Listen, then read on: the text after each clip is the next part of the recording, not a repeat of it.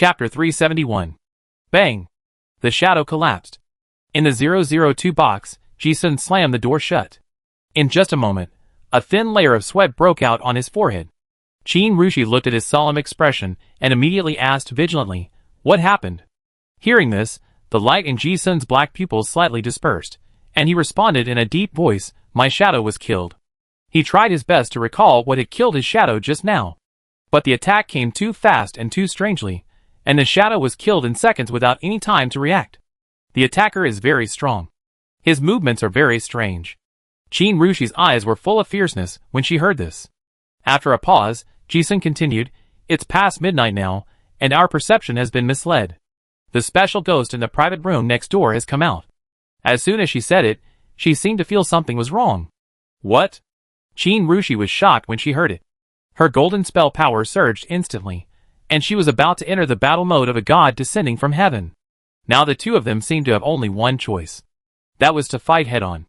However, the feeling of knowing nothing about the enemy made the two of them feel unconfident. The only clue came from the notes, knowing that the mysterious murderer was able to kill two by family heads.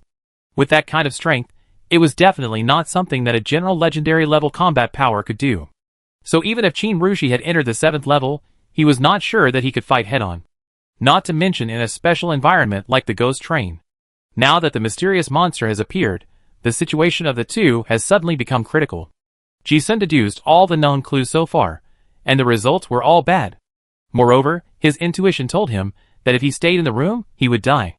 There was no sound outside the door, but it was this strange silence that made the two feel that the atmosphere was particularly solemn.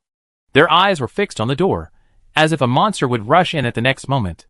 Ji-sun's eyes trembled frequently, and countless thoughts in his mind were rapidly deduced.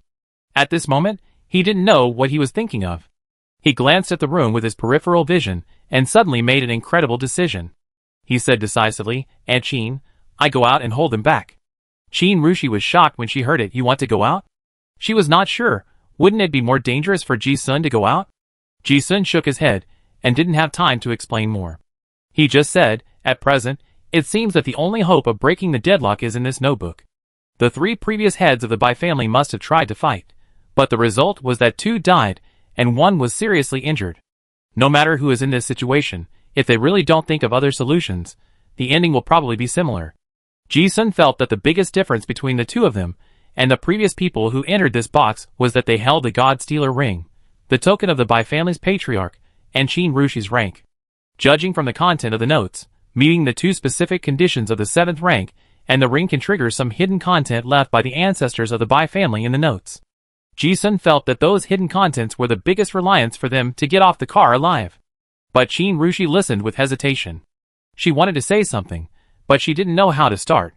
After a little thought, she knew why Ji-sun said that. Without further ado, Ji-sun made a decision and opened the door without any hesitation. In an instant, it was as if the door to hell was opened, and a terrifying and cold breath poured in from the crack of the door. The mysterious existence outside seemed to be very interested in the 2 living people in the room. Before they could break in, Ji-sun's figure had already rushed out of the crack of the door, and then heard click. With a sound, the door was locked again. His last reminder echoed in the room, "I shouldn't die in a short time. Be careful." He didn't give himself a chance to say more. The door had isolated everything. Qin Rushi's brows twisted into a ball inadvertently, her eyes were focused and sharp, and there was a trace of struggle. If she had a choice, she would rather go by herself. She didn't want Ji-sun to attract the firepower of those monsters. At this point, Qin Rushi also knew that her mission was urgent. She picked up the notebook and read it carefully. Qin Rushi knew that Ji-sun had a profound knowledge of the secret method of the world. If he could make this decision, it must be the best choice for the current situation of the two of them. Her thoughts converged in an instant. Qin Rushi's eyes quickly wandered over the notebook.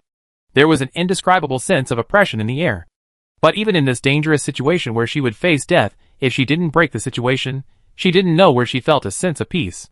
At this moment, Qin Rushi's mind unconsciously emerged with Ji-sun's expression that had never been seen from beginning to end.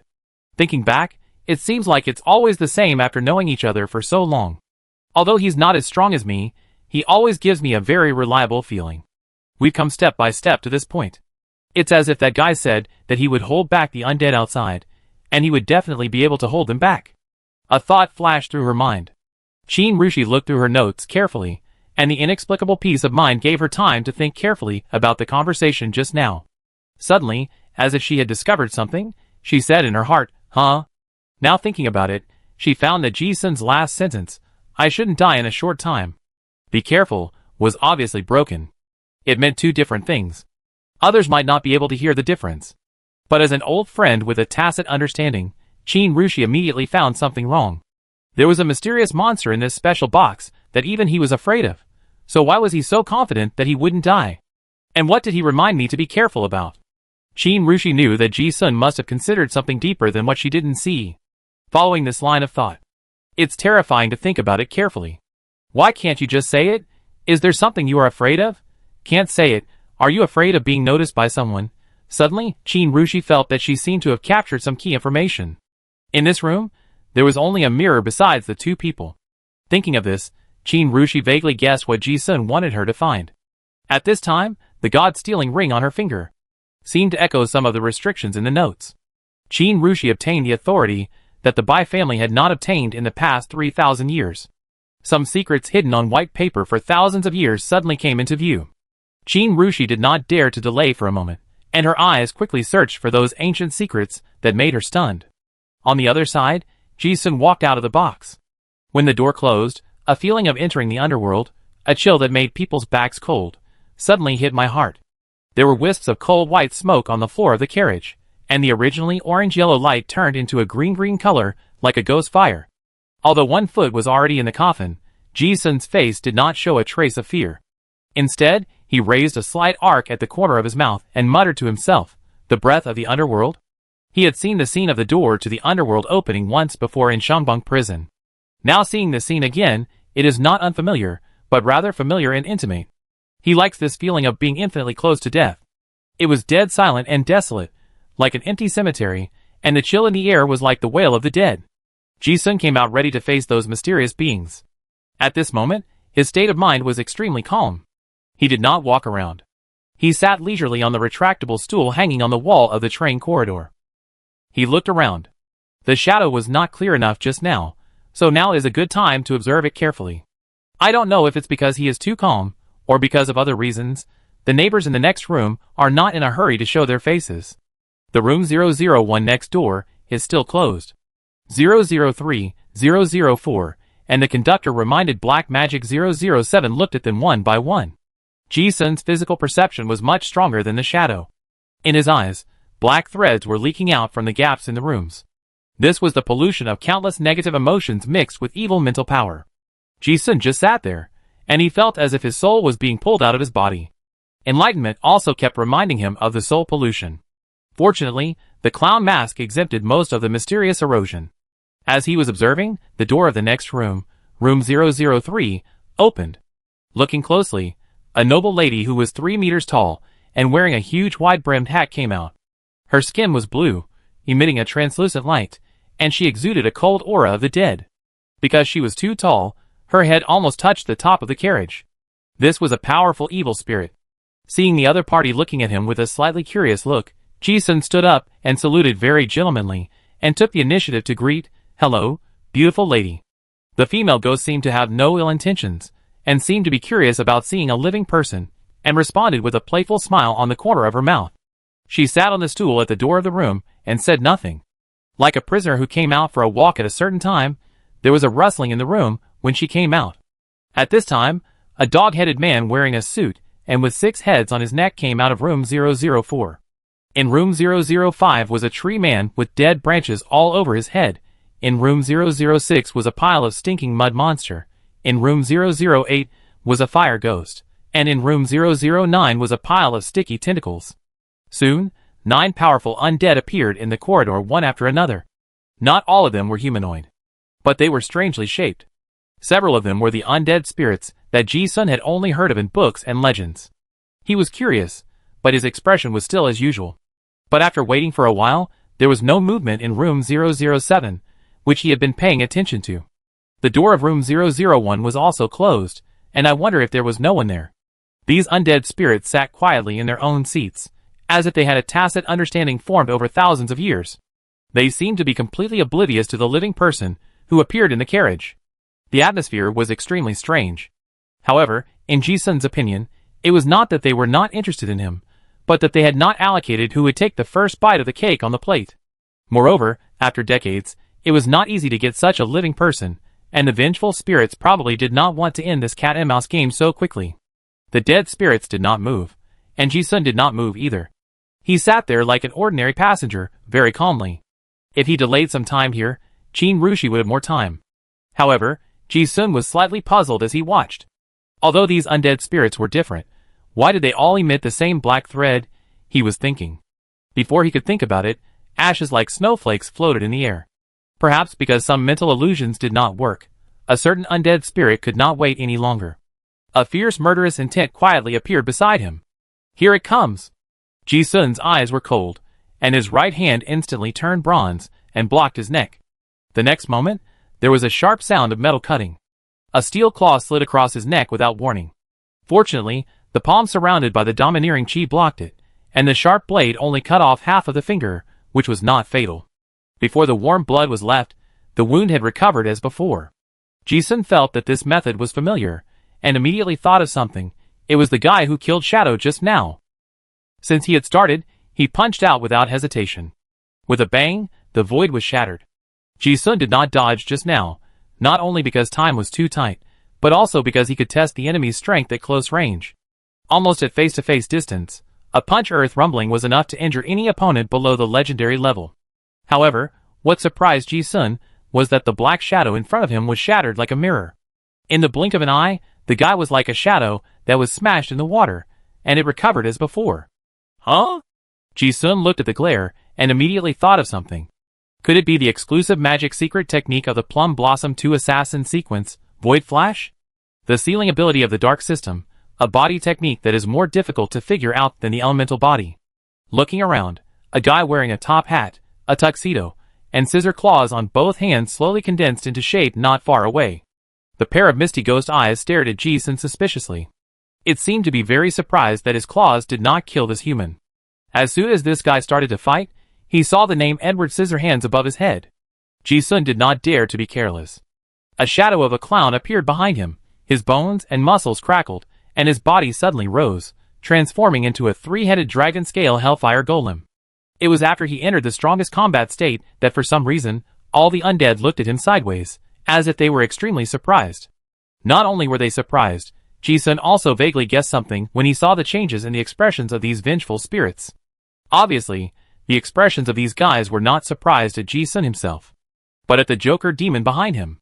That expression seemed to tell Ji-sun that they had seen this demon. Ji-sun didn't think it was such a coincidence. Very few people knew about his Joker sequence, let alone could recognize it. TSK, interesting. Another piece of the puzzle in Ji-sun's mind popped up, that is, the forbidden magic weapon black magic that he had just obtained. He didn't think it was such a coincidence that such a special relic would appear in the carriage of the evil spirit who was suspected of knowing Joker. However, there were not enough clues, and Ji-sun could not think of the exact relationship between the two. On the contrary, his situation was not good. Ji-sun looked at Edward Scissorhands and thought to himself, the combat power he showed did not exceed the 7th level, but his understanding of the law was very high. It's strange why this happened. At the moment of the fight just now, he confirmed the strength of the undead. It was indeed very strong, but definitely not the 7th level. Not even the 6th level. But strangely, his understanding of the law was very high. It was so high that it could easily cut through Ji-sun's invincible body energy of the same level. That feeling was like Gong Wu before he advanced. In terms of rank, he was still a legend. But in terms of combat power, Gong Wu was much stronger than other legends. This was the gap in realm. The combat power displayed by Edward Scissorhands in front of him gave him this feeling. However, there are not so many Gong Wu in the world. This phenomenon must be caused by other reasons. With his mind running fast, Ji-sun thought of the time rules when he took the train last time, and suddenly thought of a possibility. Could it be the train rules? His intuition told him that this guy might be restricted by some rules, and he could only show such a strong fighting power. After all, this Neon the Netherworld train is a rule-based disaster of unknown rank. Since the undead are on the train, it is highly likely that they will not be higher than the train itself, so certain rules must be followed. The conductor who can walk freely everywhere is the best proof. Thinking of this, Ji-sun suddenly grinned. Just try it, and you will know. If it is really as he guessed, it seems that things are not that bad. Just as this thought flashed through his mind, the figure with the scissor hands disappeared again. Clang, clang, clang, the carriage was full of flames and sharp metal sounds. The two sides fought 4 or 5 rounds in a very short time. At this time, the two figures that had touched each other very quickly separated again. There were 5 bloody cuts on his chest, and Ji-sun, whose beating heart could be seen faintly, was forced into a corner in a desperate situation. The undead curse quickly healed the wounds on his body. Although he was seriously injured in the previous battle, he showed a smile of sudden enlightenment on his face at this moment, as expected. This is good news for him. It's not because Edward Scissorhands is not strong enough. It's because the undead only showed the strength of the 5th level, but it was so strong that Ji-sun, who was almost invincible at the same level, was fatally threatened. Then, there is a big problem. The special undead that could kill the two by family heads, but failed to kill him directly confirmed his previous conjecture. That is, the spirits on this train cannot use strength that exceeds the level of the human opponent. This is the rule on the Neon train. Just like no smoking, it is a rule that all passengers must abide by. Ji-sun didn't know what the undead in the special carriage were like. But he knew that this train was, in a sense, the place where the Bai family would pass on their heritage. If there were special rules, they must have been set by the ancestors of the Bai family. Following this line of thought, it was not difficult for Ji-sun to guess that these special undead should have been the place where some of the Bai family's talented descendants would pass on their heritage. So everything makes sense. Not all legendary card masters can survive Gongwu. Similarly, not all card masters of the same rank can survive these special grade undead, whose ranks were unknown. Ji-sun is now basically certain that, limited by the rules, the undead in front of him can only burst out with the combat power of special level 5 when facing him. If it is true, as he speculated, this is a great advantage.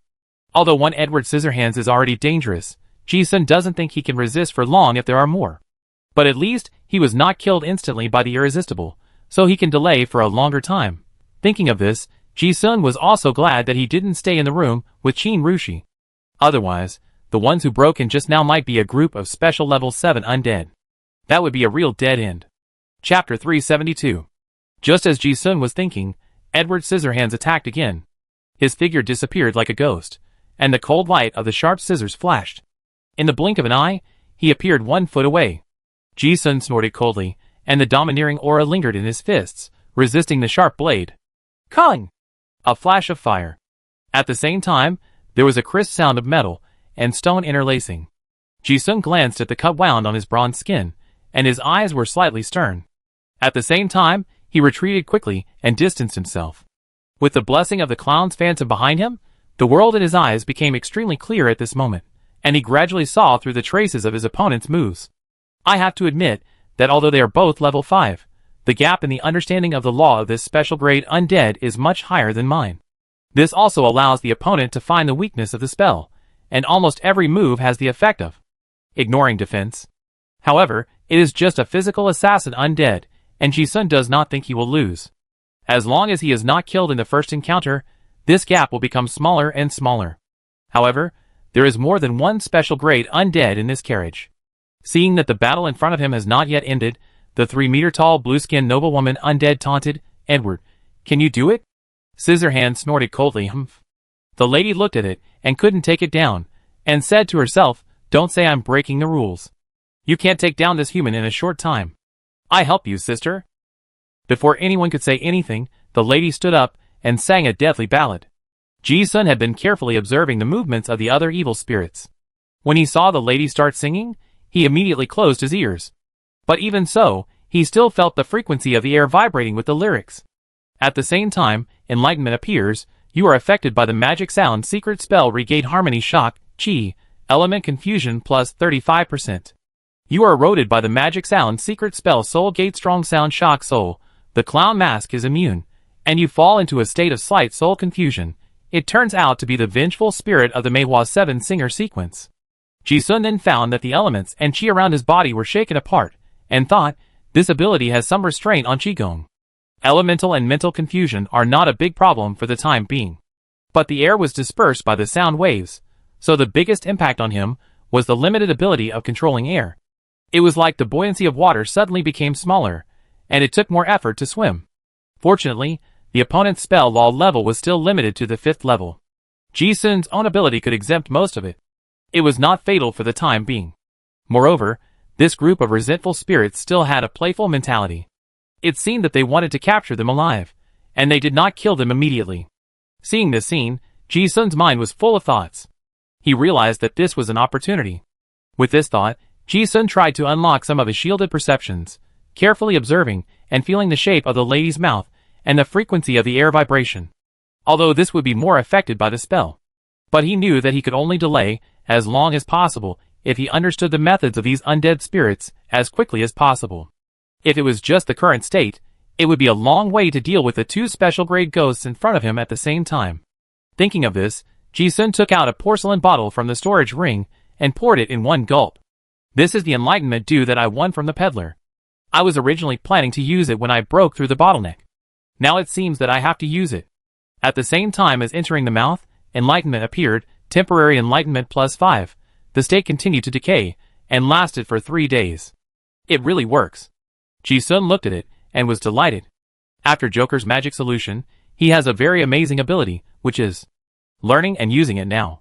This is also the reason why he has defeated powerful enemies many times. With the blessing of the clown mask, and the magic solution, his enlightenment has already reached a very high state. Now this fairy dew also increases temporary enlightenment by 5 points. It is hard to imagine what magical changes will happen. At the moment of taking the medicine, a cool feeling came over my heart. Ji-sun felt as if his soul was immersed in ice water, and his thoughts became extremely clear and efficient. In this state, looking at the attack of the undead again, it was like a teaching video, and it was engraved in my mind after watching it for a while. You gain insights in battle, Void Flash, Understanding +8. You gain insights in battle, but gain Claw Martial Arts Proficiency +32, and Enlightenment is constantly refreshed. At this moment, in Ji-sun's eyes, the movements and moves of Edward Scissorhands were extremely clear. Coupled with his photographic memory, those martial arts moves were like a secret book in front of him, and he performed them one by one without any secrets. This was an indescribable state. Everything around him became clear. The super high level of comprehension made Ji-sun feel like he was rushing into the clouds, and his head was surging with excitement. Before, only when he was on the verge of death, could he have such a clear sensory world. But now, this feeling is continuous and stable. This also gives Ji-sun great spiritual satisfaction. Originally, his biggest disadvantage against these 2 super-level ghosts was that their realm was too high, and there were some things in their moves and spells that he could not understand at his current level. Now Ji-sun's understanding ability has been raised by the potion, and with 5 points of enlightenment, his cognition has been forcibly raised to another dimension. He feels that he can vaguely understand the super-high realm of those evil spirits. If I could understand 70% of the 2 undead's attack methods, then now, it is 90%. Clang. Clang. Clang.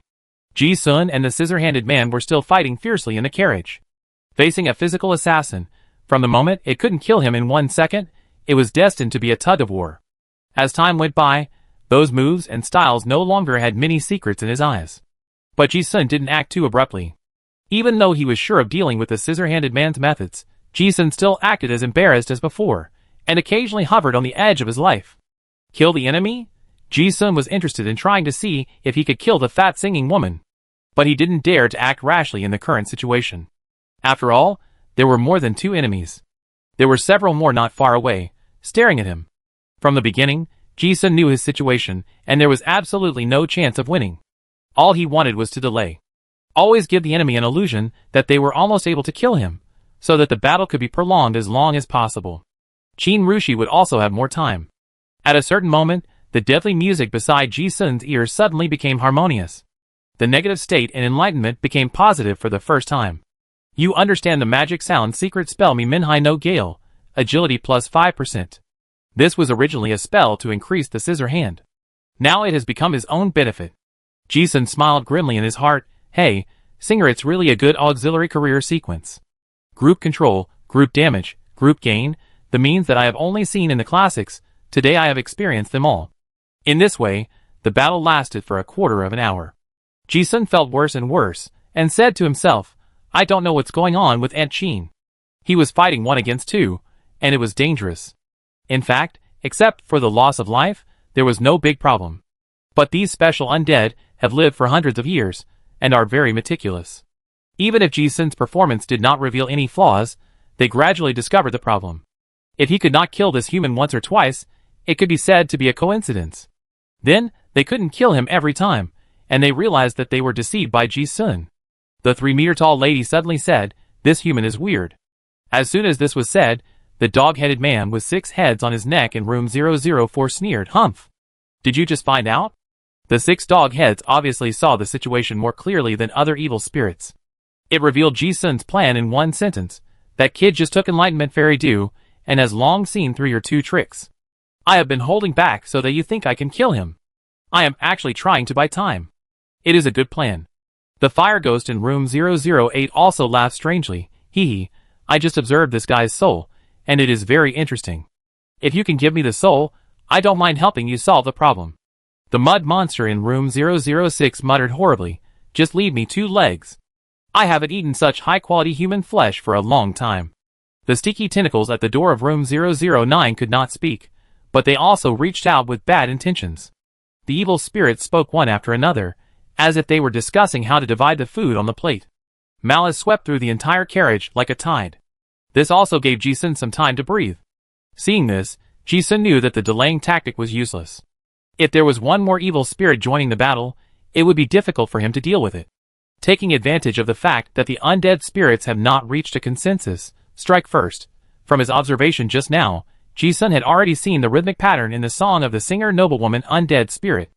At this moment, he found a subtle pause for breathing in the melody of the song. Taking advantage of the moment when it was breathing, Ji-sun's speed suddenly increased by several times. He punched it fiercely. Bang!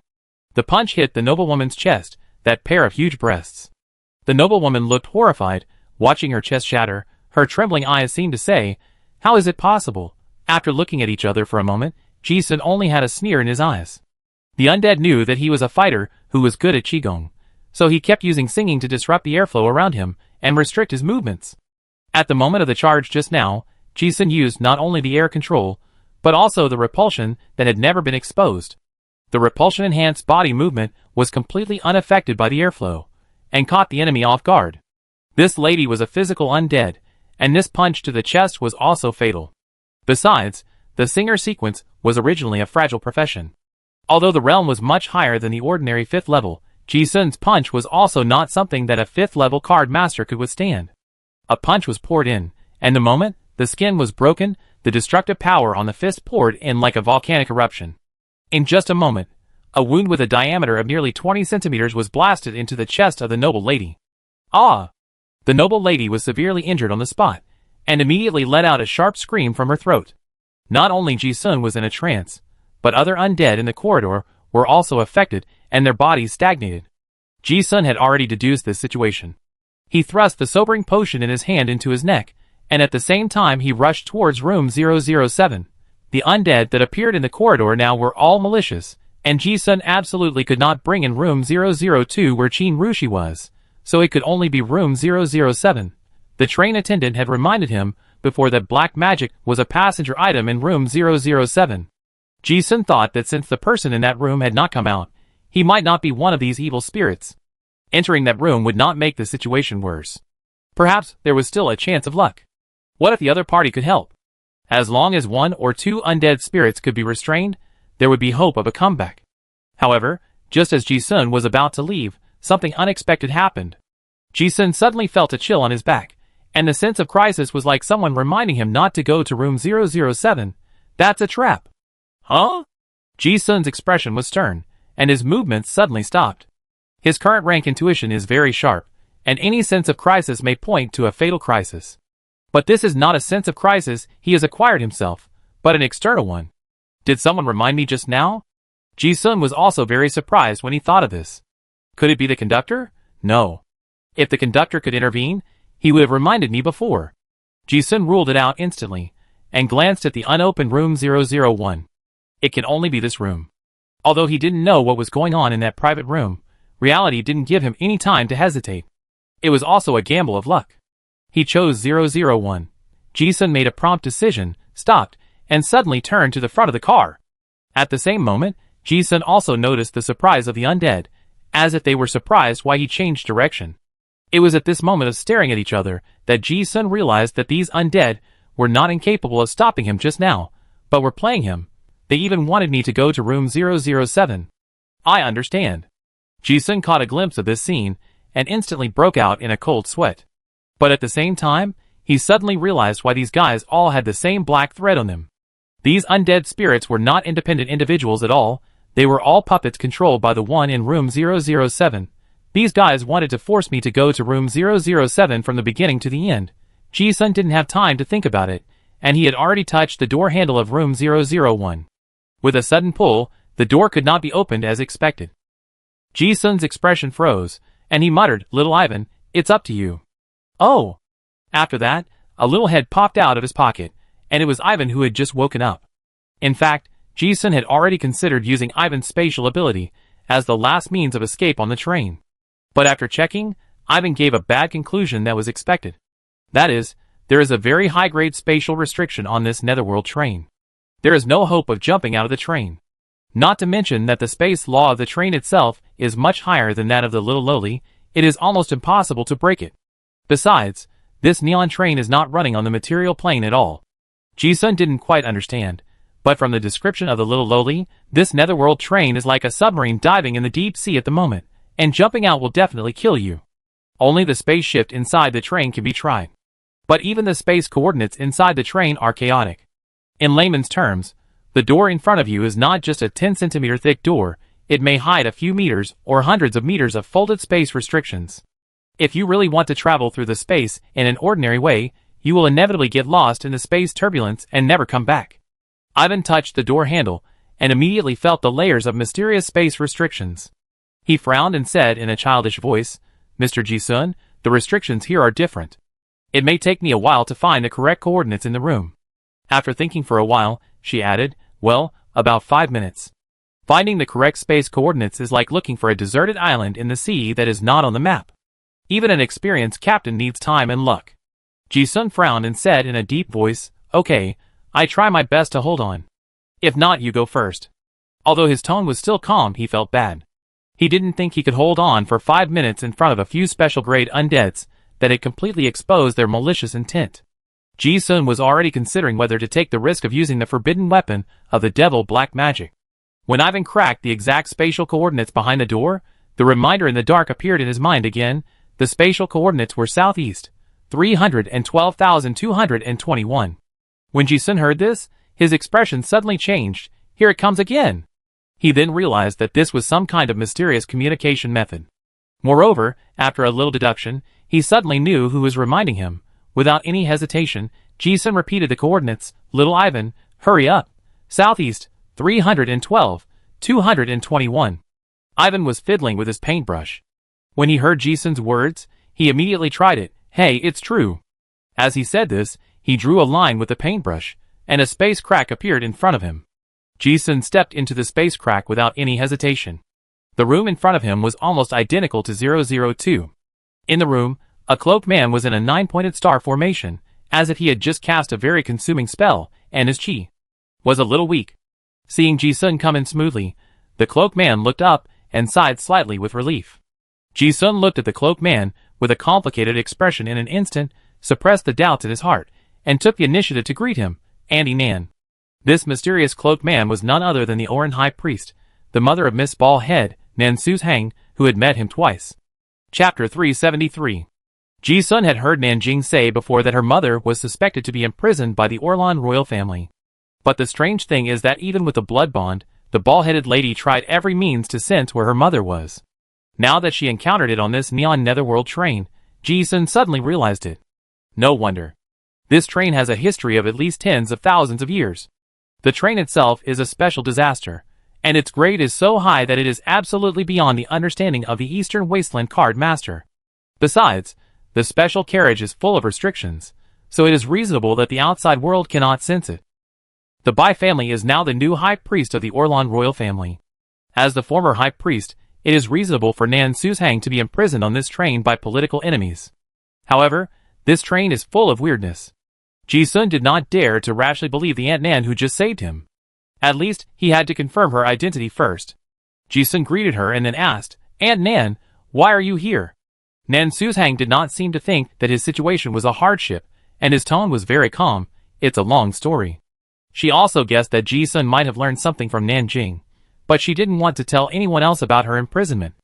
After all, this was a matter between the high priest and the Augustus royal family. It couldn't be explained in a few words. As she spoke, she glanced at Ji-sun, also puzzled about meeting him here, and asked, "But Ji-sun, why are you here?" There was no need to think too much about this question. Ji-sun said directly, "My friend and I planned to go to the Extreme Thief City, so we took this train. But the Bai family may not welcome us, so we encountered some troubles."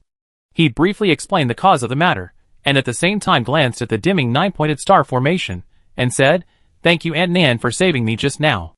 It can be seen that Aunt Nan just spent a lot of money to break through the restrictions in the room and contact him. After hearing what Ji-sun said, Nan Suzhang also understood the cause of the matter and murmured. No wonder, while the two were communicating, Ji-sun also kept looking at the person in front of him. Although her identity was basically confirmed to be the Aunt Nan he knew, there was still one thing he couldn't figure out. Why did she know that he could travel through space and accurately report the coordinates of that space? Before he could doubt it, Nan Suzhang glanced at her and saw through everything as if he had used mind reading. He said bluntly, "I spied on the prophecy of the mirror of the prophet. It said that someone who is proficient in the laws of space will appear, but I didn't expect it to be you." As she spoke, she glanced at Ji-sun and continued, "When you appeared in the corridor before, I sensed Xiaonan's fate entangled with you, so I guessed it was you." Ji-sun suddenly understood and shrugged. "It's not such a coincidence that I meet you, Aunt Nan." He was not surprised that the other party could guess his thoughts. In the entire East Wilderness, when it comes to strategic planning ability, Ji-sun has never seen a more powerful existence than Jiayu, the Light Chaser. But when playing cards in Honglu before, the Mushroom Head said that he admired another person more. That was the High Priest of Orlan in front of him. Ji-sun had basically dispelled his doubts at this moment. He was entangled with Nanjing's fate, which was why Nan Sushan could sense it. Instead, he was more curious about something else and asked, "Aunt Nan, are you saying that the mirror has predicted that my friends and I will come?" "Yes." Nan Sushan nodded and said, "To be precise, there is an out-of-control special-grade undead in this special carriage. If he wants to escape, he must wait for someone who is proficient in the laws of space. That's why I reminded you just now, don't go near room 007. When Ji-sun heard this, his expression immediately became serious. Before, he reminded Qin Rushi to be careful, but he only deduced that there might be a crisis, but he was not sure where the crisis was. Now, after listening to Nan Sushang's words, he realized that the mirror spirit had already sold them out. Everything that happened later, including the malicious attack of the undead just now, was a performance to let Ji-sun open room 007. If it weren't for the good luck to meet Aunt Nan, the consequences would be really hard to predict. Maybe it will release some great terror that is difficult to deal with. Nan Suzhang looked at Ji-sun's solemn expression and said, "But you don't have to worry too much. Although the mirror is of high grade, the cost of prediction is very high. You and your friend's fate are very special, so the mirror spirit only predicted some fragmentary information, not everything." "Yeah." Ji-sun frowned and pursed his lips. From his perspective, it is difficult to understand those guys who like to spoil the plot. What is there to be curious about in a future that cannot be changed? It has now been confirmed that the out-of-control special-grade undead recorded in the Bai family's notes is the guy in 007. Thinking of this, Ji-sun asked curiously, "Auntie Nan, what is in the 007 room?" Hearing this, Nan Suzhang shook her head, "I don't know either. This neon train is a secret of the Bai family. Except for the Bai family's successive generations, no one knows which passengers have taken this train. But from the information I have obtained, the one in the 007 room was a passenger at least 2,000 years ago." Ji-sun thought back to the notes he had read before, but did not find any relevant records. Thinking that since the mirror spirit had sold him out long ago, it was normal for it to conceal some keynotes. At this time, Nan Suzhang added meaningfully, "But one thing that can be confirmed is that the only people who have the right to use the mirror of the prophet are the descendants of the Bai family and the Augustus royal family." The Bai family and Augustus? When Ji-sun heard this, his eyes turned. Could it be that room 007 is the descendant of one of these two families? A light bulb suddenly lit up his head, and he suddenly thought of something. He took out an arm wrapped in bandages and said, "That's right. Aunt Nan, the conductor said that this relic belongs to 007. Nan Suzhang recognized the arm at a glance. "Black magic? Did the conductor tell you?" "Yes." Ji-sun nodded and said, "Aunt Nan knows about this relic?" He didn't use this relic that can greatly enhance his combat power in the desperate situation just now. It was just that his intuition told him that it was very evil, and it would be very risky to use it. Originally, he thought that the Bai family wanted to plot against him. Now it seems that it is not the case. Now that he has obtained some information from Nan Suzhang, it is not difficult for Ji Sun to guess with his deduction ability that the 007 undead wanted him to take the risk of using this arm. So he was more curious about what this arm was. Nan Suzhang took a look and said, I have heard of this relic of the Bai family. It is indeed very powerful, but also very dangerous. At least the generations of holders I know have been backfired. After taking a breath, she told everything she knew. It last appeared in the world 130 years ago. Back then, the world's #1 assassin, Hong Ke, had a grudge against the Bai family and wanted to assassinate Bai Hongjian, the head of the Bai family. Just when everyone thought that Bai Hongjian was doomed, the person in the Bai family who held this relic easily killed the legendary assassin. However, this happened in the Bai family's mansion in Extreme Pirate City, and few outsiders knew about it. Easily killed a legend? Ji Sun was not too surprised to hear this. He had seen the power of this arm before. If Qin Rushi was not one level higher than that old fox, otherwise the ordinary legend would really suffer a great loss. Nan Suzhang saw the arm and thought of something, and then said, I guess this may be the relic of Emperor Lanlingster, the founding emperor of Tarun. Yes. Ji Sun listened to this, and nodded involuntarily. What he just thought of also guessed this. He had seen the emperor steal in Rune Highlands, and knew that Emperor Lanlingster was most likely the previous fusion of Joker. And the multi-sequence ability displayed by Black Demon is not something that any of the 52 Demon God sequences can do. So when he saw this arm before, Ji Sun had already guessed that it might be related to Emperor Lanlingster. In addition, if someone who can control the Mirror of the Prophet is not from the Bai family, then it can only be Augustus. Nan Suzhang obviously thought of this and said bluntly, if this arm is really the guest in room 007, then the special grade undead in the room is likely to be a relic closely related to Emperor Lanlingster. The ancient relics left in the world are often left by some powerful ancient card masters. It's not surprising that some spiritual relics get out of control and become evil spirits. Ji Sun now understands a little bit. Like Nan Suzhang, the passengers of 007 did not take the initiative to board the train, but were imprisoned on the train. Ji Sun got the most critical pieces of intelligence puzzle, and roughly deduced and restored the whole process in his mind. Probably many years ago, a predecessor of the Bai family found a Lanlingster Emperor relic. But he felt it was too dangerous and could not be controlled, so he imprisoned it on the Nether train. But later, as the times changed, the descendants of the Bai family no longer had the ability to deal with this relic. So it has been passed down. Then the one in 007 wanted to escape, and only broke through part of the seal in the last 100 years, and then gradually contaminated and controlled the special undead next door, and then it found that its own body was not enough to come out. It needs a space ability user. However, it is not easy to find a card master who can break through the space restriction on the train. At least no one in the East Desert can do it at present. It has been delayed until today. Coincidentally, the Mirror of the Prophet divinated that Ji Sun and the others would come. At this moment, Ji Sun also understood the meaning of prophecy. In some desperate moments, if you can predict the future, you will not be so desperate. Then it is now.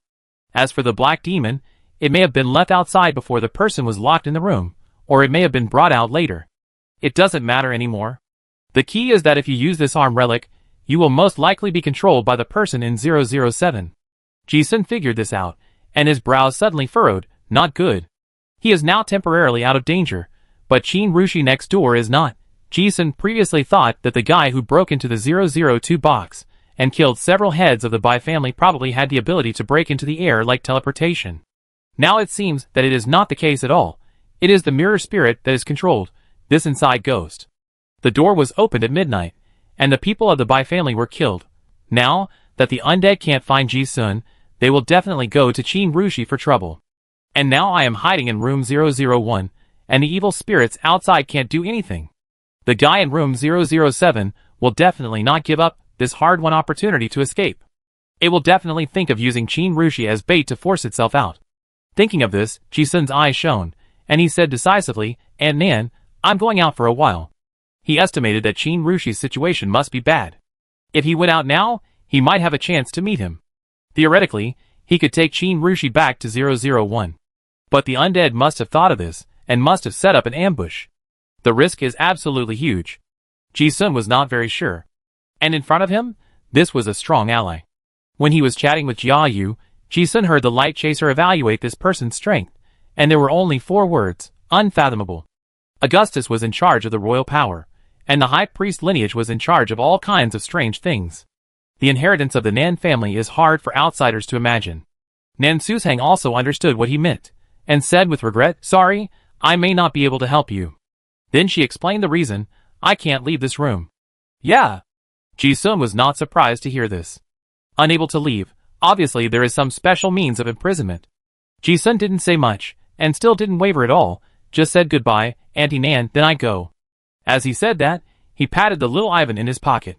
It was unknown whether the little girl was unaware of the critical situation, or was not afraid. She said oh, and opened another space crack. Ji-sun got out immediately. Nan Susang looked at the space crack that disappeared in front of him, but did not dissuade him. His eyes flickered, and he was thinking about something. There were many ingenious designs that could not be seen on this netherworld train. The space restrictions between rooms were several times more complicated than those on the doors. Ji-sun did not waste time. He chose to return the same way. As soon as he came out, he saw a gray rain of ashes all around him. He turned around and couldn't even see the door of the private room. Boundary-like field. Ji-sun glanced at it and was not surprised. He had already tried it before, and those disasters could only use the 5th level law method to deal with him. If so, little Ivan could easily break the barrier. However, now that he came out, Ji-sun saw this incomprehensible field, and he knew that this was a means to deal with Qin Rushi. Have you started it? Ji-sun's breathing became heavier. Even if he came out to help as soon as he thought of the cause and effect, he didn't know if it was too late. After all, if those special disasters really had the combat power of special 7th level, Qin Rushi might not be able to defeat them. Before he had time to think about it, the moment he showed his face, several terrifying auras swept towards him. The suffocating feeling of the crisis of death instantly attacked his heart. Here it comes. Ji-sun frowned. That familiar feeling was the evil spirits he had seen before. But the aura was obviously many times stronger. He didn't think he could survive surrounded by the 7th level undead. The only chance he could count on was that the other party might want to capture him alive. During this period, there was still a chance to meet Qin Rushi. Since he couldn't hide, Ji-sun simply burst out his magic power and concentrated on observing the gray fog around him. At this moment, a black shadow quietly attacked. Edward Scissorhands. Ji-sun had fought with this guy for a long time before, and his tactics were completely familiar to him. Seeing the shadow, that was several times faster than before, he thought to himself that it was not bad. The 7th level Scissorhands were much stronger than the 5th level ones. There was no way to avoid it. Almost at the moment when he saw the shadow flashing, the cold blade was already on his neck. So fast! Ji-sun shouted in his heart. He thought he could only use the shadow to save his life and escape, but at this moment, an unexpected scene appeared. Suddenly, he heard a familiar voice chanting a spell beside his ear, Fairy Law Arrow of Judgment. Almost at the same time as he felt the blade against his neck, he suddenly saw a golden spear shooting towards him from a distance. With lightning speed, it pierced through the shadow in front of Ji-sun with a whoosh. The Scissorhands undead had no time to avoid it, and was stabbed in the chest. It immediately disintegrated into a pool of dark elements and scattered. Huh? Ji-sun looked at it with his pupils dilated instantly. Although it was just a fake body, it was able to force a special 7th level undead to escape for his life with just one move. This attack was a bit too strong. After all, Ji-sun had tried it himself before. Even if his strength far exceeded that of his peers, it would definitely not be easy to force this guy to use life-saving means. Looking closely, he saw a golden spear surrounded by auspicious clouds. Of course, it was Qin Rushi who made the move. But Ji-sun could tell at a glance that the spear was different. The lingering fairy spirit on the spear was completely different from before. Could it be? Before Ji-sun could think more, a figure covered in golden light walked out from a distance. Qin Rushi saw that Ji-sun was still alive, and the worries in her heart suddenly relaxed. You know, when the door of the box opened just now, she didn't feel Ji-sun's breath, and she was shocked at the time, worried that something unexpected had happened. Now seeing him appear out of thin air, Qin Rushi also guessed that Ji-sun must have been forced into a desperate situation just now, so he used space displacement to hide somewhere. But while she was relieved, she also said to herself in her heart, "Why did you come out? You have hidden yourself, and you come out now, you must want to pick me up. If they can't win, both of them will die here." Before Qin Rushi could think about it, Ji-sun said with a hint of disbelief in his voice, "Aunt Qin, can you call on the gods?" The shock in front of him was really hard to ignore. Qin Rushi slowly stepped out of the light and shadow of the ashes, like a Valkyrie walking on the clouds, surrounded by glittering golden light. The golden light made her look mysterious and ethereal, and she looked strong and domineering like a Valkyrie. And that faint, divine power. The aura is so strong that she is above the rest. However, the most eye-catching thing is not just her brand new Valkyrie image. It is the shadow of the demon behind Qin Rushi. The scene was violently reflected in Ji-sun's eyes. The shadow of the Valkyrie Haragus and a white snake intertwined and coexisted, and the two were in harmony, and they were natural. The white snake was snow white, with jade-like scales, a pair of golden vertical pupils that were deep and majestic, and a faint fairy cloud lingered around it. This was Qin Rushi's contracted fairy. It also symbolizes the supreme meaning of the Bi-family's God-Stealer sequence. The special feature of the God-Stealer sequence is not only the card master itself, but also the contracted immortals. The immortals do not just lend their power to the card master, but are integrated into one. If the two are highly compatible, they can often exert a combat power greater than 1+1. Qin Rushi's own strength is very strong, and the contracted immortal by Chiyo is very special. Seeing her image, even Ji-sun can hardly imagine how strong she is now. Hearing Ji-sun's question, Qin Rushi nodded, yes. This was also her first time using the immortal summoning mystery technique. To summon a god, you need to get the approval of the immortal. It didn't work before, as if the ancestral immortal, who had lived for thousands of years, did not fully recognize her as a 2-week contract master. Also, the level of the spell she knew was not enough. Qin Rushi thought of this and looked quite emotional.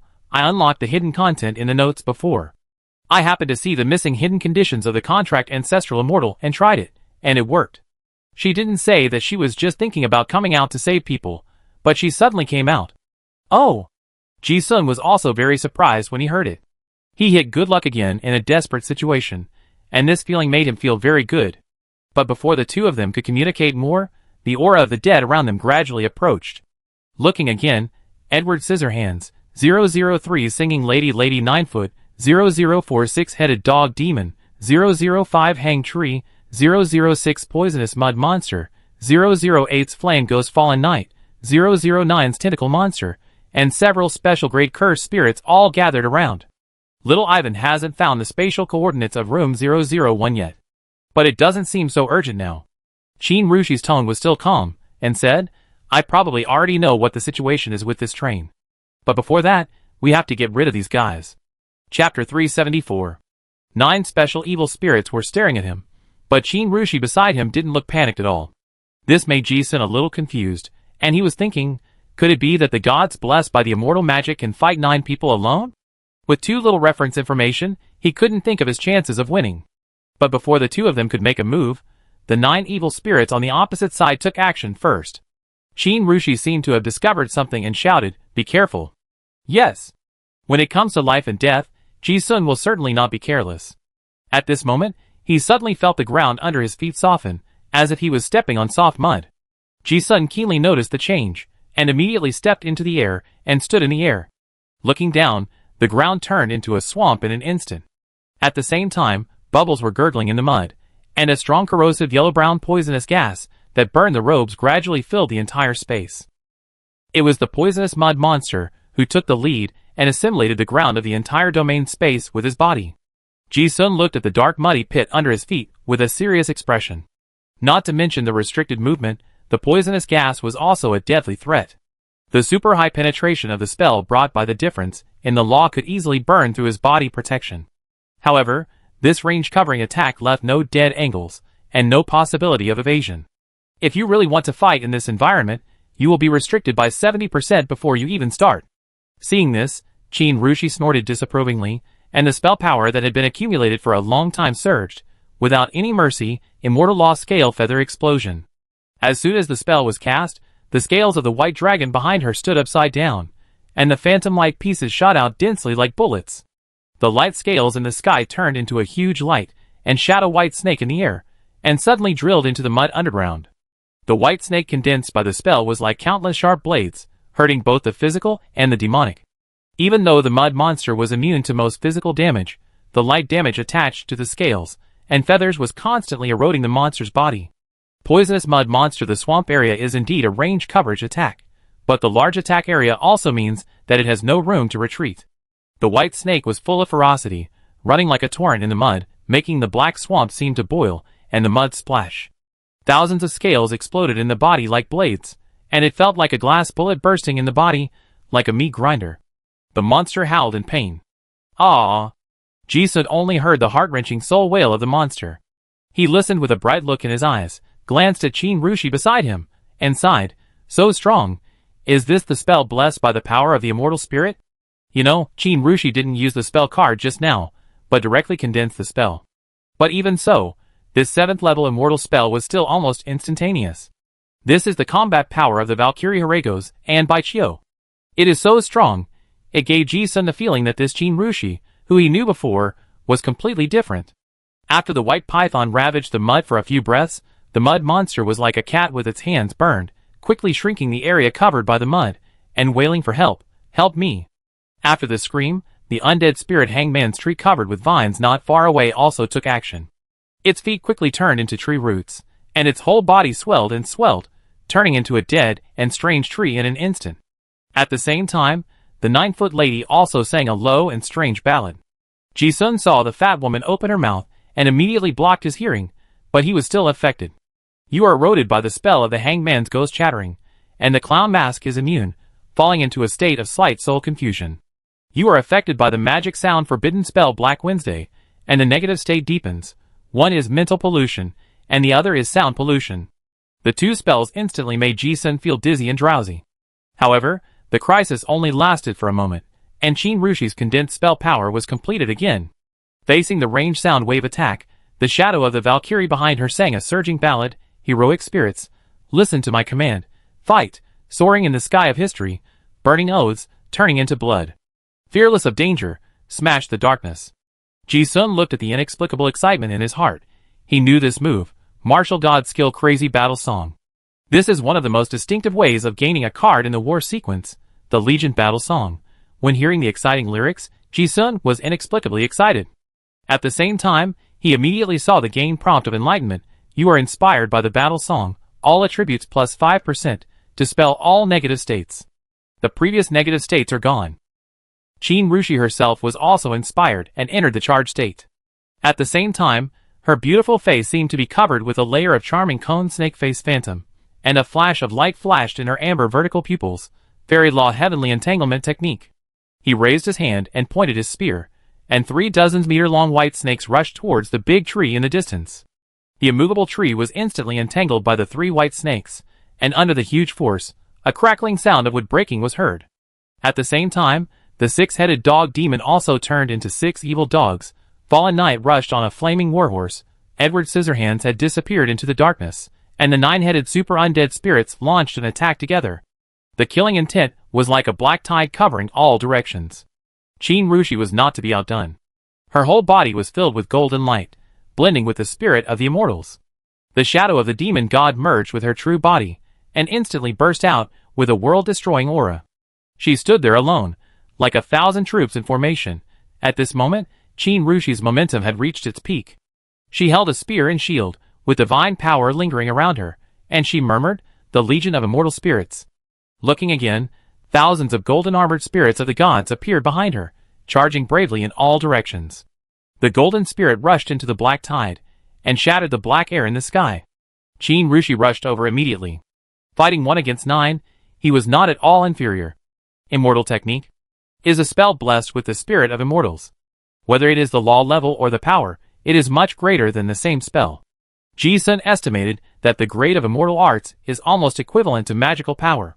But you have to know that even with Ji-sun's understanding, he only has 1 magical power Earth Rumbling. Now Qin Rushi can use immortal arts with just a wave of his hand. In the blink of an eye, she did not use the card as a medium, and almost instantly released these 6 or 7 magics. This is the combat power that the ancestral fairy snake gave to Qin Rushi. When Ji-sun saw this scene, he suddenly sighed in his heart, "Hiss, so strong. Has even the shortcomings of the spell been made up? It's not just that the close combat is ridiculously strong. More importantly, the spells that come at her fingertips are really unstoppable." You have to know that Qin Rushi's Valkyrie sequence, more than 90% of the combat power is in close combat. Although she is powerful, she also has the shortcomings that a melee card master should have, and can be easily restrained by some targeted means. For example, the mud monster she just dealt with. If it was the previous Chinrushi, I am afraid that just this super high physical and magical immunity of the special grade undead would be enough to limit most of her combat power. Not to mention the other guys with very strange abilities. Poison, sound waves, and mental control are usually the means of restraint for melee professionals. But now, this shortcoming is gone. It's a perfect match. The endless stream of bi-family fairy magic can deal with all kinds of enemies. At this time, it's not the opponent who restrains her. It's her methods that can always perfectly restrain the enemy. In the state of summoning gods, not only the level of the magic is amplified, but also the power of her original melee moves is greatly amplified by the blessing of fairy spirit. In that state, not only are the moves powerful, but almost all of them are critical hits. Fairy Magic Heavenly Dawn Arrow Rain. Fairy Magic Spear of Judgment. Fairy Magic Great Swallowing Cloud Technique. In an instant, the sky was filled with fairy clouds. The spells exploded brilliantly. Ji-sun originally thought that it would be dangerous for him to participate in such a battle. But after watching for a while, he found that he was overthinking. Chinrushi was really too fierce. Those undead spirits were completely unable to take care of themselves. Ji-sun watched her as if she was really a god descending to the earth, chasing and hammering the 9 special undead spirits with her own strength. When the gap in strength reaches a certain limit, the advantage of numbers is not very meaningful. It's like Ji-sun encountering 9 enemies of the same level 5. However, this is what surprised Ji-sun. You know, these special grade undeads are not simple. Even with the restrictions of the train rules, they can only exert the same level of combat power as Chinrushi. But Ji-sun has experienced it before. The suppression of the understanding of the law will make this kind of battle extremely difficult. Normally, an ordinary 7th level may be helpless against a special grade undead. Being able to deal with 2 or 3 like Ji-sun is already a rare genius. Chinrushi was originally at this level. But she is different now. What against 9? It is true that the undeads have a high understanding of the laws, but Chinrushi also has external help. Ji-sun does not know how high the realm of the White Dragon from the ancestral spirit family is, but judging from the level at which it killed several 7th level dragons in the Plague Swamp before, it is definitely not a level that he can understand. This kind of understanding of the laws of existence is directly blessed on Chinrushi, which makes her have a combat power far beyond her original strength. This is the most special part of Spade Ting God Stealer. The bi-family's summoning god technique is essentially to summon a fairy who can help in the battle. But it is different from the spiritual art. Summoning god technique is not to summon an external helper, but to integrate the god into oneself. As long as your body can bear it, the fairy can descend with enough energy to bless your body. Chinrushi, a melee card master, can withstand far more fairy spirit than ordinary people, which is why there is such an exaggerated increase. Even if she ignores her own lifespan, she can withstand combat power beyond her own level in a short period of time. She is already invincible against enemies of the same level. Huh? Seeing this, Ji-sun finally showed a relieved smile on his face. At the same time, he also understood that the ancestor of the Bai family, who designed the train rules, probably had the same idea. Only the Bai family, who can summon the gods, can pass the trial and get the benefits. Otherwise, these special grade undead spirits in the special carriage cannot be solved by ordinary card masters. The battle was doomed when Chinrushi was able to ask the ancestor to help. Those 9 special grade undeads could not possibly defeat the Valkyrie in this state. The battle was extremely brutal. Ji-sun didn't know what the existence of these special grade undeads meant to the Bai family. But now that they had all shown their malicious intent, it was absolutely impossible for them to be left alive. Besides, these undeads were all controlled by the out-of-control guy in room 007, so killing them would cause less trouble. It was obvious that Chinrushi also had the same idea, so he had no intention of stopping. The long spear stabbed randomly, and the broken limbs and arms flew everywhere. The scene was extremely brutal for a while. Ji-sun was not idle. Although he could not participate in this kind of battle, he gained a lot from watching this level of death battle. Having just taken Enlightenment Fairy Dew, he is still in a state of enlightenment. Ji-sun was fascinated by it. Light, darkness, water, fire, death, art, and various high-level laws were like programming programs at this moment, regularly leaving an indelible impression in Ji-sun's mind. Enlightenment quickly refreshed the screen.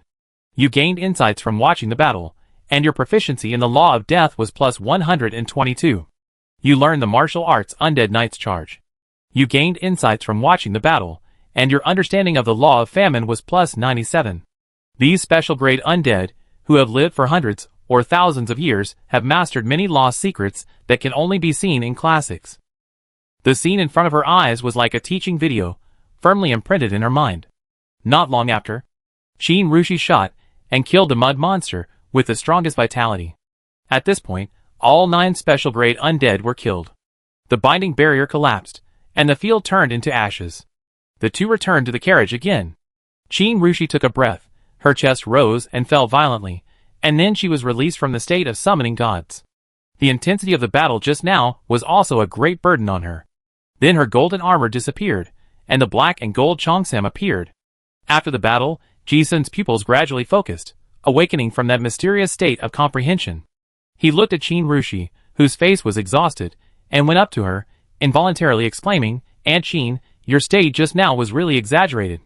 "Not as exaggerated as you think." Qin Rushi smiled and shook her head, explaining, "The realm of these undead at their peak is indeed high. But they stayed on the train for too long. As time goes by, the extraordinary passes, and now they don't have much strength. Even without the restrictions of the carriage rules, they can only perform at the level of the early and middle stages of the 7th level. That's it." Ji-sun certainly knew that the undead, like other living beings, would weaken over time.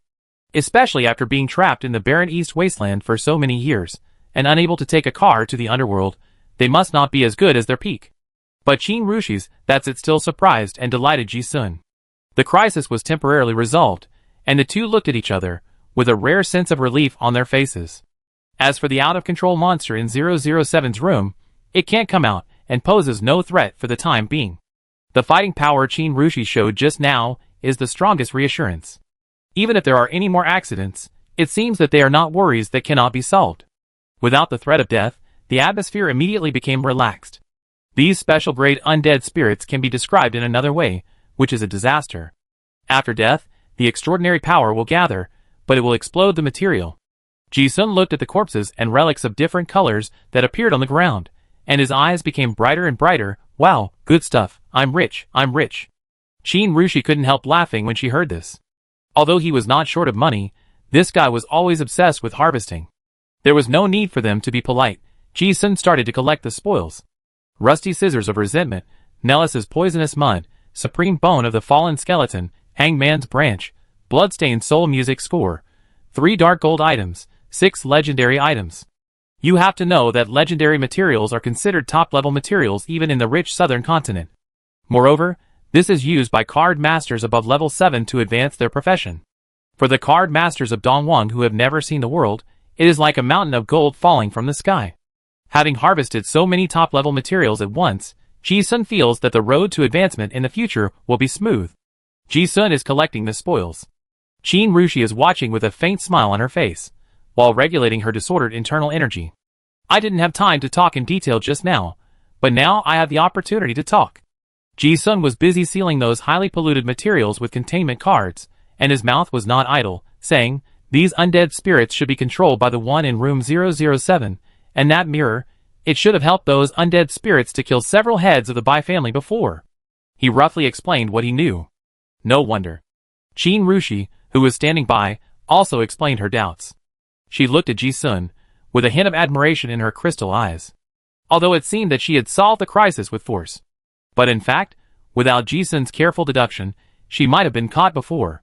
Qin Rushi murmured, "You reminded me to be careful of the mirror before. So when I was flipping through the notes, I was more careful." This blocked the illusion attack that came from nowhere, and was able to find the hidden content in time. Ji-sun looked at the gaze that was obviously praising him, and smiled without comment. He didn't say much on this topic, and turned to ask, "By the way, Aunt Qin, is there a record of the control of this netherworld train in the notebook?" "Yes." Qin Rushi nodded. The notebook records a lot of family diaries left by the ancestors of the Bai family during the Talon period, including how to control the train to the underworld, and detailed design introductions of the restrictions of each carriage. However, there are too many contents, and I can't understand a lot of them now, so I didn't have time to read them carefully. I only saw the content related to Senior Baichio, and then I got the Blood Covenant secret method left by the ancestors, which gave me a chance to turn the tables." "Oh!" Ji-sun's eyes flickered as he listened, and he also felt that they were really lucky. The contents in the notes can be studied slowly, and the two are not in a hurry. As she said that, Chin Rushi looked at Ji-sun and asked curiously, by the way, how could you delay for so long before? She had personally experienced the strength of the nine-headed undead, and it was really surprising that Ji-sun could buy her so much time. Ji-sun said casually, it's just a little bit of luck. Chin Rushi raised her eyebrows when she heard it. But she didn't think it was luck. Speaking of this topic, Ji-sun just thought of something. He didn't continue to talk about his own problem, but said, also, it's thanks to the senior in room 001. Oh! Chin Rushi was also very surprised that there was someone familiar to Ji-sun in the car. Ji-sun said directly, it's the former high priest of Orin. My friend's mother. Chin Rushi knew who he was talking about as soon as he heard it, and said in surprise, that senior is also in the car? Yeah. Ji-sun nodded and said, if it wasn't for her before, I would have been in danger. Chin Rushi could certainly figure it out. The current high priest of Orlan is from the Bai family, so the former priest can only be imprisoned here. Now everything is not urgent, and people can be saved slowly. Ji-sun thought of something and asked again, by the way, Aunt Chin, do you know what happened to the coffin on this train? Chapter 375. The mysterious black coffin is the source of the magical effect of neon train to warm the soul. The unknown always makes people suspect that there are uncertain risks. At present, the mysterious coffin is also an uncertain factor that Ji-sun feels must be treated with caution in addition to the passengers in room 007 on the train. Chin Rushi listened and asked back, coffin? Yes. Ji-sun briefly recounted what he had seen before, and said, there is a black coffin in the carriage in front of the special class carriage. Chin Rushi paused slightly, as if trying to recall something, looked up at Ji-sun, shook her head and said, I don't know either. The notes contain a lot of content. I didn't have time to read it carefully. But in the content I saw before, I didn't see any records about coffins. Oh! Ji-sun listened and didn't ask any more questions.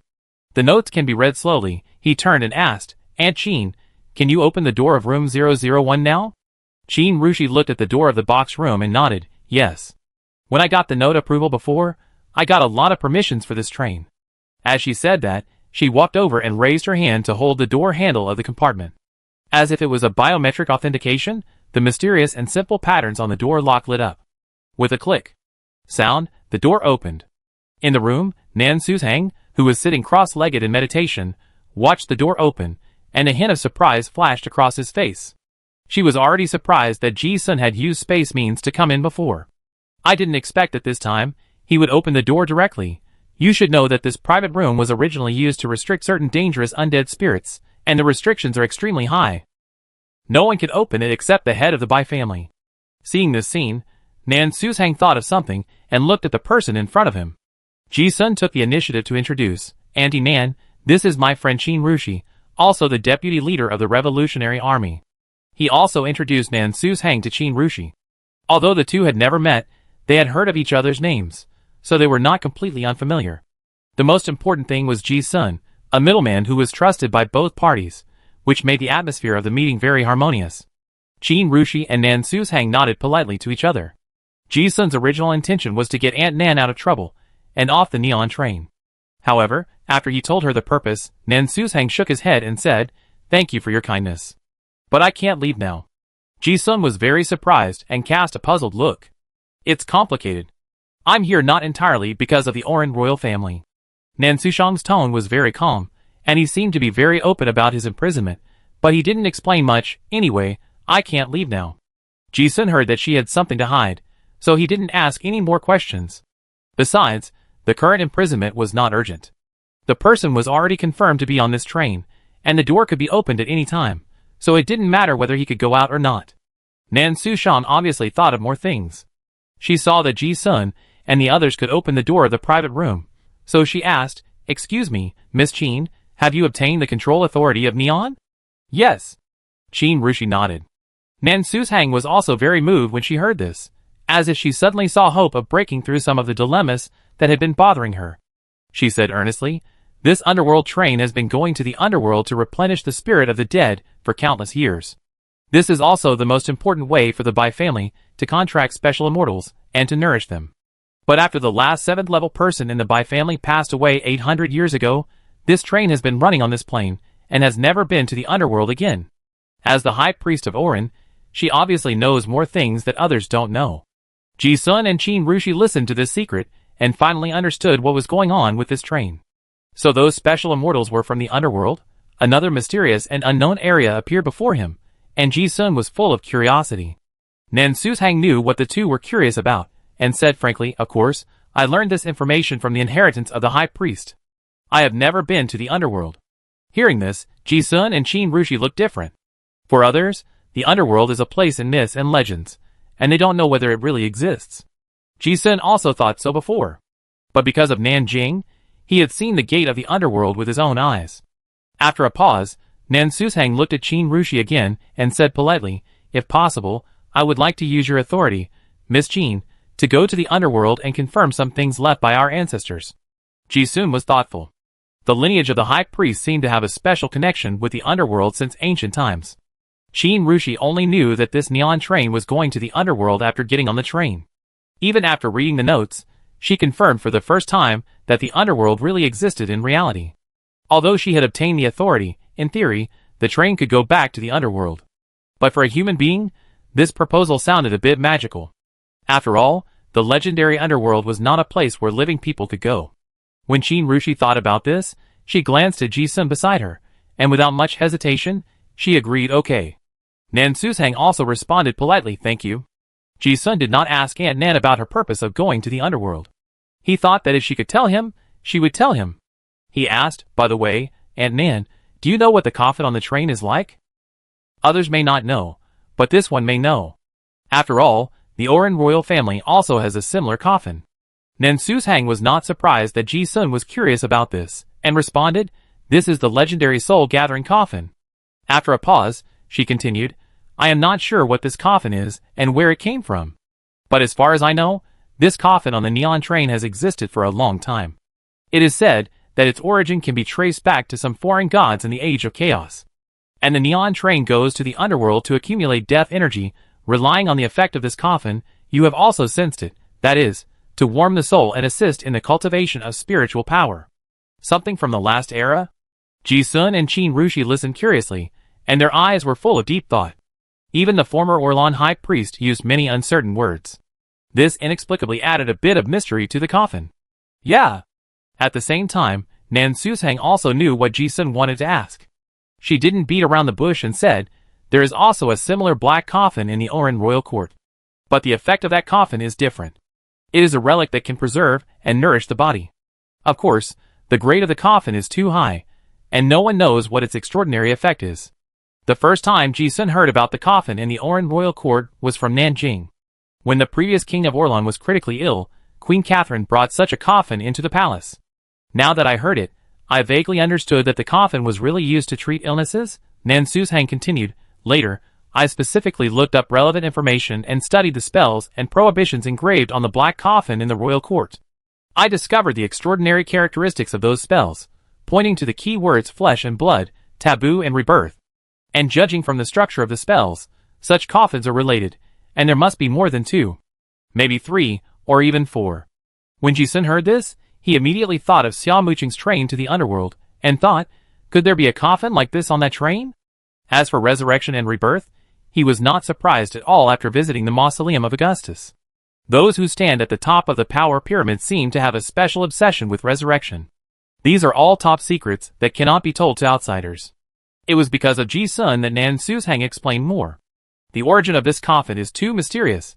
She herself is very curious, but she also regrets, but even the inheritance of the High Priest's lineage has been interrupted many times. I'm sorry that I can't answer your questions. The only thing that can be confirmed is that these coffins may be related to Emperor Lanlingster. Because my Nan family's ancestors once saw some obscure records about this coffin in the notes left by that emperor. Ji-sun listened to the catalogue and thought deeply. He asked a question, but not only did he not get an answer.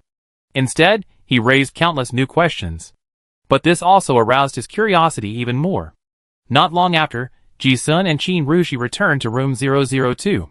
Now that the troubles on the train were basically solved, all the two had to do was wait until they got off the train. Qin Rushi used the administrator's authority to strengthen the restrictions of room 007, and then deceived the mirror of the prophet mirror spirit to recognize her as the master. So far, she has become the only person who has obtained the highest control authority of the neon train in 800 years. This netherworld train is like a safe, with countless secret treasures hidden. Finally, the mysterious door was opened, and countless treasures were revealed. Qin Rushi also got busy. Having just learned inviting gods, she had too many things to learn and master. And the diary of the head of the Bai family also required a lot of time to read.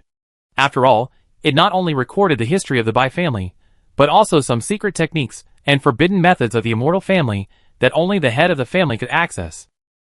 Ji Sun was not idle either. The effect of enlightenment immortal dew lasted for 3 days. Although there was no oppression brought by the crisis of death, the blessing of enlightenment was still the most ideal state for comprehending various forbidden techniques of the devil. The two stayed in the room. In a flash, 4 days had passed. This day. Woo woo woo. The train whistle sounded. The scenery outside the window gradually changed from nothingness to a mirage-like building. The train slowed down and stopped at a platform with a huge steel shed. We arrived at the station. The conductor knocked on the door of compartment 002. Ji Sun, wearing a black suit and holding a cane, and Qin Rushi, wearing a burgundy-hip skirt, walked out of the compartment. After getting off the train, the train started slowly, and before it had traveled far, it disappeared again like a ghost. Ji Sun looked at the disappearing train and said with emotion, "The coffin's effect on the soul is really exaggerated. My spiritual practice these days is equivalent to half a month outside. I don't know how exaggerated the effect will be after returning from the underworld. According to the current information, the coffin on the train is like a battery with exhausted power. After it really goes to the underworld to recharge, the effect will definitely be greatly enhanced." Qin Rushi also nodded yes. But that's the only way to nurture a super-level immortal. The two walked on the platform, chatting as they walked. But speaking of that, Aunt Qin, are you really not mistaken? The vengeful spirit in the compartment 007 of the train recorded in the notes is called the resentment of the Landlingster witch skirt? Yes. The notes clearly record that the Bai family took in a powerful evil spirit about 5,000 years ago and accidentally discovered that it was a relic of the emperor, so they kept it for research. Black magic it is one of the gloves of this relic. It is suspected that because the dress was abandoned and accumulated resentment and turned into an evil spirit, it turned into such a terrifying form. Ji Sun listened with a complicated expression. In fact, when he heard the elf spell before, the most beautiful woman in the world is Landlingster who turned into a witch, he felt something was wrong. But at that time, he also thought that this might be a joke from a friend of the emperor, so he left this spell. But now, a certain logical line in the deduction has been confirmed by physical objects. Then, the truth might be what he thought. Originally, Ji Sun didn't think much of the sexual fetishes of those ancient figures. But when he learned that black magic was a women's suit, he suddenly felt that this overbearing relic was not so attractive. Qin Rushi looked at his sullen expression, and couldn't help but grin. But she still reminded him, "But you still have to be careful. These gloves will pollute the soul, and you can't take them off once you put them on. Don't use them if you can." Ji Sun felt even worse after hearing this. Such a good thing, but it suddenly became sour. Unfortunately, the earliest history that the Bai family's patriarch's notes could trace back to was the middle and late period of Talon, which was several generations away from Emperor Landlingster. The details of the origin of this relic were not recorded in detail. But at the same time, Ji Sun was also very confused. The emperor was a powerful person who had entered the god level, so he certainly didn't need the morbid pleasure brought by cross-dressing, right? On the contrary, this might be a necessary process to achieve a certain special purpose. For example, a ritual? Huh? Just when this thought flashed through his mind, Ji Sun took a deep breath. He himself didn't know why he had such a thought. But it seemed that only such an explanation could rationalize the experience of the emperor's transformation into a witch. Ritual? Ji Sun thought for a moment, and then he was unsure what ritual requires transformation into a witch. After all, he was a senior of the same sequence, so it was hard for Ji Sun not to worry whether Joker would have some strange rituals that he had to go through in the future. However, the height of Emperor Landlingster was beyond his imagination. After thinking hard, Ji Sun shook his head and sighed. The two walked out of the platform. Not far away, there was a towering city with bright lights. This was the capital of the Bai family for more than 1,000 years, the Extreme Bandit City. Extreme Bandit City is one of the largest cities in the western part of the Federation. It has a large urban area and a permanent population of over 10 million. Ji Sun and Qin Rushi walked into the city, a prosperous scene. The towering chimneys peer straight into the dark gray fog, and the mechanical factories in the city roared. This is a semi-mechanical, semi-traditional city. The city's buildings include high-rise buildings from the post-Federation era, as well as retro-pointed roof villas from the Oran period. The streets are crowded with people, the rails are crisscrossed, and steam trains roar by from time to time. In the air, more than a dozen huge airships are propulsed by huge propellers and float leisurely. The most eye-catching thing is that there is a huge advertising banner under the airship. There is a huge moon painted on it, and there are straightforward advertising slogans, joy, dream, and a thousand-faced moon. Ji-sun and Qin Rushi looked up at the overwhelming advertisements of the Silver Moon sect, and frowned. With the official promotion, the faith of the Silver Moon sect really spread like a plague. Walking on the street, you can see pedestrians talking about the war, and the Silver Moon sect everywhere. Oh, this Silver Moon sect is really willing to spend money. The advertising fee of the airship, I remember it was over $1 million for one day, right? TSK, there were only 3 ads yesterday, and all of them were replaced today. Hey, I remember that the Federation banned any old sect from preaching. They said it was evil pollution, so why are the ads of the Silver Moon sect all over the extreme pirate city? You don't know this, right? The Silver Moon sect is now officially promoted, otherwise how can they advertise like this? If it's officially recommended, there must be no problem. Besides, you don't know, I heard that there are so many beauties in the church. As long as you are a believer, you can enjoy endless pleasure. I even heard that the noble ladies, wives, tycoon ladies, and female officers, who are usually high and mighty, can be fucked as long as you are pious enough to the gods. Really? If so, I really have to go and take a look. Really? Do you think that the ability of Lord Arachne, the Lord of Dreams and Pleasure, is just exaggerated? Ji-sun and Qin Rushi were walking when a group of people happened to walk by. Desire has always been the first driving force of human adventurous behavior. The information of the civilian class is very limited, and even the only source of information they get is the official. Listening to everyone talking about the Silver Moon sect with great interest, there was no vigilance in their words, only curiosity. The two looked at each other. Their expressions were very solemn. The situation in the East Wasteland is becoming more and more complicated now. In addition to war and chaos, the pollution of faith is also a big problem. But they didn't come to the extreme pirate city for this. Not far away in the city center, there is a manor covering a large area. When they were almost there, the two stopped. Qin Rushi looked at the distance and said calmly, "They know I'm here." Even though they were in the enemy's base camp, the two did not show any strange expressions. Ji-sun also raised his eyebrows and looked at him, and asked, "Aunt Qin, are you really going alone?" "Yes." Qin Rushi nodded, glanced at Ji-sun, knew what he was thinking, and said, "It's no big deal. The Bai family is not just in power with humans. The immortals also have a lot of say. The Bai family set up the arena, and I came according to the rules. They didn't dare to break the rules." "Yes." Ji-sun listened and shrugged. He was not worried. He just wanted to watch the fun. Now Qin Rushi, no one in the East Wilderness can stop her. It's okay if the Bai family follows the rules, and they fight fairly. If they don't follow the rules, Qin Rushi's contracted immortal will probably not sit idly by. Chapter 376. The Lantern of 10,000 Immortals and Secret Scroll of Immortal Laws are both treasures inherited by the Bai family, and they will never be handed over to others. There is a high probability that there will be a fight. So Qin Rushi plans to go to the Bai family manor alone. Although Ji-sun wanted to watch the excitement, he also knew it was dangerous, so he gave up. Watching Qin Rushi disappear on the spot, he continued to wander around the extreme Thieves city. The faint light of the gas lamp shone through the iron lampshade, casting mottled light and shadows on the concrete ground, but it could not dispel the coldness and depression that permeated the entire city. The horrific cloud of war still looms over this ancient city. The busiest shops on both sides of the street are those that sell all kinds of extraordinary equipment. The high-end machinery and carts that were once controlled by the military are now open to all citizens. Fully armed pedestrians can be seen everywhere on the road. Ji-sun bought a few newspapers at a grocery stall he passed by and read the latest news. The headlines in the newspapers are all about war.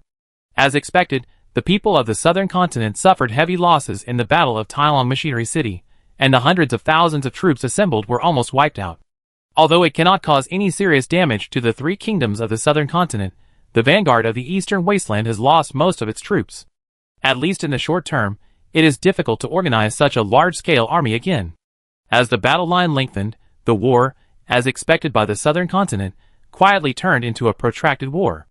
At least it will take a long time to reach the core city in the heart of the eastern wasteland, such as the extreme bandit city.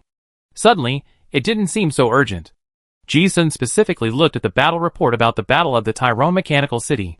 The newspapers contained a lot of details. The Orlan royal family did not hide the fact that the moon goddess had descended. However, they did not mention sacrificing 1 million residents as mediums. It only said that the silver moon goddess had descended and helped the garrison troops of the 3rd Federal Mechanic Division to defend the city with difficulty. There were also many interview transcripts of survivors praising the silver moon goddess in the newspapers. This made people who only learned about the war through newspapers immediately associate the war hero with the silver moon goddess. In this way, the silver moon sect appeared in the eyes of the general public with a positive image. Ji-sun glanced at it a few times and quickly finished reading the contents of a large page of newspaper. Seeing those invisible praises for the silver moon sect, he laughed and muttered to himself, "Haha, no wonder the silver moon sect was not resisted. It turned out that this is how it whitewashed its identity." Newspapers are one of the most important means for the powerful class to control public opinion. It is also almost the only way for ordinary people to get in touch with the news. This is indeed the fastest way to spread faith. Many people think that such newspapers dominated by politicians are meaningless to read, but for Ji-sun now, as long as the content appears, it is valuable. It's like a gas lamp casting a long shadow of a lamp pole on the ground, and the light only shows the bright side to people. But as long as you observe and deduce carefully enough, you can always see the information hidden in the darkness. The newspaper is full of news about the war, but in fact, between the lines, there is no foreshadowing that the Orlan royal family is trying hard to promote the Silver Moon sect. Strange, what are those guys going to do? Ji-sun looked at the information in the newspaper, his expression slightly puzzled. Not to mention how strong the Silver Moon goddess can be, even if she can really recover to her peak, can she confront the people of the southern continent head-on? Obviously impossible. Ji-sun walked and read. Soon he finished reading the newspaper, he rolled it up, and threw it into the trash can on the side of the road.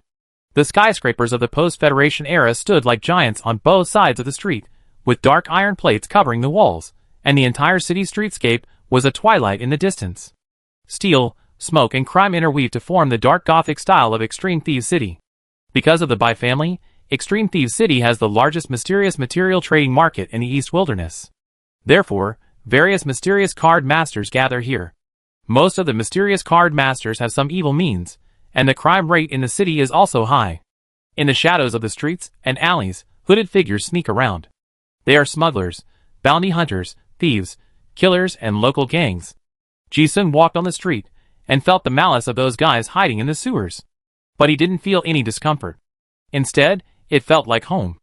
As he walked, Ji-sun suddenly stopped and looked at the inner pocket of his windbreaker.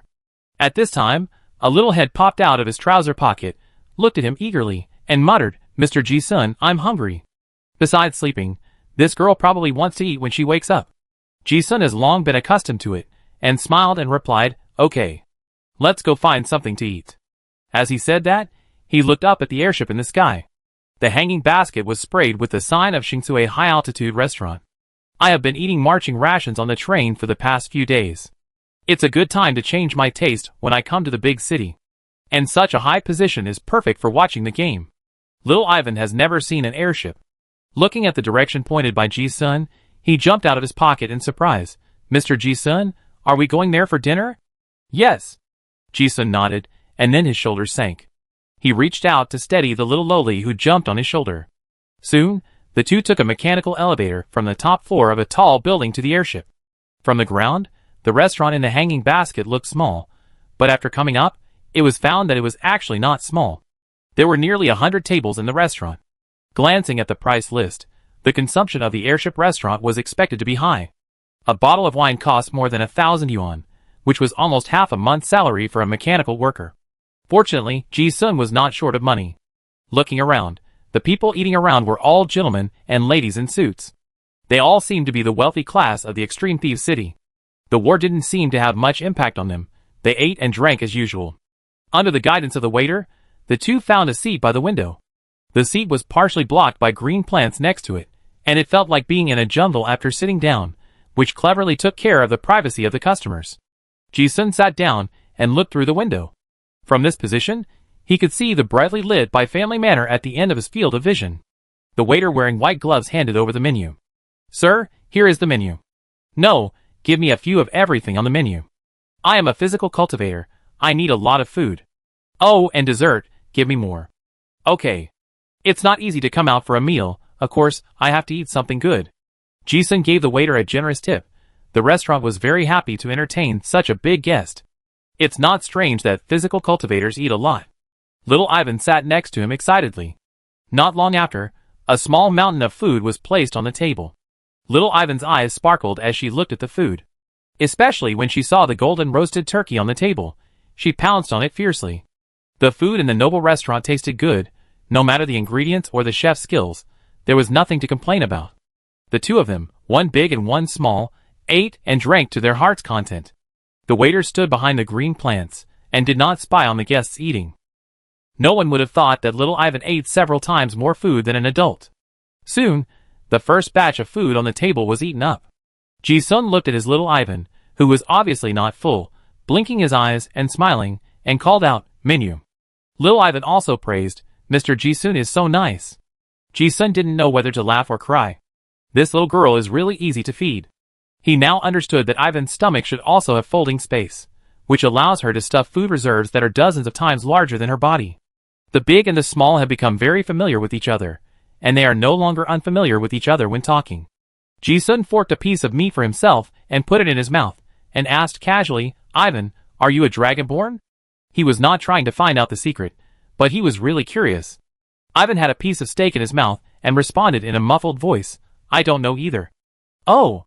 Ji-sun just asked casually. The little girl didn't know, so he didn't continue to ask. But he looked at the girl right-eye covered with a blindfold, thinking about something. From the space means exposed on the train before, Ivan's understanding of the space law is much higher than Ji-sun, who is at the 5th level. Because there was no reference, Ji-sun didn't know what level her spatial ability was. But this was not her rank, but her innate ability. In other words, this little lowly's body was related to the void ability. At this time, Ivan finally swallowed the piece of beef that was bigger than her face, and seemed to remember something again, and said, "But mother said that Ivan is the gift of the void." Ji-sun became more and more curious. "Oh, what is that?" Ivan said naively, "I don't know." Ji-sun, the two of them ate round after round in the airship restaurant. Ji-sun also kept observing the manner in the distance. I don't know if it was because there was no fighting or some kind of domain control, but there was no sign of fighting outside. Not being able to see the excitement, Ji-sun felt that it was a lot less fun. But as they were eating, an unexpected episode appeared. Beside my ears, it sounded like the beautiful chanting of a choir. Joy for the love of pain, joy for the splashing of blood. Wandering in the shadows of the tombs. Joy, dream, the thousand-faced moon. Gladly gazing at the sacrifice of your devout believers. In the restaurant, a group of people chanted a blessing pointing to the mystery. Ji-sun was familiar with this blessing to Arachne, the Lord of Dreams and Joy.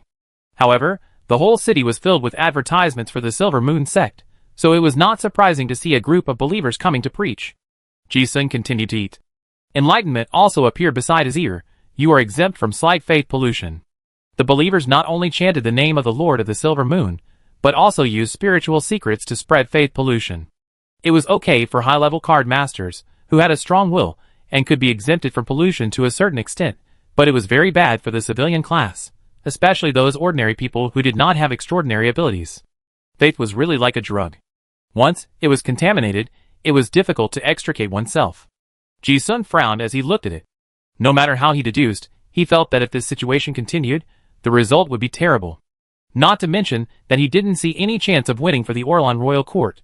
Even if it could survive, the card master civilization would not have much meaning in the end, and only the fanatical Silver Moon believers would be left. At that time, without the support of the card master, the kingship might not be able to suppress the old god. What exactly is the Orlan royal family going to do? Ji-sun's mind once again raised this question. While he was thinking, at this moment, a group of Silver Moon believers walked into the compartment where Ji-sun and the others were. Little Ivan ignored them and ate by himself. Ji-sun looked at the group of believers, but did not drive them away. Instead, he wanted to see what they were going to do. The believers were all wearing the same black and white monk's clothes, and they all had young faces. The men were handsome, and the women were beautiful and graceful. Perhaps because they saw that Ji-sun was a man with a child, only one female believer was left, and the others went to other tables. The female believer's voice was very gentle, with a harmless smile on her face, and she said, "Sir, our church will have a prayer meeting tomorrow, and you are invited to attend." As she said that, She took out the flyer and knelt down beside Ji-sun. Ji-sun glanced at it, narrowed his eyes slightly, raised a curve at the corner of his mouth, and said in his heart, "It's hard to refuse the Silver Moon sex method." In front of him was a young girl with gray hair, good looks, good figure and temperament. Looking at her delicate skin, she looked like a lady from a wealthy family. This nun's uniform is also very interesting. Although it is a wide design, it is cleverly designed with a low-cut neckline, so that people can see the white peach on the chest at a glance. The skirt has a clever opening on one side, covered by a black veil. When standing, it doesn't feel like anything, but when squatting, the whole beautiful leg and most of the buttocks are exposed to the air. Suddenly, she went from solemn to sexy. She looked like a sexy girl in a brothel, but she was blessed with the power of the silver moon, giving people a sacred and solemn, holy and lustful visual conflict. From Ji-sun's angle, he could see some spring scenery from top to bottom, but he couldn't see it completely. Just the right amount of looming. It must be said that even he found this outfit very attractive. The female believer didn't mind Ji-sun's gaze at all. Her pious face showed a hint of joy. She held a moon cross and said with piety in her crystal eyes, "The great Arachne has given us joy and bliss. We sincerely invite you to attend the prayer meeting." Oh! Ji-sun didn't show any abnormality, just like the attitude of ordinary people. He stretched out his hand to try and touched his chin. It was an offensive action. If it were a normal lady, she would be ashamed and angry. But the female believer in front of him really didn't resist at all, with a confused expression of letting others do whatever they wanted. There was only enthusiasm and piety for the gods in her eyes, and she was still tempting and hinting, "Sir, Natasha sincerely invites you to join the church and become the most loyal believer of Lord Arachne with me. Lord God will give us endless pleasure." It seemed that as long as Ji-sun was willing, he could even put his hands completely into any corner covered by the nun's clothes of the woman in front of him. When Ji-sun saw this, he didn't feel the slightest bit of temptation, but instead felt solemn. The person in front of him no longer felt like a human being. He was just a tool without self-awareness. Like puppets tied by silk threads, these believers were controlled by the will of the gods. Although Ji-sun had long known the harm of faith pollution, he still felt bad when he saw this scene. If the world was full of believers of gods, it would be too boring. Now the whole extreme thief city is like this. Few people would be able to refuse this kind of missionary method. Ji-sun did not want to cause any trouble, and responded, "Okay, if I am free tomorrow, I will come to your church to have a look." The believer stood up and adjusted her skirt, and then left with satisfaction. Ji-sun looked at the believer's back, and his eyes froze for a moment. In a blink of an eye, he looked at the missionary materials left by the man just now. Ji-sun had read a lot of internal materials of the Silver Moon sect. I thought these materials were nothing special. However, before he even opened the first page, his eyes were drawn to it. Huh? Ji-sun flipped through it. The first page of the promotional material was a picture blessed with a holy light technique. It was a woman with a bright moon behind her, wearing a moonlit gauze dress and covering her face. Even if her face could not be seen, it could still make people have countless fantasies and see that this was a beautiful woman. Of course, it was the moon goddess of the Silver Moon sect. Ji-sun was not unfamiliar with this image.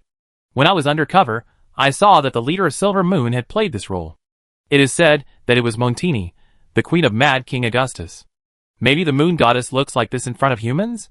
Ji-sun thinks that this appearance is quite in line with the public aesthetics, but he has no other interest. And the name of Arachne, the Lord of Dreams and Pleasure, which was once considered a taboo by the Federation, is also directly printed on it. Whenever someone recites this name, the god will gain the power of faith. Ji-sun was not surprised to see this. But strangely, under this name, there appeared the name of another god, Lagros. Elemental King Lagros? Isn't this one of the 7 outer gods, who caused the collapse of the Talon dynasty, and the 7 lords of the calamity? Ji-sun confirmed several times that he was not mistaken. On this leaflet, there is a special title behind the name of the Silver Moon Goddess, called Moon Goddess Guard. Moon Goddess Guard. When Ji-sun saw this title, he felt like his brain was hit by a heavy hammer. A new train of thought seemed to have opened up. You know, others don't know what a name refers to, but Ji-sun knows it very well. Each of the 7 outer gods of the 7 lords of natural disaster is absolutely no less powerful than the Lord of Silver Moon. How did it become a servant of God? Just by looking at this leaflet, the believers of Silver Moon will directly think that this name is the guard of the god they believe in. What on earth is the Silver Moon Goddess going to do? Degrading the enemy of the same god level to her own guard? Ji-sun thought he had misunderstood. He quickly read through the thin pages of propaganda paper. But in the end, He was sure that what he saw was what the Silver Moon sect wanted to promote. That elemental King Lagros really became a subordinate of the Moon God in the Silver Moon sect?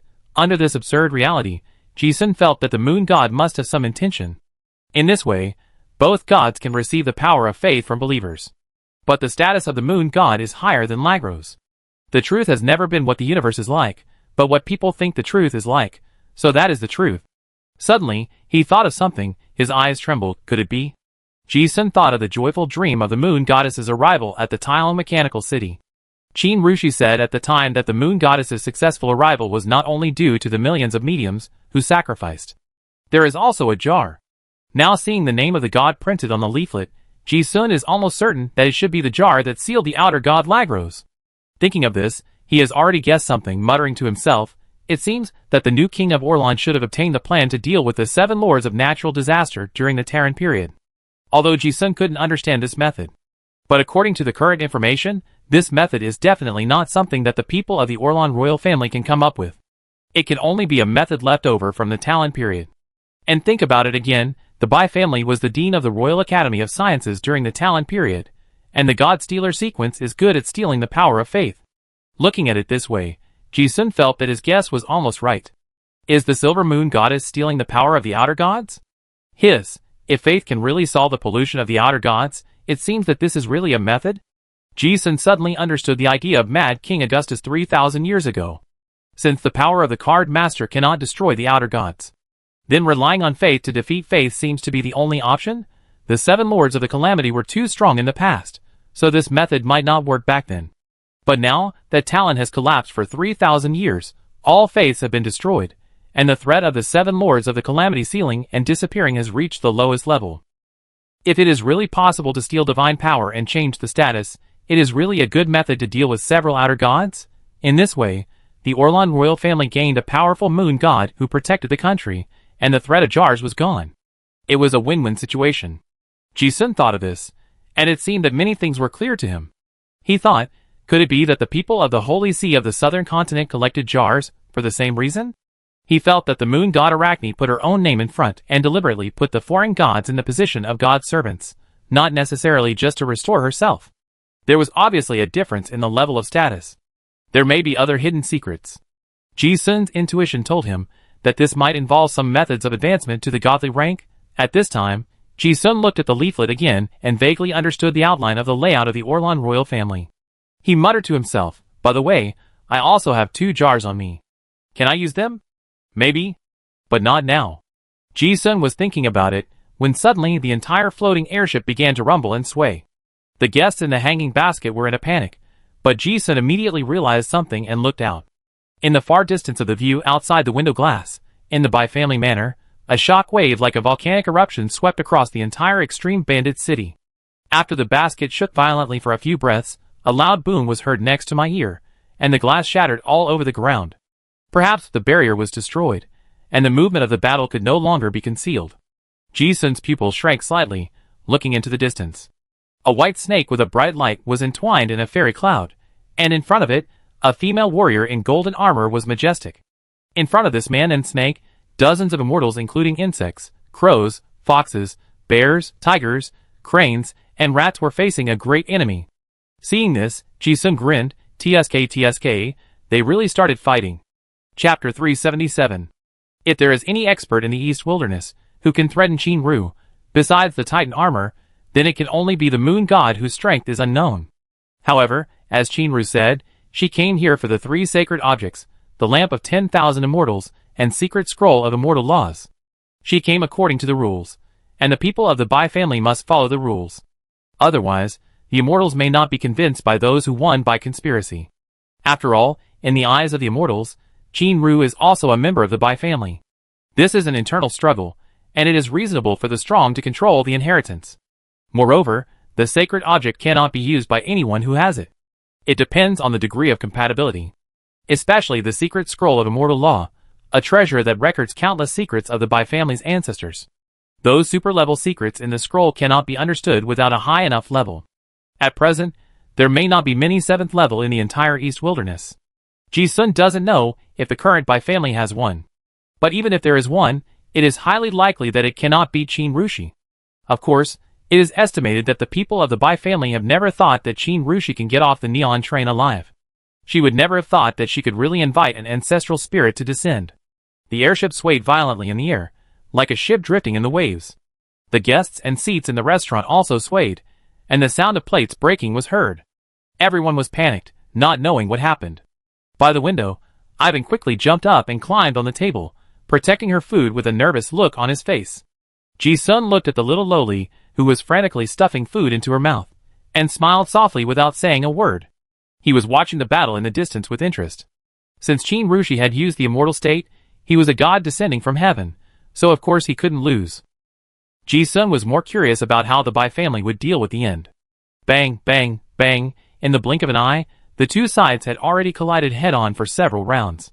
Just watching the Golden Valkyrie in the distance fighting 10 people alone, she didn't lose at all. With the Bai family manor as the center, shock waves exploded in the city streets, like thunder that destroyed the world.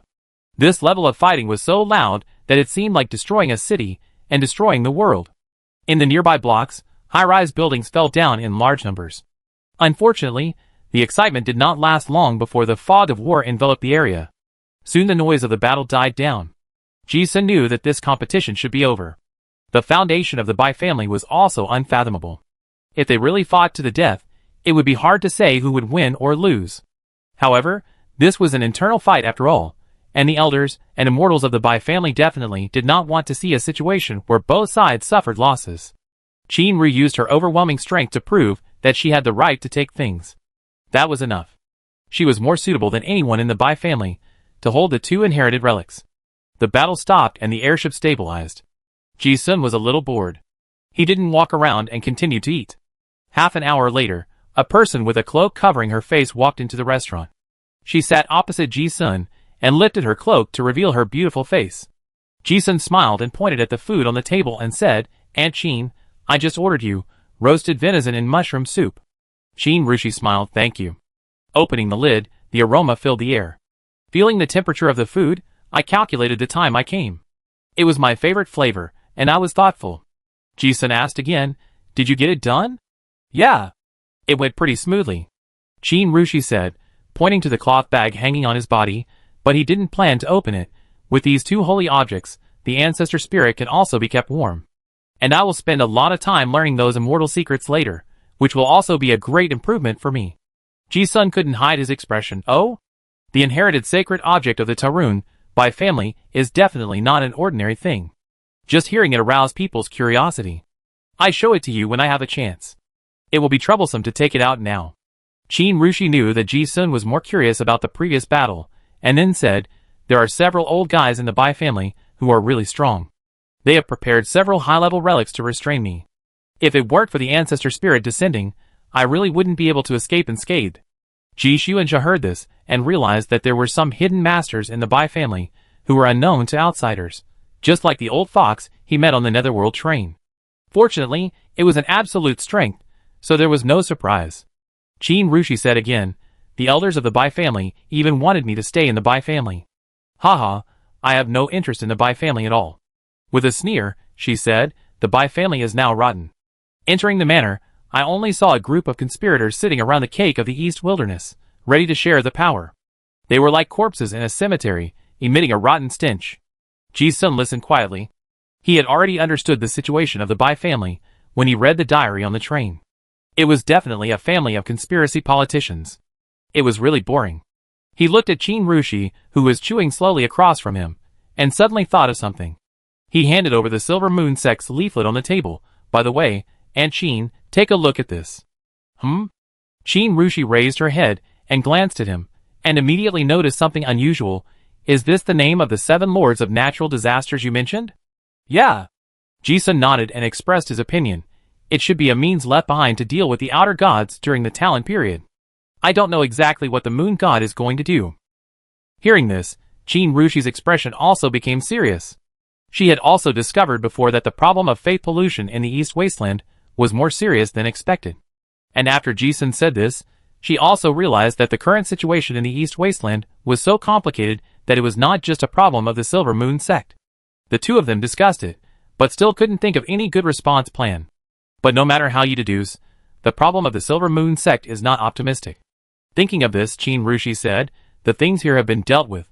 I plan to go to the north, gather the revolutionary forces left in the East Wilderness, and temporarily move to a more remote uninhabited cave area. At least if the East Wilderness loses the war, there will still be some hope. Originally, I was not so anxious, but now it seems that the sooner the better. Yeah. Ji-sun nodded. Qin Rushi is different from him, a lonely man. She is the deputy leader of the Revolutionary Army, and has more than 1 million troops to manage. Ji-sun also told his plan, I'm almost reaching the 6th level now. I plan to stay in Extreme Thief City for a few days, and go to the black market to look for professional materials. Qin Rushi glanced at him after hearing this, and said with emotion, it's really fast. I didn't expect that you will be able to advance to the 6th level in a blink of an eye. He paused, not knowing what he thought of, and smiled gently again. If no one mentioned it, he would not notice it. After hearing this, Ji-sun felt that a long time had passed, and said yes. It seems like it was a long time ago, when I first met Aunt Qin. The first time they met was in Honolulu, when I was just a novice card master who had just entered the 1st level. After so many twists and turns, so many things happened, and in the blink of an eye, I will reach the 6th level, which is already the realm of top-level masters that I never dared to think about before. As he was thinking, Qin Rushi's eyebrows moved slightly, and then a fleeting smile appeared on his lips. Well, it just so happens that I have reached the 7th level, and got the secret scroll of immortal law. This will be more helpful for you to comprehend the realm. Ji-sun's expression brightened when he heard this, and he said to himself, yes. He had not forgotten what Aunt Qin said in front of him, that the Bai family also had a method similar to the Silver Moon secret technique to assist people in their perception. Qin Rushi said, looking at the plate with a slightly narrowed gaze, and took a bite of venison with a silver fork. After swallowing it slowly, she said, practice well. When you succeed in advancing and can stabilize the domain, contact me again. Ji-sun looked at that beautiful face and smiled, okay.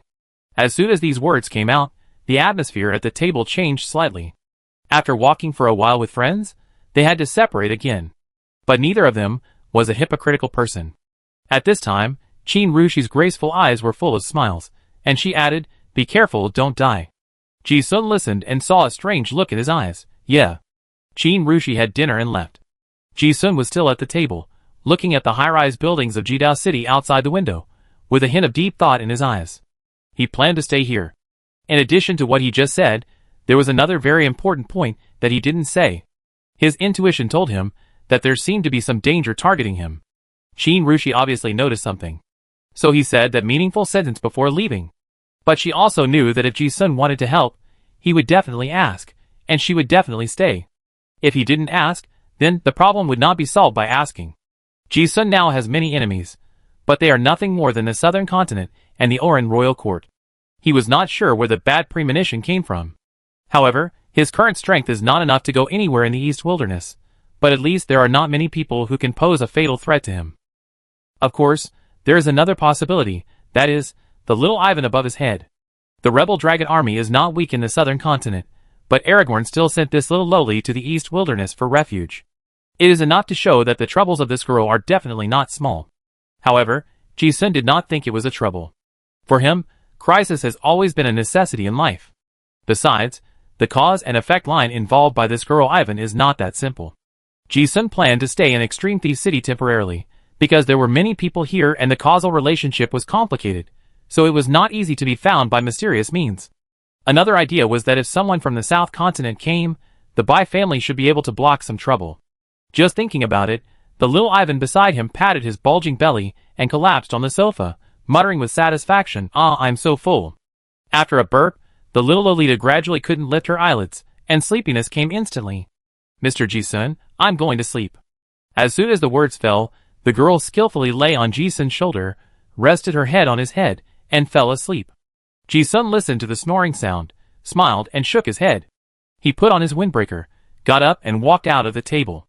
Extreme Thief City is not only one of the largest cities in the Federation, but also has the largest and most secretive mysterious material trading market in the East Wilderness. Ji-sun had heard about it a long time ago. Many professions in the mysterious card master have shady means. Like the Curse Master, Evil Alchemist, Black Mage, Dream Stealer, Mystic Apprentice, Gravedigger.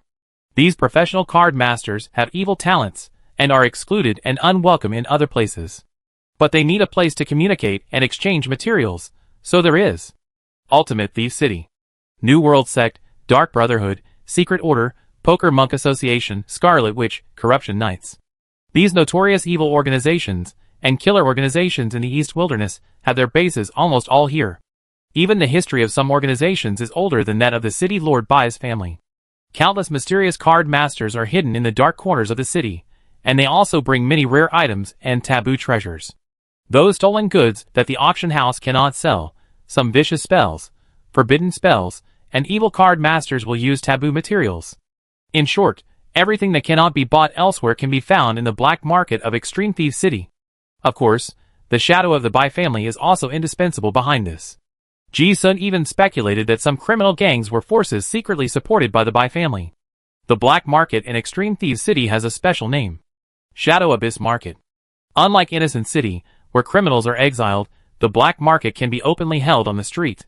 This Shadow Abyss Market is more in line with the name of a black market. It's like a market, the location and time are not fixed, and only insiders know. Fortunately, Ji-sun is very familiar with the gang's practices. After contacting a local gang and spending a sum of money, he easily got the exact coordinates of the black market. It happened that there was a rally today. At 8 o'clock in the evening, Ji-sun arrived at the North City by car on time. Under the guidance of the gangsters, he took a small boat and slid in the dark underground river for a quarter of an hour before arriving at a temporary gathering place built next to the underground river. Along both sides of the river were simple stilt houses built with wood. The building was illuminated by dim lights and blocked by a coarse cloth curtain, so it was unclear what was inside. The materials for Dabao Xiaobao were piled up at the door, and there was no sign. There are also crude steel rails on the rock wall, which are used to transport some goods.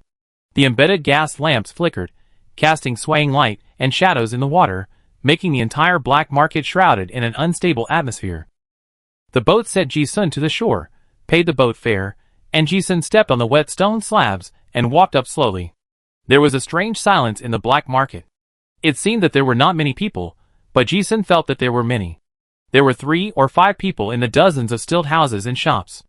On the small path on the rock wall, there were many mysterious guys, like Ji-sun, wearing gas masks and cloaks to cover their faces. There are no laws or moral constraints here, only sin and darkness. Everyone behaved cautiously. Ji-sun felt nothing strange in his heart, but felt more at ease walking in the dark than in public. He walked up. He took a glimpse when he passed by the stilt house. Although the shops in the black market had no signs, and most of the goods were not displayed. But after a glimpse through the crack of the door, Ji-sun could roughly guess what was sold. There was a pungent smell of herbs and chemical reagents in the air, and the glass bottles were filled with colorful liquids. This was a pharmacy, and the owner was a one-eyed old man. If I remember correctly, it should be called Blind Shin. The shop with a piece of animal bone hanging at the door mainly sells various corpse materials. The shop with the black soul flower logo on the curtain sells curse materials, and also sells poisons, cards, and mechanical equipment. Ji-sun collected information from gangsters and intelligence dealers, and almost all of them matched. The owners of these shops are also wild and can get anything. When he walked to the door of a shop selling corpse materials, Ji-sun even saw 2 living dragons locked in iron cages. I think they are prisoners captured on the battlefield. I walked to the door of a mechanical shop and found 2 burly customers holding a steam hammer for testing. Ji-sun just glanced at it and couldn't help but look sideways. T22 steam siege hammer? You have it? This is not an ordinary mechanical equipment, but an accessory for the God Hunter armor. You know, this is top secret in the official Orlan. This is actually sold on the black market, although the workmanship looks rough, like a pirated copy from a black workshop, and the functions are not quite complete, but the thing is definitely that model. Not to mention some other military-grade band equipment. I saw a lot along the way. Seeing this, Ji-sun is looking forward to this black market more and more. There are dozens of shops scattered in the Yingyuan market, but Ji-sun is not very interested in any of them. He came to the black market to find materials for his own advancement. There are few general shops with materials above the 4th level. I had already inquired with the gang before. There is a shop called Old Mog's Magic Potion Shop in the black market. There are real good stuff here. Although Ji-sun knew that the gangsters had bad intentions, he also wanted to see what kind of shop it was, and let them pat their chests to guarantee that he would be absolutely satisfied. After walking on the rock wall plank road for a while, He saw the shop with a glass bottle filled with green glowing insects hanging at the door. Ji-sun waited for a while, and after 2 customers walked out, he went in. This is the rule of the black market. You can't wander around, and the shop will only receive a group of customers. As for outsiders who don't know the rules, the shop is also welcome. Because the moment you break the rules, countless eyes will be staring at you in the darkness. It won't be long before their naked bodies are in a sewer somewhere in the city. Walking in, the room of less than 10 square meters is filled with containers on 3 sides. The shopkeeper behind the containers is an old woman with tattoos all over her face and a mouth full of black teeth. She looks like a card master from the witch sequence. She looked at Ji-sun coming in and asked, "What do you want to buy?" Ji-sun, who was wearing a cloak and covering his face, pretended to be deep and said, "Do you have any advanced relics for the mysterious or melee cards? The higher the grade, the better." He also wanted to see what good things this kind of shop could have. "Oh, a distinguished guest has come." When the old lady Blacktooth heard this, a strange laugh leaked out from between her teeth. "You've come to the right place." She didn't waste time, raised her hand, and took out 3 cards. The cards were painted with a skull, a bloody fishbone sword, and a green flask. The old lady Blacktooth introduced the 2nd level relic curse skull. As long as there is a biological mark of the target, it can remotely apply the abscess curse. Those below the 3rd level card master will almost certainly die. The 3rd level relic evil soldier Long Fong, as long as the person is stabbed, will be subject to a witchcraft curse and bleed.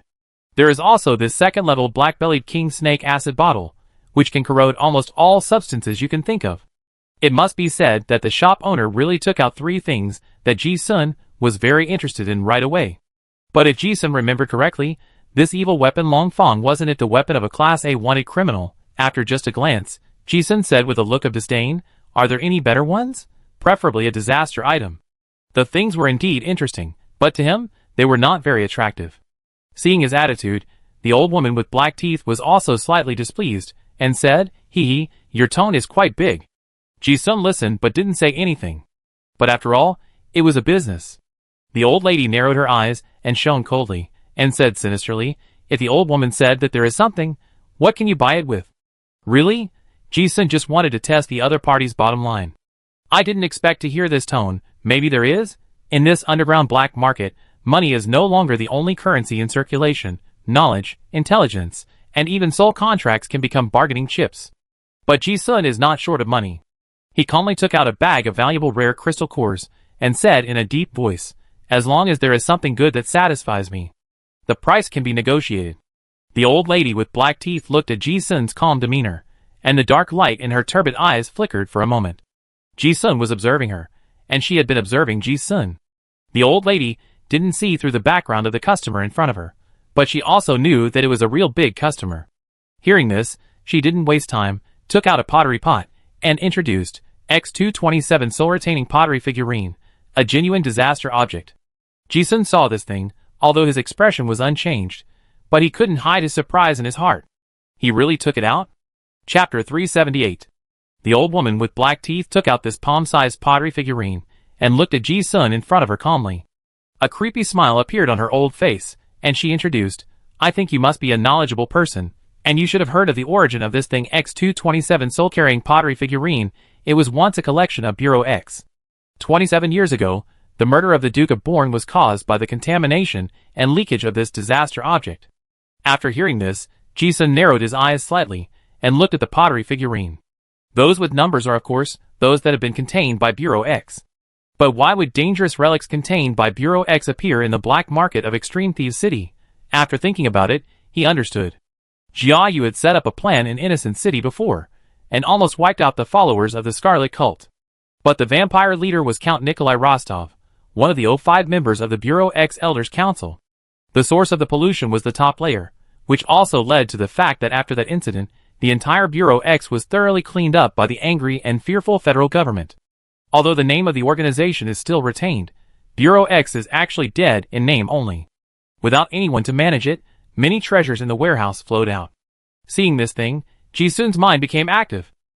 Now it seems that there are really good goods in the shops in the Shadow Abyss black market. The old lady Black Fong was very satisfied with Ji-sun's demeanor.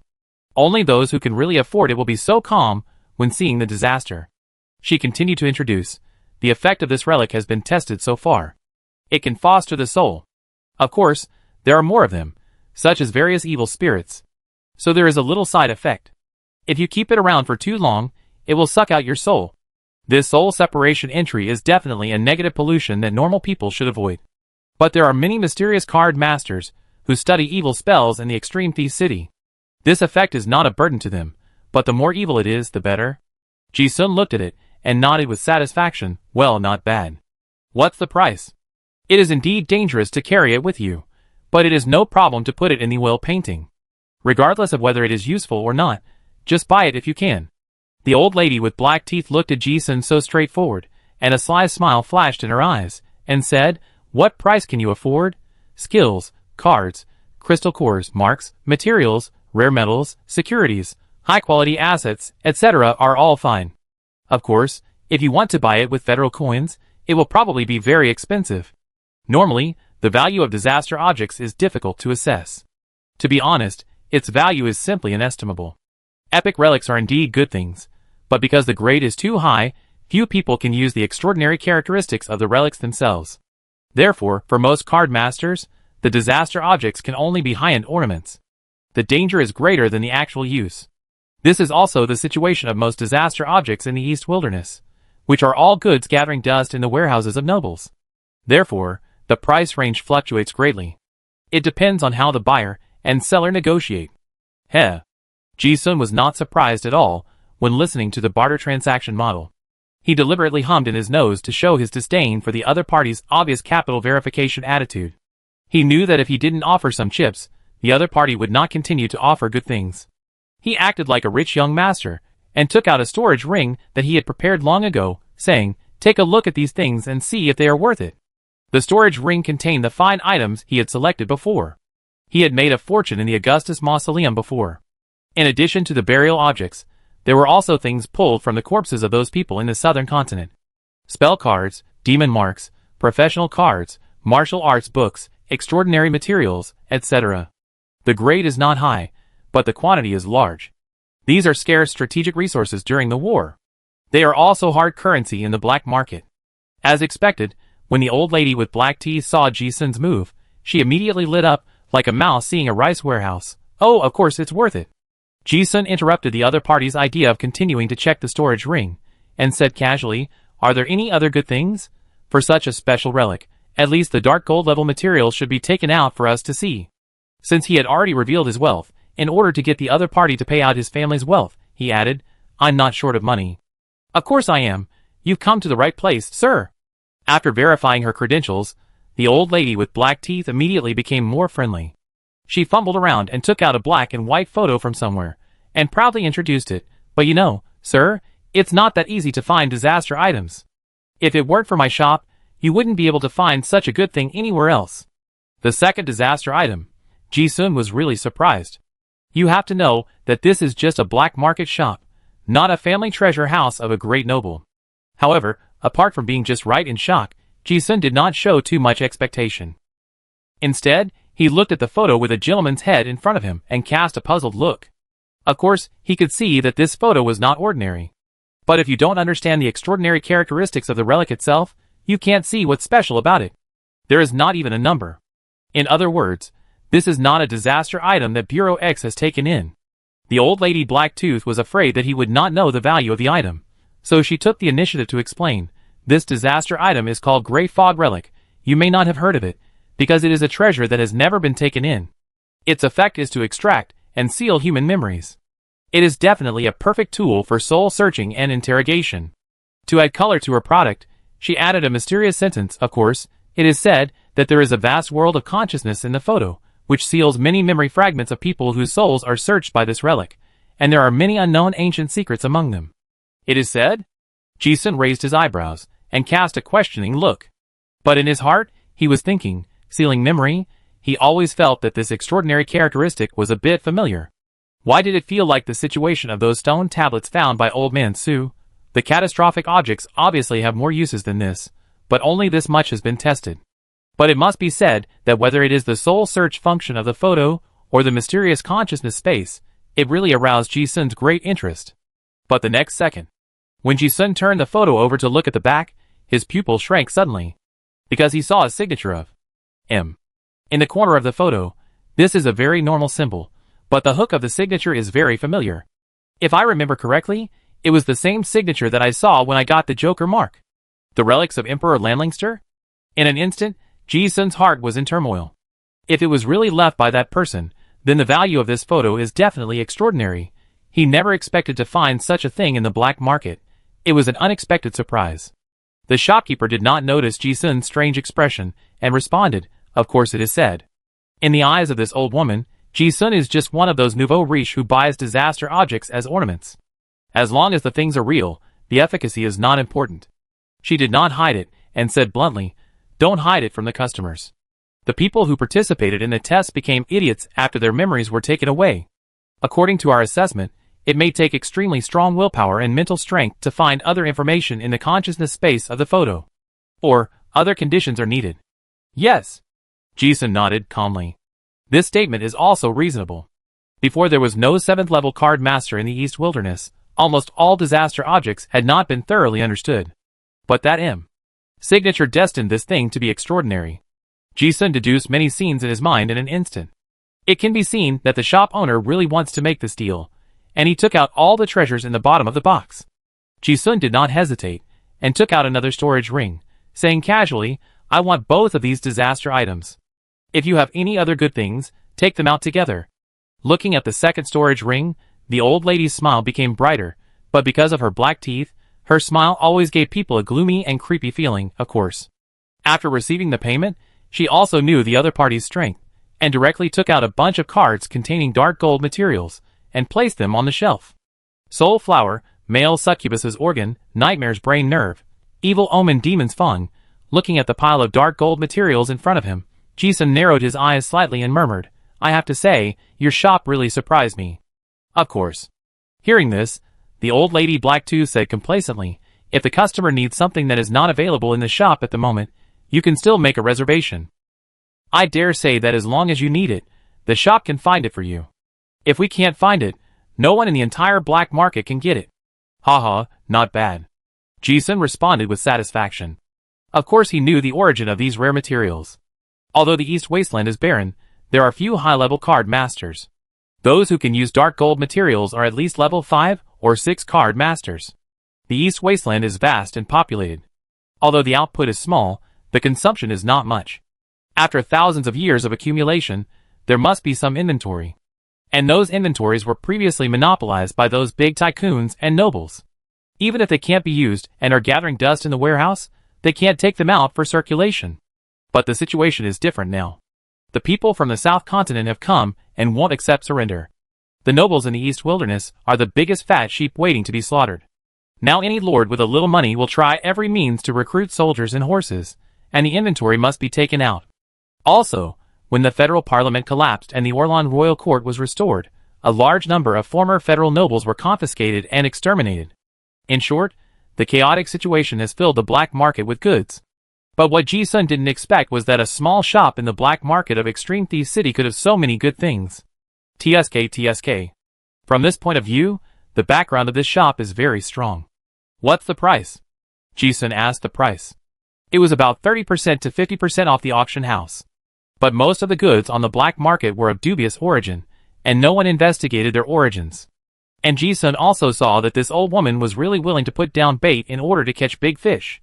Ji-sun was not polite, and bought everything he could. His 6th level career sequence has not yet determined what direction to advance to. He should prepare more materials so that when he encounters a suitable career card, he does not have to look for materials temporarily. Take care, guest. Welcome to come again next time. Yes. Not long after, Ji-sun walked out of this old Mog's magic potion shop. The black-toothed old lady watched the wealthy guest leave with a smile on her face. When the person walked away, she looked at the 3 storage rings on the table, and the smile on her face instantly withdrew, and a creepy laugh came out of her throat. Hee. Which family is this young master from? Hey, you have to buy materials yourself, it seems you don't have a big background. Although the treasure was bought by someone, she was not in a hurry at all. The old woman glanced at the things in the storage ring, and had already guessed. Most of them are spoils from the battlefield, from the Lionheart family, or the Revolutionary Army. However, no matter who it is, there is nothing they can't provoke in the East Wilderness now. Thinking of this, the old woman with black teeth suddenly had green light in her eyes, her throat swelled, and a bunch of plush creatures covered with saliva popped out with a vomit. After a closer look, it turned out to be a small, shrewd white mouse. The old woman said to the mouse, "The bait has been taken." The mouse spit out human eyes. "How strong is it?" The old woman said, "At most level 5. It seems to have some strength. It is likely that he was sent by the Lionheart family to collect materials. The materials he found himself are very mystical, so he may be a mystical card master, so you should be careful." "Got it." As the mouse said, a miniature spiritual formation under its feet lit up and disappeared. On the other side, Jason strolled around the black market again. But as the old woman said, that shop can almost meet all the needs of customers, so other shops can be visited or not. Besides, after obtaining 2 disaster objects and so many materials, Jason did not have the interest to continue shopping. The trouble must be dealt with first. As he walked, he came to the dark river and planned to take a boat to leave the Shadow Abyss black market. The boat carrying the guests was a small sampan with only an old man as the boatman. The moment he boarded the boat, Jason glanced at the boatman and murmured in his heart, "TSK, TSK, the things are not so easy to get." He is now very sensitive to the chi, and with the ability of deduction, almost any disguise has flaws in his eyes. Whether it is the shop owner just now or the boatman, he knows there is a problem. But Ji-sun was not surprised and boarded the boat leisurely. This is the black market, and there are rules here. No locals dare to take action here. Ji-sun also felt that it was not appropriate to take action here. He sat on the deck and checked carefully. He didn't find anything, but he muttered in his heart, "No trace of marking seems to be a very special method." He was sure that he had been marked. But he didn't find it, which meant that the other party's method was very clever.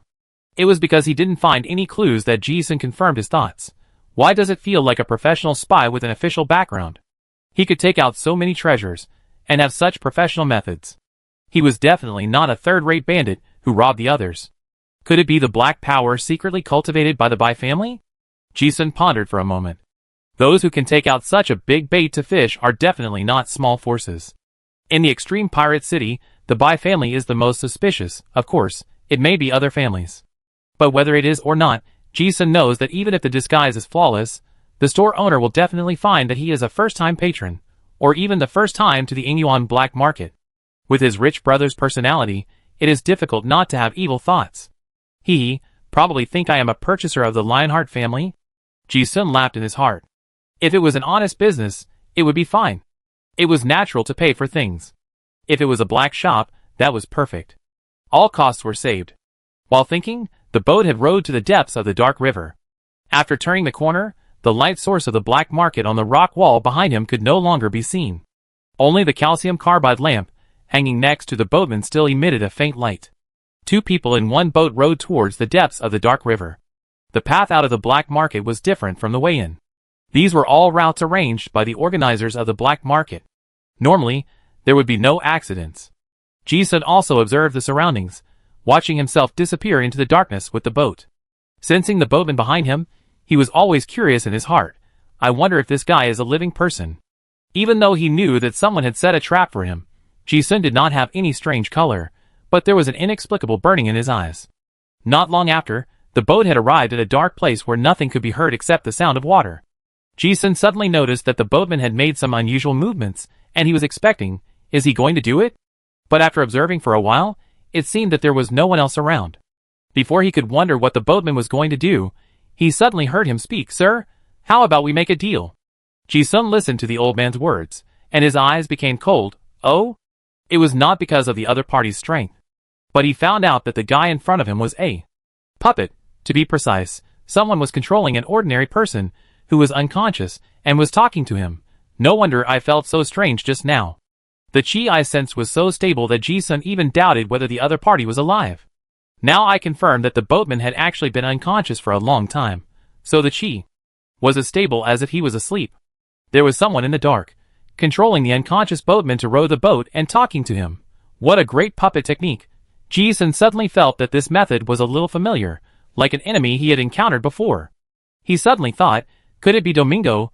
But how did he find me? Ji-sun could not think of anyone else who could perfectly control puppets, except for the play god Domingo of the 4 Knights of the King. But after deducing, he felt it was impossible. The other party should not have found him. But if it wasn't that guy, Who else could it be? And what did the boatman mean by not taking action directly? Perhaps because time was tight. Before Ji-sun could figure it out, the boatman said directly, I know that since you dare to come to the Shadow Abyss black market alone, you must have some skills. But I can tell you as a loser, no matter how strong you are, who is behind you. No one can leave alive if they are targeted by them. Really? Ji-sun listened to this, and his eyes became more and more scorching. It was not fear, but a feeling that made him excited gradually came to his heart.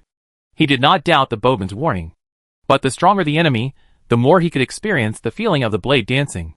And even if Domingo really came in person, Ji-sun did not remember that he would definitely suffer. Instead, he was now curious about the boatman's identity. From what he said, it seemed that this guy was not in the same group as the store owner. This is interesting. I thought it was just a cliched script of black eating black, but I didn't expect that I seemed to have run into some other conspiracy. Ji-sun asked calmly, who are they you are talking about? The boatman knew that in order to gain the other party's trust, he had to tell the truth, so he said bluntly, the Black Knife Organization. You may not have heard of it. This is a very secretive assassin organization. Ji-sun heard the word Black Knife and said casually, the Secret Service of the Orlan Royal Court? You? Hearing Ji-sun's words, the boatman was shocked and alert at the same time. Those who know Black Knife are most likely enemies, and he said cautiously, Your Excellency's knowledge is indeed extraordinary. But since you know it is Black Knife, you should know that what I said just now is true. Hearing this, Ji-sun remained silent. The Secret Special Service Organization of the Orlan royal family. Black Knife, he is not unfamiliar with it. The team that came to hunt him down in Innocent City last time was later confirmed to be from that organization. And they are indeed very strong. If he had not had enough means to save his life at that time, he would have almost died. But at this moment, because he was about to face such an opponent, Ji-sun felt more and more interested in digging deeper. However, the boatman did not want to waste time anymore, and he said very quickly, I have no intention of exploring your identity. But you only have 30 seconds to consider my proposal. Otherwise, if you leave this area, you will be targeted by those people, and I can't save you. Ji-sun listened without any anxiety, and said lightly, Tell me about your deal. Although he didn't believe it completely. But according to the current deduction, the guy hiding in the dark and controlling the boatman is probably not in the same group as the store. So he was even more curious about who this guy is, and what his purpose is. The boatman looked at Ji-sun's attitude, and was puzzled about where his calmness came from. But the opportunity was only now, he didn't dare to waste it, and said directly, Give me the gray fog relic, and I will help you leave here. Come for the photo. Hearing this, Ji-sun's eyes suddenly turned cold. I don't think your deal is too good. If it was something else, it would be fine. But if it was for the photo, he would never give it. After all, it might be the relic of Emperor Lanlingster. The boatman saw that Ji-sun had no intention of trading at all, and his speed of speech could not hide his anxiety, to be honest with you. The photo was originally a trap to lure me into the trap, but I didn't expect you to join the trap. Hearing this, Ji-sun was stunned. Hearing this, he suddenly felt that things were more interesting. What kind of identity is this guy? And he is worthy of the Black Knife Organization of the Orlan Royal Court to set up a trap to kill him. Chapter 379. The boatman obviously knew the situation of the black market waterway, and the means of ambush the group of people. If he took action, he would never give the target a chance to survive. So the 30 seconds, he told Ji-sun, was not a deliberate threat. But after passing this area of water, they would enter the enemy's ambush circle. By then, even if they wanted to leave, it would be too late. Ji-sun listened and still thought without expressing his opinion. If the gray fog relic came into his hands, he would not just give it to a guy of unknown origin. Moreover, the boatman's motives were mysterious, and what he said was not entirely true. Ji-sun was not so easy to trust. Hearing the deal the boatman said, Ji-sun remained calm on the surface, and his tone did not show any emotion. Why do you think I would easily believe you? Or, before saying these words, should you first introduce yourself? Before entering the black market, Ji-sun had thought about being robbed by the black market. So no matter what kind of robbers he encountered, he would not be surprised. On the contrary, it was a surprise to meet such a guy who could perfectly control the human puppet. I just kindly reminded you. The boatman also heard the other party's distrust, and his tone became more urgent, and there was a little anger in his heart. How dare this guy come to the black market of Extreme Thief City alone? But this is the only chance he has to safely access the photo after staring at it for so long. I must not give up. The boatman did not want to reveal his identity, and said, There are still 5 seconds. Think about it. Once the boat passes the corner of the river, I can't save you. Ji-sun didn't take it seriously at all, and continued to test. So who are you? He also saw that the photos seemed to be really important to this guy. It's hard to hide human nature at this time. So Ji-sun also jokingly wondered if the other party was willing to risk his life for the photo? The boatman was asked with anger. If he didn't want to be attacked from both sides, he would really want to rob it directly. But the thought flashed through his mind and was suppressed. His intuition told him that something was wrong. In fact, it was not that Ji-sun was deliberately procrastinating. But from the moment the boatman said that his purpose was to get the photo, Ji-sun deduced another possibility in his mind, that this guy was being lured. The black-toothed old woman just sold the photo to him, and she really intended to treat him as a fat sheep, but she might not have a plan to lure out the puppeteer behind the boatman. Facts soon proved that he was right. The boatman failed to convince Ji-sun after all. The sampan quickly turned the corner of the dark river and came to an empty cave space. Boatman. Knowing that his chance was lost, he remained silent and cursed. Stupid. Ji-sun did not intend to argue with the puppet, and sat on the boat leisurely. At this moment, without warning, a murderous intent made his brows stern. Toxin?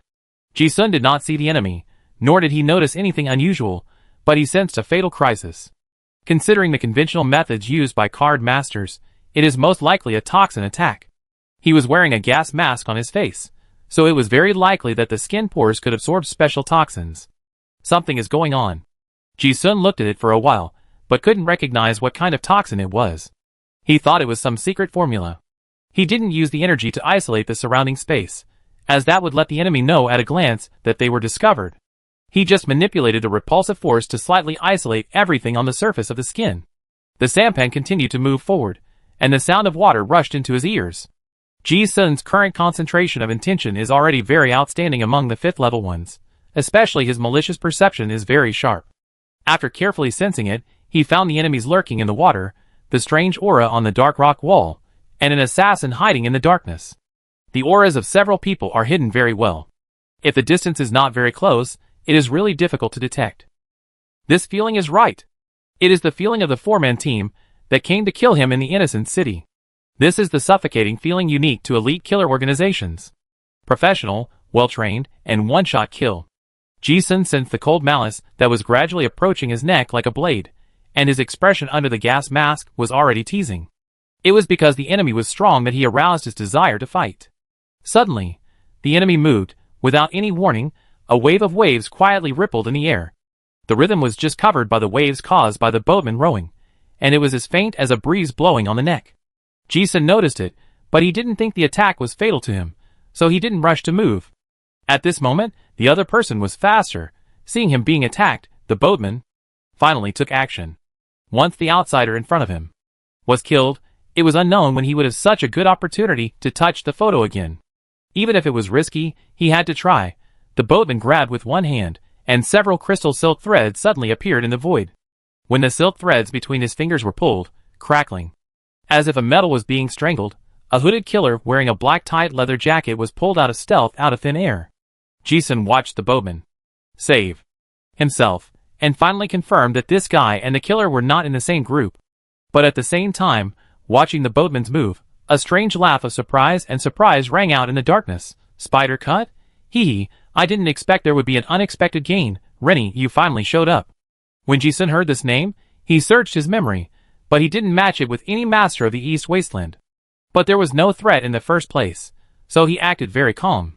His body shook slightly, which could be regarded as a conditioned reflex of being belatedly aware of the assassination. The boatman on the other side seemed a little flustered. The sneer in the dark made him realize instantly that this might be a killing game against him. When he thought of this, a card that had been prepared for a long time suddenly appeared in the boatman's hand and activated. The moment the card collapsed, a hexagram formation appeared out of thin air. A huge wooden box appeared on the boat, and it seemed that it wanted to cover the two people and the boat together. Ji-sun looked at the trick and his eyes lit up. The magic box of the magician Alithras? He had seen this magician sequence of mystical spells in a certain book. It is said that this is a magical trick that can move in space. Ji-sun has now touched the threshold of the law of space, and vaguely understands the doorway of this spell. It is a bit like a teleportation array.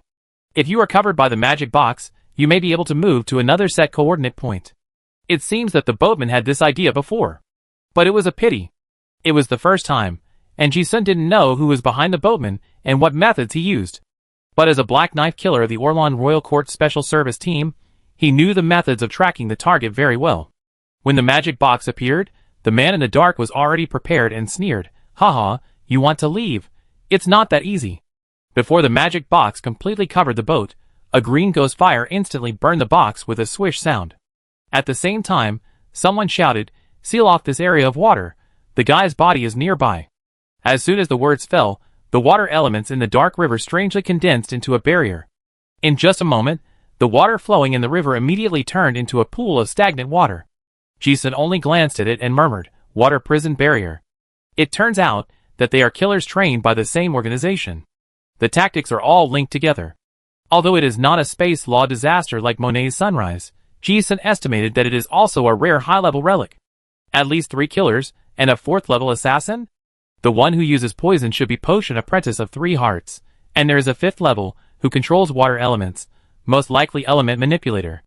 Hey, didn't the black-toothed old woman from the black market come? She is obviously very strong. In just a moment of fighting, Ji-sun had seen through the killer's methods.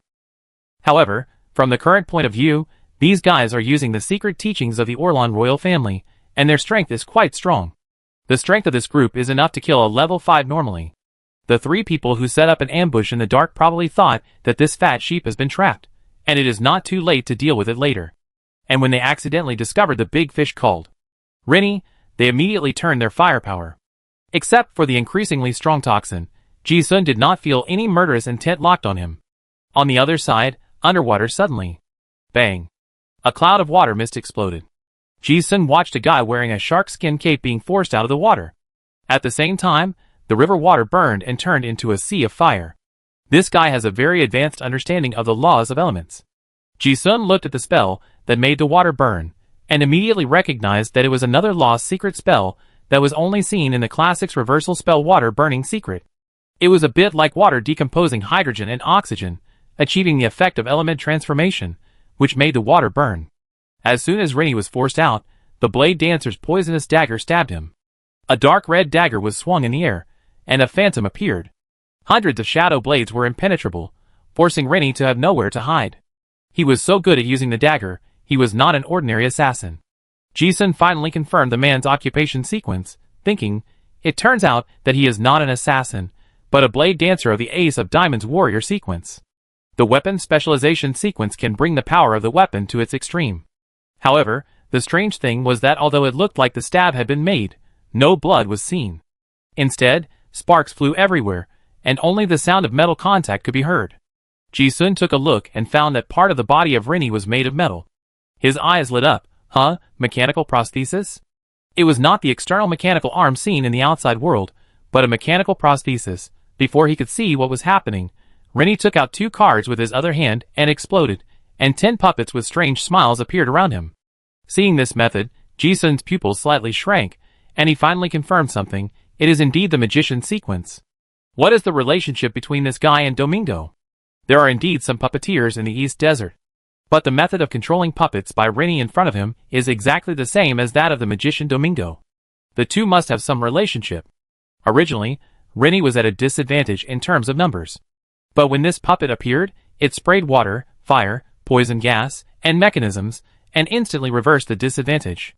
Looking again, Rennie's body is more than one mechanical prosthesis. This guy occasionally extends some mechanical arms from under his cloak, or holds a shield, or a sword, or conjures up some micro-missiles and whizzes them around. This is not a traditional magician, but a magician who is proficient in mechanical technology. To be honest, Ji-sun felt refreshed when he saw it, and was amazed in his heart. It's interesting that this guy transformed his body into a mechanical puppet. Unfortunately, the Black Knife assassins obviously knew all the means of the target. At this moment, a piece of acid bottle suddenly fell from the rock wall. The sound of glass breaking was heard, and the yellow-brown corrosive acid immediately covered the large area where Rennie was. Once the puppet control room summons the puppet, displacement is a fatal shortcoming. The potion master hiding in the dark obviously expected this. The acid bottle covered indiscriminately, and only a hissing corrosion sound was heard. In the yellow mist, the puppets that were originally majestic were corroded one by one in an instant, full of holes, and scrapped on the spot. Rennie cursed inwardly, damn it. He used the cover of firing several shells to rush towards the rock wall above his head, and seemed to want to get rid of the sneak-attacking potion master first. Unfortunately, the team of the Black Blade organization cooperated very well, and the Blade Dancer stuck to them like a shadow. In the blink of an eye, the battle entered a white-hot state. Originally, this section of the underground river was restricted by the barrier, and the two sides bombarded each other, and the waves immediately became turbulent. Ji-sun was shaking on the boat. Seeing that the other party would not die for a while, he also looked at it with interest. Originally, he wanted to watch the excitement and evaluate the strength of both sides. But it was obvious that both sides of the battle were veterans. How could they ignore him? At this moment, Rennie could no longer hide his anger. He glanced at a guy sitting on the boat watching the show and roared in his heart. Why doesn't that guy take action? What is he thinking? If he didn't have some skills, he would have died several times just now. Damn it! How could he meet such a stupid teammate? In Rennie's opinion, people who dare to come to the black market alone to buy things must have some skills. He was definitely not bad at scheming. He originally took the risk to save people, thinking that this outsider could at least hold back one killer, so that his own situation would be much better. He didn't expect that after fighting for so long, that guy had no intention of intervening at all. He even suspected that the man in front of him was not an outsider who came to the black market to buy goods, but a bait to lure him out. But that was not right. He had just taken action because he was sure that the people of the Black Knife wanted to kill him. That outsider is definitely not from the Black Knife organization. But why? Rainey couldn't figure out what went wrong. On the other side, the Black Knife organization members were also confused. They watched Rainey rescue the man and thought that the two were accomplices. But they didn't expect that after fighting for a long time, the guy didn't even show any intention of helping? Was he scared? Absolutely impossible. It was weird no matter how you looked at it. For those uncertain factors, they chose to actively eliminate them. Soon the acid spread from the river surface. Ji-sun was sitting on a small boat and was melted like chocolate. Since he couldn't sit on the boat, he stood on the water. But almost the moment his feet touched the water, he seemed to have discovered something. He smacked his lips and said to himself, "Why don't you just fight your battles? Why are you in such a hurry to trouble me?" The 5th level element manipulator was very capable. Not only did he use his exquisite elemental spells to force Rainey to retreat step by step, he could also transform himself into an elemental state to avoid damage. From the beginning, he has been melting into a water element and hiding in the water, which also avoids most of the attacks of the Rainey puppet. Normally, card masters of the same level will have a headache when encountering this kind of elemental state that is almost completely immune to physical attacks. Not only can they not hit, they can't even see where the person is. However, Ji-sun looked at the river water under his feet and clearly sensed. Although he is transformed into an element, he still needs spell power to maintain it. In the eyes of Ji-sun, a high-level Qigong master, this river water is very different from other places. He clearly sensed that the water of dozens of square meters under his feet had flowing qi. This was the guy who was hiding in the water. Even if he was discovered, it would be difficult for this dozens of square meters of body to be hurt. But when Ji-sun saw this, he pursed his lips. He lowered his eyebrows and looked at the moment when 2 arms emerged from the water and tried to pull him into the water, and a coldness suddenly burst out of his eyes. Baquan earth rumbling. Like lightning, a strange ripple condensed on the fist and punched towards the water. Ji-sun punched the water surface.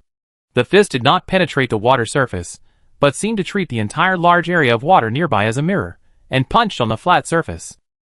At this moment, time seemed to stop for a second. Both sides in the battle in the distance sensed the sudden burst of terrifying aura.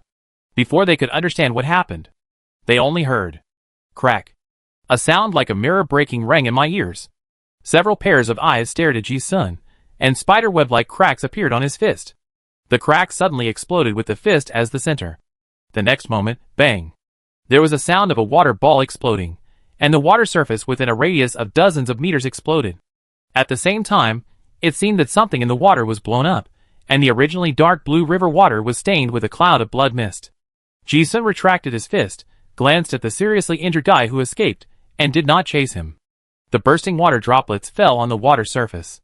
This punch seemed to force the pause button on the battle not far away. The picture froze on the spot. The two sides who were fighting fiercely were stunned and stiffened, and they all looked over. Rennie's eyes widened, as if his brain could not accept the scene in front of him.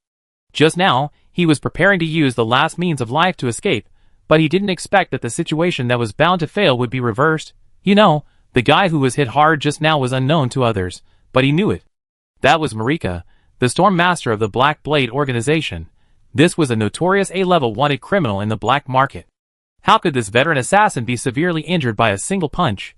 And what kind of punch could severely injure a card master in the elemental state? Supernatural power. Rennie's knowledge made him realize that the punch was definitely not ordinary. He suddenly realized that he was wrong just now. Very wrong. It's not that this outsider didn't want to help, but that this guy was watching the show because he never took the assassins of the Black Blade organization seriously. Hiss. Rennie couldn't help but take a breath of cold air when he thought of this. That guy was so strong. At the same time, he recalled a previous conversation and understood why he always felt that the guy's reaction was almost stupid. Now it seems that it's not that the other party can't figure it out, but that he has the ability to control the whole situation from beginning to end. He was also glad that he didn't forcefully take the person away just now. Rennie thought of this, and suddenly breathed a sigh of relief. Because at this time, he had matched the person in front of him with a certain S-level wanted criminal on the wanted list. After recognizing the identity, the biggest risk has been eliminated. At least they are not enemies. However, on the other side, the Black Knife and his men all had completely different thoughts, that they should not take action. They did not expect that the fat sheep they thought was actually such a ruthless killer.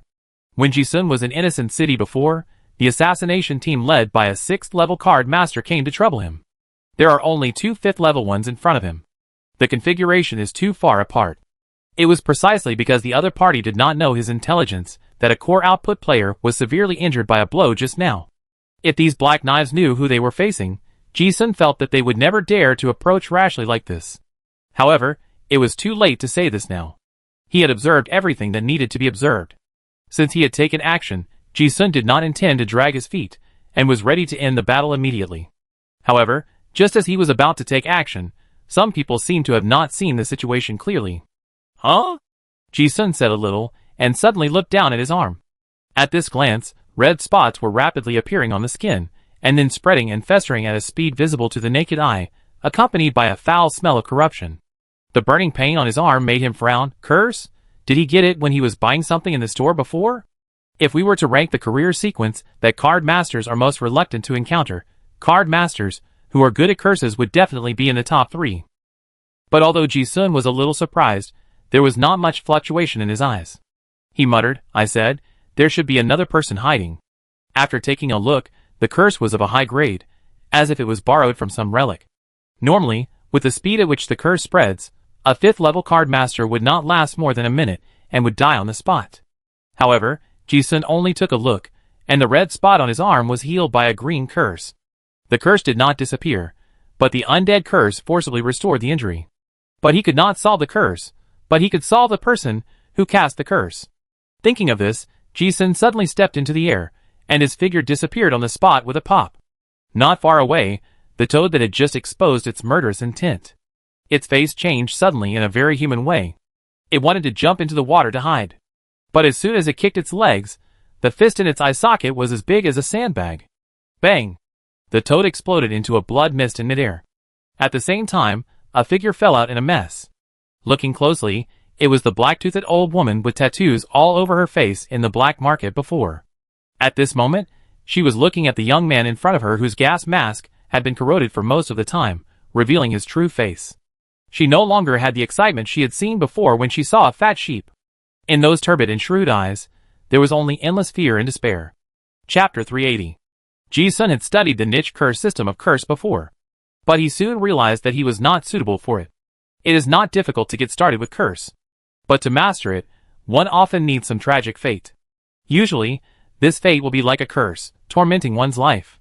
For example, a vicious stepmother, an alcoholic stepfather, a miserable childhood. Most importantly, the curse is a dark curse that draws power from corruption and evil, and its essence is to impose the darkness and evil that one has endured on others. The deeper the card master studies the curse, the more twisted and dark his mind will be, and the more miserable his experience will be. Cursing others for misfortune will also be backfired by bad luck. This is the curse. The curse of the black-toothed old woman in front of him is quite advanced.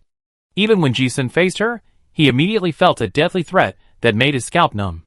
This is also the reason why he didn't chase after the other black knife killers just now, but wanted to deal with this guy first. Seeing Jisun rushing towards her, The black-toothed old woman immediately realized that she was outmatched.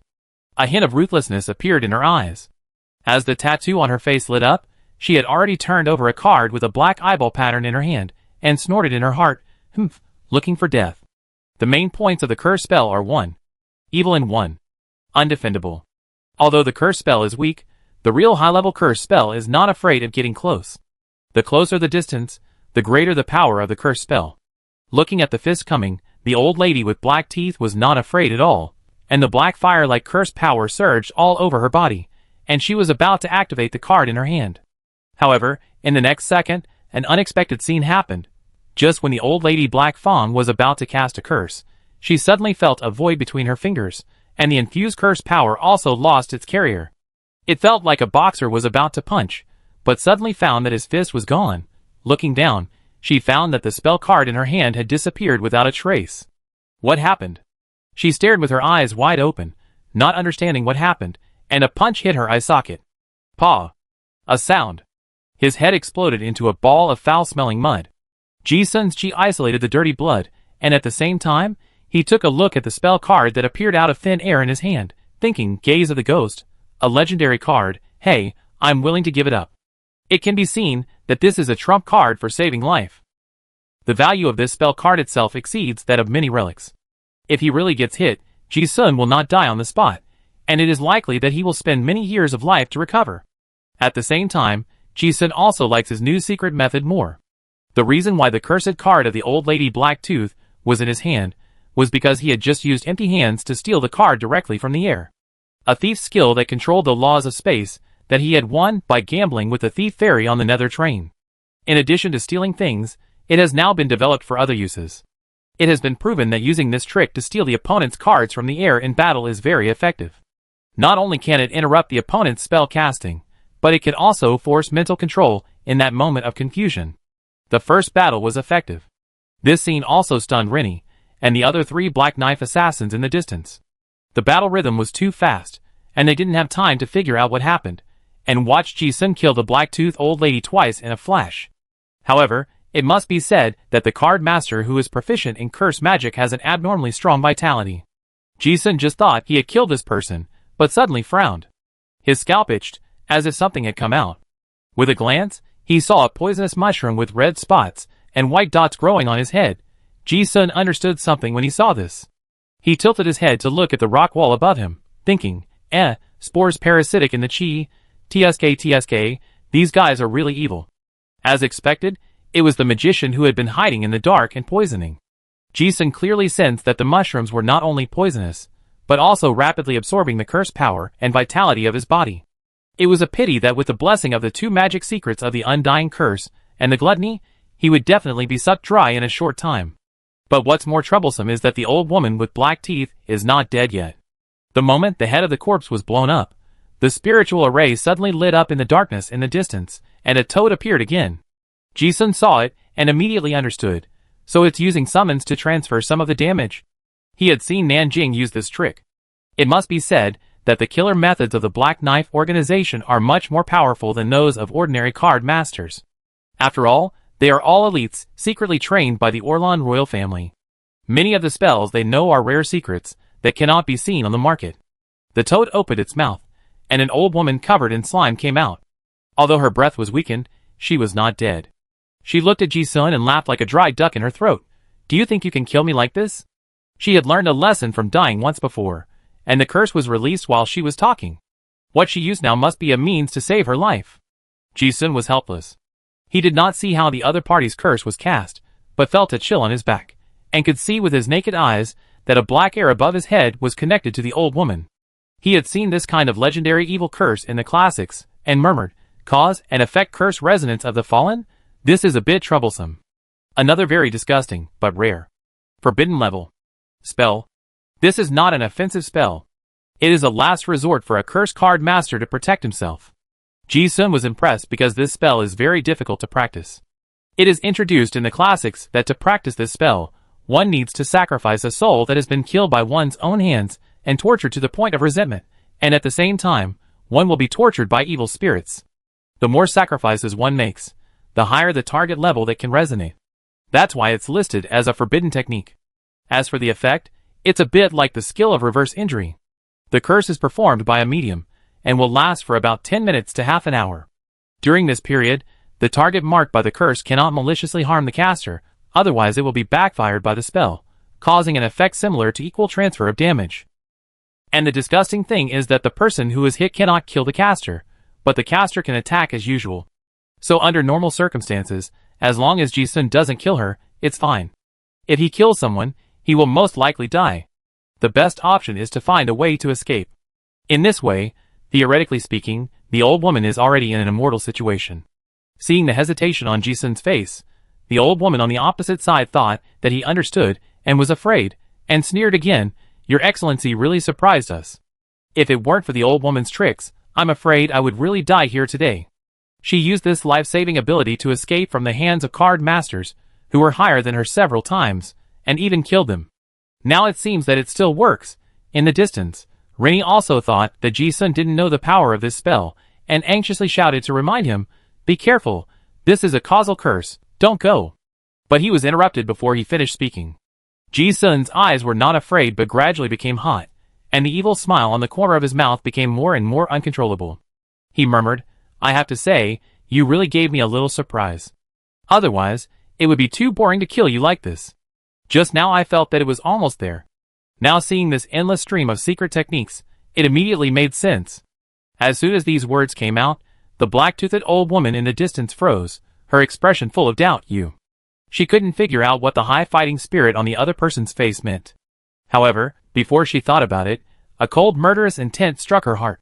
The old woman was suddenly shocked and immediately realized that the other person still wanted something from her. She cried out in her heart, "Doesn't this guy know about this causal curse?" Rini also felt that it was not good, but he couldn't help even if he wanted to, because Ji-sun's movements were too fast. He disappeared from the spot after seeing the waves in the air. At this point, Ji-sun has confirmed that the marking medium of the curse is the previous batch of goods. If it were an ordinary person, the safest choice to survive would be to throw away all the things bought from the black market, and then run away quickly, far away from the old woman who can curse. But that was someone else. Not Ji-sun. He couldn't throw away the things. He also wanted to kill people. So, with the murderous intention, Ji-sun immediately took action. The speed of the air control and repulsion was extremely fast. In the blink of an eye, the two were less than 1 meter apart, giving the enemy no time to react. The four looked at each other, and the old woman was full of disbelief. Ji-sun sneered, "I want to see how many of your life spirit objects can die for you." Before the other party could cast the spell in panic, a punch with destructive force hit the old woman's head again. Bang! The sound of a watermelon exploding resounded throughout the cave again. There is a time gap for the curse to backfire. As long as a solution is found before the backlash, it can still be killed. This is Ji-sun's choice. The old woman has been resurrected twice.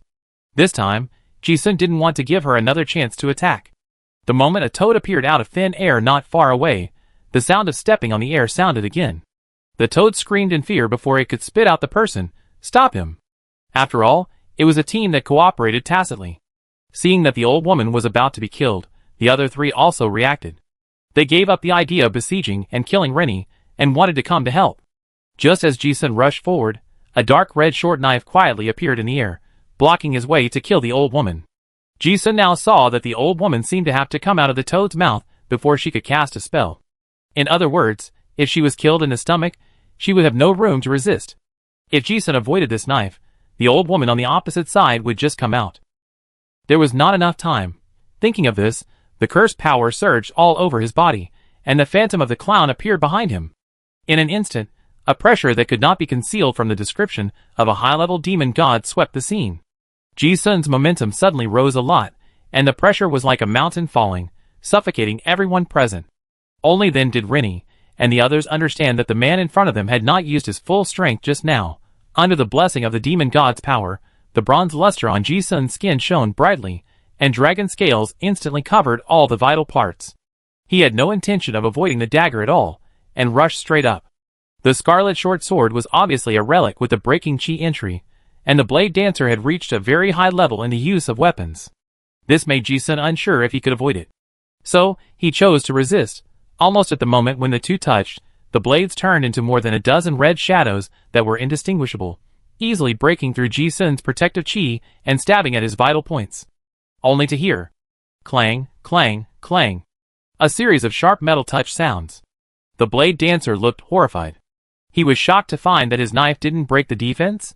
How could the supreme body of the golem after transformation be pierced by a 4th-level blade dancer? If there was no strangeness in the red blade, the opponent couldn't even break the chi. Ji-sun ignored the blade dancer, who wanted to entangle him, and rushed forward like a bull. In the blink of an eye, he grabbed the toad that was spitting out people. Ji-sun grabbed the neck of the black-toothed old lady who had just emerged, and shouted with sonic hypnosis skills, "Where is the soul medium who can lift the curse?" The old woman was shocked by this, and her face, which was already bloodless, turned pale. At the moment of death, she knew what the other party was going to do. But some images came to her mind uncontrollably. Before she could react, Ji-sun pulled her violently. Before the person was completely spit out from the toad's mouth, he pierced the other person's heart with a knife. "You?" The old woman's eyes were trembling with shock. Before she could say anything, she spat out a mouthful of old blood, and she was already extremely weak. At the same time, Ji-sun also clearly felt that the fatal damage suffered by the other party was rapidly backfiring on himself. It was this breath of death that made the corners of his mouth curl up even higher. "Hey, it's coming." He estimated clearly in his mind that the effect time of the curse backfiring would reach its strongest in 1 minute. Now he had to race against time to find a medium to break the curse. The thought flashed through his mind, but Ji-sun's hands were not slow at all. He quickly took out the gray fog relic he had taken before. The target is in a weak state. This is the best time to search the soul. As the spell power was infused and the light was on, Ji-sun placed the black and white photo on the old woman's forehead. This pull instantly pulled out the memory in her head. Like a movie film, a stream of images appeared in the void and was instantly imprinted on the photo. Ji-sun's eyes flashed rapidly, searching among the frequently changing memory fragments. At this moment, his brain was working to the extreme. Fortunately, he found what he wanted in the first place. Crack. With a sound, the neck bone broke, and the old lady with black teeth died on the spot. At the same time, a flash of light and shadow appeared, and Ji-sun had appeared 100 meters away, next to the body of the old lady who had just died for the first time. He picked up the storage ring, and then quickly found a skull bone from it. With a crush in his palm, hundreds of green ghosts seemed to be freed and immediately floated out of the skull and fled in all directions. At the same time, the black air above Ji-sun's head dissipated instantly. The curse disappeared. After doing all this, the smile on his mouth became more and more ferocious, and he laughed strangely. "What a pity, I almost died." He greedily recalled the feeling of death just now, and now that the crisis was resolved, it sublimated into an extreme pleasure, like being intoxicated by the clouds. The forbidden technique cause and effect curse resonance of the fallen that the black-toothed old lady practiced hard is almost extinct in the East Wilderness. But in the inheritance of the South Continent, it is fully inherited. Ji-sun had seen a detailed introduction to this evil curse in the spoils of the 7th-level voodoo master Black Widow Heather in the Plague Swamp. Witch doctors are good at various difficult and complicated diseases, and can also exorcise curses. It was recorded that the best way to break this kind of causal curse was to destroy the soul medium carrier used by the caster to practice this secret technique. And to cast a curse, the soul medium must be carried with him. So when Ji-sun found out that he was hit, the first thing he thought of was not to escape, but to snatch the soul medium. But the only problem was that he didn't know where the old lady hid the thing. Fortunately, he had just obtained the Grey Mist relic. The function of this relic is to extract a specific part of the target's memory. If the target is extracted violently, the most persistent thoughts before death will usually be extracted. So Ji-sun shouted out the question of where the medium was before killing someone. Although the old woman guessed his purpose at the last moment, her instinct would unconsciously think of the answer to that question. This allowed the disaster to accurately strip away the most impressive memory of her last period of life. On the opposite side, Rennie and the other 3 black knife killers were completely stunned. They waited until Ji-sun finished all this before they knew what happened. Rennie's eyes were filled with disbelief, as if he was looking at a monster. That guy actually thought of this method? This operation, is it something that a normal person would dare to think of? The other people present actually knew that the only way to break the curse backlash was to find soul medium. They also knew that Grey Mist relic could extract memories. They knew all the conditions. But unfortunately, no one thought that these factors could be connected. And in front of him, someone performed a standard answer. In addition to escaping, there is also such a way to deal with it. Severely injure the target, force a soul search at the last moment, and then get clues. No matter how you think about it, you feel that this plan is outrageous and crazy. It's like madly testing the death god's scythe on the verge of death, but the fact is happening right in front of you. The excited grin that echoed through the cave seemed to be mocking their cowardice. The guy with the clown shadow behind him taught them a lesson they will never forget. What kind of monster is hidden in this guy's heart? Rennie was so shocked that he was speechless. He accepted the guy's strength. After all, he was an S-level wanted criminal on the wanted list. But because of his strength, he thought it would be safer to escape. But he didn't. His behavior just now was simply that of a madman. If Rennie himself was cursed, he would definitely choose to escape. Then, he would keep as much distance as possible, and think of a way after the curse expired. He never expected to see such an outrageous operation. Severe damage, soul search. Theoretically this can indeed get. Soul medium. Intelligence. But what if the damage is not controlled and the person is killed directly, so the soul cannot be searched? What if the memory of the old lady with black teeth is too complicated and no clues are found? What if the location where the soul medium is placed is not easy to find? What if? Too many uncontrollable factors. A slight mistake in any step means a possible sudden death. It feels like being on the gambling table, betting all your chips every time you win. Only a madman would bet that he will keep winning. If the bet is wrong, you will die. Rennie knew that he could not do it. He did not dare to bet, nor did he have the confidence. But it was because he saw someone do it in front of him that he was shocked beyond words. If he had not seen it with his own eyes, it would be hard for him to imagine that there was such a crazy guy. Ji-sun stood there for a few breaths. He did not want to explain to anyone. The uncontrollable factors in the eyes of others, in the deduction of the world that I am, there are not so many variables. All the factors that are happening point to a result that is bound to happen. All he needed was some decisiveness, and just the right execution. Of course, there were real risks in the deduction.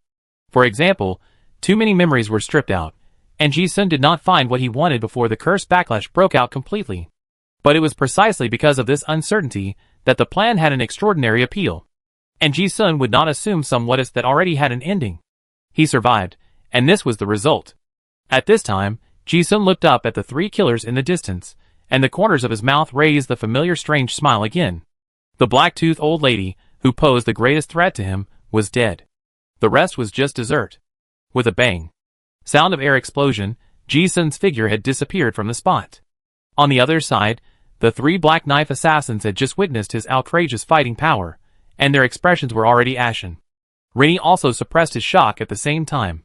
Seeing that the three wanted to run, he quickly helped to stop them. Bang! Bang! Bang!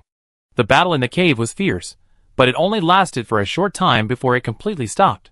Not long after, the barrier was broken, and a small mechanical boat reappeared in the underground river, slowly sliding into the unknown dark depths.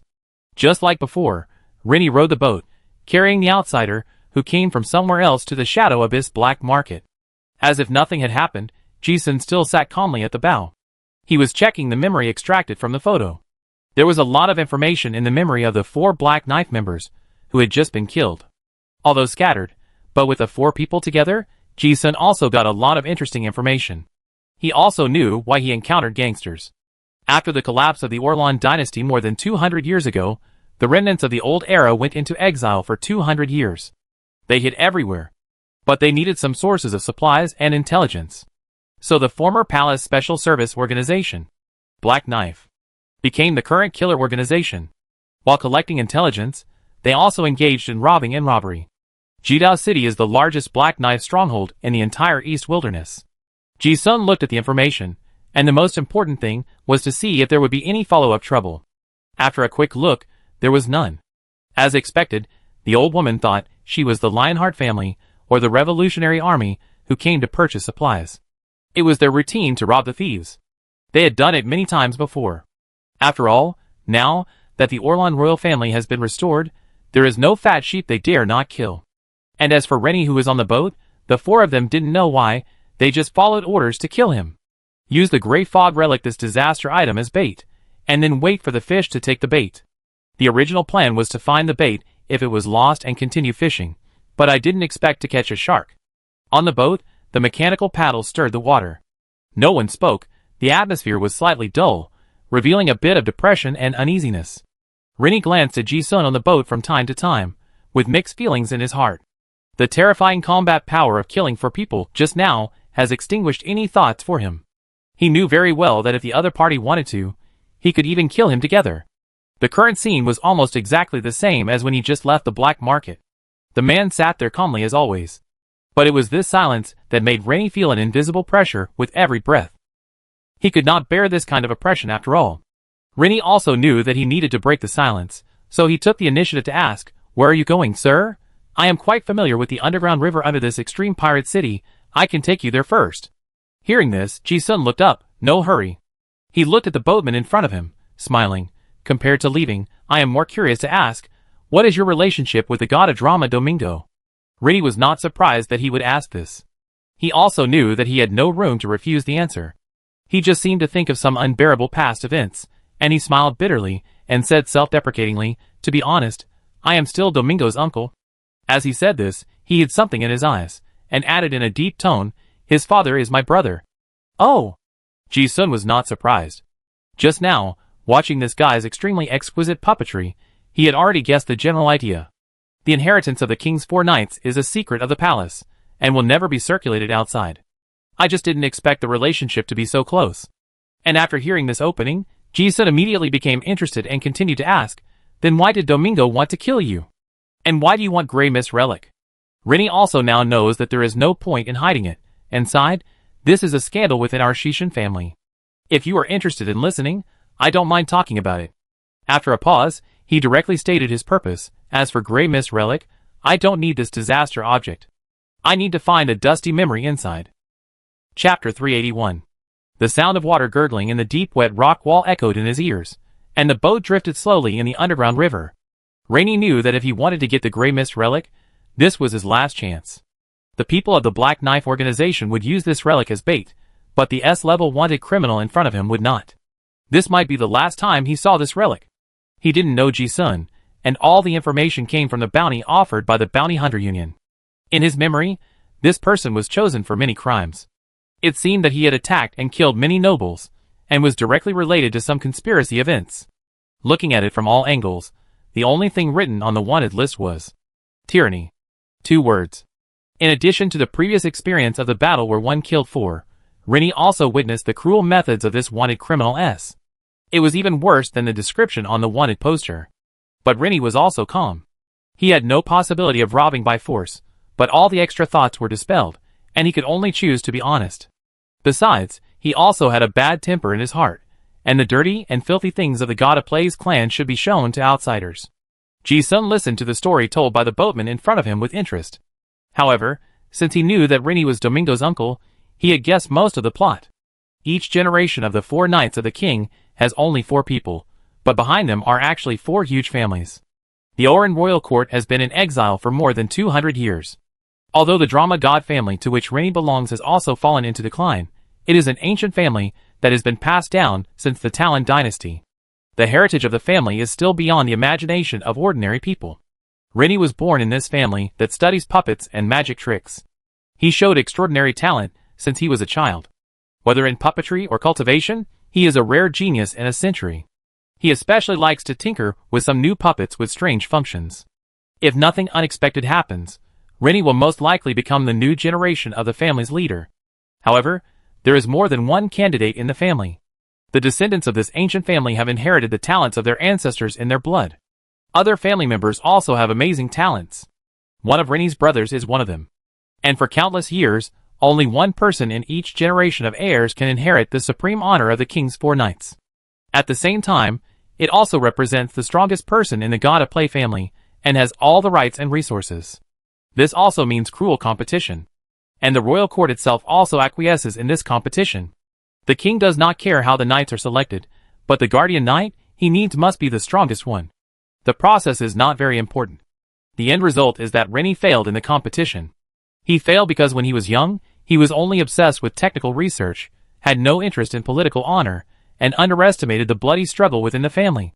In layman's terms, this is a technical geek with low emotional intelligence.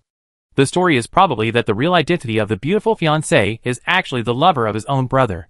She deliberately approached Rennie, fascinated him, and stole all his research results. In the end, he lost his value and was poisoned. Rennie lost his healthy body, his inheritance, and everything. Fortunately, he survived a great disaster and survived until now. When Ji-sun heard this seemingly bloody plot, he didn't feel any surprise at all. The competition among the top nobles in this world is unimaginably cruel. He and Catalina are very familiar with each other, and he has witnessed the open and secret struggles within the Lionheart family before. Before the successor of the head of the family was decided, the descendants of the Lionheart family stabbed each other in the back, and many died. Lovers, poisoning, framing, these methods are simply the standard script of the internal struggle of the nobility. If there is anything to say, it can only be said that when Rennie was young, he was indeed lacking in political tactics. It was not unfair for him to lose. After all, it was decades ago. Rennie, who had been hiding in the dark for decades, had already lost his edge, and did not mind telling outsiders about his stupid experience. But his tone could not hide his self-mockery. He said, "Gerland's talent is indeed not bad. He has also learned everything inherited from the family. His combat ability and scheming are far superior to mine. I didn't have much interest in the honor of the 4 knights." No matter what he thought, his brother still took ruthless action. As he spoke, Rennie sighed and paused for a moment, and did not continue. He suddenly changed the subject and said, "But unfortunately, the most important secret of our Shishin family is in this Grey Mist relic. There is a fatal hidden danger in the advancement of our lineage of card masters, that is, the mental power is easily distorted. Only by multitasking can more puppets be controlled. But this kind of mental split cultivation secret method often leads to some uncontrollable distortions. The higher the rank, the greater the probability of distortion. And this relic is used to deal with the hidden dangers of distortion." He explained the reason why he had to get the photo. "Oh, can it also deal with mental distortion?" When Ji-sun heard Lei and I talk about the purpose of this relic, he immediately became interested. It seems that it is not just used for soul searching and interrogation as the old woman said before. It is obvious that there is a more important function. Yes. Lenny knew that if he concealed it, he would never get the relic. Only by being honest can we arouse the other party's interest, and perhaps have room for negotiation. Besides, he no longer belongs to the God of Play family, and everything in that family has nothing to do with him. He did not hide anything and said directly, "Your Excellency should know that puppeteers need to multitask when controlling puppets. Performing different tricks for a long time will easily lead to split personalities. Originally, this is a good thing for us magicians, as it can greatly increase the number and efficiency of our puppets. But the fact is that during the splitting process, some uncontrolled personalities will appear. For example, some dark and evil personalities. And often, these personalities are not restrained by reason, which will eventually lead to the collapse and distortion of reason and become madmen. Is that so?" Ji-sun listened with no different expression, but a hint of playfulness appeared in his eyes. Others may not understand the problem expressed by Rennie, but Ji-sun can understand it very well, and murmured in his heart, "I was wondering how the magician controlled so many puppets, so that's it." Not only did he know the danger of splitting, he had almost become distorted before. However, he found a way to restrain himself, which was to learn the secret method of visualization of the moon god, and use his strong mental power and will to restrain the split personalities. Although the problem of splitting was not eradicated. But he also felt that this was good. He could accept any of himself. As for this kind of mental distortion, the god of drama family seemed to have their own methods. Grey Fog Relic. The effect is to strip away part of a person's memory and cognition. Rennie said the method, so once mental distortion occurs, the relic can be used to directly peel off the uncontrolled split personality. Although this will cause people to lose some memories and abilities, at least they can survive and continue to advance. This is also the method used by the drama god family for countless years. However, before the 7th level, magicians rarely encounter this problem, so the relic is rarely used. Ji-sun also understood the method. If the personality is uncontrolled, then use the relic to peel it off. It's like a tumor on the body, just cut it off directly. It's a good method. And Ji-sun also understood what this guy was looking for in the relic. It was the memories of their ancestors from the Shishin family that were stripped out and left in the relic. According to Rennie, those who can be distorted are almost all above the 7th level, the most talented people in the Shishin family. In other words, the fragments of consciousness in this relic may be various lost super-level secrets. You know, those consciousness fragments, in a sense, are similar to skill cards. If used properly, they can even be directly digested into one's own understanding. So that's it. Ji-sun suddenly became very interested in this relic and smiled. So, Domingo wanted to find you because he wanted to obtain the consciousness fragments inside? Yes. Rennie had nothing to hide, and guessed that Ji-sun could think of this and said, "It's okay that there was no 7th level in Dongwang before, but the legendary level that can control the puppet army is enough to be worthy of the 4 Knights of the King. This title, there is no need for the fragments of consciousness of the ancestors in Grey Mist Relic. But now the people of the South Continent have come to attack, and the royal court is also in danger.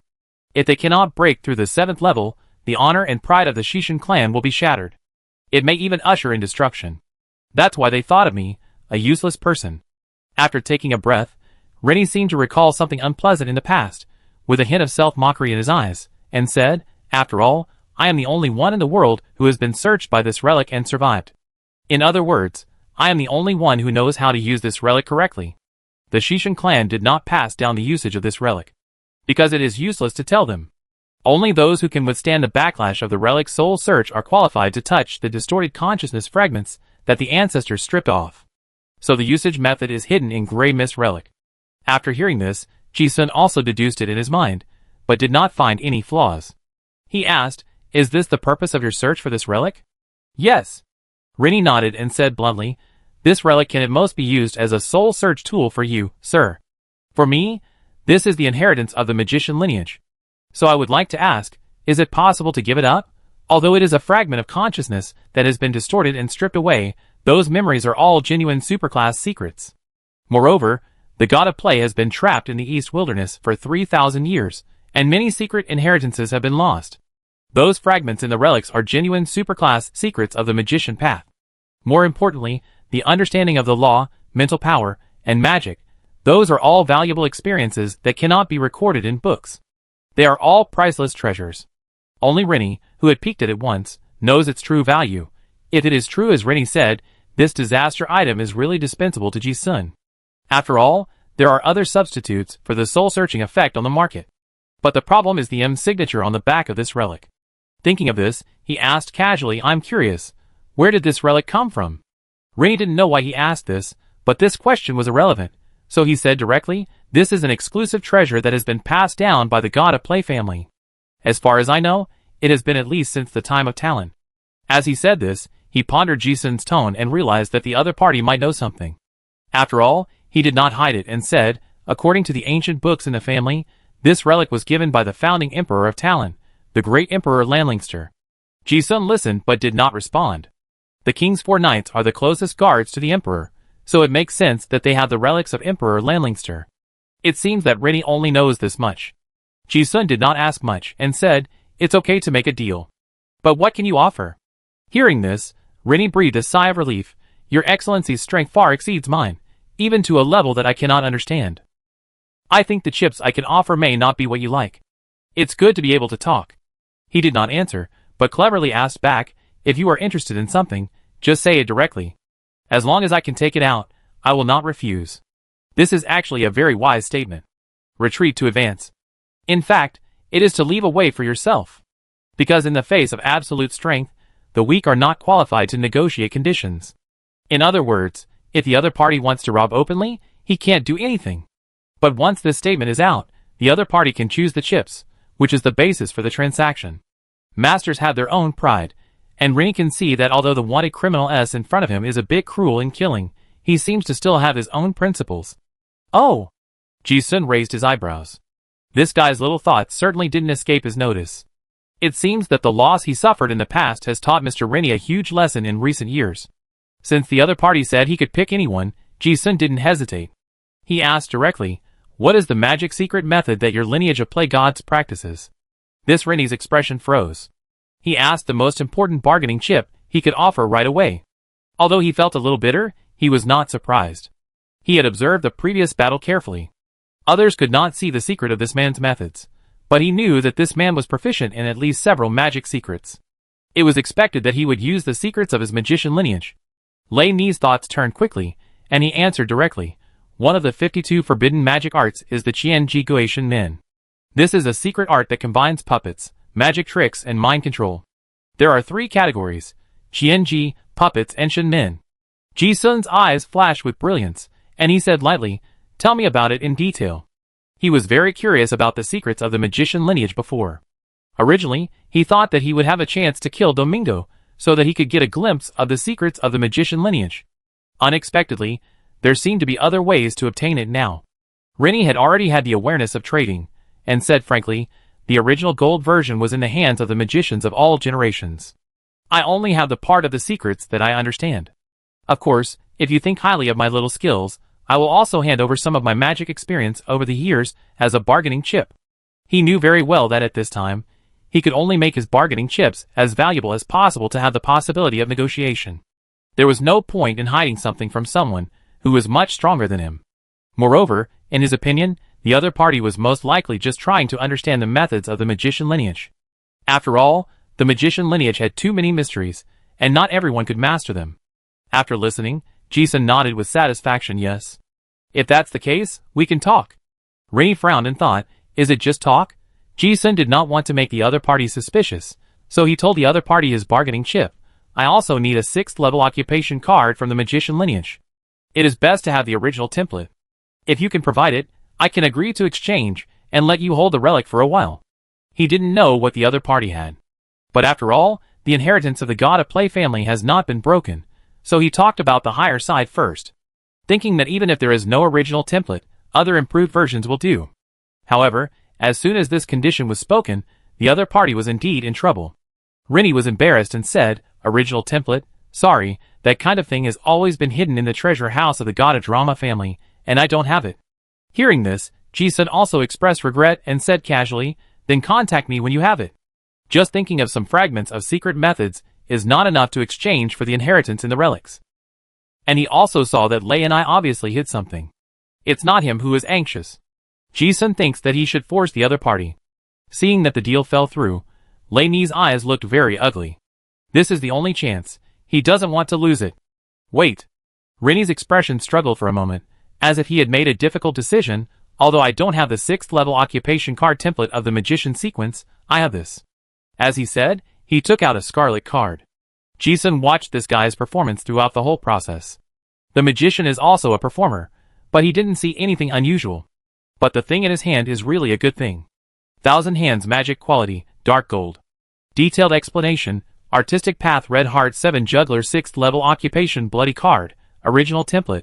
After integrating high-tech materials of no less than gold quality, it can be refined into a finished occupation card. Fusion requires super skills and mental strength.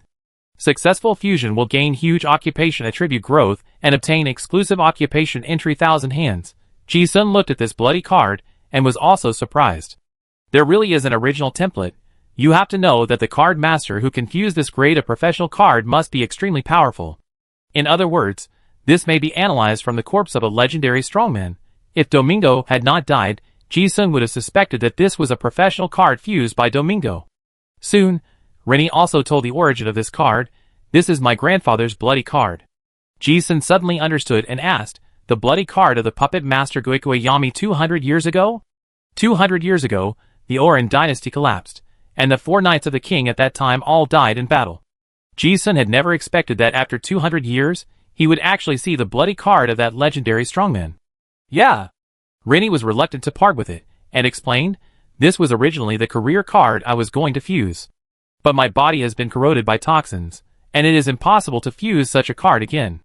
Not only that, this is also a commemorative item. It represents the item he was rewarded as the first genius of the Shishin family. Rennie has no good feelings towards the current Shishin family, but he still respects the ancestors of the family. After all, it was the inheritance of his ancestors that allowed him to glimpse the ultimate secret of the puppet. Seeing this, Ji-sun did not hesitate any more. Okay. This professional card is indeed very ideal for him. When Rennie heard that the other party agreed, he was stunned and felt unbelievable. Really agreed like this? To be honest, the 2 chips he took out were far less valuable than the things in the photo. He was ready to bet his entire fortune. Unexpectedly, the other party agreed so readily. Ji-sun casually threw the photo over and said, take the things first. However, I will be with you during your meditation. I didn't intend to embarrass him. That's the first reason. Value and the like are all based on subjective judgment. He got what he wanted, so this transaction was worth it. The second reason is that Ji-sun is also very interested in the inheritance in the relic. But he also saw the weirdness of this relic. It's not okay to try it yourself. It would be best if there is someone to do it for you. After a little thought, Rennie guessed Ji-sun's idea. But this was originally part of the deal, and he thought it was natural. Looking at the photo in his hand, Rennie's expression was complicated. He had thought of risking his life to get the relic, but it was achieved just like that. It really made people feel like a dream. Besides, it was safer to have such a strong man around. With the things in hand, at least there was no need to worry about the enemy chasing him. Okay. Rennie thought of this, agreed immediately, and rowed the boat to continue to go deep into the dark passage. Ji-sun didn't ask where he was going, nor was he worried. Soon, the boat didn't go to the surface, but followed the underground river to the outlet of a dark sewer. Rennie put away the mechanical folding boat, and the two of them went deeper along the rainwater pipe. After walking for another half an hour, Ji-sun suddenly heard the rustling of human voices. After crossing a small bridge built with waste wood and metal parts, Ji-sun saw a dilapidated wooden house and a camp built with tents. There was a faint light. It was not large, and there seemed to be a few hundred people. Most of them were wearing cloaks and gas masks, and looked mysterious. Ji-sun observed and sensed some guys with strong auras. Rennie introduced, "This is a wanted criminal camp, and everyone calls it the Rat Camp. I live here most of the time." He apologized a little. "The environment is a little bad, and I hope you don't mind. After all, I can think of the safest place in the Extreme Thief City, and this is it." Ji-sun looked at it, and didn't care at all, of course. He also felt that the pipelines that extended in all directions were very suitable. Chapter 382. Lenny led Ji-sun into the sewer camp. When passing a rainwater ditch, several red-eyed mice sniffed, as if they were very wary of this strange visitor. Ji-sun knew that this was the card master's spiritual object. The most abundant thing in the Extreme Thief City is various mysterious card masters. But it was not surprising. Lei and I was afraid that he would misunderstand, so he explained, "This is the little pet of Grandma Ko, and it is also a sentinel in the camp. Because there are rarely outsiders coming on weekdays, we are a little cautious." As he spoke, he glanced at the mouse and said, "Tell Grandma that this is the guest I brought." The red-eyed mouse seemed to understand what people said, and responded with a squeak squeak and disappeared in a flash. Thinking of something, Rennie turned to look at Ji-sun and said, "Oh, I almost forgot. Grandma is a very powerful fortune teller. She is also one of the earliest residents of the camp. Now she is responsible for the safety of this camp." "Yeah." Ji-sun listened and nodded, without saying much. He also understood that without an acquaintance to lead the way, it would be impossible to enter this sewer rat camp. This camp is like a small village. Rennie has been here for many years, and everyone knows him. When he came back, many acquaintances who passed by greeted him. Ji-sun himself is a wanted criminal, so he deliberately paid attention to the bounty of the Bounty Union. After careful identification, he really recognized several familiar faces in this camp. After comparing them in his mind, he found that they were wanted criminals with a federal bounty of over 1 million. But the time period is a bit long. Most of them are from 10 years ago. Rennie also guessed that he would be curious, and took the initiative to explain, this was originally just a temporary hiding place for several people wanted by the Federation. Later, they had nowhere to go, so they settled down here. Later, more and more people came, and gradually it became this scale. Everyone came here to seek refuge, and they also take care of each other. Yeah. Ji-sun listened and didn't think much about it. The group of wanted criminals in the camp did not make him feel worried, but rather as friendly as returning home. To be honest, the bounties of all the people here are probably not as much as his alone. There is no danger. Rennie has his own wooden house in the camp, hanging above a huge abandoned rainwater pipe. The two walked up the rusty stairs. When they opened the door, they saw that it was filled with various puppet-making tools, and some fine mechanical parts could be seen everywhere in the house. There was also a puppet arm being carved on the workbench, and a metal mechanical secret box was installed in the hollow of the arm, which was very exquisite. It can be seen that someone has been working on the workbench for a long time, and the edges and corners have been polished to a smooth and shiny state. Ji-sun glanced at it, and knew that this was Rennie's long-term residence. He also knew that Rennie had brought him to the hiding place, which would maximize his trust. After Rennie entered the house, he dismantled a few small mechanisms and said, "There is also an attic above, but some miscellaneous items are piled up. I may need some time to comprehend Grey Mist relics, so I'm sorry to trouble you." Yeah. Ji-sun didn't mind. Just got the professional card, he also needed a stable environment to try to advance. The two just came back at this moment. Suddenly a childish voice called out from downstairs, "Uncle Rennie, are you back?" Rennie heard the call and opened the window. "Yes, little Jimmy." The child downstairs asked again, "Can we come up to visit you?"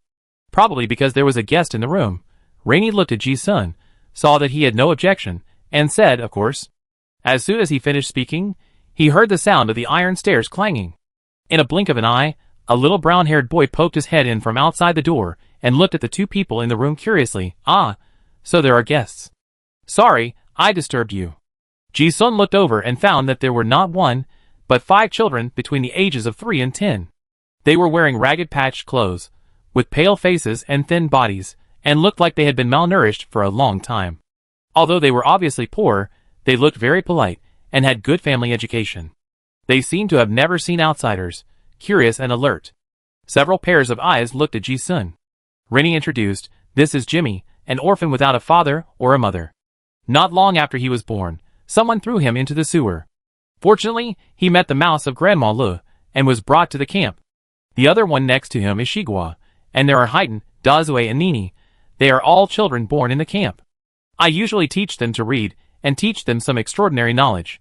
So they like to come to my place to join in the fun." He said this with an apologetic tone, afraid that Ji-sun would mind the noise of the children. After introducing them, the 5 children dared to open the door, and bowed together. "Hello, sir." Ji-sun seemed to see his once abandoned self, and smiled. "Hello." He also understood why there was a small blackboard full of graffiti in the room. It turned out to be used for teaching. Expressions can be disguised, but it is difficult to disguise the details of life. It must be said that this move of Rennie did gain Ji-sun's trust. After all, they were just children. The little boy with the watermelon head greeted him, and asked expectantly, "Mr. Rennie, did you go to the surface today? Did you bring back any delicious food?" Not only him, but the other 4 children also stared with big watery eyes. For them who grew up in the sewers, everything in the outside world was new. Hearing this, Rennie's expression was a little embarrassed. He had originally promised them that he would bring some pastries every time he went out. But something went wrong with the plan, and he didn't have time to buy them. Ji-sun saw Rennie's dilemma, and before he could say anything, he interrupted, "Of course I bought them. Mr. Rennie and I bought some snacks." As he spoke, 2 iron boxes appeared in his hands, like a magic trick. When he opened them, there were cookies covered with icing sugar inside. Jimmy's 5 children's eyes lit up. "Wow, cookies? Oh my god, I've never seen such beautiful cookies. Yeah, even the smell is sweet." Ji-sun smiled and handed them to them. "Eat it, you're welcome." Lenny looked at Ji-sun, and his expression was also slightly surprised. How could this young man with a kind smile on his face look like the murderous and violent clown before? He never thought that a person could have such a big contrast between the 2 sides. Lenny originally had some other ideas, which also disappeared quietly. Ji-sun observed him, and he also observed Ji-sun all the time. But just as he was thinking, Rennie's thoughts were pulled back by the noise of Jimmy and others scrambling for biscuits. He smiled bitterly and said, "Supplies in the camp are quite scarce. The children have never been to the ground, so I'm sorry to make you laugh." Ji-sun shook his head. In fact, he had noticed before that supplies in this camp were indeed quite scarce. This is a wanted criminal camp after all. There are spies everywhere if you go to the black market, not to mention going to the ground. Besides, not all wanted criminals are as rich as Ji-sun. Rennie assigned writing homework to the children, and quickly sent them away. Ji-sun went up to the attic. Rennie's actions earned him his trust. But he was not completely defenseless. Ji-sun's body was in the room, but his shadow was quietly exploring the camp. The environment did not have much impact on him. At most it was a change of place for training. Calming down, Ji-sun took out the bloody card he had obtained before. Ji-sun took out the materials, and prepared to try to see if he could refine the occupation card. Because it is the original template, the higher the material grade, the better. The main material is Hephaestus's broken hand that I won from the peddler on the nether train. This is a divine relic that can greatly increase the skill attribute. In theory, this is almost the limit of the material quality that can be used for the 6th level professional card. It is also the most suitable high skill material for the bloody card. Ji-sun originally prepared some other materials, but there are not many choices. Fortunately, after killing the 4 black-toothed grannies, he unexpectedly gained a lot. Those people originally opened shops in the Ingyuan market, and they carried a lot of goods with them. Some of them didn't even show Ji-sun the good stuff. They were probably treasures to be presented as tribute to the Orin royal family. Ji-sun got a bargain. In this way, the materials of the 4 elements of elements, flesh and blood, mystery, and spirit were all prepared. After arranging the smelting formation, Ji-sun activated the smelting formation. The materials were added one by one. A few hours later, a finished card appeared. 1,000 hands trick quality, dark gold. Detailed explanation. The Art Path of the Broken Hand of Hephaestus, which is a fusion of divine material. 7 of Hearts Trickster, a 6th level occupation card, original template. Fusion requires skill attributes not less than 128, agility not less than 200, mental power not less than 170, mental distortion tolerance rating S. After fusion, a huge skill attribute improvement, enhanced consciousness, and a huge increase in mental power are obtained. The occupation terms multitasking and 1,000 hands are obtained. The divine material sublimits the characteristics of the occupation card. Fusion obtains a trace of the god of craftsman bloodline and obtains skill growth. Ji-sun looked at the occupation card in front of him, his eyes full of joy, and he murmured with satisfaction, the original template is really strong. Although he didn't often refine occupation cards, he had been with Master Merlin for a while before, and his theoretical knowledge was very solid. After estimating the properties of the materials, the finished product was not much different from the estimate. The fusion conditions were also almost the level that the own properties could just reach. Of course, the most important thing was the bloody template. The foundation is good enough.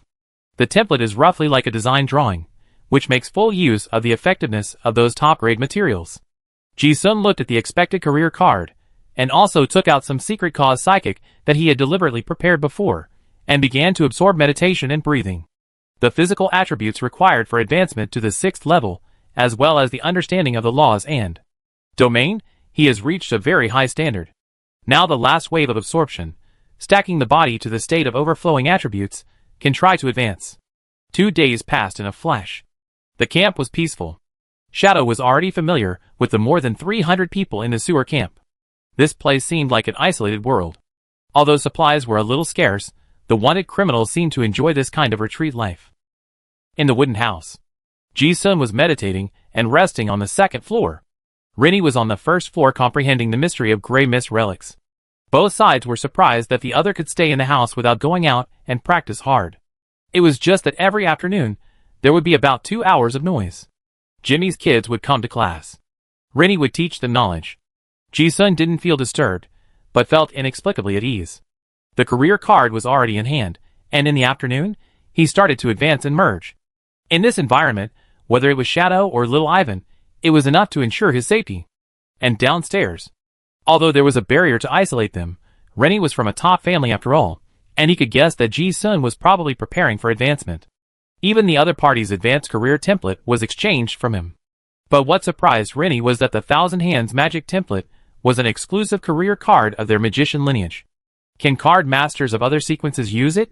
And after all, this was the original template that his grandfather had fused. Even magicians must have top talents to fuse it. Who is really not afraid of distortion?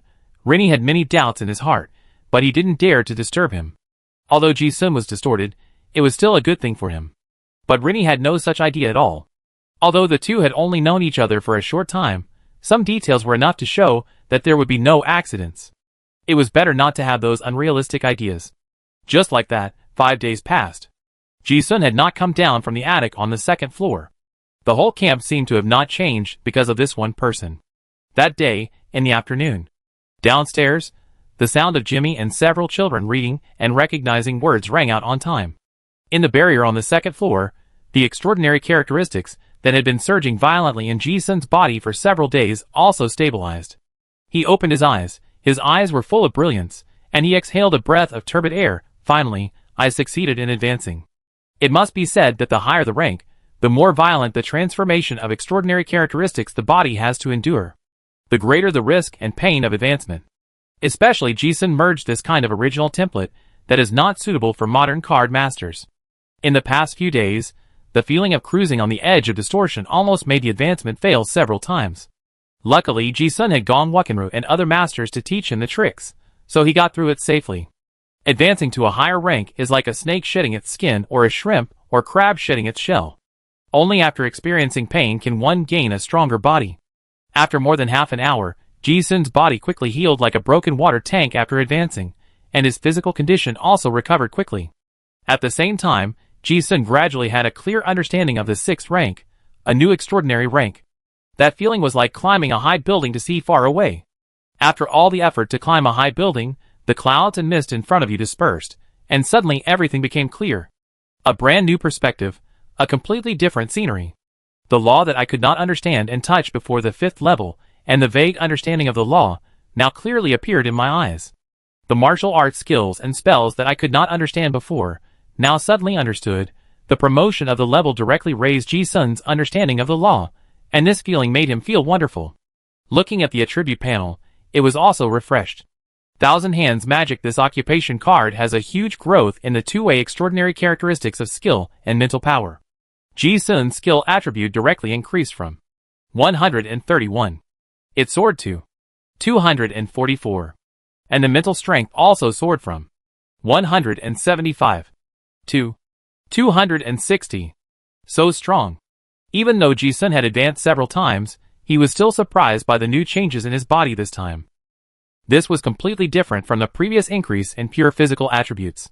This feeling was too wonderful, making him clearly feel that he was skillful. With the same 100 kilograms of strength, the destructive power of 50 skills and 100 skills is completely different. Ji-sun estimated that his combat power could be raised by more than 30% out of thin air, and the direct benefit of the sudden increase in skills is that it will be very easy for Ji-sun to learn various martial arts and spells. In layman's terms, skills can be understood as the understanding of the body.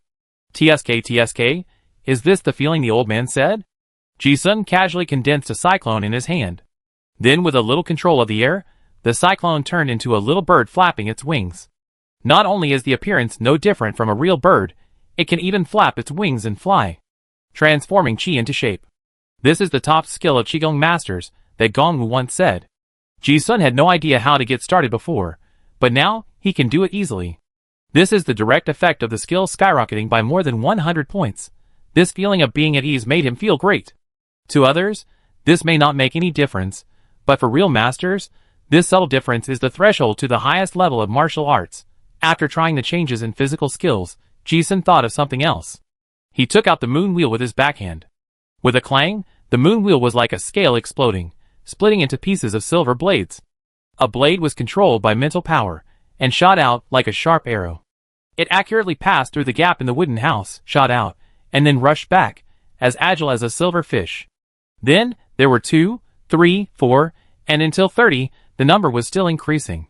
Ji-sun felt very strange. More and more flying knives were flying around him, but he didn't feel it was messy at all.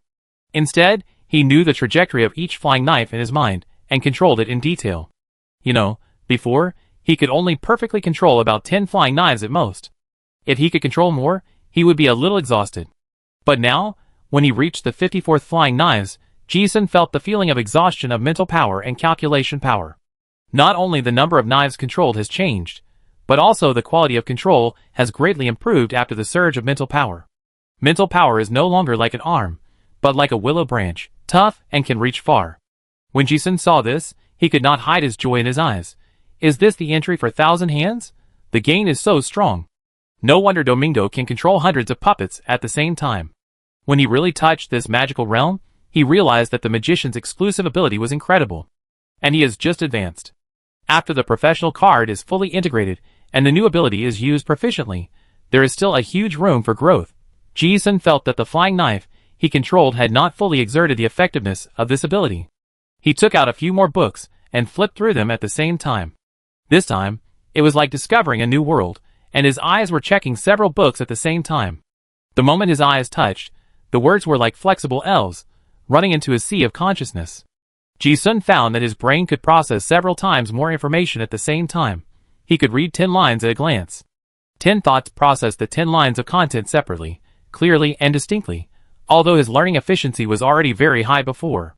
But in general, after reading with his subjective consciousness, other personalities in his mind helped to study and analyze together, which was multitasking. And now, Ji-sun felt as if he was 10 independent selves, thinking at the same time. This is the term brought by the occupation card. Multitasking. The huge amount of content within sight can be understood by the brain immediately. Even if you encounter a difficult problem, one idea cannot solve it immediately, it does not prevent other ideas from continuing to read. If it cannot be solved, other ideas can still help. Multi-line thinking greatly improves the efficiency of understanding. To break a complex spell barrier, he had to calculate and deduce the restoration steps step by step.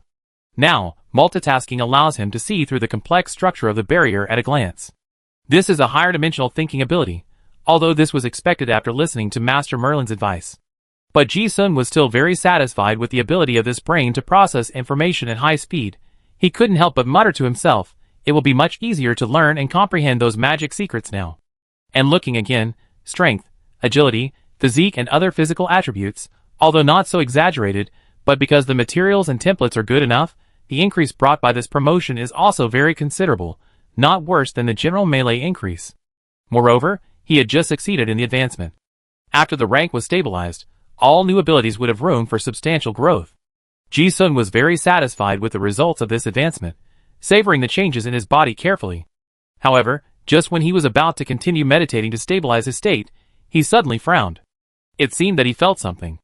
After advancing to the 6th rank, his perception became more acute. Before, Ji-sun always felt as if someone was watching him. Now this feeling came to his mind again, and it was even clearer. Strange, Ji-sun muttered to himself. This feeling in the dark is not a direct hostile perception. After thinking about it, it was probably divination, prophecy, and other mysterious techniques pointing to him. No, it seems not. Ji-sun pondered that feeling and always felt that it was not directed at him. At least he felt that the Orlan royal family did not need to go to such a high price to find him. While thinking about it, the little Ivan lying on his head suddenly opened his eyes and muttered, Mr. Ji-sun, I'm hungry, it's time to feed this little loli again. Ji-sun skillfully took out food from the storage ring, and was about to feed it when a light flashed in his mind. Hey, is it directed at Ivan? Chapter 383. Ji-sun didn't know if his crisis premonition was accurate, but he never relied on luck to always be with him. Having experienced countless dangerous situations, he didn't feel any unnecessary worries. Even though he guessed that it might be the strong men from the southern continent who came, he still had the idea of fighting back. However, he was not afraid of being alone, and the hundreds of people in the rat camp in the sewer had nothing to do with this matter. Ji-sun didn't want to implicate others. Originally, he planned to stay with Rennie for a while to consolidate his realm. Now it seems that he must move to another place. Thinking of this, he stood up and walked down the stairs.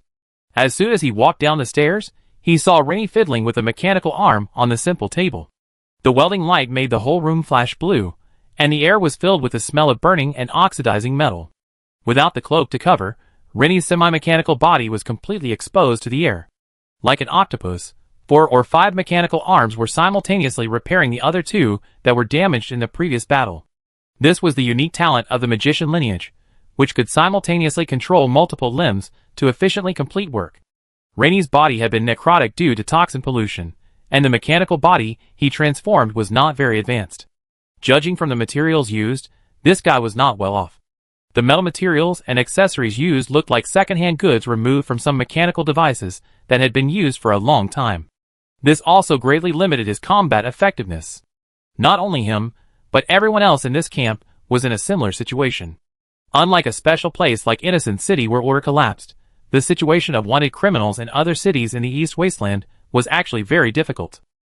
Whether it was official investigators or bounty hunters, their number was countless times that of wanted criminals.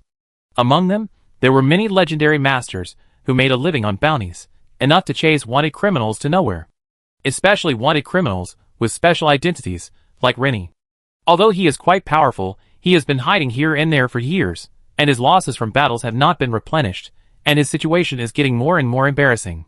And what Rennie specializes in, whether puppets or machines, are both very resource-intensive. Noble sequence. When Ji-sun came down, Rennie also heard the movement of the wooden stairs. He turned his head and showed a surprised expression, as if he was very surprised why Ji-sun, who had been staying at home for nearly a week and never came down, suddenly came down. Rennie thought that his progress and comprehension was too slow, and his expression was a little uneasy, and he said tactfully, "Is that me disturbing you, sir?" Ji-sun shook his head and directly stated his purpose. "No. I plan to leave." Hearing this, Rennie's heart skipped a beat. He didn't want to lose the opportunity he had finally negotiated. He didn't hide his difficulty. "It may take me some time to return the Grey Mist relic. After all, this relic pollutes the mental power very badly, and the time I can comprehend every day is also very short. In fact, it doesn't take some time, but a lot of time. After all, the consciousness fragments in the relics are the distorted consciousness of the ancestors. Not only are they extremely dangerous to touch, but they also contain super-level knowledge, which is very difficult to understand. But after all, it is just a transaction, and Lei and I dare not ask for it.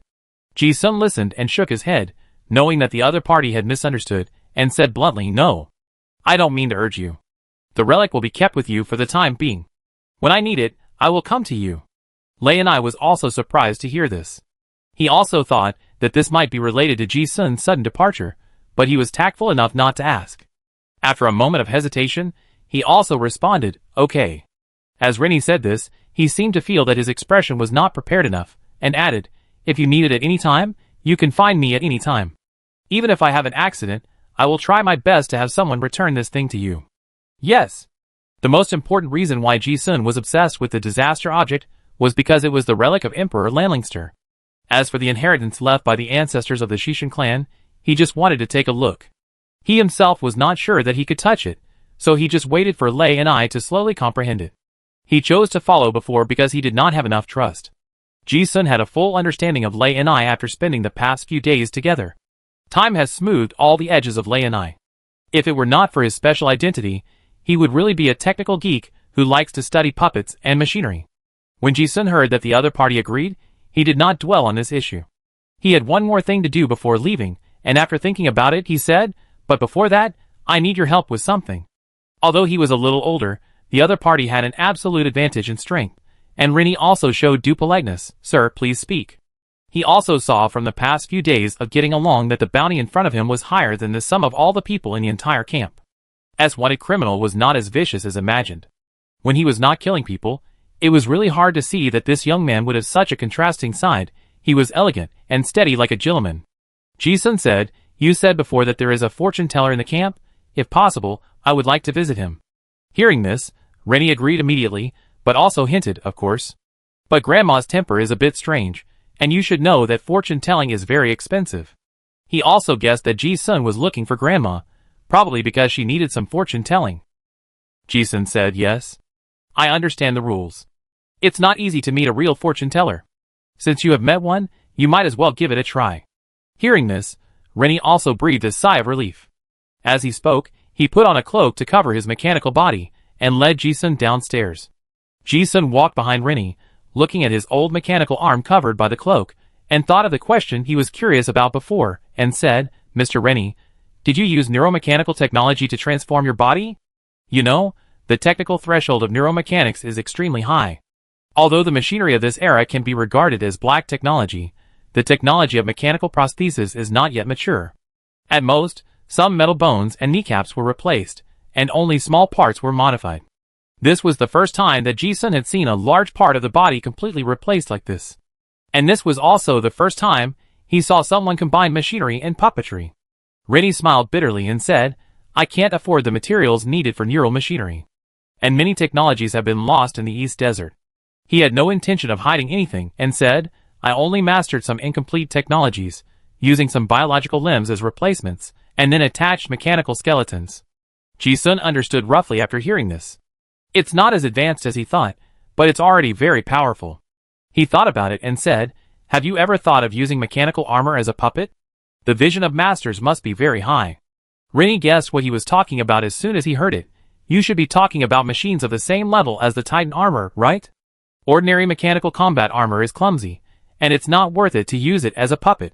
His tone was a little bitter, and he explained, "The ancestors actually tried it a long time ago. But top-level puppets, like the Titan armor, have very high requirements for mechanics. To control an ordinary combat puppet, hundreds of control commands are required, while to accurately control the Titan armor, the required commands may be tens of thousands or hundreds of thousands. Even if I can enter the field of top-level card masters, being able to control one or two armors is already the limit, and the efficiency may not be higher than that of a mechanic. In comparison, at the same level, the number advantage of extraordinary puppets is more impressive in cluster battles." Ji-sun raised his eyebrows slightly after hearing this. "Is that really the case? I had deduced that the result was almost the same before, and I just asked out of curiosity." Not surprisingly, I got the expected answer. What Rennie said just now was just a normal situation. After thinking about it, he also felt that he could share some of his own experience, and said, "But I have an idea, which is to use some biological puppets to control the machinery. For example, special monsters, like tentacle monsters, that are good at control. Simplify some mechanical armor to reduce the difficulty of control. After all, Biological puppets are replaceable and do not require the same strict protection as mechanics. In this way, in theory, a large army of mechanical puppets can be controlled. However, Ji-sun listened and thought in his mind. In theory, it is really feasible. When Rennie said this, his expression also revealed a sense of embarrassment due to lack of money. Puppet masters have always been a very expensive profession, not to mention researching new puppets. His ideas are all theoretical, and he has no conditions to try them. Ji-sun saw his embarrassment, and his eyes showed a trace of thought, and he said nothing more. The two walked down the wooden house.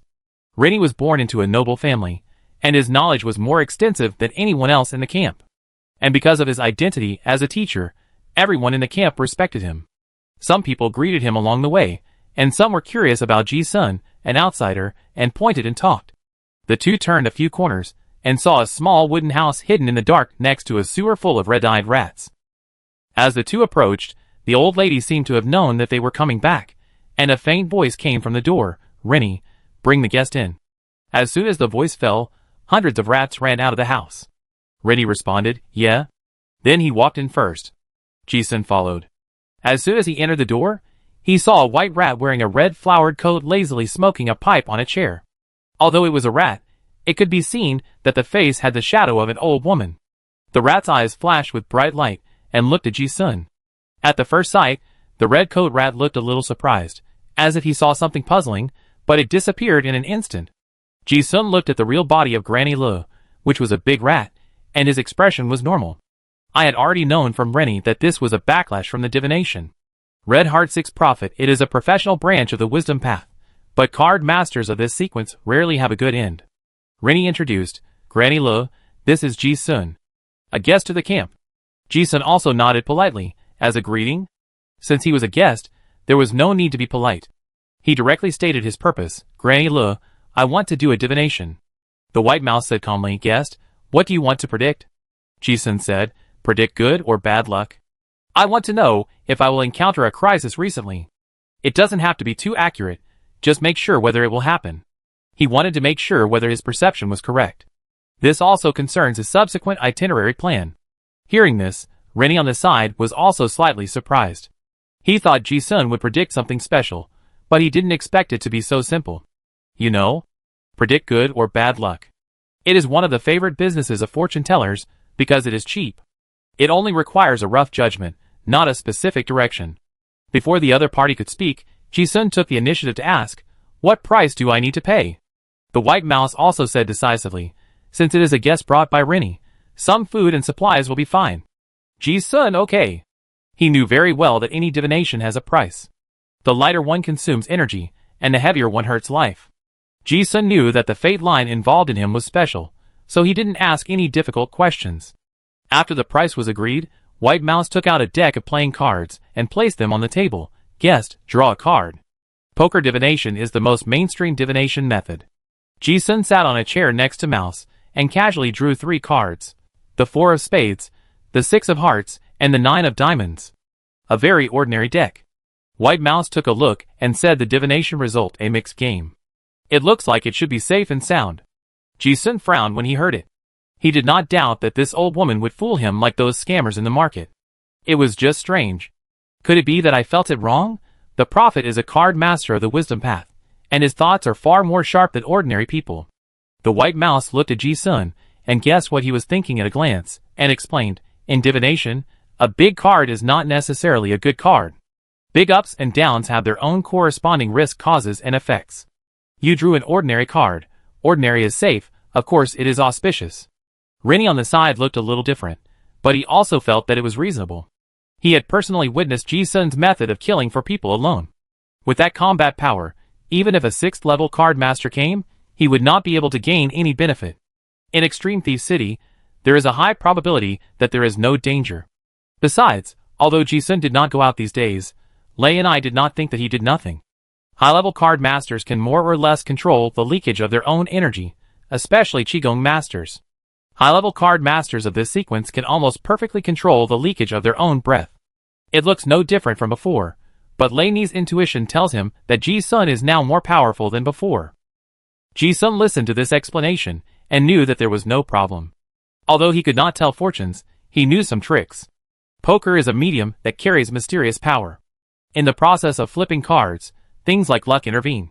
The cards you flipped are also your fortune.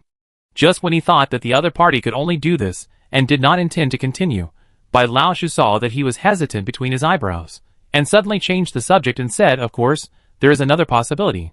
Ji-sun and Rennie cast their eyes. White Mouse said, that means someone has interfered with the divination results of related events in advance. She then added, but that situation is almost impossible. Although my rank is not high, if they really want to interfere with my divination, at least, even a legendary card master can't do it. Hearing this, Ji-sun's pupil shrank slightly. This may not sound like much to others, but in his ears, it was like thunder. If a legendary card master can't do it, then what about higher ones? There are many top masters in the southern continent. Almost at the moment of hearing this sentence, the intuition in my heart became stronger and stronger, and the sense of crisis was directed at the little Ivan in my pocket. White Mouse looked at Ji-sun's expression, and her professional sensitivity, as a fortune teller made her realize something. Perhaps she felt that the result just now was too sloppy, and it was a bit bad to accept the money. She said, you may have thought of some other clues? That's good. A clue with a direction will be more accurate than a divination out of thin air. If you think it's necessary, you can do the divination again. As he spoke, the rat's face showed a trace of wisdom accumulated over the years. You don't have to tell me what you're thinking. Your fate is very special. I may not be able to bear the backlash of your divination. Ji-sun glanced at the rat and said without further ado, okay. He drew 3 cards again, 2 of clubs, 3 of clubs, and 5 of clubs. The white rat looked at the divination result, and his expression became solemn, but more puzzled. It really changed. It turned out to be a shit card. Ji-sun looked at the card, and knew that it was a shit card. This is the smallest combination of 3 cards in poker. Although divination is a branch of prophecy, it is slightly different. Prophecy is the foreknowledge of what is destined to happen in the future, and the result cannot be changed. Divination is just a prediction of some future trends through the mysterious level. Although it also points to the future, the result of divination is more vague. It also depends on the level of the fortune teller to interpret the medium, so there are many variables. Ji-sun looked at the cards, and waited for the professionals to interpret them. But the white mouse pondered for a long time, and did not speak. The atmosphere in the room gradually became a little solemn. I don't know if it was because of the guests brought by Rennie, but the mother-in-law seemed to have exhausted all her efforts. But after waiting for a quarter of an hour, she was still unsure. Sorry, if I really have to say, I still think it is auspicious. The fart card represents the obscure and ordinary, which is actually the best auspicious card. Ji-sun nodded without forcing it, and nodded, yeah. Trouble. Grandma was also a little disappointed. Most of her life had passed, and she had predicted countless strange things, and had also predicted for many important people. Although it was a very ordinary divination, she frowned. She was not doubting the result of the divination. But the moment the guest entered the door, she saw that Ji-sun was special, and there was only one word to describe it, ordinary. And she knew that Lei and I would never bring an ordinary person to see her. A fortune teller can see things that others cannot see, such as fate and luck. It was because she didn't see the specialness of Ji-sun's fate, but it was brought by Rennie himself, that she realized it was special. This made her more suspicious that the divination result might have been interfered with. This thought lingered, and Granny sighed and murmured to herself, it's a pity that my divination poker is too low grade. If I had a relic level prop, the possibility of interference might be greatly reduced. Ji-sun had already paid the reward and was ready to leave. Hearing this, he suddenly thought of something. Relic? Thinking of something, he took out a set of golden poker cards and asked, Grandma, do you think this poker card is okay? This was the second-level golden divination poker cards that Ji-sun got when he killed a fortune teller from the Chow family in the black market in Innocent City. This thing can only be used by fortune tellers, and has been gathering dust until now. Seeing the golden poker cards on the table, Grandma's expression froze, as if she recognized the origin of this relic. Of course it's okay. The relics of the fortune teller sequence are rare, and she didn't expect that she would see such a complete set of fortune-telling poker cards. Moreover, I have seen it before. Ji-sun listened to the other party's promise to do divination for the 3rd time, and planned to try it again. White Mouse shuffled the cards. I don't know if it was because of the special rank of the relic or other reasons, but the 3 people in the room always felt that a mysterious atmosphere had descended. The mother-in-law looked serious and had a bad premonition, but she also said, Guest, please draw a card again. Yes. Ji-sun drew a card again. But this time, He had just drawn the first card and was about to turn it over when something strange happened. The face of the mother-in-law opposite suddenly changed, as if she had touched some unobservable taboo, and a mouthful of blood spurted out. Her breath weakened, as if she had lost half her life. Seeing this scene, Ji-sun's pupils suddenly shrank. Lenny on the side also changed his face. The three of them had never thought that just drawing cards before turning over the cards would cause such serious consequences. But this also directly proved that someone really interfered with the divination. The divination behavior of the mother-in-law just now directly touched the mysterious power, which was backfired, at the same time. In an inconspicuous tavern in Innocent City, a few mysterious people wearing cloaks gathered in the room. They had just crossed the Abyss Rift and arrived in the East Wilderness today. At this moment, they were flipping through the map of the East Wilderness. If anyone was here, they would definitely see that on the map, several people had just drawn a route to the Extreme Thief City. I didn't expect that those guys from the Rebel Dragon Army actually sent the taboo to the East Wilderness. Yes. It made us run so far. Don't waste time, hurry up and set off. Chapter 384. Ji-sun left the rat camp in the sewer. Since divination has confirmed that his sense of crisis really has a directional source, of course he can't stay. In the wooden house, White Mouse looked at the storage ring left on the table, with a complicated expression. Lenny looked at the scarlet blood on her chest and asked with concern, "Grandma, how are you?" Only a few people in the camp knew the identity of Grandma, and Lenny was one of them.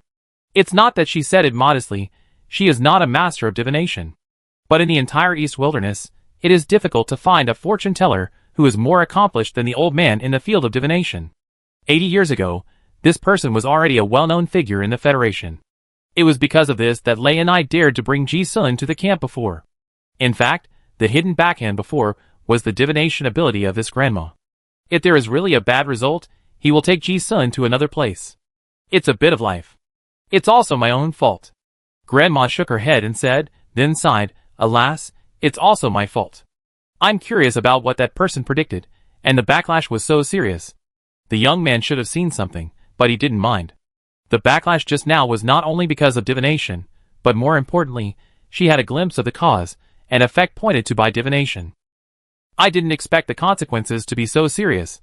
Rennie also felt a little unbelievable when he heard this. He knew that Granny's divination was very special, and even transferred most of the backlash costs to the symbiotic mice. But even so, the backlash was so serious, it was hard to imagine what that person had predicted. Granny looked bitter, and said, the cause and effect involved in that young man is too horrifying, far beyond the scope of my reach. If nothing unexpected happens, it should be someone from the South Continent. I thought the crisis was directed at the Bai family at most, or the Orlan royal court. After all, Rennie and the others had killed several members of the Black Knife organization before. Such a backlash is not a big deal. I didn't expect it to be like this. The cause and effect is so powerful that it is impossible to peek, just like a god that cannot be looked at directly. At this point, the two did not say anything. Grandma looked at the poker on the table and sighed, this golden divination poker is a relic of my teacher back then.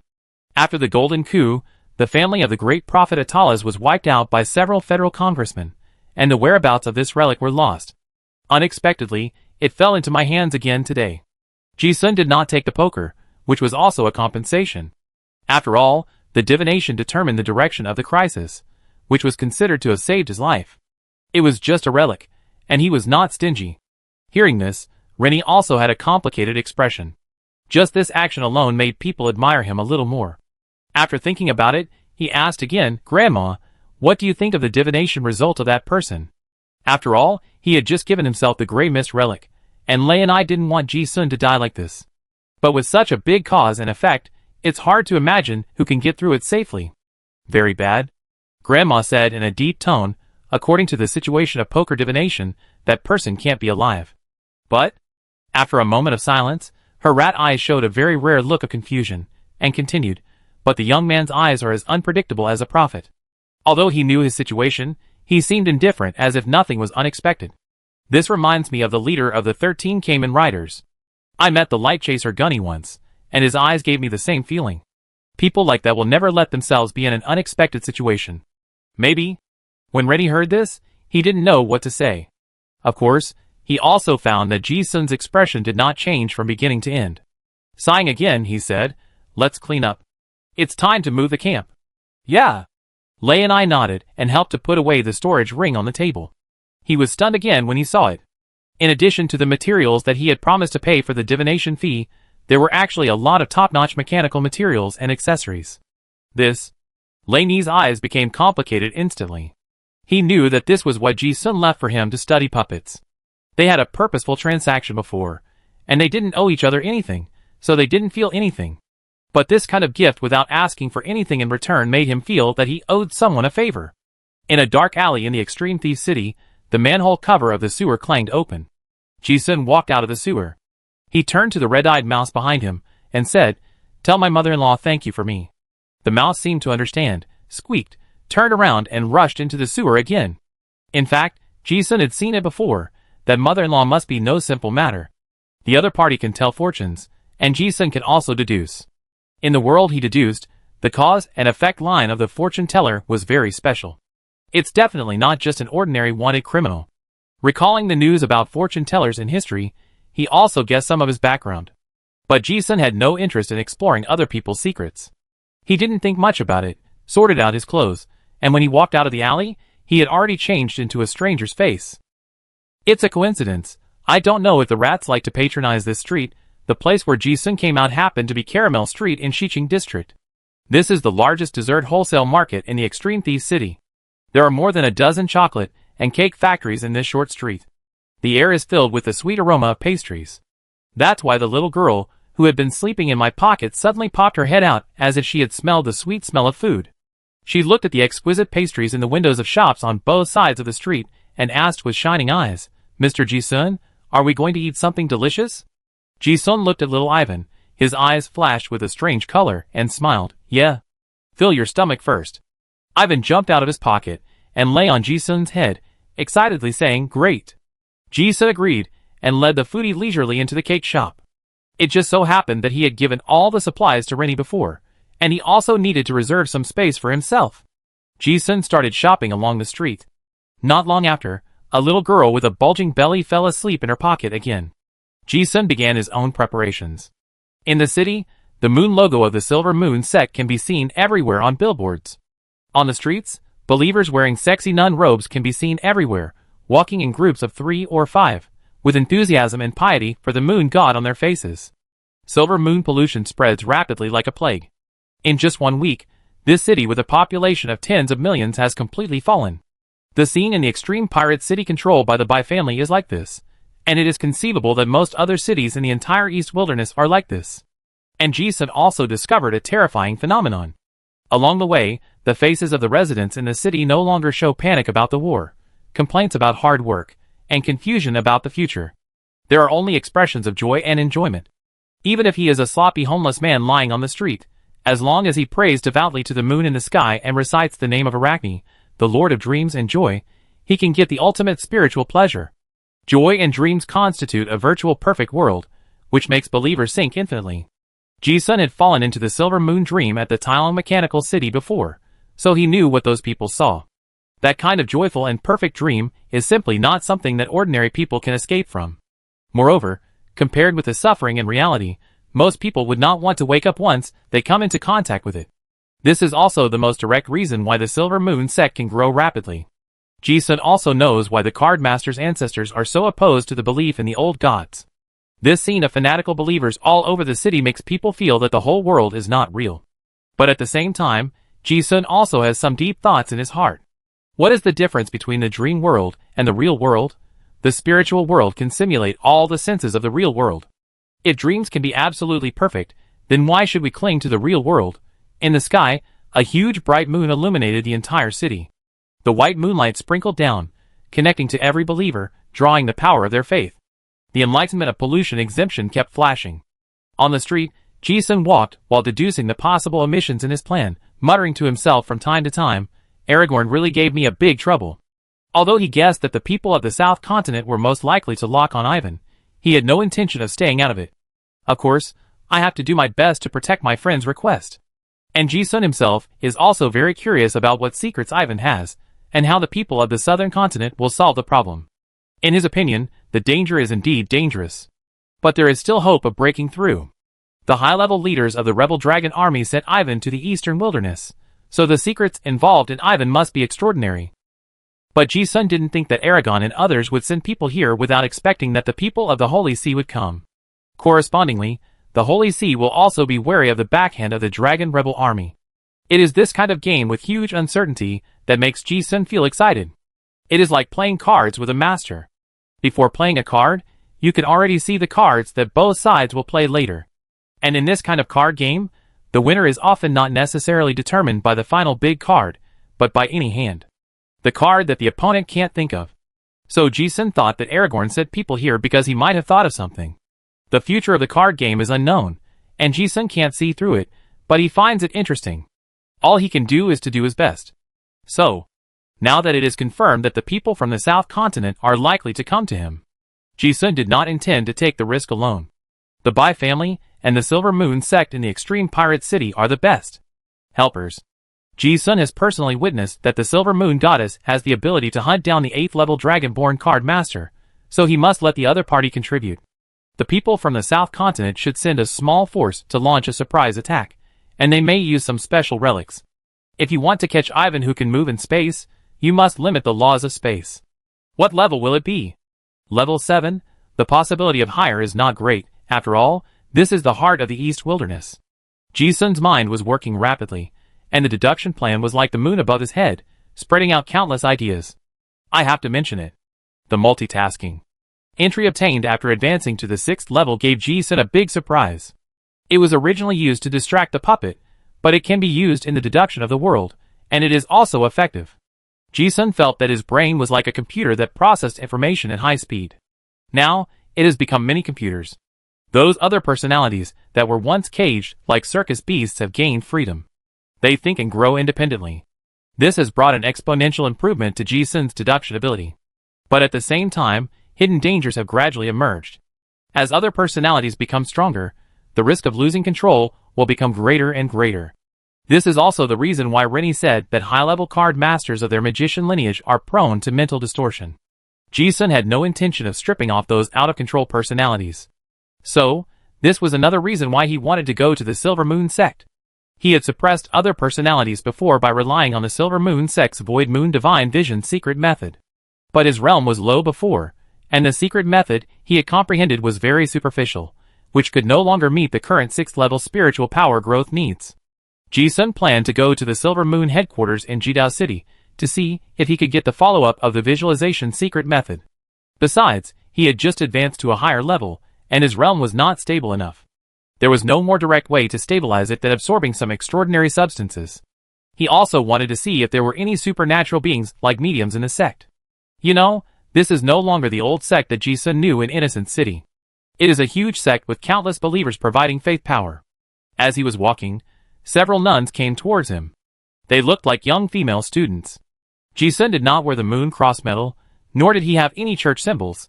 This made the nuns immediately determine that this was not a believer of a god, so they took the initiative to greet him. One of the better-looking nuns said enthusiastically, "Sir, we sincerely invite you to join our Silver Moon Church and become the most loyal believer of Lord Arachne. Lord Moon will grant us endless joy." Ji-sun looked at the few people and suddenly smiled. He did not reject them, but responded directly, "Praise the great God." Ji-sun has been in the Silver Moon sect for quite a while. If we really talk about understanding the doctrine, he knows it better than these believers. Seeing Ji-sun agreed so easily, several young nuns also laughed and led Ji-sun to a nearby prayer place. Ji-sun was calm and unhurried. The last time he was discovered as an undercover agent, the most important reason was that he had few believers and he was still entangled with the moon god's body. He was exposed once, and he learned a lesson. Now the Silver Moon sect has hundreds of millions of believers, and Ji-sun is no longer the low-level card master he used to be. He doesn't think he will be exposed so easily.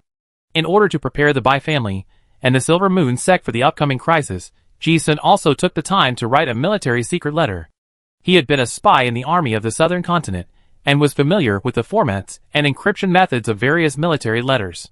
He wrote several letters in the tone of a Southern Continent scout who had sneaked into the city. The general content was, "The Holy See will soon have an important military mission in the extreme pirate city, and there will be experts coming." There was no need to be too detailed. The Bai family had experts, and it was definitely guessed. The Bai family's intelligence personnel were also very professional. Ji-sun went to a tavern and unfortunately was intercepted by those secret letters. Even if the other party suspected the origin of the letter, it would definitely attract attention. After all, the Bai family is now the high priest of Orlan. They knew that they must be the focus of attention of the southern continent, and they have always been on guard. Ji-sun got these letters just thinking that when the people from the southern continent really come, the Bai family will preconceive that they are coming for them, and thus join the battle at the first time. The next evening, Ji-sun changed into a dress and followed the address to the White Dove Temple, the largest Silver Moon stronghold in Xiqing district. High-level card masters are determined, and it is difficult to be affected by low-level pollution in the moonlight. That requires continuous and stronger pollution. The Silver Moon cult also attaches great importance to these candidates, who can provide combat power and stronger faith power. Ji-sun is now playing the role of a fourth-level hunter, who had been seen in the old world, but had died in battle. So after registering at the branch yesterday, the bishop there notified him to come to the White Dove Church today, implying that there would be a higher-level joyful dance here. In the West City District, Iron Knight District, there is a row of luxurious manors. This district was originally the wealthy area of Extreme Thief City. The White Dove Church is at number 441. It is a spire building decorated with colored glass, and is also the most luxurious manor in the entire block. When Ji-sun came, he saw all kinds of luxurious motorcycles parked on both sides of the road. Entering the manor, there are already many people here. Rich ladies wearing gorgeous long dresses, young and beautiful noble ladies, and gentlemen wearing top hats and holding canes. 3 or 5 people gathered together, talking and laughing happily. It is said to be a prayer ceremony of the Silver Moon sect, but it is more like a noble ball. Ji-sun is already very familiar with the social process of the upper class, and walked in leisurely. However, the garden of the manor is still normal. When he walked into the hall, he saw at a glance that pairs of naked young men and women were hugging and dancing on the dance floor. Chapter 385. Have an iron party, right? Ji-sun looked at the men and women releasing their passion on the dance floor of the banquet hall, and the corners of his mouth slightly raised a wicked arc. This is much more exciting than the experience he had when he was undercover in the Silver Moon sect. No need to be sneaky, everything is on the table. A glance showed that most of those who were qualified to attend the dinner in the banquet hall were upper-class celebrities in the Extreme Thief City. Many of them were big names seen in newspapers. Rhodes Chamber of Commerce, Mrs. Zelia, the Iron or Tycoon, the second daughter of the Jacob family, the youngest daughter of the Montenegrin Count, and the popular opera singer Effie. The ladies and wives of the upper class are usually good-looking, with well-maintained skin and figure, looking bright and beautiful, and with a luxurious and wealthy temperament. To be honest, they are very tempting. Ji-sun glanced around and saw naked bodies everywhere, wearing cool clothes or even completely naked. These ladies and wives who are usually dignified and reserved did not hesitate to show their beautiful figures here. They danced with the gentlemen without any shyness, and talked and laughed happily with their glasses. The whole banquet hall was filled with an agitated hormone atmosphere. Although the private life of the aristocratic circle is very open, this kind of group joy scene is also the first time for Ji-sun to experience it. It must be said that the moon goddess, who is known as the Lord of Joy, is indeed extraordinary. If you want to win over believers from all walks of life, there is probably no faster way than to satisfy desires. After entering the door, a bunny girl in cool clothes walked by with drinks.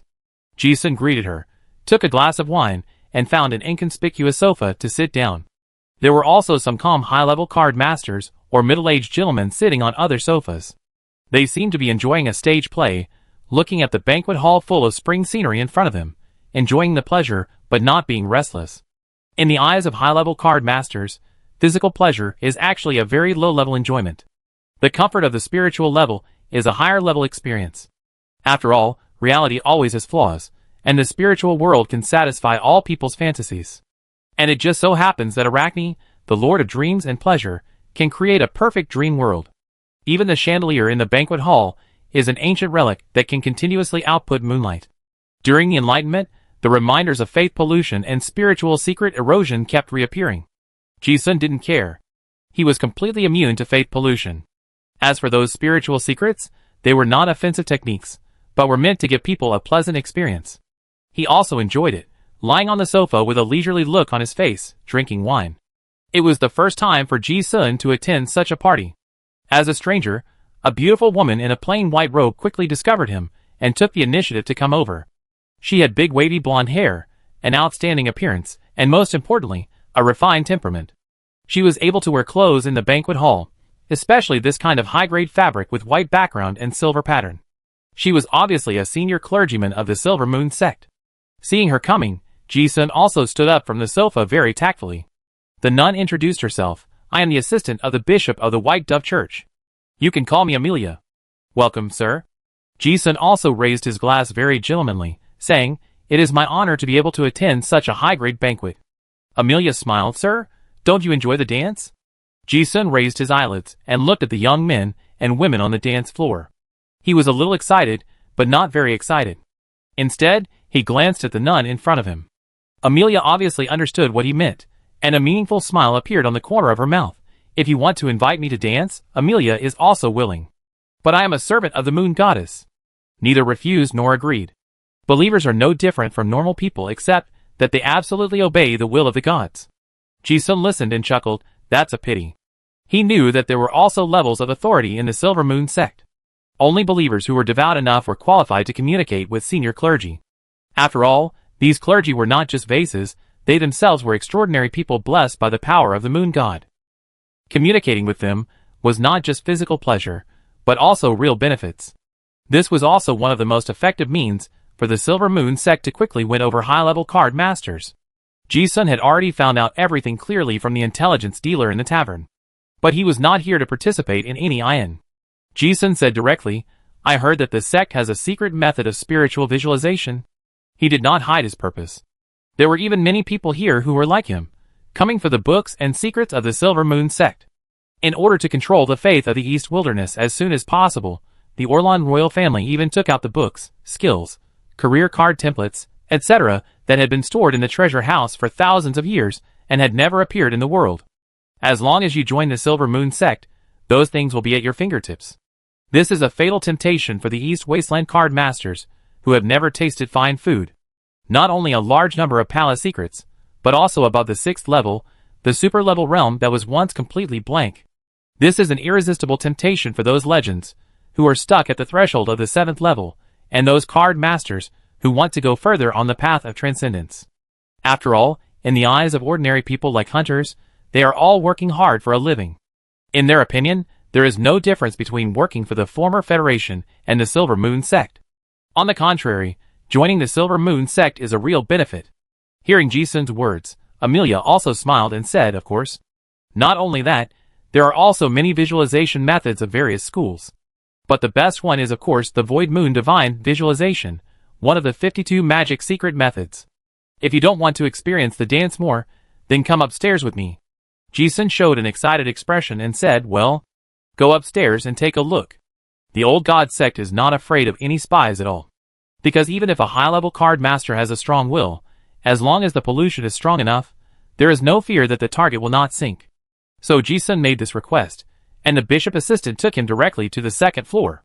The moment he stepped onto the 2nd floor, it was like entering a mysterious barrier, and Ji-sun was immediately shocked by the wonders in front of him. In front of him was a fantasy realm beyond reality. The bright moonlight poured down through the fully transparent glass roof, immersing the entire interior space as if it was gently wrapped in silver yarn, and the air was filled with an unreal and beautiful atmosphere. When he stepped on it, it was like stepping on the reflection of the moon in the water, creating a silver ripple. Ji-sun instantly felt his spirit soothed in an indescribable dream and peace. He walked behind Amelia, and as he went deeper and deeper, he felt more and more immersed in his heart. TSK, a familiar feeling. Ji-sun knew what this meant. Obviously, part of the scene he was seeing now was actually his own spiritual world. This perfect combination of reality and illusion makes it hard to tell the difference. It is the most soothing. Seeing this, he inexplicably remembered the feeling of being immersed in the divine arts in Tailong Mechanical City before. But at that time, it was the moon god who came in person, and the divine arts made people sink endlessly. And this White Dove Temple only has some, and the grade of the arts is obviously much worse. At least for Ji-sun now, he can clearly distinguish this half-real and half-illusory state. This feeling of physical and mental pleasure is also directly reflected in enlightenment. Blessed by the divine art, the blessing of the moon god, mental power plus 0.04, visualization efficiency plus 10%. Blessed by the spiritual comfort of the profession exclusive relic, the moon, visualization efficiency plus 15%, Ji-sun looked at the gain of the enlightenment prompt, and secretly felt that this place was really right. Even if he did nothing, just the environment blessing, mental power continued to rise.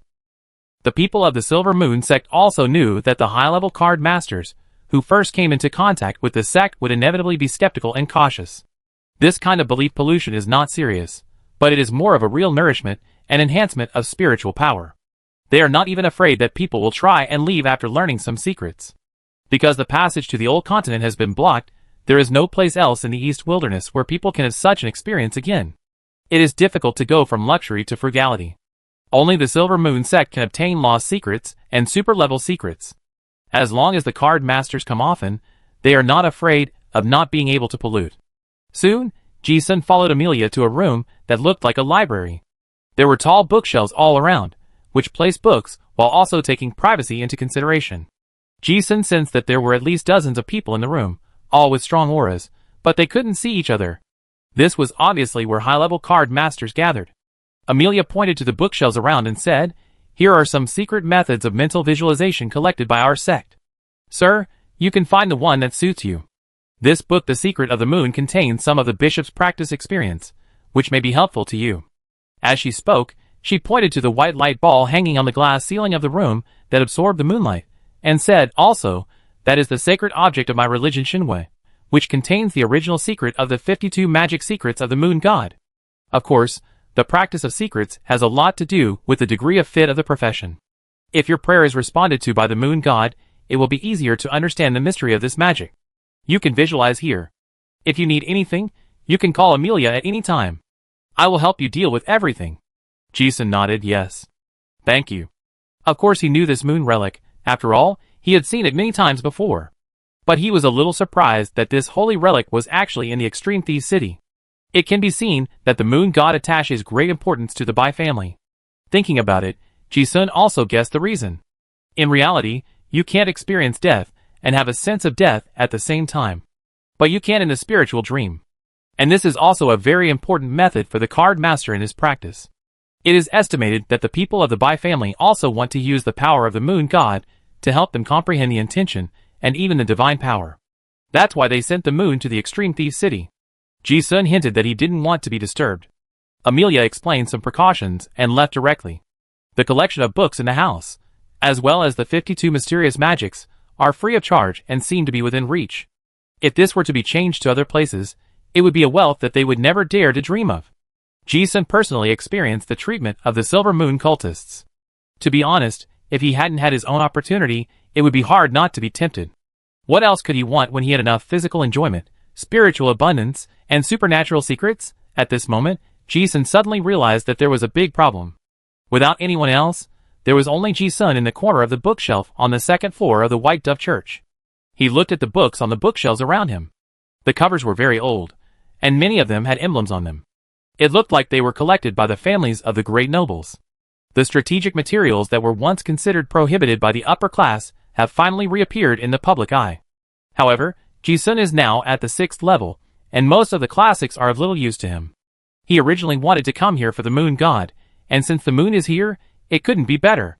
Ji-sun sat cross-legged on the table mat, looking at the moon hanging from the ceiling, and began to visualize. His thoughts were in a state of concentration, and the moonlight poured on his face. Each beam of light seemed to carry the whispers of the moon god, and an indescribable spiritual world opened the door to him. Ji-sun had seen the moon before when he was in Innocent City. But at that time, his realm was too low, and the knowledge he could comprehend was just superficial. Now he is at the 6th level, and the height of the law level allows him to see a very high level at once. Enlightenment is constantly refreshing. You observe the exclusive relic, and your mental power is plus 0.01. You observe the relic moon and gain understanding, and your proficiency in the void moon god is plus 33. You are exempt from the pollution of faith directed to the moon goddess Arachne. I have to say, this moon is really a perfect tool to assist in the cultivation of mental power. This relic is like a radiation source.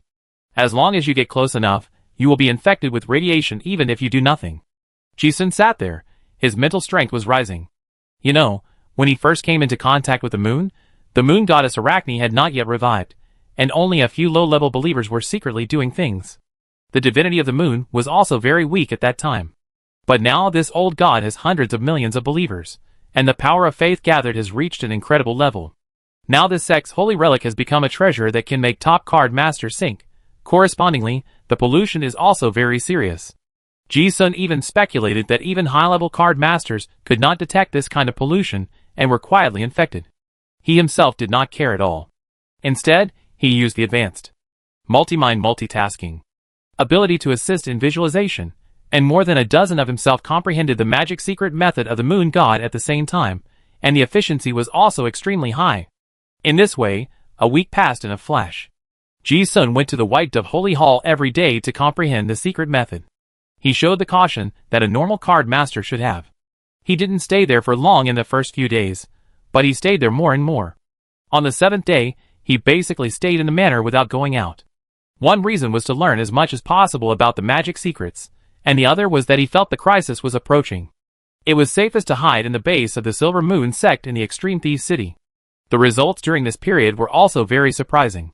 The height of the law brought by the rank was directly reflected in the comprehension of the skills, and with the blessing of Moon, the proficiency level of the Sky Moon God thought soared from LV1 to LV3. Moreover, on Ji-sun's own attribute page, the increase in spiritual power from 7 days of visualization is equivalent to several months of daily practice. In general, the gains are huge.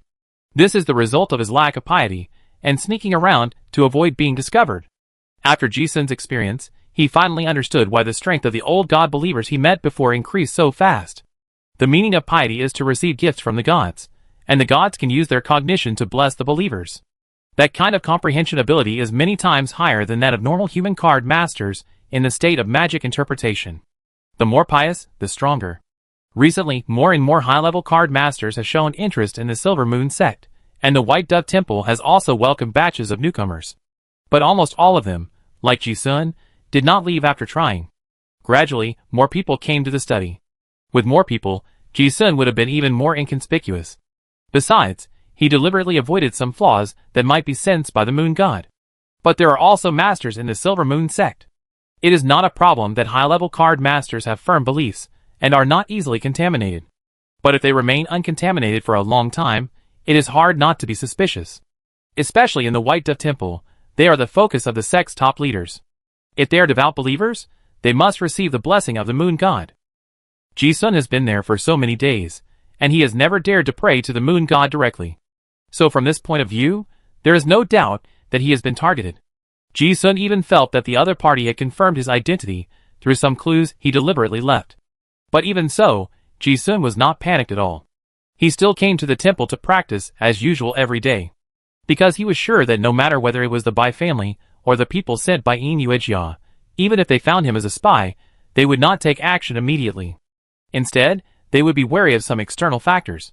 For example, Qin Rushi. In that case, some other means of arrest would need to be arranged. Or, they would also be curious about what Ji-sun was doing here. Just like a rabbit caught in a trap, the hunter is not in a hurry to catch it, but is more interested in what the rabbit will do. In addition to the military intelligence letters that Ji-sun deliberately leaked before, and some confusing behaviors, the smarter people will be more cautious. Facts have proved that the other party is not in a hurry to act. Ji-sun thinks that this subtle stalemate can probably last for a few days. He has to wait. When the danger predicted by Grandma comes, he will be here. The facts were as he expected. The 8th day. After feeding Ivan, Ji-sun practiced in the study as usual. Suddenly, he opened his eyes from meditation, and a sharp light flashed in his eyes. Here it comes. Sensing something, Ji-sun frowned and thought, how did those guys move the substitute puppet outside the city? Before guessing that the people from the South Continent were coming for Ivan, and it happened that Rennie's magician lineage was proficient in various puppets, Ji-sun made a substitute puppet using Ivan's biological characteristics. This doll has a magical effect, that is, within a certain range, it can make the mysterious spell misjudge that it is the real body. Just now, Ji-sun found that the induction of the doll he placed 2 blocks away suddenly disappeared. It was not destroyed, but transferred. It went dozens of kilometers away in an instant, so there would be this feeling of disappearance. Is it also a spatial ability? Ji-sun's eyes turned instantly. He didn't understand what means the enemy used. But there is no need to consider these at this time. The puppet disappeared, and it was confirmed that the enemy was coming. It was impossible to hide. Thinking of this, Ji-sun woke up Ivan in his pocket, letting her leak a little space fluctuation to attract the enemy. Then Ji-sun stood up, looked at the moon on the ceiling, and jumped up. In full view of everyone, he directly grabbed the moon in his hand. Everyone in the study was dumbfounded. The card masters who could comprehend the secrets of the spiritual secrets in the temple were more or less pious to the moon god, and no one would do such a blasphemous thing. So the relics were not well guarded. But it was impossible to take them away. Almost at the same time, several people in moon robes appeared in the room and surrounded Ji-sun. In addition to the Silver Moon Archbishop of the Extreme Thief City, Ji-sun also knew an old acquaintance, Bai Wei from the Bai family. Seeing this scene, several people were suspicious. What was this guy going to do? As Ji-sun expected, they discovered Ji-sun's abnormality 2 or 3 days ago, and then spent another day to confirm his identity. Although they guessed that Ji-sun might be coming for the magic of the devil, they never expected that this would happen. Directly robbing the moon? No matter what, it shouldn't be such a crude theft. It was because of this abnormal behavior that the people of the Bai family and the Silver Moon sect dared not act rashly. Bai Wei looked at Ji-sun, and his fox-like shrewd eyes were full of confusion at this moment. He endured it, and finally said, "What do you mean, sir?" Being caught stealing holy relics, Ji-sun, as the person involved, did not feel guilty at all. Instead, he grinned with his neat white teeth, showed a familiar and brilliant smile to Bai Wei, and greeted Brother Bai Wei, "Long time no see." As soon as he said this, the Archbishop and others looked at him, and glanced at Bai Wei out of the corner of their eyes, thinking that they were really acquaintances. Bai Wei frowned when he heard this. "Brother? Who the hell is your brother?" At the same time, his heart skipped a beat. The playful smile on Ji-sun's face made him inexplicably sense that a crisis was approaching. But Bai Wei racked his brains, and couldn't figure out what danger this guy could bring to him, now that Jida City is heavily guarded, let alone this guy in front of him. Even if Qin Rushi comes again, he may not be able to escape unscathed. Where does this guy get the confidence from? Chapter 386. Ji-sun found that the substitute doll he made had disappeared, and at the same time, he also judged some information. That is, the people from the South Continent who came for Ivan did not intend to force their way into the Extreme Thief City, but only wanted to secretly capture him. This directly proved that the strength of the people who came was not particularly outrageous. At least, they did not have overwhelming strength. When the people from the South Continent knew that they had been fooled, they also knew that their plan was exposed. They either gave up this action or forcibly captured him. Ji-sun felt that it was most likely the latter. So the two temporary teammates of the Bai family and the Silver Moon sect were very important. Both the Silver Moon sect and the Bai family had had life and death feuds with him several times, and Ji-sun had no psychological burden to cheat them. Seeing Ji-sun grab the moon, the atmosphere in the study suddenly became tense. The Silver Moon Archbishop and several other high-ranking officials looked at each other, as if they were trying to figure out Ji-sun's true intentions. Bai Wei looked at Ji-sun, his charming face like a white fox was full of coldness, and he said in a deep voice without saying a word, "I give you 3 breaths of time." There was no hiding of murderous intent in his tone. If he didn't get a satisfactory answer, these people would kill him immediately.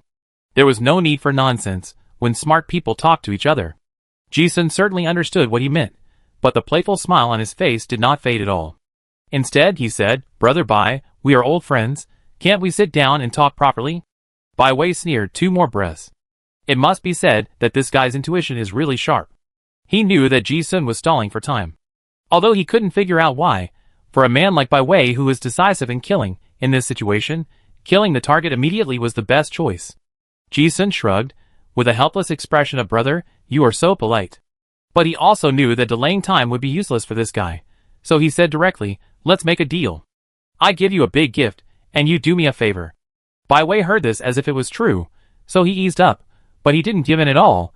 "Do you think you are qualified to negotiate a deal with me? You still have 1 breath left." But before he could finish his warning, Ji-sun smiled and shook his head, interrupting, "No. You misunderstood." As he spoke, he looked at the people who surrounded him in front of him. Although his face was pulling a smile, a violent fighting spirit had already emerged in his eyes. He corrected, "I am not negotiating with you, but telling you the result. The gift, of course, is those people from the South Continent. If they can be killed, it will be a great gift. If you want to help, you can help me kill them." As soon as these words came out, Bai Wei's eyes suddenly became cold, and the atmosphere in the study room instantly became extremely cold. The spell power of the Archbishop and several masters of the Silver Moon sect has been surging. Originally, such arrogant words must have been the fuse of the battle. However, Ji-sun was so arrogant that Bai Wei and others hesitated. They could see that the guy in front of them was not afraid of being surrounded from beginning to end. And the act of snatching the moon just now was obviously to attract their attention. So, this made them even more confused. What on earth was this guy going to do? In this instant, Bai Wei had quietly invited the immortals to come, but even so, he had a very bad feeling about the situation. In his opinion, it was easy to kill Ji Sun. It made no difference whether it was earlier or later. But if he couldn't kill this guy, what was the reason? Bai Wei was suspicious by nature, and Ji Sun's rampantness made him calm down. He changed his mind instantly, raised his hand to stop the others from preparing to take action, and said lightly, "Tell me about your deal." Ji Sun was not surprised at all, and he was deducing the other party's reaction from the beginning to the end. This is like a master playing poker. The first player plays the cards, but in fact, the cards for many subsequent hands are already fixed. It seems that there are many types of cards to choose from, but in fact there is only one best choice. The more skilled the player is, the more likely he will play this hand. But now Ji Sun has seen more cards than his opponent. He did not beat around the bush, because he knew very well that if he played Little 3 to provoke, the opponent with a handful of bombs would definitely play a card. Ji Sun said bluntly, "Someone from the southern continent has already come to Extreme Thief City with a master." As soon as these words came out, the huge study room suddenly became quiet. Bai Wei and the people of the Silver Moon sect were all stunned, as if they had never expected to hear these words. They thought about all the tasks related to Ji Sun, Qin Rushi, or other masters of the Revolutionary Army, as well as Gong Wu and the Lionheart family. But they had never thought about the people of the southern continent. Ji Sun's words contained too much information, so that everyone could not figure it out for a while. After a moment of silence, Bai Wei suddenly realized, "Did you write that letter?" Ji Sun did not hide it, and said calmly yes. As soon as these words came out, Bai Wei had already figured out the cause and effect in his mind, and also understood what the deal he was talking about. He didn't think that the guy in front of him was bluffing. He must have had some way to know the military information in the letter in advance. In fact, the people from the South Continent were brought here by this guy. Bai Wei also knew that he would definitely not be able to ask anything more, and as for deal, he was not interested. Kill! With a cold shout, a tall and strong man, with a giant bear protecting him, punched out. This man was none other than the famous master of the Bai family, Yanxiong Bai Jingshan. 20 years ago, he was one of the top 10 players in the last world's #1 card master conference of the Federation. Although he has not reached the legendary level, he is also a top-tier fighter among the 6th level fighters. This man looks clumsy, but his speed is extremely fast. He stomped on the ground with a loud bang, and his fists made overlapping shadows. One hand, secret running fist, was fired out like a cannon, heading straight for Ji Sun's chest. Ji Sun was surrounded by several masters of the Silver Moon sect, with nowhere to hide. He didn't plan to avoid it. It happened that he had just advanced to a higher level, so he collected the battle data of the top masters of the same level. Bang! This punch was like a hammer hitting a bronze bell, making a deafening muffled sound. The sound waves shook the entire study room. Ji Sun was penetrated by the huge force, and his body was unloaded and flew backwards. Bang! A sound hit the reinforced wall. 3 more dong dong dong. After crashing through 3 back walls, a muffled groan was heard, and the figure stopped in a pile of rubble. Bai Wei and his men also appeared in the broken room at the same time. However, just as they were about to kill Ji Sun, a relaxed laugh sounded from the rubble. "TSK TSK, what a powerful force." Ji Sun dusted off the dust and suppressed the turbulent blood in his chest. This punch was indeed the strongest punch he had ever received head-on. If it weren't for the 6th level domineering body and protective chi, this punch could have directly punched a bloody hole in his chest. However, he was fine. The faces of Bai Wei and the others who caught up with him changed. This guy has been promoted to the 6th level? Bai Wei's expression became colder and colder. To be able to withstand this punch, he is not an ordinary 6th level person. Clearly, there was no such strong person in the intelligence not long ago. To surround and kill Ji Sun, the Bai family and the Silver Moon sect certainly would not send out all their masters. But it's not so easy to kill him with these people in front of him. Ji Sun stood up calmly and said with a smile, "Brother Bai, you are not very kind." Since the other party took action, he didn't think it was bad. He couldn't escape. Warming up first would be fine. Thinking of something, Ji Sun shrugged his shoulders, patted Ivan in his pocket, and handed over the moon in his hand, saying, "Ivan, this moon please keep it for me first." "Oh!" Ivan responded obediently. Bai Wei and his companions then discovered that there was a little man in Ji-sun's pocket. But before they could figure out what the two were talking about, they suddenly saw this little Lolita. Wow! With her mouth wide open, she bit the moon in her mouth. It was like biting a hard bone. It took a lot of effort, and it was a little stuck in her throat. A magical scene happened right before their eyes. The moon was obviously bigger than her. But the people of the Silver Moon sect watched Ivan's mouth grow bigger, and then swallowed it in one bite? Not good. The Silver Moon sect realized what had happened. They never expected that someone would swallow the sect's holy object. By way, and the archbishop's faces turned black. These people have not realized the seriousness of the matter. Now, if they want to get the moon, they must catch Ivan. Coincidentally, those people from the South Continent are also coming for this girl. Whoever wants to get it depends on their ability. Ivan swallowed the moon, and the scene fell into a weird stalemate. The masters of the Silver Moon sect and the Bai family looked at each other, not knowing what to do for a while. Anyone who is not stupid can see that Ji-sun did this on purpose, just to force them to leave the person behind. Is this courting death?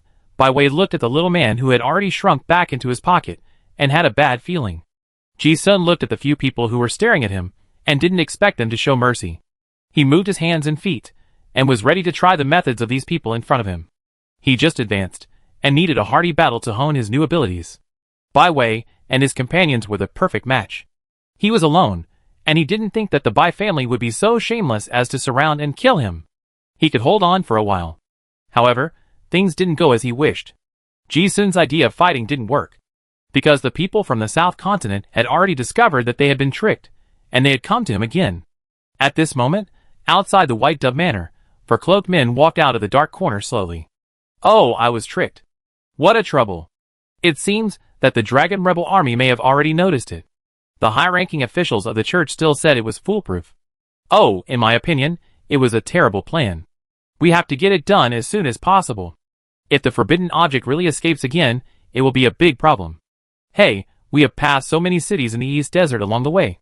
Finally, there are a few card masters who are worth looking at here. By the way, how long will the relic last? Half an hour. Quick battle and quick decision. Several cloaked men walked and communicated along the way. The Silver Moon believers at the door also saw these guys of unknown origin, and were about to step forward to stop them. Suddenly, they were suppressed by a powerful dragon's might, and sweated profusely. One of the cloaked men took out a card and chanted a spell, Domain Annihilation of the Black Sea. The card in his hand immediately disintegrated into a little light, and the hexagram formation under his feet lit up, and a pool of black fluid like asphalt spread rapidly. Before the Silver Moon believers not far away had time to ask, the area of 2 blocks around the White Dove Cathedral fell into a dark place. Almost at the same time, the people in the manor also discovered the arrival of the powerful enemy. Dozens of figures rushed onto the roof, all with their eyes locked on the 4 mysterious men. Ji-sun looked at the undisguised dragon power of the 4 cloaked men and grinned. Sure enough, they're here. They came just in time. And from the degree of dragon power, one can tell the opponent's strength, which is about the same as expected. Although it is very strong. But it is not so strong that people cannot resist it at all. Not far away, the people of the Bai family and the Silver Moon sect looked at these enemies from the southern continent with very ugly expressions. I didn't expect the enemy to come to the door. Dragonborn card masters not only inherited the abilities of the dragon race, but also inherited the arrogance of those higher creatures. This posture shows that they don't take anyone seriously. After all, Extreme Thief City is the base camp of the Bai family. These guys actually plan to take action here directly. They are already riding on the face of the flying dragon. Can they tolerate this? At this moment, Bai Wei knew what Ji-sun meant by the deal he just mentioned. In other words, no matter what the result is, they have to help resist this wave of enemies before they can talk about other things. Besides, the people of the Bai family know the situation in the southern continent better than anyone else. There is no room for negotiation between the 2 warring parties. If they act cowardly, the 4 powerful dragon descendants in front of them will definitely kill them all. If they fight with all their strength, there is still a chance of winning. The arrogance of the Bai family will not allow them to retreat. This is related to the family's fortune and the overall situation of the war. Things have developed to this point, and there is still nothing that is beyond Ji-sun's expectations. From the perspective of those people in the southern continent, it is completely different from the Bai family. Originally, the 4 of them didn't intend to cause any trouble. But when they found the substitute doll, they immediately knew that their plan to sneak in had failed. Since the plan was discovered, there was no point in hiding it. They also realized that the top leaders of the rebel dragon army must have known the situation. Of course, they couldn't drag it on. So they would definitely take action to deal with it forcefully. In the eyes of the southern continent, there is no distinction between the Bai family and the Silver Moon sect. Anyone who is not one of theirs is an enemy. The enemy of my enemy is my friend. Ji Sun's situation improved all of a sudden. Now all he had to do was to survive. Then, he would see if the Bai family and the Silver Moon sect could kill 1 or 2 enemies. Then he might have a chance to fight back. The block was blocked by the domain. If Ji Sun used Ivan's ability, he could escape. But he had no such plan. It was safest to stay with the Bai family at all times. Bai Wei and his companions watched the powerful enemy coming, and they no longer targeted Ji Sun. They also focused their observations on the 4 people in front of them. Annihilate and decompose elements. It should be Red Heart 8 element decomposer. Ji Sun looked at the field and roughly determined the occupation sequence of one of the 4 people. However, the methods of the Dragonborn cannot be judged by ordinary card masters, and there may be some other abilities. While Ji Sun was still observing the 4 people, the enemy did not want to give him time to breathe. Swoosh! Everyone only saw that one of the 4 cloaked men seemed to have a double image, and purple lightning flashed faintly around his body. Ji Sun's eyes suddenly shone, thinking not good. He immediately realized that it was the afterimage left by the extremely fast displacement speed. But it was too late, almost at the moment when he saw the cloaked man turned into a phantom and disintegrated in his vision, a terrifying dragon power, and a mountain-shaking aura pressed down on his head. The speed was so fast that when Ji Sun looked up, he saw a strong man covered in lightning kicking at his face with one leg. Ji Sun wanted to dodge, but when his eyes met, he only saw the cunning and disdain in the strong man's eyes. At the same time, he was surprised to find that violent lightning elements also appeared around his body. They instantly formed a grid, completely blocking his retreat. Even though Ji Sun had a heavy body protecting chi, the suppression of the law of such a large gap in rank allowed the lightning elements to instantly invade his body. Paralyzed. Ji Sun's heart trembled, and he only felt that his whole body was paralyzed and stiff, unable to move. If it weren't for his affinity for lightning elements, he would have been paralyzed on the spot. He recognized this spell, the 7th level dragon language spell secret, Thundernet Binding. It was obvious that the opponent had discovered Ivan on him, and wanted to kill him with one blow.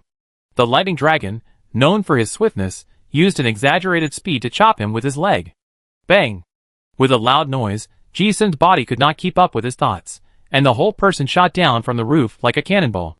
It pierced through 4 floors, and then pierced into the hard ground like a carrot. The shock wave exploded, all the glass in the rooms on the first floor shattered, and the grass in the manor was torn into a mess. The battle happened too quickly, and by the time people saw what happened, a big hole appeared on the roof. The masters of the Bai family and the Silver Moon sect looked at it in shock, and they were also solemn this. Not only did Ji Sun not avoid this attack, but if it were them, they would not be able to avoid it either. The suffocating feeling of death swept everyone. On the roof, the sturdy man with lightning flashing all over his body smiled contemptuously, as if he felt that the opponent was too weak and a little boring, and muttered, "Killed it already." If it wasn't for completing the task as soon as possible, he didn't want to put down his pride and sneak attack a human card master who was 1 level lower than him. But before he finished speaking, one of the other 3 cloaked men spoke up. "He's not dead yet. That guy's vitality is recovering quickly." As he said this, he seemed to sense something and exclaimed, "Hey, this kind of injury can recover quickly. Could it be the Undying Curse? I didn't expect that there was a card master in the East Wilderness who was proficient in this magic secret technique." Hee. Hearing this, the Thunderlight strongman sneered disapprovingly. "If you can kill once, you can certainly kill a second time. This gap cannot be made up by a magic secret technique." When the cloaked man said this, everyone looked at the ruins. A disheveled figure crawled out from the broken tables and chairs. There was a large patch of blood on his chest, and he looked seriously injured. He was kicked on the shoulder, and a bloody wound was still visible. But in the blink of an eye when he stood up, the wound scabbed and healed visibly, and then grew into intact new flesh. In another blink of an eye, it was completely as if he had not been injured. Seeing this terrifying recovery ability, Bai Wei's eyes were also stern. He realized that if they had taken action just now, they really couldn't kill this guy. You know, this is not a purely external injury. It can heal the erosion of the 7th level Thunder Law. This means that the opponent has a very high level of attainment in this magic secret technique. However, the next second, when he looked at the bandaged arm on Ji Sun's arm, he frowned. Did this guy use this? He recognized it. This is the evil relic black magic of the Bai family. Pure-blooded dragonborn? TSK, someone from the Holy See. Ji-sun stood up from the ruins. It must be said that the previous blow really brought him very close to death. The dirty blood on his chest was still warm, but it was this real experience of death that made his blood excited. Just now, he had confirmed that the guy who made the move was not just an ordinary 7th level one. In the southern continent, the strength of a dragonborn card master is almost proportional to the purity of his bloodline. Pure-blooded dragonborn is almost synonymous with a strong person. In addition to the royal families of the 3 kingdoms of Red Dragon, Black Dragon and Silver Dragon, the Holy See has the most pure-blooded dragonborn. Seeing this guy's means, Ji-sun guessed a little. So, he also knew that his means were definitely not enough to survive. The other party would not give him a second chance to heal and recover. Ji-sun put on the black magic without hesitation. The sealing bandage was untied in an instant, and this evil object instantly covered his arm. However, unlike the old fox of the Bai family who wore it before, in Ji-sun's hand, this relic was not in a strange and deformed form. Instead, it returned to its original appearance. This is a black glove with a silver 9-pointed star formation on the back of the hand. A closer look reveals that there are 5 sealing talismans on the 5 fingers. Once the gloves are put on, they cannot be taken off. But at this moment, Ji-sun didn't care at all. He only felt the powerful extraordinary power, and the extraordinary sense of fit. As if the gloves were tailor-made for him, a familiar feeling of holding a handy weapon arose spontaneously. Very strong. Ji-sun grinned, and blood oozed from the gaps between his white teeth. But the smile was not forced, but from the excitement in his heart. It was as if the first time he comprehended. Magic solution. This feeling of being filled with the power of the devil was really great. Black magic, it will be distorted for others. For him, it may not be. This is the relic of Emperor Landlingster. In other words, it is the exclusive relic of the Joker sequence. Although the powerful extraordinary characteristics of the relic itself still pollute low-level card masters, for Ji-sun now, the benefits outweigh the disadvantages. He needs this power. Wearing this pair of black gloves, Ji-sun, who is originally unpredictable, has added a bit of evil charm. The shadow of the clown appeared behind him, and everyone could see with the naked eye that he had a strange feminine aura rising from him. Not far away, the 4 cloaked men in the southern continent also felt that something was going to happen. The cloaked man who controlled the domain gave an order, "Go." Humph. The Thunderman snorted, not thinking that this relic could change any outcome. The voice was still echoing in his ears, and with a flash of lightning, the sturdy figure disappeared again on the spot. Looking again, he had teleported in front of Ji-sun. It was still the same speed as before, and it was still a fatal punch mixed with the power of a giant dragon. But this time, Ji-sun was not panicked at all. He didn't even look at it, and moved his gloved right hand. As if he had adapted for a moment, he saw that his fist had appeared a foot away from his head, and then he murmured in his mouth, "Wujieyu." In an instant, the talisman on his thumb lit up, and an invisible field of control isolated all the energy around his body, forming a barrier.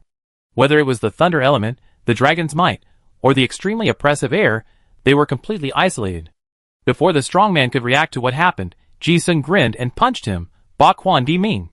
Chapter 387. Ji-sun knew that using black magic was very costly. He knew it when he saw it devouring its master on the nether train. However, he had never felt so good before. It felt like the first time he comprehended magic solution, and gained power beyond his own understanding from the professional sequence pointing demon god. It felt great. Before the Thunder Light Man understood what was happening, Ji-sun quietly isolated the thunder elements around his body, and punched the opponent's fist without showing any weakness. Facing such a strong enemy, he also wanted to try to see how big the gap was between him and himself. The fist wrapped in the strange gravitational field, and the fists surrounded by violent destructive lightning touched each other, and a terrifying energy wave burst out. Bang! A sharp sound like a cannonball colliding pierced the eardrum. The face of the Thunderman changed slightly, and he flew backwards several meters. Ji-sun was pushed back by the huge force, and his feet stood in a bow step, embedded in the ground, plowing dozens of meters of gullies on the concrete ground, and then stopped. The 2 men separated as soon as they touched. The entire manor building was destroyed by this terrifying shock wave, with flying sand and rocks. Although most of the punch force was removed, the erosion of the high-level law made Ji-sun's chest blood pressure surge, and a trace of blood flowed from the corner of his mouth. But he was smiling on his face. The smile was bright, evil and perverse. Ji-sun retracted his fist covered with bronze curse marks, and the immortal curse instantly restored the slightly broken muscle tissue and bones in his arm. He pulled his feet out of the mud, stood on the concrete, tapped the ground with his toes, and shook off the mud on his trouser legs.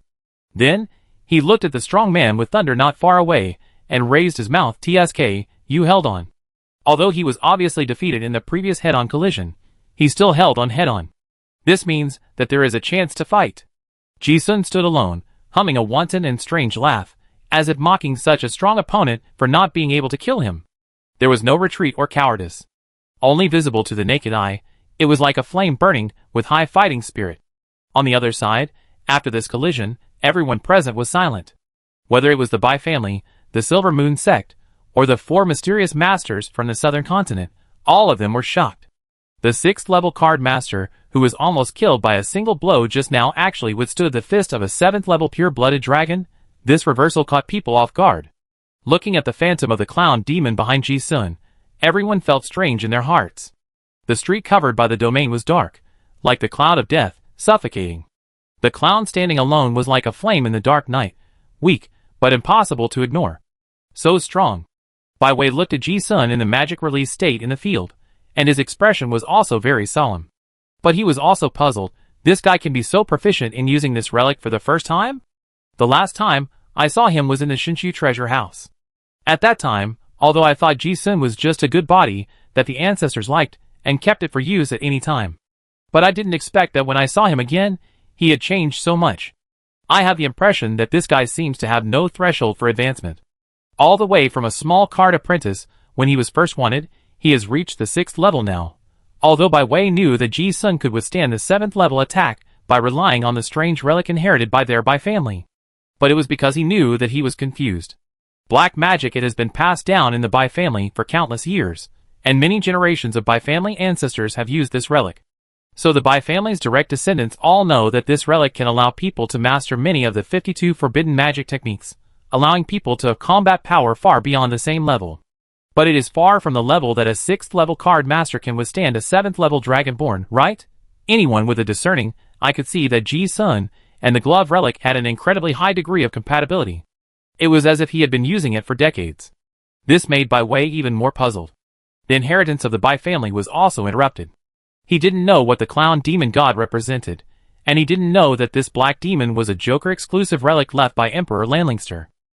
Only Ji-sun himself knew that this exclusive relic was completely different in his hands, and in the hands of the Bai family. Ji-sun had seen the old fox of the Bai family use this relic before on the Netherworld train. Let alone the terms such as skill plus 99, all elements affinity plus 50%. The several forbidden magic techniques sealed by it are the most direct means of increasing combat power. These days, Ji-sun has deliberately studied the origins of these abilities. He has also roughly figured out the way. 1 solution spell. The effect is affinity for all elements, and the spell power surges. This is actually the exclusive secret gluttony of the Ace of Clubs fighter sequence. 2nd solution forbidden. The current effect is the forbidden magic field. Ji-sun guessed that it might be the ability of 8 of Diamonds spellcaster. 3rd solution chaos god. The known effects are limb confusion and mental control. Ji-sun does not know which sequence of abilities it is for now, but it is more of a mental system. 4th solution void. Can turn the body into dark elements. It is probably the exclusive secret of the 2 of Diamonds assassin sequence, Void Flash. 5th solution defense. Can use repulsion to form an isolated defense layer. It is actually part of the ability of the exclusive secret of the 10 of Hearts hero sequence, Lightless Sun. 6th solution immortality. Infinite healing is the exclusive magic secret of Plum Blossom 3 Plague Doctor. As for the 7 solutions taboo, Ji-sun had never seen the old fox use it before, so he didn't know what it was for. But now that he was wearing it on his hand, he knew that it might be related to the legendary secondary magic solution. The purpose of this black magic glove is to give people these abilities. Because you can't take it off once you put it on, it's equivalent to having these abilities permanently. For others, this glove is like giving an ordinary person a gun, which instantly increases his combat power, but Ji-sun is different. He himself is a master of gun skills. With a gun in hand, the bullets fired will have greater lethality. He already knows several kinds of magic secrets. When he wears these gloves, the power of those sealing spells is many times that of other hosts. The most intuitive manifestation is that when the seal is unsealed, the proficiency of the undead curse secret on Ji-sun's panel directly changes from LV3 just now to LV6 when it is unsealed. The improvement of the secret proficiency means that using the secret will consume less spell power in life. And it is more efficient, and can heal more serious injuries at a higher level of law. The two secret methods of Gluttony and Lightless Sun have also skyrocketed by several levels. The level of understanding of the law represented by proficiency has also been forcibly raised. Just the surge in proficiency of these three secret methods has allowed Ji-sun to have an exaggerated combat power to resist the 7th level in a short period of time. Of course, the price is also very high. Ji-sun just used it, and it was obvious that his soul seemed to be polluted. But this is not the time to think about the price.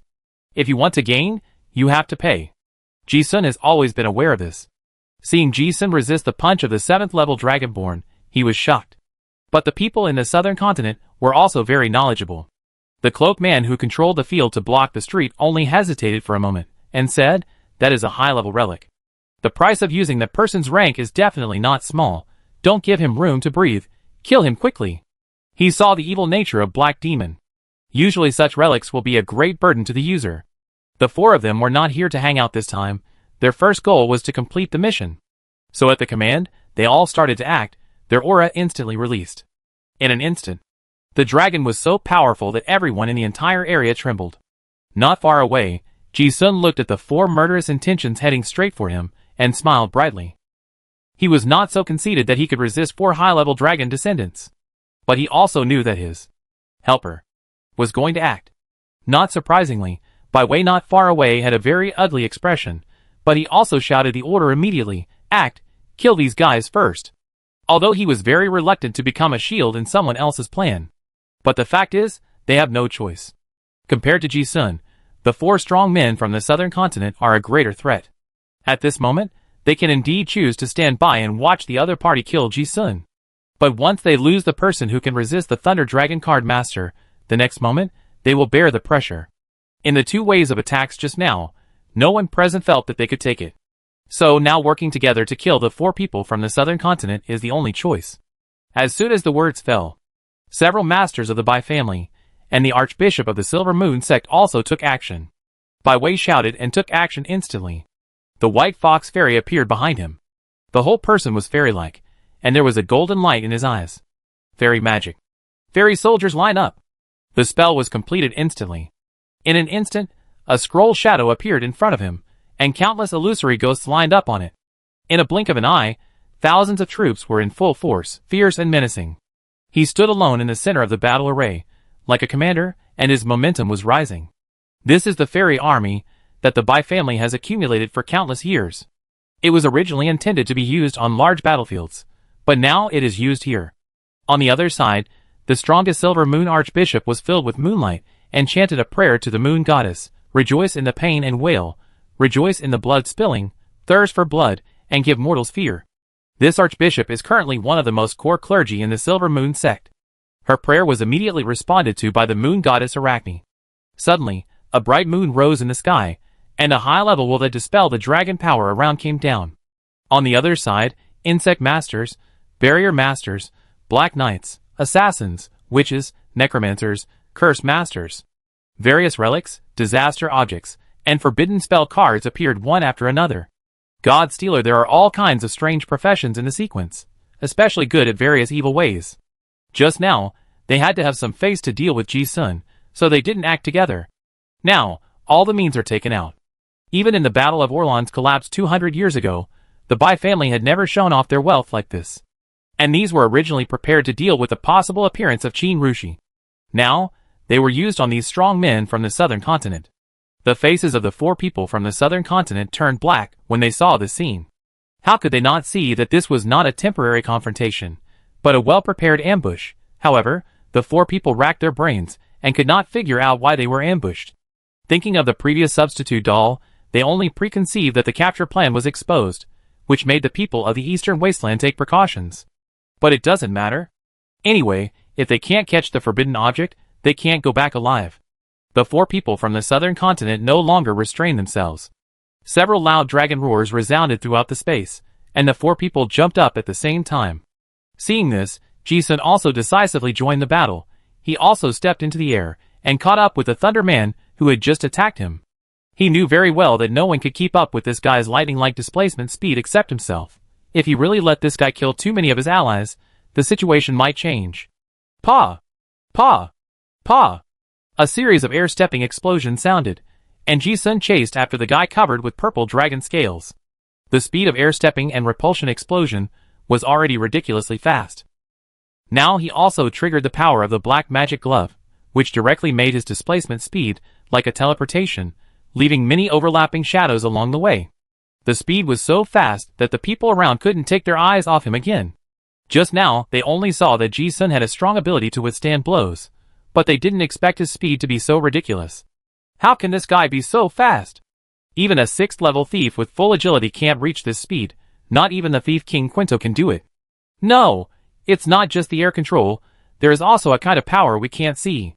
That's the magic secret of the Weeping Angel. Everyone looked at Ji-sun, who took the initiative to pursue. All of them were surprised, and even a little scared. At this speed, if they really fought just now, they really wouldn't get any benefit. At least a lot of people would die. Although others did not recognize this power, the people of the Silver Moon sect recognized it at a glance. This was the lost secret method of the hero. After all, the several Silver Moon altars in the old continent were sealed with the remains of angel corpses. At the same time, the Thunder Light Man was forced to look back by the murderous intent behind him, and exclaimed. He changed his tactics after discovering that he could not kill Ji-sun instantly. He originally planned to hand this man over to the other 3 teammates. Then he relied on the speed advantage of the Thunder Dragon's talent to get rid of the others as soon as possible, and then kill everyone together. But I didn't expect that the little 6th level dared to chase after him right after he started fighting. The strong man's eyes twitched inexplicably as he watched the 3-headed monster with a clown shadow behind him. It felt like an adult being chased and beaten by a child, absurd and ironic. As a pure-blooded dragon, he felt provoked and humiliated in an instant. Moreover, the murderous intent was like a substance. For some reason, the strongman felt an inexplicable palpitation that if he didn't deal with it with all his strength, he would be in danger. It was at this moment of thinking. Bang! The strongman felt a punch on his lower back before he could react. Instantly, a sharp pain hit his forehead, and his teeth were about to crack. At this moment, Ji-sun was no longer a human being. He transformed into a 3-headed chimera golem, with dragon scales and hellfire covering his body. This punch was extremely powerful. Second solution banned. Third solution chaos god. On the black gloves, the sealed talisman on the middle finger and ring finger instantly lit up. The moment he hit the enemy, the lightning shield on the sturdy man's body disappeared strangely. This made Ji-sun's fist hit the thick dragon scales directly. On the knotted and swollen forearms, circles of gravity ripples poured in crazily. Even the hard dragon scales were broken and cracked like a mirror at this moment. Baquan earth rumbling, the damage is penetrating, not only on the surface of the body, but also in this guy's body, pouring violent gravity, pulling the internal organs crazily. Puff. The Thunder Man couldn't hold back the destructive power of a volcanic eruption in his body. His body froze, and a mouthful of old blood spurted out. His surprised eyes seemed to be saying, "How is it possible? How did you break my Thunder Element shield? Also, there was still some distance. Why did you appear in the back waist in an instant?" But in an instant, he understood. That was spatial displacement. The two looked at each other, and Ji-sun only had a cold sneer in his eyes. The speed of the explosion just now was actually just a cover, completely to mislead the opponent's combat instinct, making the guy instinctively think that there was still some distance. But in reality, Ivan helped the space-shifted distance. Ji-sun thought that since these 4 people came for Ivan, they must know her space ability, so he didn't hide it, and simply used it to the extreme. This sneak attack was very effective. The Lei Guang strongman spit out a mouthful of old blood, and at the same time, murderous intent flashed in his eyes. Although he was injured by the sneak attack, this injury was not a big threat to the Dragonborn. He was about to turn around and fight. However, at this moment, an incredible scene was staged again. This guy's hands and feet seemed to be out of control, dancing in the air, and even the lightning element shield could not be maintained, and the whole person fell from the air. Ji-sun saw this familiar scene and sneered. Forbidden magic. And limb chaos. The two states are not so easy to deal with. You know, Qin Rushi, who was at the 7th level, suffered from this move on the Netherworld train. And the instantaneous combat power that Ji-sun can burst out now is much stronger than that old fox. With a flash of thought in his mind, he rushed to catch up, swinging his fists as densely as raindrops. Bang! Bang! Bang! A figure fell from the sky, smashing a big hole in the ground. Then, another figure stepped into the air and chased, hitting the guy in the pit. Violence, excitement, mania, madness poured out like a tide. The guy who transformed into a three-headed golem was like a real demon descending at this moment, and the whole person fell into an extremely violent state. He was beating frantically. Killing intent. This change happened too quickly. Too decisive. Too sudden. Too violent. Originally thought it was the beginning of a big melee, everyone prepared means, ready for a fierce battle. However, unexpectedly, before they hit the first wave, Ji-sun had already staged such an explosive scene. This bloody scene violently broke into everyone's vision. It seemed to press the pause button for their thoughts. Dozens of eyes looked over stiffly. What on earth is going on? Am I dazzled? How can that guy be so strong? Impossible.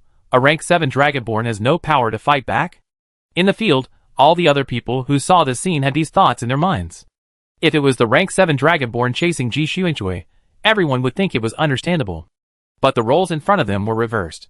Whether it was the Bai family's Silver Moon sect, or the other 3 people in the South Continent, they all seemed to be stunned, seeing this scene that their brains could not believe at all.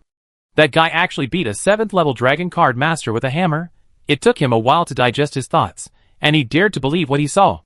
But the facts were right in front of him.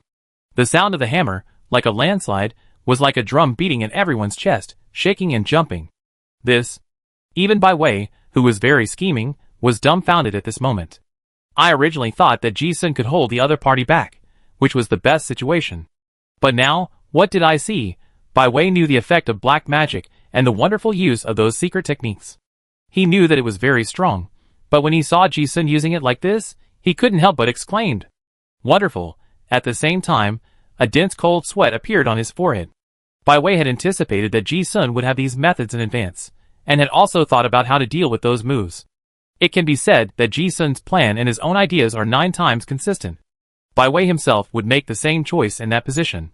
However, he never expected that the opponent would attack so decisively and at such a terrifying speed. It only took a moment to attack, leaving no chance for the enemy.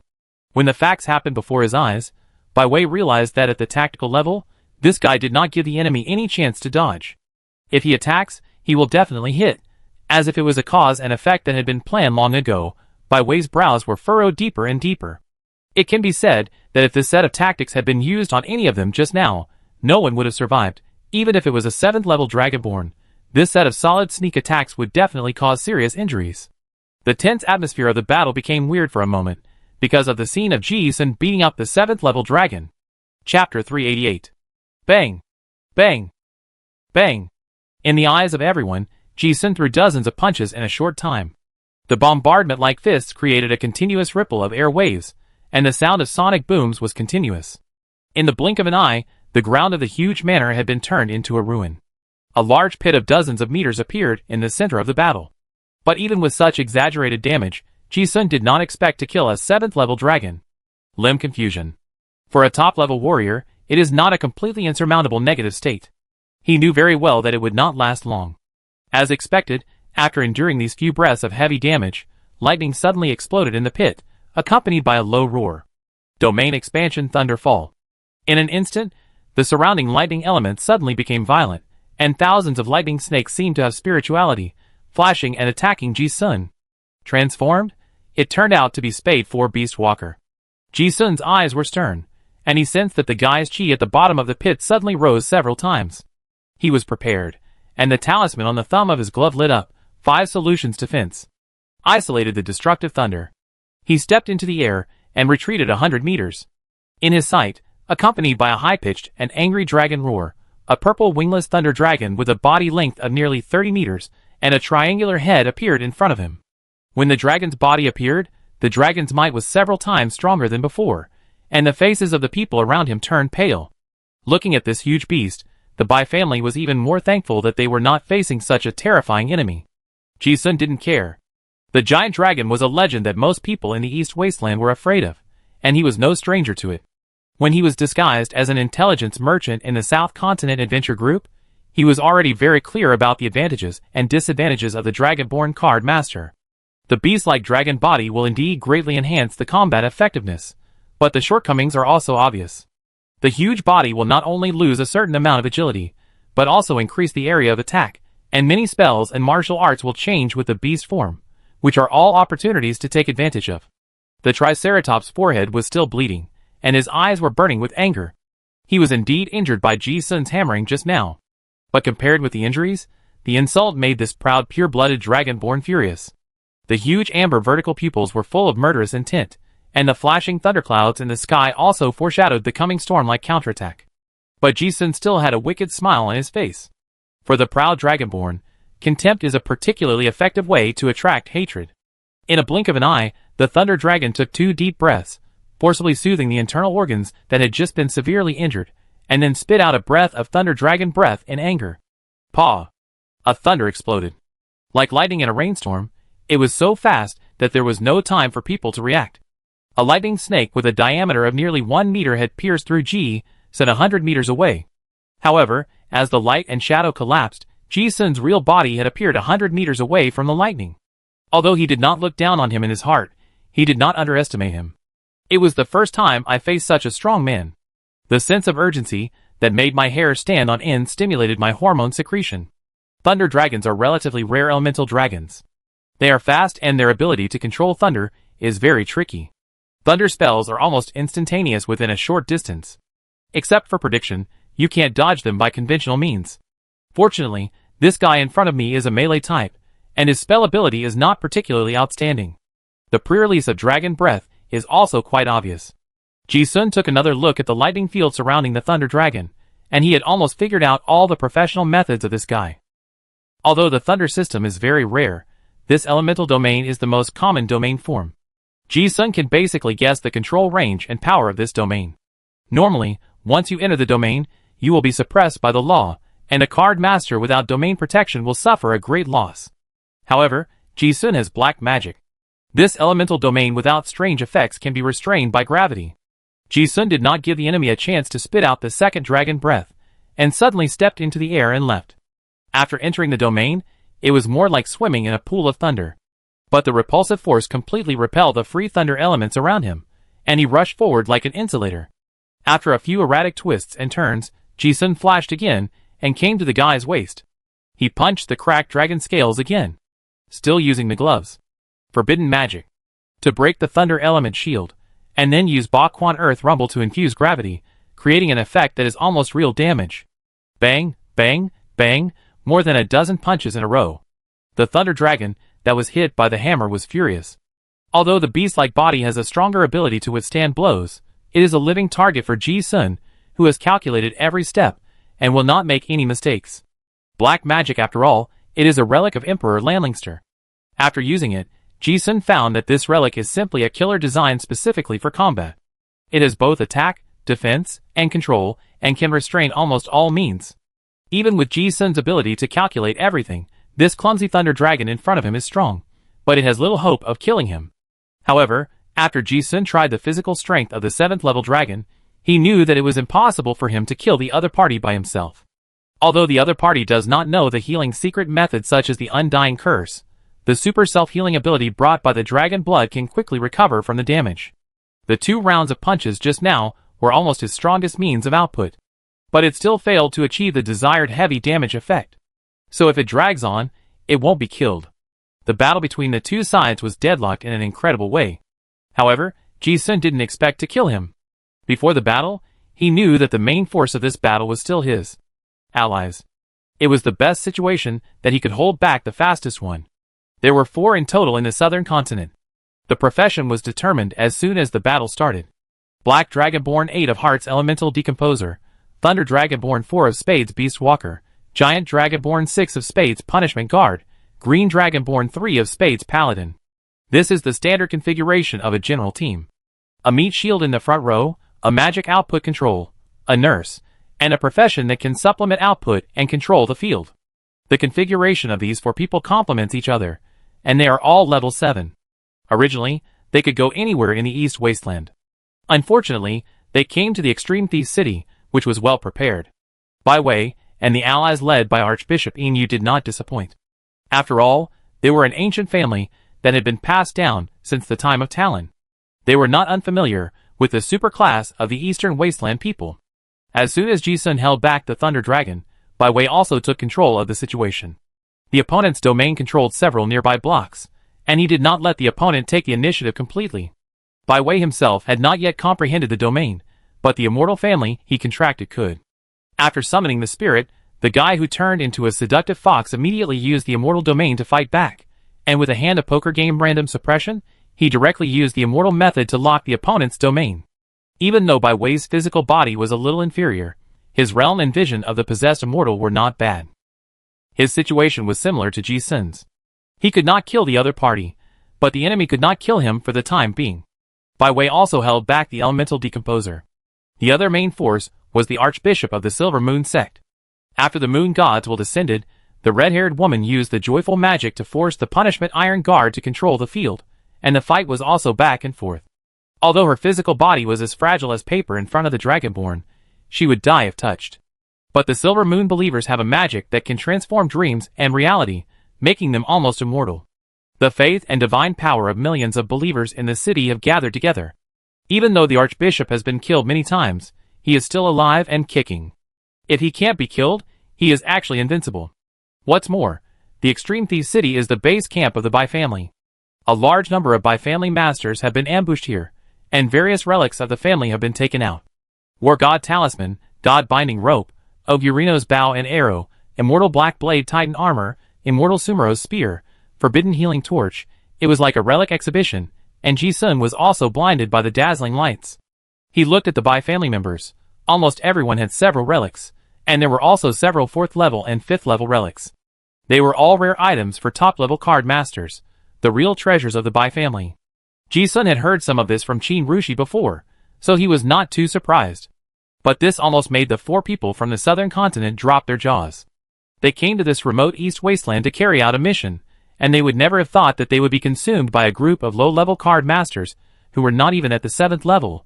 Originally thought that the only threat was the Titan armor, but now seeing it, they realized that they underestimated the card masters in the East Wasteland. In the dark streets, there was already a big fight. The 4 people from the South Continent had transformed into giant dragons. The Thunder Dragon was still being dragged by Ji-sun, Bai Wei, and the Black Dragon were fighting fiercely. Archbishop Silver Moon was entangled with a giant dragon, and the Green Dragon was locked by dozens of spell chains, and was being bombarded by dozens of people. All kinds of spells were bombarded: lightning, fire, hurricanes, earthquakes, poisonous gas, and the aftermath of the attack alone was not something that low-level card masters could withstand. Ji-sun, Bai Wei, and Archbishop Silver Moon each had their own means to hold on, but the others were not so strong. In a blink of an eye, the ground was already filled with dozens of corpses. The 7th level is the watershed for top-level card masters. The damage to the 4 Dragonborns by card masters who have not comprehended the domain is very limited. But because there are various targeted tactics and means, even if it is scraping, the Bai family masters have brought a painful lesson to the enemy. Ji-sun and his 3 companions held 3 of them, and the others concentrated their firepower on the Green Dragon. It must be said that even Ji-sun's eyelids jumped when he saw these means. Arrow of Ogurino break the law and break the defense, Rope of God binding force control, Forbidden Healing Torch burning Ghost Fire restrains healing. These relics were organized and tactfully used, and the Green Dragon was killed to a bloody mess, wailing continuously. That is to say, the Dragonborn's body is tough and has lasted so long. Otherwise, if it were a human card master, he would have been killed many times. However, the biggest advantage of the Dragonborn card master is that his body is tough enough. Even if it is a warlock, his vitality is still very strong. The 2 sides continue to consume. The 4 people from the South Continent also knew that whether it was Ji-sun's glove relic, Bai Wei's immortal body protection, or the power of faith, it was impossible to consume infinitely. After the 2 sides failed to determine the winner in a short time, it was destined to be a tragic war of attrition. The people of the South Continent bet that they can hold out until the people of the East Wilderness run out of tricks. Ji-sun and his companions bet that they can kill these Dragonborns before they run out of tricks. In urban street fighting, the side that sets up an ambush always has the home advantage. Judging from the current battle situation, if the 4 people of the South Continent do not escape, they are likely to be killed. Ji-sun also saw that these guys never planned to escape. Actual combat has always been the fastest shortcut to growth. In Enlightenment, various prompts of proficiency surges are constantly refreshed. You had an epiphany in the battle, Tyrant Fist Earth Rumble Skill Experience plus 32. You touched the rules of the special domain, Domain Thunderfall Comprehension plus 71. You observed the secrets of the law, Thunder Element Affinity plus 1. You were immune to Dragon Might Erosion, Fighting Will Realm plus 9. You were contaminated by the Black Magic, Soul Deformation plus 3. In the battlefield, Ji-sun dragged the Thunder Dragon alone, still using a radical punch-to-flesh style. As an outsider, neither the Bai family nor the Silver Moon believers could come to help him. Ji-sun didn't mind at all. He knew very well that if he was a little lax, this guy would use thunder to kill his allies. Others did not come to help, but he helped to interrupt Lei Long's thoughts of intervening in other battlefields from time to time. Ji-sun's body was completely taken over by several combat personalities at this moment, but his mind was very clear.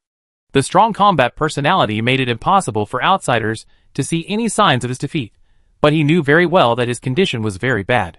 The side effects of frequent use of black magic were gradually exposed. In addition to the huge consumption of blood, flesh and essence, pollution cannot be ignored.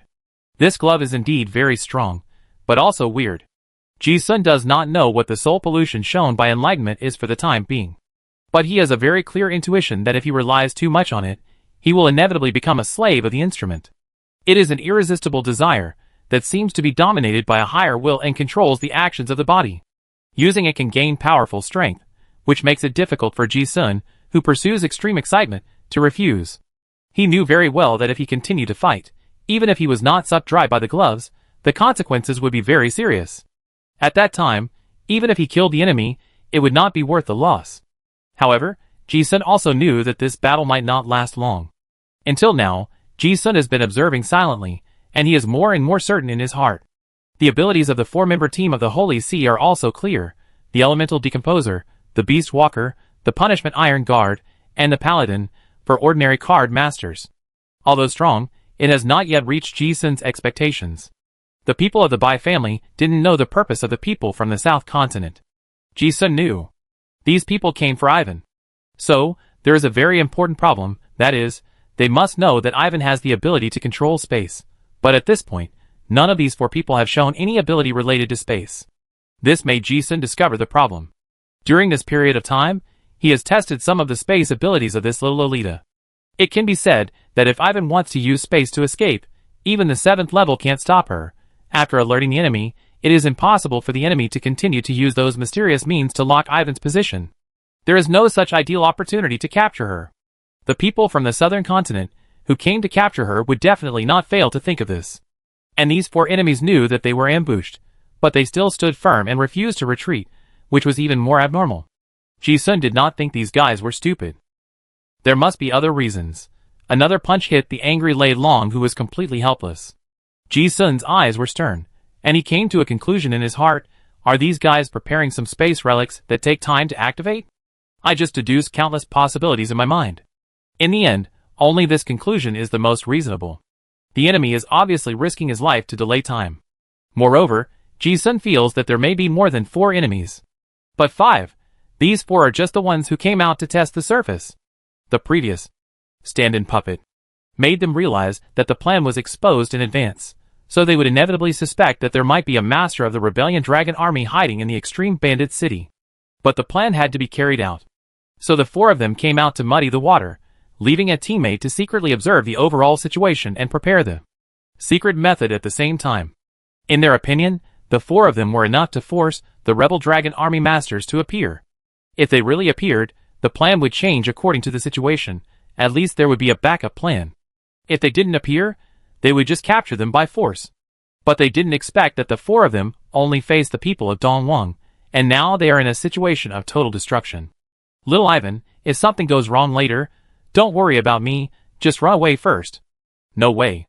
My mother told me not to run around. I want to be with Mr. Ji-sun. Besides, I only know you in the East Desert. If you go somewhere else, what will you do if you are hungry? However, even if Ji-sun guessed what secret methods those people in the South Continent were preparing, he could do nothing about it. If he escaped now, the 4 people and the 5th person, who was likely to be there, would definitely chase him. It would be better to continue to waste time here. Ji-sun also thought about letting Ivan run away first when he encountered danger. But the girl was reluctant. Although she was not very smart, her intuition was very sharp. She could tell who was really good to her. Or maybe it was because of her reliance on meal tickets.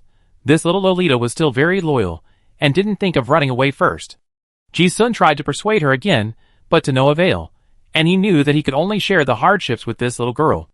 The battle continued, and it had been nearly half an hour without him realizing it. The scene was chaotic and bloody. Corpses, broken puppets, scattered immortals, insect debris, collapsed buildings, scrapped machinery. It was a mess. The Bai family paid a heavy price. But on the other side, the enemy was not feeling well either. The besieged Green Dragon Paladin was covered in blood and was seriously injured. The Bai family members did not want to kill the enemy, but to capture him alive, so they spared him a breath. For the God Thief, a living person is more valuable than a corpse. On the other side, the Bai family masters, who had freed up their hands, began to help besiege the other two enemies, and even helped Ji-sun to encircle the Thunder Dragon. Although in the eyes of the Bai family, Ji-sun was as threatening as the 4 dragon descendants of the southern continent, and the best result was that both sides suffered losses. But if he, the main tank, really can't hold back the hatred, the Bai family will have to pay a heavy price if they want to deal with this Thunder Dragon by themselves. Ji-sun certainly saw that those who helped to surround and kill the Thunder Dragon could be directed at him at any time.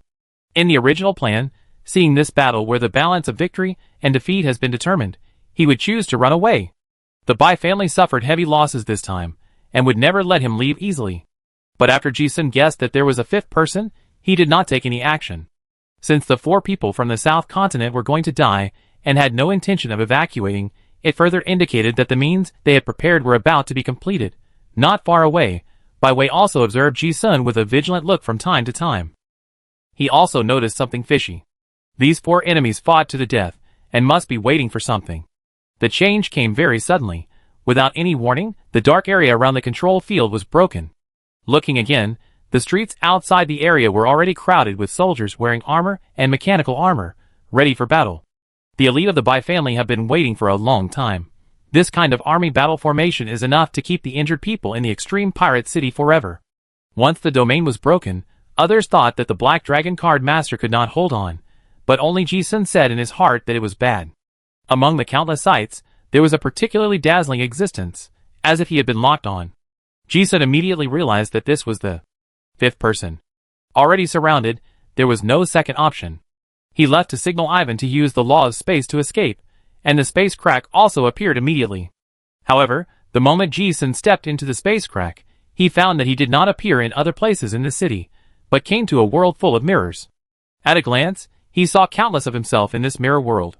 Ji-sun secretly thought that it was not good. He immediately realized that this was the secret method specially designed to capture Ivan. Chapter 389. No wonder. Ji-sun looked at the surrounding environment and turned into a bright mirror house.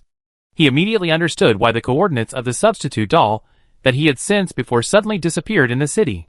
Was it sucked into another space? Looking at the place where the lost mirror labyrinth was displayed in the Enlightenment, he knew that this was probably a relic that restrained Ivan's spatial ability. But after looking around, this mirror house seemed to be nothing dangerous except for being a little weird. Ji-sun didn't walk around, but just stopped and observed. I don't know where the light came from. The whole space is bright but not dazzling. As you can see, this seems to be a maze made of mirrors.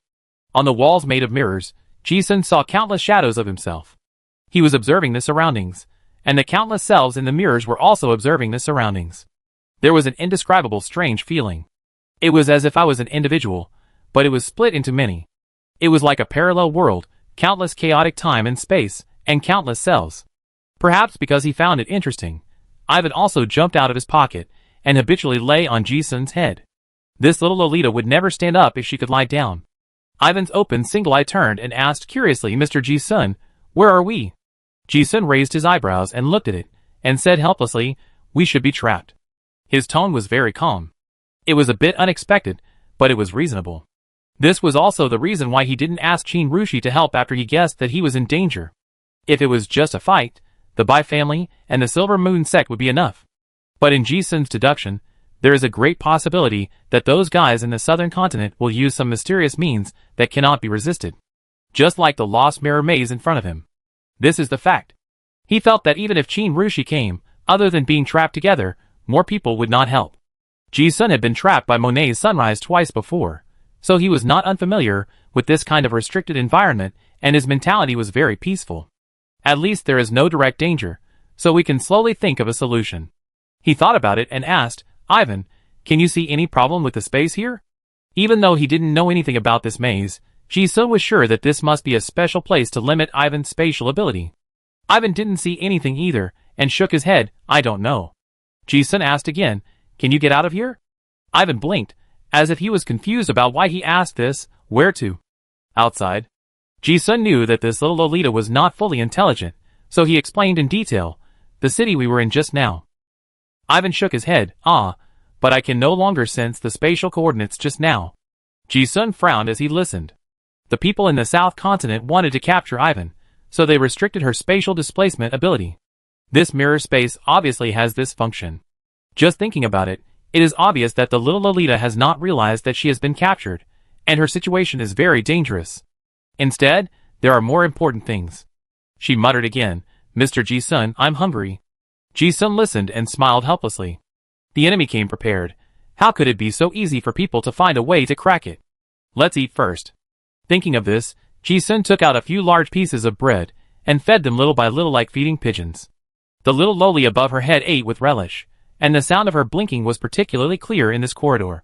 Ji-sun heard that Ivan didn't see the way, so he started to wander around in the maze. Unknown and mysterious things always arouse people's curiosity. Judging from the previous situation, this mirror space should be a relic. He originally thought that this was similar to Monet's sunrise, but as he walked, he found the problem. Strange, how can this space be so big? Ji-sun stopped and looked at his puzzled expression on the glass walls around him, and suddenly felt that something was wrong. The space in the oil painting was only a few blocks, and that was a disaster-level existence. What's going on with this mirror space? Ji-sun knew that the purpose of the mirror might be to create a spatial illusion, mislead people's judgment and sense of direction, or ignore some hidden spaces. These are some common methods in the maze. But he himself has a keen sense now, and there are marks along the way. What's more, there is Ivan above his head to help. A simple visual space confusion is impossible to mislead the two. But the two of them just walk this distance, without repeating or going around in circles, and it is normal to have marks along the way. Calculated, they have walked a distance as far as half of the city. Isn't it that simple? Ji-sun was not surprised, but just felt very surprised. Is it a different dimension? Or a special space, like the Shinshu treasure house? That's not right. Ivan should be able to sense that kind of space. Ji-sun didn't figure out what was going on for a while. Ivan on top of her was also a little confused. Her brain was only about eating and dreaming, and it seemed that she couldn't handle such a complex problem as escaping from the maze. Look, she fell asleep on Ji-sun's head right after eating. Boxes and empty cans left over from eating were scattered all over the floor. Ji-sun didn't even think about cleaning them up.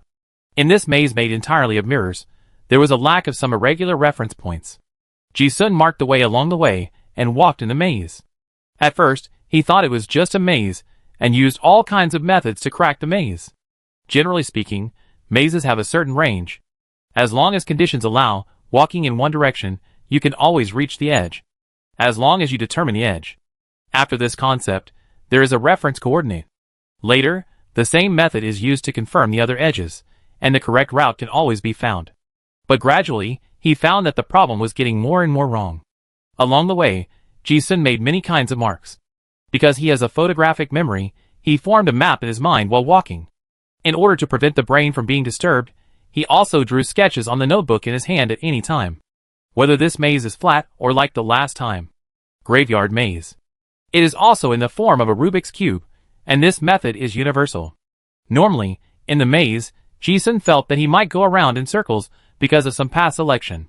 Then, he would see the marks he left before. But after walking for an hour, Ji-sun did not find a single mark he left. This made him feel extremely confused. This mirror space seems to be infinite, but how can there be a relic of infinite space in this world? Ji-sun denied this idea. There are only two possible possibilities.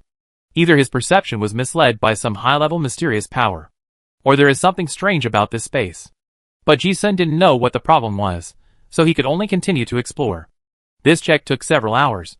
As he walked, Ivan, who was lying lazily on his head, muttered again, Mr. Ji-sun, I'm hungry.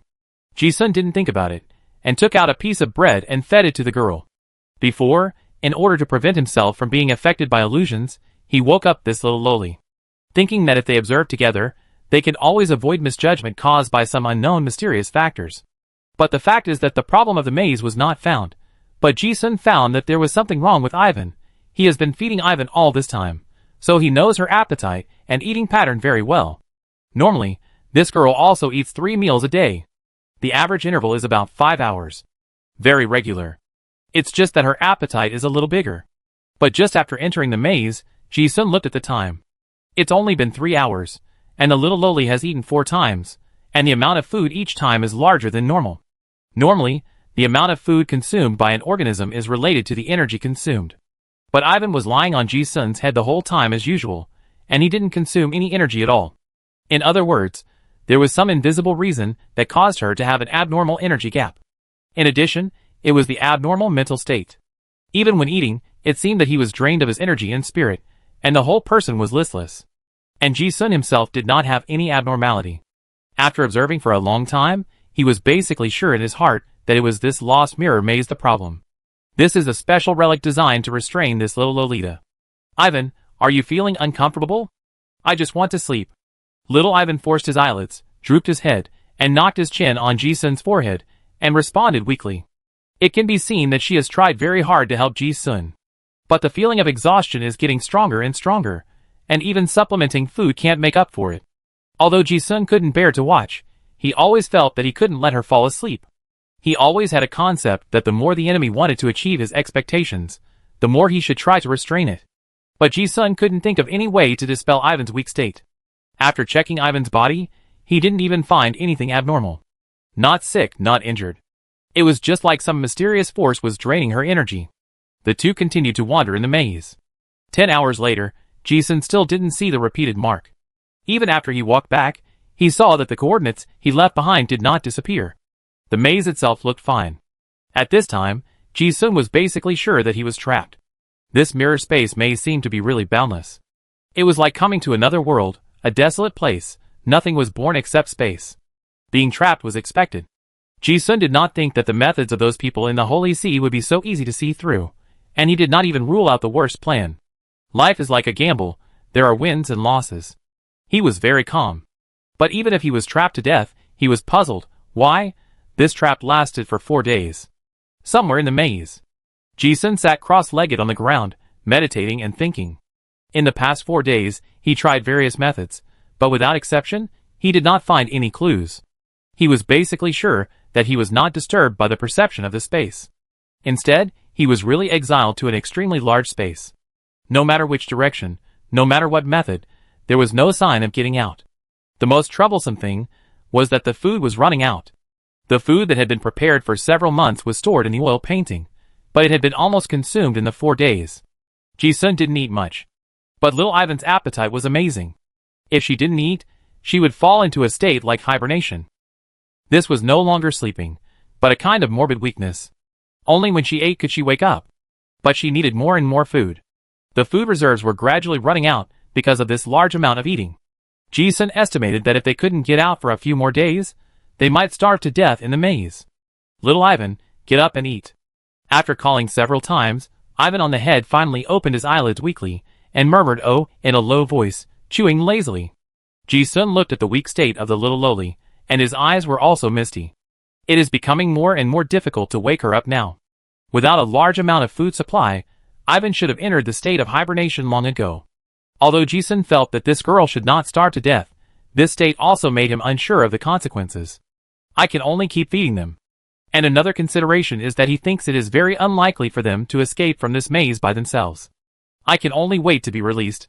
Thinking of this, Ji-sun murmured in his heart, calculate the time. If those guys are fast enough, they should be in Innocent City now, or maybe they have already reached the old continent.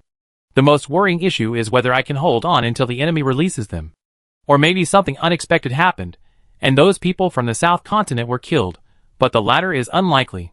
He thought the worst and most likely scenario was that when they were rescued, they would already be under the eyes of the masters of the Holy See in the Southern Continent. So Ji-sun was betting that those people in the Southern Continent might have estimated that Ivan was dormant. But in reality, they didn't. When they got out, with the help of Ivan's spatial ability, there might be a chance. Strange, is this mirror space really a real material world? But if it is true, what kind of relic would have such an exaggerated space? Could it be the legendary artifact? If not, then what went wrong? What is the essence of space? Also, what is the mysterious power that absorbs Ivan's energy? In the following days, in order to reduce consumption, Ji-sun even got a steam motorcycle and rode it in the maze. Even though the motorcycle traveled hundreds of kilometers a day, he still couldn't see the end of the mirror space. Ji-sun has basically determined that the current maze cannot be cracked by any method he knows. This day, it was already the 7th day of being trapped. The food had been consumed. Due to insufficient supplies, Ivan was in hibernation most of the time. Ji found a place to sit cross-legged and meditate. Now it seemed that they would most likely have to wait for the people outside to let them out. But if they were let out, the chances of survival were slim. It seemed that he was really going to die this time. But compared to worrying about the dilemma that could not be changed, he was more concerned about why he was trapped. He was very calm, and could accept any outcome of his own calmly from beginning to end. Thinking hard but to no avail. During the break, Ji-sun inexplicably recalled the time when he came to this world, muttering to himself, "What a wonderful world." He recalled the scenes of his journey, from 407 Abnormal Biology Research Institute to meeting Chujio, then to Innocent City, and then to the old continent. Along the way, he encountered many wonderful worlds and scenes, and made many friends. Chujio, Nanjing, Qin Rushi, Gongwu, Catalina, Xieguizhong, Mushroom-Headed Jiayu, Aragon, Old Man Su, Che-Er, and Songyu. Faces appeared in his mind. Ji-sun thought and took out a black and white photo. In the black and white photo, there was a girl wearing a floral dress and smiling like a flower. She was standing in front of a beautiful small auditorium, with white walls, a pointed roof, and roses cascading down the wall behind her. Looking at the handsome young man in a suit, Ji-sun smiled. He stroked the photo, as if he was back to the Sapphire Manor. That beautiful time was as if it was right in front of him. Even now, when he thinks back, Ji-sun still feels that it was a magical experience. I actually traveled back 100 years ago, and met that rose-like girl. Miss you, are you still there? Ji-sun stroked the smiling face of the girl in the photo. A thought suddenly popped up in my mind.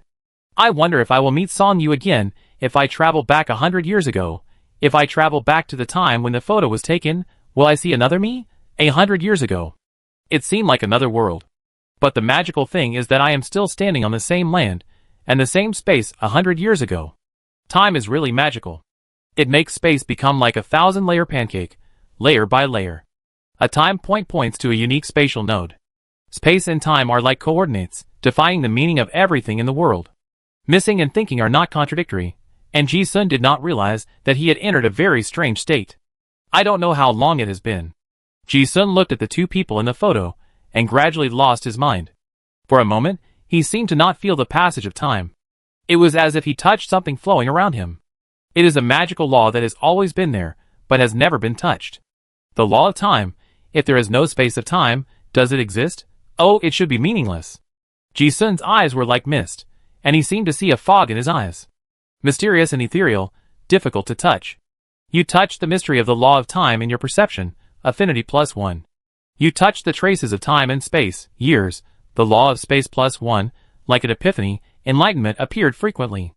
Ji-sun did not realize that he quietly resonated with some power in this maze. The law is so magical, it is everywhere, but when you cannot perceive it, it is invisible. But when your frequency resonates with it, suddenly everything becomes clear. Ji-sun did not notice the change in his state, he just felt very comfortable. It was a magical experience of gaining insight, and a new understanding of the world. It was not just the mirror maze, a special place full of space laws, but Ivan, who was lying on his head, also seemed to resonate. Unconsciously, Ji-sun finally felt something unusual. He found that there was an indescribable energy flowing out of Ivan's body. It was like the heat dissipation of the human body. It was invisible, but it really existed. This thought flashed through his mind, and it was like thunder exploding. Suddenly, Ji-sun's eyes suddenly changed from being scattered to clear. Huh? He seemed to understand something. His previous thinking was wrong. It might not be a problem of space. It's time. Time is an illusion. It was like the timeline in a storybook had moved forward, but that was just an illusion brought into the reader's consciousness. The world in the book story has always been there, and has never changed. Time and space are illusions perceived by the reader. This thought was like a thunderbolt that split the night, and it was gone in an instant. But Ji-sun suddenly realized that he understood what this mirror maze was about. There may be no normal flow of time in this mirror space. Ji-sun came to a conclusion that even he himself found incredible. But it seems that only this can explain why this space is infinite. At that moment, he caught the tail of the law of time, but it slipped away again. Ji-sun couldn't explain clearly what he had realized. Just like the time and space in human dreams, it was still an illusion. But the fact is that he thought of a way that might still not get out, but might be able to break the maze in front of him. Thinking of this, Ji-sun quickly closed his eyes, and the shadow of the clown appeared behind him, trying to maintain the previous mysterious state of comprehension as much as possible. He wanted to grasp this last bit of feeling and give it a try. If time does not flow, then these space mazes are meaningless. Thinking of this, Ji-sun closed his eyes and stood up. He did not choose any direction of the maze passage, just followed his feeling and walked forward with his eyes closed. It was pitch black in front of his eyes, and in his consciousness, it seemed that space did not exist. He just walked and walked. In that mysterious state of perception, the concept of mirror wall had completely disappeared from his mind. A magical scene took place. He should have hit the wall after these few steps, but Ji-sun was still walking. He walked forward step by step in the darkness. He walked a long way. In that sensory world, there was no concept of space, but there was time. Ji-sun was getting more and more excited. He knew that he had grasped very few laws of time, like a thin line. But he stepped on that thin line, like walking on a tightrope, and walked very carefully for a long time.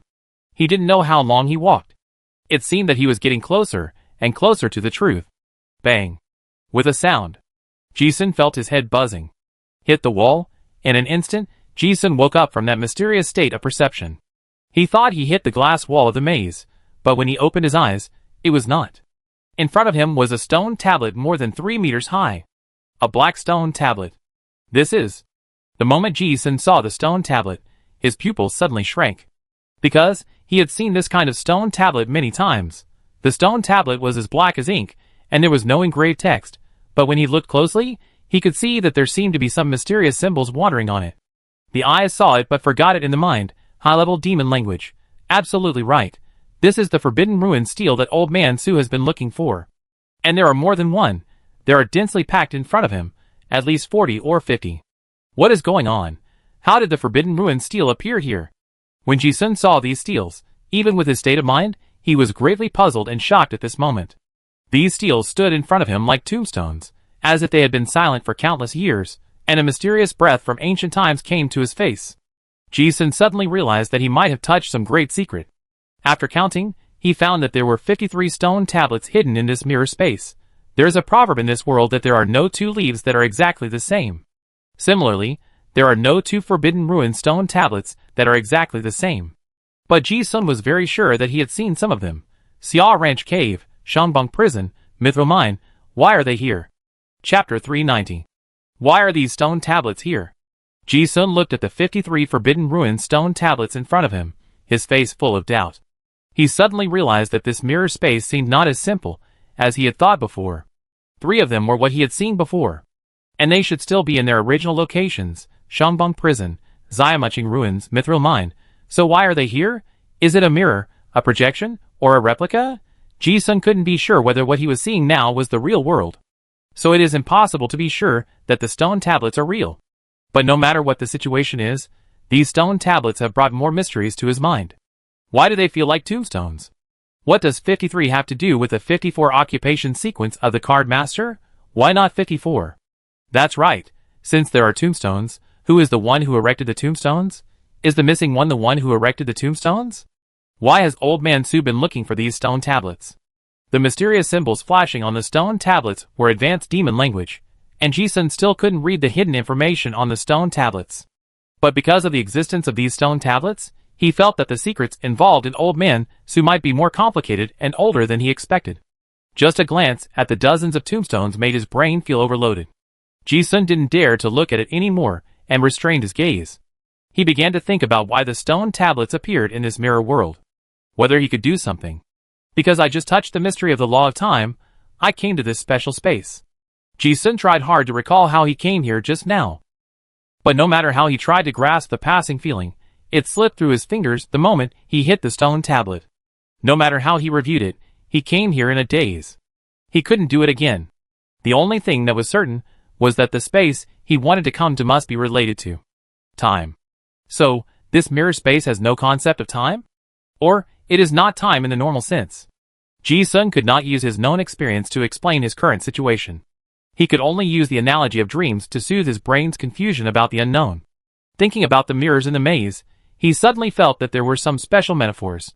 Space is frozen into pieces of history because of the passage of time. Like a photo taken by a camera, the picture records a unique moment. The same is true for the mirror image in the maze. The moment the image is reflected in the mirror is the only intersection of space, and that time node? Ji-sun cannot be sure whether time exists in this mirror space. But space must be real, not a dream. Ivan on the head has always been sure of this. And he also felt the space law with his own knowledge. Ji-sun himself did not know what had changed. At this moment, he clearly saw that Ivan above his head was leaking a special energy, which could be called energy. And the same energy is also permeating around. Like air, you can't see it, but when you breathe, you can feel the flow of laws. Ji-sun carefully felt the mysterious flow of water waves around his body, and wondered uncertainly, could it be the law of space? After all, the law of space is a high-level law, and it is normally countless times more difficult to comprehend than the law of elements. But now, he actually felt the law of space as if it were real. Thinking that he couldn't get out anyway, Ji-sun sat cross-legged on the ground and began to meditate.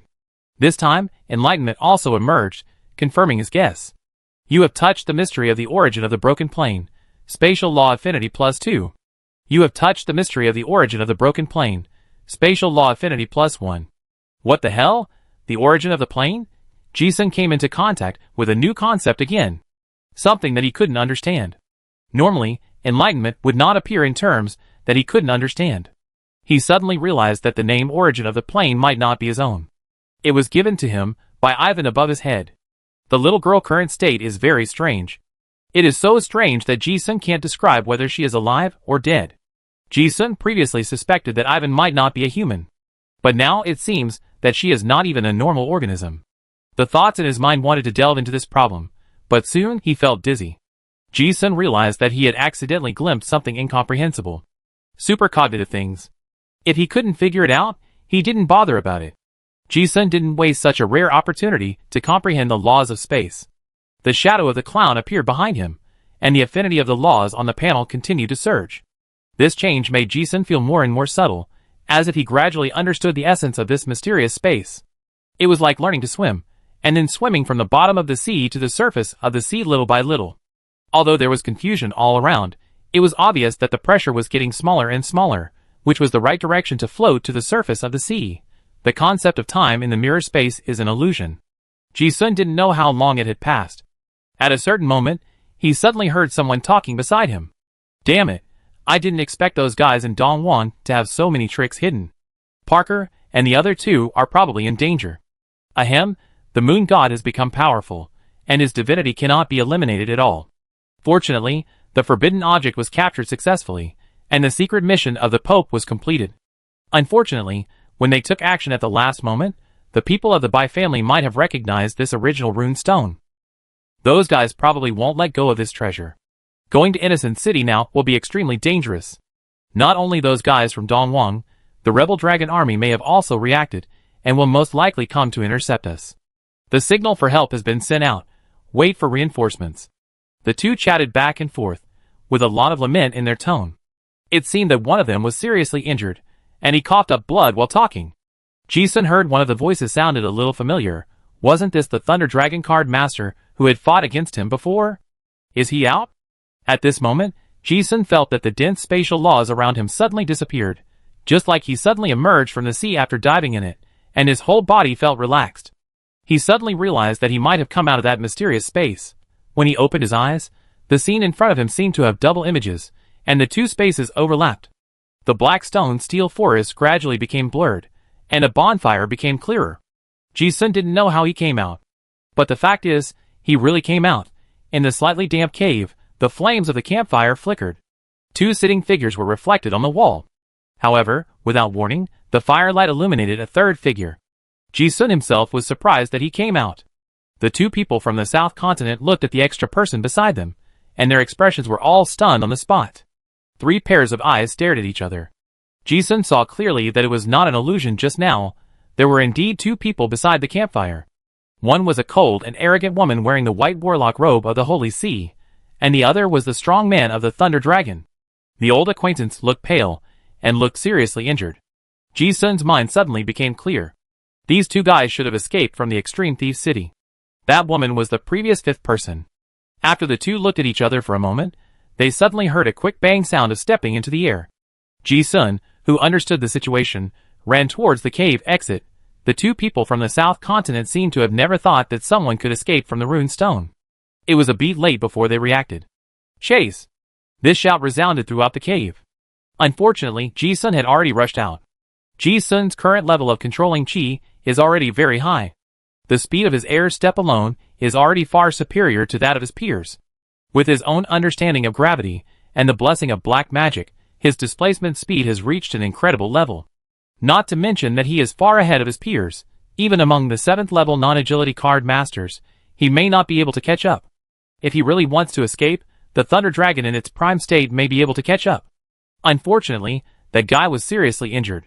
Ji-sun didn't expect that the situation after escaping would be so good. There were only 2 enemies. And it was not in the enemy's base camp. As soon as he escaped from the cave, he found that it was a wasteland covered with glowing moss. Blood Moss Wasteland? Ji-sun looked at this iconic vegetation. Thinking about the area near the Extreme Pirate City, he vaguely guessed where this might be. He had no intention of fighting at all, and rushed forward with his head down. The sound of breaking wind was whistling, and the figure was as fast as a ghost. If he really wanted to escape, under normal circumstances, he would not be caught up. However, the next second, he encountered an abnormal result. The Thunder Dragon Man did not catch up, but the woman in white robe did. The woman used an outrageous displacement ability.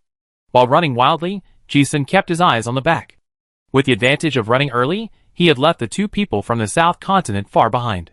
He had a chance to get rid of them completely, but fortunately, a figure appeared in his sight out of thin air. Yes, it was out of thin air. There was no normal airflow around her body. She moved from the void. Space displacement. Ji-sun looked at the figure behind him that was like a slide flickering and moving, his eye astern. The worst situation is this one. Before he knew, the 5th man used the mirror space to control them. He suspected that the other party was probably proficient in the laws of space. But he didn't expect that the other party's space ability would be so outrageous. Why is the interval between this guy's actual teleportation spells so short? Ji-sun saw something wrong at a glance. Normally, even a space card master is not unsolvable.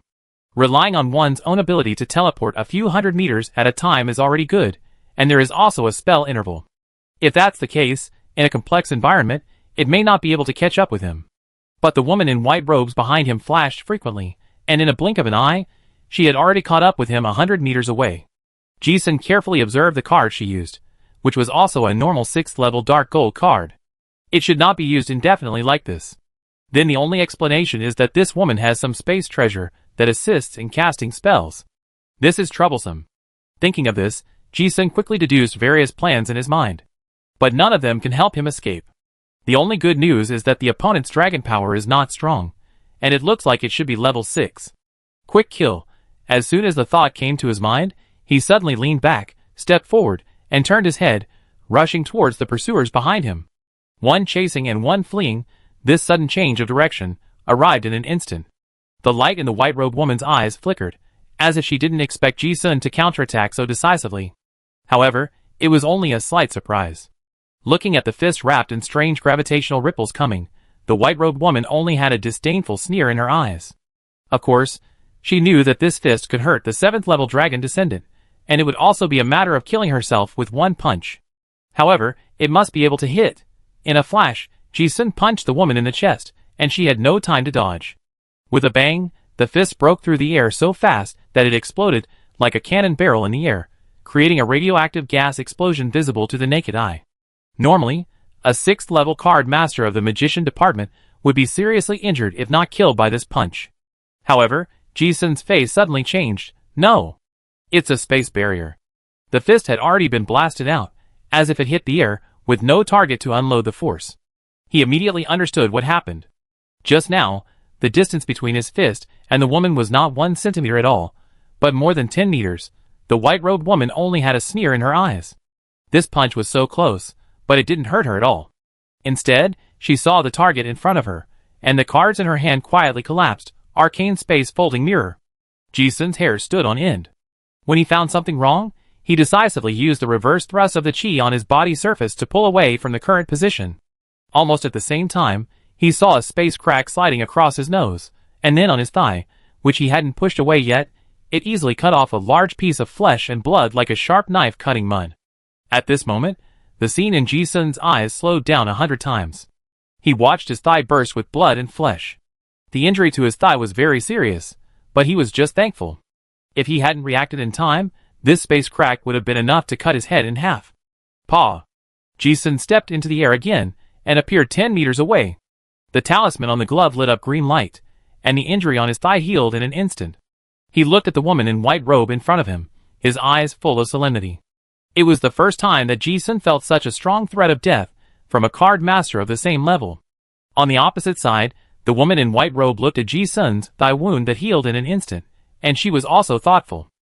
She had secretly observed this healing ability before, and it was indeed difficult to deal with. But she was more amazed at the other party's sharpness. How did this guy detect it? Just now, this guy actually predicted the position of his spell, which forced him to cast the spell vertically. Otherwise, if it was really cut horizontally, he would be missing arms and legs if he didn't die. Both sides observed each other and launched attacks at the same time. Paw! Paw! After a few explosions, Ji-sun's figure disappeared again. Facing this Dragonborn card master, who has mastered the ability of spatial displacement, there is no escape. Only one side can survive, and just like dealing with a gunman, the farther the distance, the more ideal the opponent's output distance. You can only fight close to the face. If the distance is close, the opponent's displacement ability cannot be exerted. Ji-sun knew that his only chance was to use high-frequency attacks to see if he could find a flaw. In his eyes, the woman was as fragile as a glass bottle. If he gave her a chance to hit her, she would die. Bang! Bang! Bang! The air exploded again, and Ji-sun's attacks were as dense as raindrops. This shadows filled the sky, mixed with dozens of high-speed flying knives. Ji-sun could be said to have used all his means. Even when he faced the Thunder Dragon Man before, he did not feel such a great pressure of death. But no matter close combat or ranged attack, it can't hurt the enemy at all. The white-robed woman used the space barrier to block almost all attacks. Occasionally, even if she really felt threatened, she could just flash through space and leave the original place to avoid it perfectly. This ability made Ji-sun unable to touch her at all. On the contrary, the white-robed woman's attack method put Ji-sun in danger. Dimensional Hunting Blade, Space Storm, Folding Mirror, Void Dragon Scale Rain, space-based spells are very hidden, and people who don't understand the laws of space don't even have a chance to detect them. It's hard to defend against. If it weren't for Ji-sun's current space affinity that has skyrocketed, allowing him to slightly sense some space fluctuations when the opponent casts a spell, he would have died countless times. The high-level law of space law restrains almost all professions, which is simply unreasonable. Ji-sun also experienced the feeling of being completely suppressed for the first time. However, since he was not dead, his high comprehension and understanding gradually made him understand some things. Such a strong spell penetration should be the blessing of that relic. Normally, even if it is a space spell, if you want to break your dominance, the spell law level of the same level will be weakened by half. But this woman didn't. She used the strength of the 6th level to play the 7th level spell penetration effect. There is only one possibility, or it is with the help of some high-grade space treasure. In the battle, the opponents observe each other. It wasn't just Ji-sun who was observing the enemy. The woman in white robe was also observing him. As time went on, the woman in white robe also discovered that Ji-sun had a deep understanding of the law of space. This was the first time she had encountered a person of the same level who had not been killed after using such means. So you also understand the law of space, no wonder. However, Ji-sun's difficulty was not just that. Gradually, the contempt on the woman in white robe's face also subsided. Only after fighting in person did she know why her 7th level teammates had not been able to kill this guy before. The woman in white robes couldn't remember how many times she almost killed the other party. 10 times? 20 times? She almost killed the other party every time, but failed. As long as he didn't kill him in one blow, this guy could always heal quickly. His spatial ability was a bit rogue to others, but the infinite healing of the immortal spell was no exception. And after fighting more and more times, the woman in white robes felt more and more that something was wrong. Looking at the phantom of the clown demon god, she had a very strange feeling. It was like once she used her own methods, she would be seen through by those eyes that were still calm and almost numb under the threat of death. It seemed that the other party was always on the verge of life and death, but she always felt that she was becoming more and more powerless. The other party was still being hit hard. but she always felt that she could not be killed. It was like she herself could not explain the feeling. Like a performance? Yes, performance. In the fierce battle, the woman in white robes seemed to understand something and suddenly realized that something was wrong. Ji-sun's brain has been calculated to the extreme. With the deduction of I am the world, he will not make any mistakes in the battle. He also memorized all the spells cast by the opponent. But the spatial ability restrains almost all professions. The situation is getting worse and worse. He knows that he has been hit hard 21 times. With his current means, he can't break the enemy's space barrier. If he can't cause effective damage, everything is in vain. If he continues to waste time, he will definitely lose. Moreover, the strong man of the Thunder Dragon clan also caught up with him, and was watching him closely. Perhaps because he was injured, he did not attack, but Ji-sun knew that if he showed any flaws, the opponent would seize the opportunity and kill him with one blow. Ji-sun looked at the woman's increasingly cautious fighting style, and knew that the other party also noticed that he was playing her. None of the card masters who could reach this level in the extraordinary path were simple. The opponent did not attack aggressively, but chose to play steadily. In this way, Ji-sun would be exhausted to death sooner or later. I can only take a risk. At this moment, Ji-sun put the method he had prepared for a long time into action. Dozens of flying knives attacked the woman in white robe again. Just like countless times before, the flying knives seemed to be hovering in the air, but Ji-sun knew that each flying knife was penetrating the space barrier of an unknown distance. Suddenly, a flying knife approached the woman, then pierced through a space crack that suddenly appeared, and flew out from another crack. This is another life-saving ability of that woman. In addition to space barrier, it is this space fault. It can transfer spells, weapons, and other things to another place out of thin air. With these two abilities, both long-range and close combat are completely restrained, and it is already invincible. This makes Ji-sun's flying knife completely useless. However, when Ji-sun saw this, he suddenly calculated something in his mind. 136 meters. Finally found an opportunity. Seeing that the flying knife returned in vain, but in fact, from the beginning when he discovered space fault, Ji-sun did not expect the flying knife to hurt the opponent. The reason why it is still used is to calculate the range of the barrier folding space. There is one more point. Ji-sun can multitask and attack from multiple directions. But that woman can't. She can't pay attention to every flying knife, but only releases space fault in a range at the moment when the flying knife attacks. And Ji-sun has observed a pattern before. When this woman releases the range space fault, she can't use flash displacement. She has been acting for so long, just waiting for this moment. Ji-sun saw the right moment and bang. He punched again. Normal attacks would be moved away by the woman's protective fault, which is where the law of space is unsolvable. Then, Ji-sun also has similar unreasonable abilities, that is, repulsion and gravity. And the Qigong master is good at hitting people from a distance. Ji-sun punched out, because Fei Dao calculated the distance of 136 meters. His punch also hit the air. But the concentrated explosion point was 100 meters away. Even a master would have battle inertia. That is, the punches didn't hurt her countless times before, so her body would instinctively be alert, thinking that the punches were not threatening. However, this time, it was different. Ji-sun used the gravity that had been hidden before, and the large-scale attack of earth rumbling also penetrated. Seeing a punch in front of her, but the punch burst out 100 meters away. Bang! A punch penetrated. If the folded space is released, you can see a stream of energy extending from Ji-sun's fist like a long stick. The white-robed woman on the opposite side noticed it immediately, but it was too late. She wanted to dodge, but she couldn't do it while casting a spell to dodge the flying knife. Crack! As if she heard the sound of space breaking, the chest of the white-robed woman sank, and a mouthful of old blood spurted out. Chapter 391. It's done! Ji-sun had walked on the edge of death countless times before, just to make this punch. Looking at the chest of the woman in white robes sinking, he finally breathed a sigh of relief. Ji-sun knew very well that from beginning to end, this was his only chance to kill the opponent. If he couldn't kill her, the opponent would not be fooled by the same move a second time. The Space Card Master is almost one of the most fragile warlock professions. Without the space barrier, the enemy's body is like paper in Ji-sun's eyes. When the fist force made the opponent's chest dent, the terrifying fist force was madly poured in. Bang! With a sound, the body tissue exploded into pieces. This woman's body was more fragile than expected. However, before Ji-sun could let out a sigh of relief, his eyes suddenly became cold, as if he saw something he didn't want to see the most, and he said in shock, "Not good." Looking again, a 9-pointed star magic circle lit up on the corpse, and the torn flesh and blood seemed to go back in time and was reshaped. In the blink of an eye, the body of the white-robed woman who had died suddenly was restored to its original state. At the same time, a piece of black card shattered. Ji-sun saw this scene and understood what happened. Death substitute card. Obviously, this was not the woman's own power, but she used some external object to exempt herself from the fatal punch just now. Ji-sun himself had a similar experience.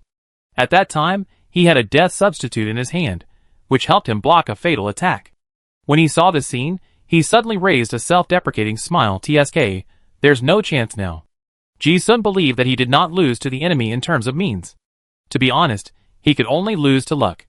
After all the calculations, he was still a little unlucky. The opponent had such a life-saving trump card in his hand, and he could only do this step.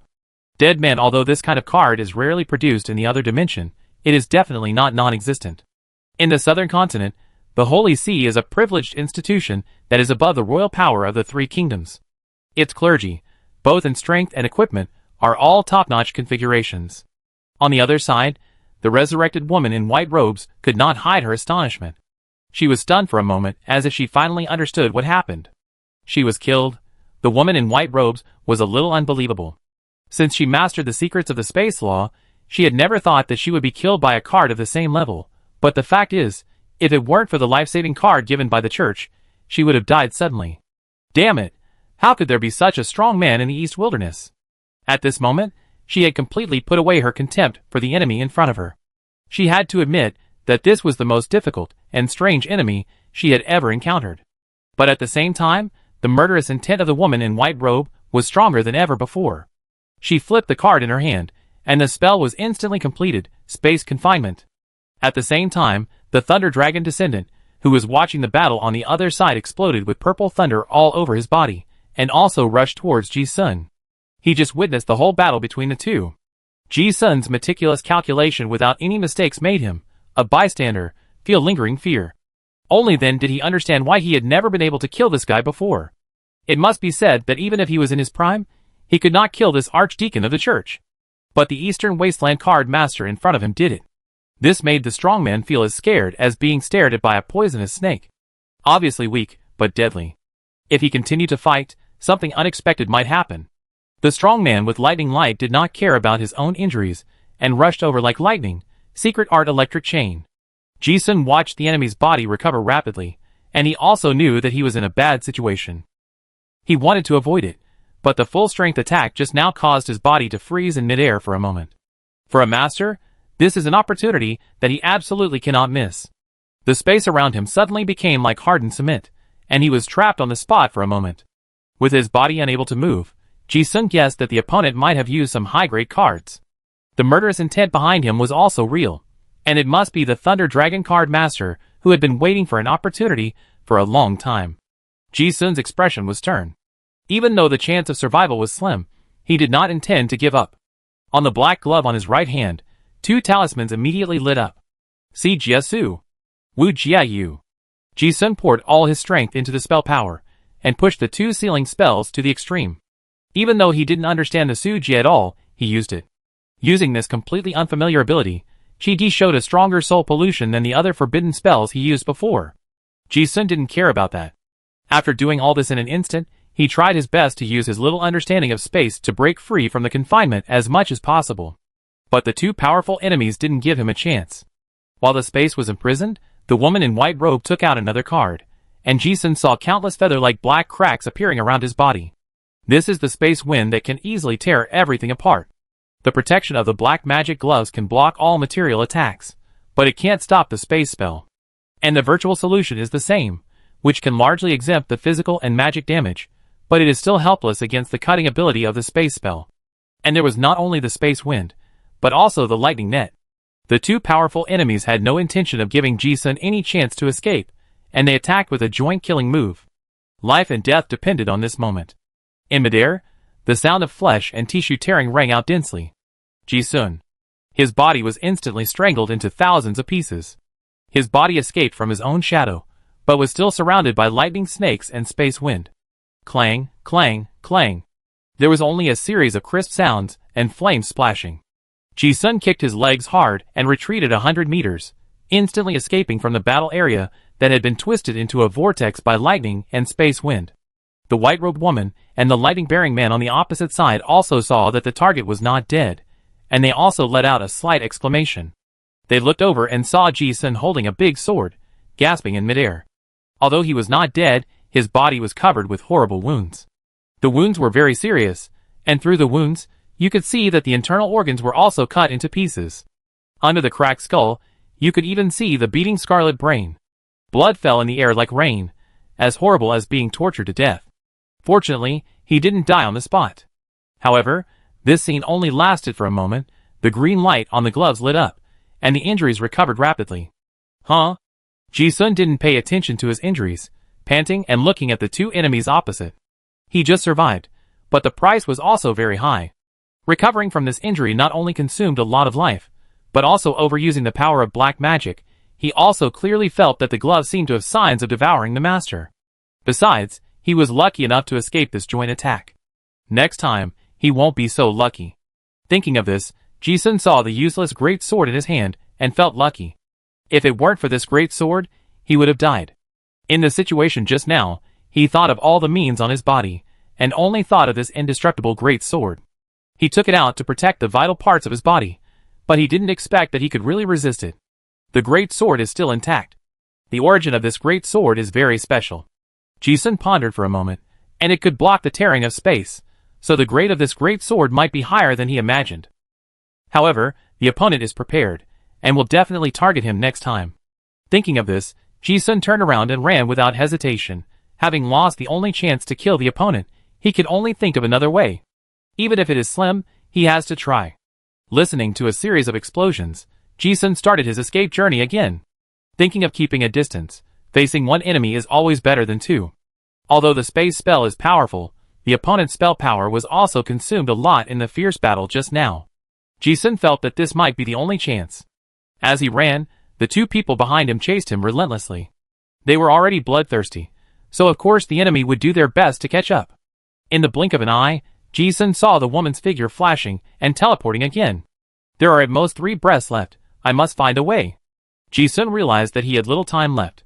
With the useless great sword in hand, he might be able to hold on for a few more rounds, but this disaster object, except as a shield, has no way to kill the opponent. It can only delay the time of his own death. He racked his brains to think of the remaining means. It was almost impossible to win in a head-on fight. He had lost the chance because he had not killed her just now. He could only rely on external objects. Ji-sun did have a scroll in his hand that could communicate with the girl with the ball head. However, he could not guarantee that Nanjing would be able to deal with this tricky space card master when he came. He might even bury his friends here. This was also the reason why Ji-sun had not used this method.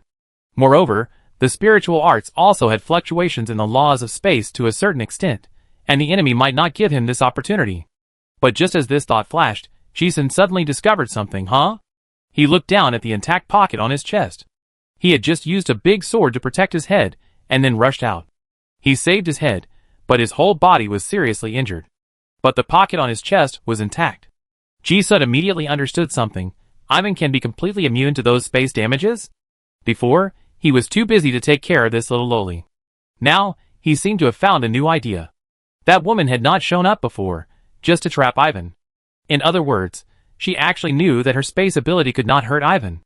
Ji-sun suddenly realized some of the plans of the people in the southern continent. And thinking along this line of thought, those people trapped Ivan in space just to put her into a dormant state. This is obviously afraid of something. Ji-sun thought again about the previous fights with Ivan, and it seemed that she had never been hurt. This girl seemed to have a defensive instinct that could isolate all hostile damage. When he thought of this, he suddenly saw a ray of hope. Ivan is still in that strange dormant state, and he must wake her up. With this thought, Ji-sun took out a few nutrient needles and poked them directly into the buttocks of the sleeping woman with the idea of trying it first. I haven't tried it before, but it really works with one poke? Ji-sun didn't know whether it was because Ivan in dormancy could still distinguish good and evil intentions, or something else, but the needle was poked in anyway. He ran and poked at the same time, and from time to time used the great sword to block the space spells of the enemy behind him. Strong nutrient solution. Theoretically, it is a medicine that is used to supplement the energy needs of card masters who cannot eat. It is essentially a food that replenishes calories. This special medicine that Ji-sun took out, normally one shot, will make the person unconscious for half a month without eating. He knew how much Ivan fed, so he directly stabbed 5 times. Behind him, the woman in white robes chased him all the way. When she saw Ji-sun took out a big sword that could block the space crack, although she was surprised that Dong Wang had such a treasure, she didn't think that the other party could survive with this relic.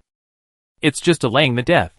However, looking at the syringe that Ji-sun took out, she had a bad feeling. Ivan was a top secret in the Holy See. Even she, the Grand Deacon, only knew that it was a very dangerous taboo object. She didn't know what this little girl meant. She had previously released the containment according to the instructions of the high-level officials of the Holy See, but she didn't expect that the 2 targets would escape unexpectedly. She still didn't understand what happened. But the bad feeling became stronger and stronger. Thinking of this, the woman in white robe realized that if she dragged on any longer, things would be bad.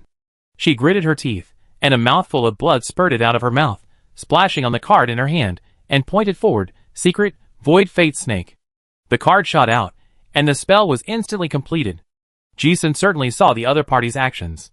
The blood spray must have activated a spell that consumed life, and was extremely costly. He did not dare to underestimate it. But space spells are not something you can avoid if you want to. Almost at the moment when the card collapsed, Ji-sun saw a space crack like a python appear in front of him.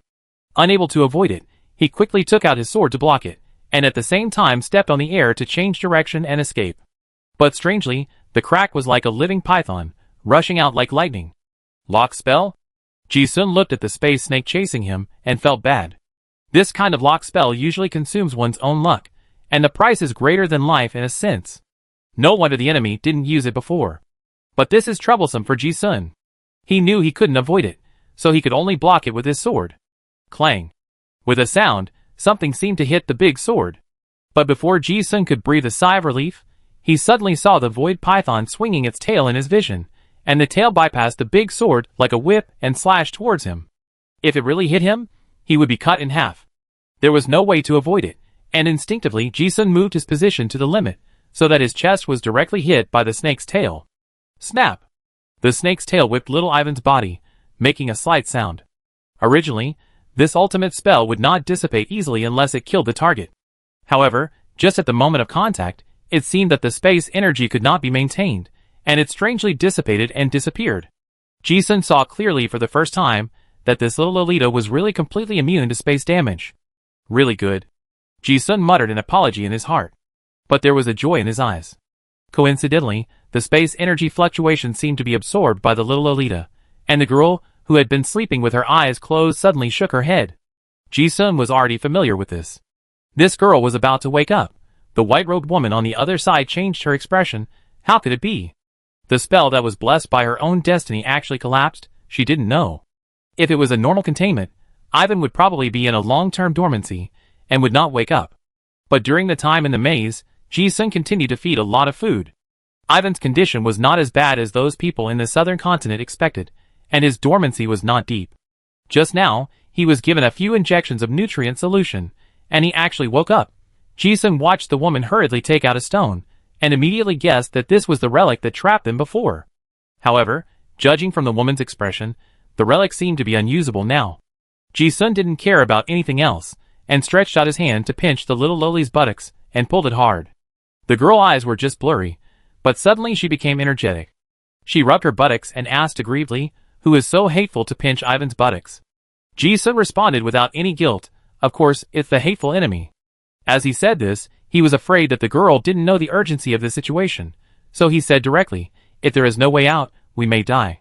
Ivan suddenly forgot the pain in his, but when he heard this, and looked over, "Enemy?" She seemed to have not understood the sentence, and repeated naively, "Mr. Ji-sun, why do you want to die?" The white-robed woman opposite frowned. The high-ranking officials of the church only let her take in this taboo object, but now the rune stone is not charged enough, and she doesn't know what to do.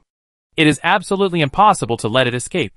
After a split second of decision, the cards in her hand collapsed again, and the black lines of destruction covered Ji-sun and the others. Ji-sun looked at the black lines in the sky, and knew that he could not avoid them, so he raised the black sword helplessly, hoping to be hit less. Puff, puff, puff. Countless black lines pierced through Ji-sun's legs and arms, leaving bloody holes. but fortunately the big sword blocked most of the vital parts. Originally, this injury was much worse for Ji-sun than before. However, the warm blood splashed on little Ivan's body, and the girl was stunned for a moment, as if she finally understood. Death. What does it mean? As if something precious was about to be taken away, crystal tears suddenly lingered in the single eye. She looked at Ji-sun with tears in her eyes, and suddenly burst into tears. Ji-sun looked at the girl crying loudly, and in a desperate situation, he felt both amused and helpless. After all, he fed her with some emotions. He patted her on the back, but this was not the time to comfort the girl. Ji-sun's eyes were always fixed on the woman in white robes. What was worse was that at this time, the Thunder Dragon Man also caught up. Hey! Ji-sun looked at the two people's attack, the corners of his mouth pulled up, and he sighed that he was doomed this time. However, I didn't expect that Ivan, who was crying on his chest, raised his face with tears. Ji-sun was stunned, this is, because he saw the seal on the girl's right eye disappear. Ji-sun had observed the seal before, and it looked like a piece of cloth, but it was actually a very high-grade seal barrier that could not be torn off by hand. When they first met, he asked the girl what happened to her eyes. Ivan said that her mother said that there was a very dangerous thing sealed in her eyes. She herself didn't know how to unlock it. Now that the seal was opened, Ji-sun suddenly felt something was not good. What was even more strange was that the little girl was crying very sadly, and pearl-sized tears fell on both sides of her cheeks. The reason why Ji-sun's eyes froze was that when he looked at the tears, the name of the item Pure Space Crystal appeared in his mind. What's going on? Even though Ji-sun was knowledgeable, he was shocked when he saw this scene. Ivan's tears actually turned into space crystals. That rich space fluctuation is definitely the material of the most precious treasure. Ji-sun was stunned. You know, even a piece of space crystal as big as a fingernail can be worth a large city. This girl cried and cried dozens of cities. However, before Ji-sun thought more, he saw Ivan looking up at him. In an instant, he felt as if he was suffocated by the eyes of the god of death, and all the hairs on his body stood up. This was a great terror that he had never felt before facing any enemy. Not good. Ji-sun immediately realized something, and quickly turned the girl back to him. Thanks to his sharp crisis intuition, she suddenly opened her eyes the moment Ivan turned around. The woman in white in the distance hadn't figured out what was going on yet. The moment they looked at each other, she saw a beam of gray light burst out from Ivan's right eye and instantly pierced through his forehead. Instead of piercing through the wound, the black light turned into a twisted vortex, as if it had endless attraction, absorbing her entire head. In just a moment, the vortex sucked the enemy's entire upper body into the space vortex. Space collapse? Ji-sun looked at the sudden shocking scene in front of him, and his brain could not consume this outrageous picture for a while. The space card master who had chased him countless times and almost died was killed like this? There was no counterattack at all. He stared at her and died. However, although he was shocked, his regret for the treasure was like a conditioned reflex. Seeing the woman's body, he suddenly reacted and raised his voice. Look at the other one. You know, this woman has a lot of treasures. If she is caught in a space vortex, she will get nothing. Ivan's attack behavior seems to be instinctive, and she has no subjective consciousness. Hearing Ji-sun's guidance, she instinctively looked at the other Thunder Dragon Man, who was also in shock. Before the guy could react to what happened, he looked at her with a pair of tearful eyes. And then, there was nothing else. The space in front of her seemed to be distorted, and she lost consciousness instantly. Ji-sun saw the head of the Thunder Dragon Man was also crushed, and hurriedly held the head of little Ivan and looked away. I don't know if the enemy is dead, the sense of crisis has disappeared, or little Ivan is in control. After 2 breaths, she stopped crying and muttered in dissatisfaction, Mr. Ji-sun, why are you breaking my head? Ji-sun was speechless. He didn't dare to aim this ability that would kill with a glare at himself. At this moment, he finally understood what Ivan said, sealed the terrifying thing. What does it mean? A glare from a level 7 kills. This girl has a huge secret. Thinking about it, Ji-sun asked cautiously, Ivan, are your eyes okay? This little Lolita seemed to have no idea what happened just now, and asked, nothing? What's wrong? Ji-sun didn't dare to be careless, and asked again, touch it, is the seal still there? Little Ivan touched it, and said puzzledly yes. Ji-sun breathed a sigh of relief. He found that unlocking the seal seemed to be related to the girl's emotions, but for the sake of safety, Ji-sun did not dare to look directly at it, but poured some water on the ground and carefully looked at the reflection on the ground. Not sure what was sealed in Ivan's eyes, he did not even dare to use a mirror. This time, the familiar white seal was attached to the right eye again, and Ji-sun was completely relieved. Before he could ask more, Ivan muttered, "Mr. Ji-sun, I'm hungry." "Ah, small problem." Ji-sun finally showed a relieved smile on his face, and then took out a lot of food, piled it in front of the little loli, and patted her head. "You eat slowly." "Oh." Ivan looked at the food and immediately started eating happily. Ji-sun looked at the little Lolita, who seemed to have only 7 seconds of memory, and was happy in the blink of an eye, and his eyes were inexplicably complicated. "If it weren't for her this time, I'm really afraid I would die here." Of course, the cause of the incident was also because of this girl. Ji-sun didn't think too much. The fighting here was quite noisy, and he was not sure whether it attracted other people. Thinking of this, he hurried over and planned to collect the spoils. Only half of the white-robed woman's body was left, but fortunately her storage ring and other things were still there. Ji-sun picked up the severed hand with 3 sapphire rings, and was about to check it, but when he looked, he saw that another severed hand not far away was holding a stone with purple snails. This stone gave people a feeling of ancient to the naked eye. Seeing this thing, it seemed as if people could see at a glance the endless years that this stone had gone through in the universe. A strong spatial fluctuation hit him in the face. After taking another closer look, enlightenment revealed the origin of this item. Original rune stone space detailed explanation. Rune stone formed naturally in the origin of the universe contains powerful space energy. Holding this item greatly improves the efficiency of releasing space spells. Power plus 120%, space spell penetration plus 50%, and greatly increases the perception of space laws. After accumulating space energy, you can cast the Divine Art Exile of the Lost Mirror Labyrinth on the target. Huh? When Ji-sun saw the introduction of this stone, he immediately realized that this was the thing that trapped them before. It is also the auxiliary treasure that allows the woman in white robe to cast space spells that exceed her own level. Chapter 392. Runestone? Naturally formed? Ji-sun looked at the spiral stone in his hand, and his eyes were wide open. Rune is the symbolic embodiment of the laws of the universe.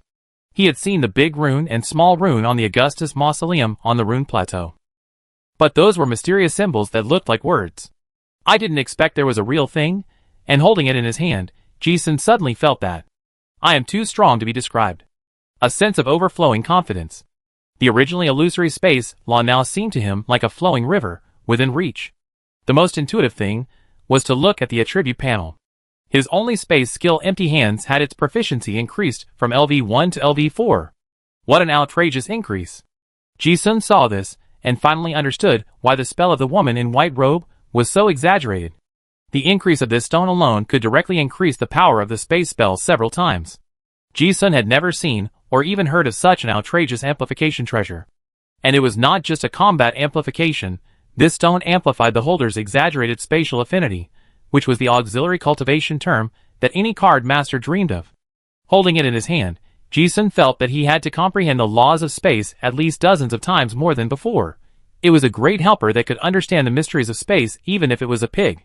Tontian Avenue was waving at him, and Ji-sun's eyes narrowed with a smile, looking more and more satisfied, thinking, this stone is probably a treasure in the Holy Church, right? It's been a long time since I felt the sudden wealth of finding a treasure. Especially after a near-death battle, it feels great. In a blink of an eye, Ji-sun looked at the entry of Divine Art Exile of the Lost Mirror Labyrinth that came with the rune stone, and wondered again, is that mirror space in this stone? I was trapped in it before, so I knew it was an infinite space. But how could there be such an infinite space in this stone? Moreover, the place where I went to the last time with 53 forbidden ruined stones was also in the stone. Besides, why was little Ivan's spatial ability sucked away in the stone? Ji-sun always felt something was wrong. His current understanding of the world could not explain these problems. Without thinking too much, Ji-sun put the things away. He began to pack up other spoils. After seeing this, Ji-sun had decided that the storage ring of the space card master was really big. There were a lot of good things in the 3 storage rings. Time was tight, so Ji-sun didn't plan to take a closer look and threw everything into the oil painting. I wanted to dispose of the corpse, but I didn't expect that in a blink of an eye, I actually saw a bloody card condensed on this half of the corpse. Stargazer quality, dark gold. Detailed explanation, Wisdom Path 5 of Diamond Star Warlock 6th level professional bloody card. After integrating space materials, you can get a finished card, and the fusion will gain space laws and wisdom. Huh? Ji-sun looked at it, and said a little. Almost all the people in the Holy See are pure-blooded dragons, and the quality of the professional cards they integrate is very good. It is normal to have a bloody card explode after death. He is already at level 6, so he has no need for this class card. Ji-sun was surprised to see this class card of the Star Warlock sequence for the first time. In the East Wasteland, he only saw the name of this sequence in the classics. But he has never seen a card master who has really been promoted to this sequence. Now it turns out that he studies space and stars? Stargazer means that this sequence is to observe the stars? Ji-sun looked at this bloody card and showed a hint of thought. You should know that there are no stars, sun, or moon in the underground world. But from the current situation, there are records in some ancient books and relics, and these concepts have always existed. The names of professional cards are not randomly chosen. In other words, in some ancient times, this world had sun, moon, and stars? Or, is there a wider world outside the underground cave?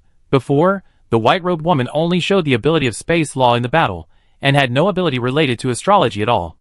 Maybe there is no reference to the stars? Why is it missing? When Ji-sun saw this stargazing sequence, he suddenly felt that the world had become more mysterious. He thought of the legend that Emperor Lanlingster had gone to the Abyss Rift to find the ultimate answer to the world. Ji-sun did not dare to stay at the place of the battle for long. He quickly packed up the things on the two bodies, dealt with the traces of the battle, and led Ivan to run away. Although they were lucky enough to kill the two powerful enemies in the southern continent, it seems that people from both the Bai family and the Holy See are looking for them. The crisis was far from over. Ji-sun had the most detailed map of the East Wasteland in his mind. After running for a while, he soon determined that their location was in the Blood Moss Wasteland. The two guys before knew how to choose a place, and ran to this endless wilderness that was almost uninhabited. This made it easier for the two to escape. Ji-sun also continued to run deeper into the uninhabited area. This place was uninhabited, and walking in the air would not even leave traces. Occasionally, he would use Ivan's power to move in the void, and even the smell would be cut off. In this way, the possibility of the pursuers finding him is infinitely reduced. While running, Ji-sun also checked the loot in the storage rings he had obtained before, and disposed of some things that might be tracked. It must be said that most of the resources in the extraordinary world are concentrated in the hands of top masters. The storage rings of the two guys from the Holy See are also full of good things. Probably because they traveled a long distance to capture Ivan, they brought a lot of supplies with them. Spell cards, food, cultivation resources, potions, equipment, and some classics. One of these two is level 6, and the other is level 7. It just so happens that Ji-sun can use all the items they carry now. He can't use any spell cards for the time being. Ji-sun is not proficient in either the thunder or space system. But things like potions are good stuff. Many of them are high-end goods that cannot be refined in the East Wilderness. They are also unique to the South Continent. For example, Mad Dragon Potion, a violent potion that can greatly restore spell power and physical strength in a short period of time. For human card masters, the effect will be exaggerated. There are also Thunder Spirit Fruit, Lightning Demon Bear Claw, Void Mantis Magic Core, and a bunch of other high-level materials. However, what Ji-sun cares most about are the books in the two people storage rings. Both of them are clergy of the Holy See. Everything they need is provided by the Holy See, so they don't carry all their belongings with them like ordinary people. There are not many books in the storage ring. But the number is small, but the quality is extremely high. The ones they carry with them are naturally the ones they need to read and study at any time. Each of them is a rare commodity that is hard to find elsewhere. Mogri Ancient Dragon Fighting Secrets, The Secret of Thunder and Lightning, Aegis Void Coordinate Quick Positioning Secret Method, Holy Church Secret Ritual Manual, Dragon Bloodline Refining and Application. One by one, the classics came into Ji-sun's eyes. Just from the name, you can see that the content is extraordinary. There are very few classics related to thunder and space, and it is extremely difficult to find them on the market. This time, I got 20 to 30 books. Not only does it cover martial arts, spells, and understanding of laws, but also unique methods to improve personal strength and some secrets of the southern continent. Especially the Handbook of Secret Ritual of the Holy See and Refining and Application of Dragon Bloodline. The contents of these two books are almost taboo for people outside the Holy See. Only senior clergy can touch them. Ji-sun flipped through them, and found out that the woman in white robes was actually a high deacon. These books are of great research value, and he plans to read and digest them slowly later. What Ji-sun cares more about now are those things that can directly improve combat effectiveness. Especially the space ability. He was almost killed dozens of times by that woman before. For Ji-sun, this ability would be a big win if he could find the relevant spell books. However, the The space spell books are probably highly confidential within the Holy See. Several books on space theory were found, but there was nothing related to spells. Ji-sun saw several boxes that seemed to contain books, but they all had permission authentication, and only that woman could open them. He didn't dare to keep such a thing on him, so he found a place in the wilderness and sealed it up. Let's see if he can come back to find it after the storm has passed. Originally, Ji-sun felt that his expectations were going to be dashed. But fortunately, he found a diary. The woman in white robes was an outstanding graduate of the Royal Academy of the Arel Empire. Unlike the wild card masters, these card masters, who have been systematically trained, have some very good learning habits. For example, writing. Training diary. Ji-sun flipped through the practice diary, which was densely filled with the white-robed woman's own practice experience. From the lines, the 6th level is just the threshold of the space law. The diary clearly records the various problems, thoughts, and solutions encountered in comprehending the space law. Ji-sun also has a similar habit. So when looking at the diary, it seems as if he is playing the role of the person who wrote the diary, trying to figure out the psychological activities of the woman when she wrote these contents from the sentences. That woman has been studying a spell called Space Folding Mirror recently. This is a secret method that has both offensive and defensive capabilities. According to the description, one of its abilities is spatial displacement. Although the diary does not record the complete method of practicing spells, Ji-sun's deduction ability allows him to analyze a lot of useful things from the details. This look made him fascinated. In an unnamed cave, a large piece of golden and greasy barbecue was roasting on a bonfire. Xiao-yi, who was standing next to him, stared at the barbecue with her big watery eyes, and the firelight reflected the clear crystal water mark at the corner of her mouth. Ji-sun was shaking the grill with one hand, and holding the practice diary with the other hand, reading it very seriously. While reading, he was muttering to himself, that is to say, if you want to move in space, you must quickly calculate the accurate space coordinates. The farther the distance, the greater the amount of calculation. Once there is an error, it will appear in the wrong position at best, or it will be thrown into the turbulent flow of the void and can't come back. The power of space spells is great, but the risk is also great. Ji-sun seemed to understand something, and his face was radiant. This diary was recorded very neatly and clearly, which made him understand for the first time what space spell is in a real sense. Under normal circumstances, no matter how gifted Ji-sun is, he can't deduce the complete spell from the practice log. However, he has the Space Treasure original runestone space in his hand. The extremely high space affinity, and the blessing of the law make it easy for him to understand the abstract concepts expressed in the diary. It's like having a stove at hand, and someone describing it to you as warm. Even if you don't understand this abstract concept, you can feel it clearly all at once. However, even with this treasure, it is still a very difficult process to learn the complete spell from the fragmentary diary. Ji-sun enjoys this process. For him, it is like a puzzle game. From some fragmentary clues, it gives him a huge challenge. With runestone by his side, he feels that sooner or later he will understand something real. As he was watching, Ivan muttered, "Mr. Ji-sun, is the meat ready?" Ivan's stomach growled with hunger. Okay. Ji-sun was reminded by this, and focused his eyes on the barbecue. Then he realized that he was too absorbed in thinking, and had completely forgotten about it. Wow, I start eating then. As soon as the voice fell, he saw the girl excitedly jumped onto the barbecue grill. She didn't care that her body was covered with hot grease and ate heartily. Ji-sun looked at the little loli with a gentle smile in his eyes. This time, thanks to Ivan, otherwise he might not have survived. Looking at this little Lolita, Ji-sun thought of something, and when he flipped his hand, a crystal core appeared in his palm. This pure space crystal was made from the girl tears. Whether it was used to absorb auxiliary laws or to make card scrolls, it was a top-notch material. Unfortunately, Ivan himself didn't know what was going on when he asked before. Her current wisdom could not explain the magical ability she possessed. It was more like a natural talent, like breathing. Moreover, the seal on her eyes seemed to be controlled by emotions, and would only be released under certain circumstances. Ji-sun gave up. But after this battle, he understood Ivan's ability, and he would be more confident next time he encountered danger. This ability to kill anyone by glaring at them would confuse anyone who came. Oh, I almost forgot, I also gained a treasure in this battle.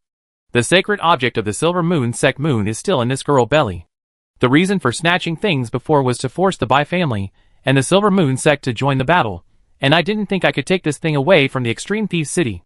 I didn't expect to get it without knowing it. It just so happened that this moon was also a special relic that helped to improve mental strength. Since he got it, he didn't plan to return it. But Ji-sun didn't dare to take out that kind of thing now. He would consider it when he went to the old world. A thought flashed through his mind. Looking at Ivan, who was eating meat happily, Ji-sun smiled and moved his eyes back to the diary. But he suddenly saw something and frowned. It was not the content of the notebook, but his own fingers. At this moment, he turned the pages of the book with his thumb and middle finger instead of pinching the corner of the paper like usual. Looking at this posture, a sense of femininity came over him. Very strange, but almost instinctive. Ji-sun stared at his hands for several seconds, his eyes becoming more and more solemn. This unconscious behavior made him feel the crisis, and he muttered in his heart, had the gloves begun to pollute the soul? Ji-sun knew that this was the sequelae of excessive use of black magic before. Although this pollution seems to have no effect, the hidden danger is not small. He knew it before on the Nether train. This black magic is actually a part of the relic of Emperor Landlingster, the resentment of the Landlingster which skirt. If Ji-sun understood correctly, it is the gloves of the Emperor's female dress.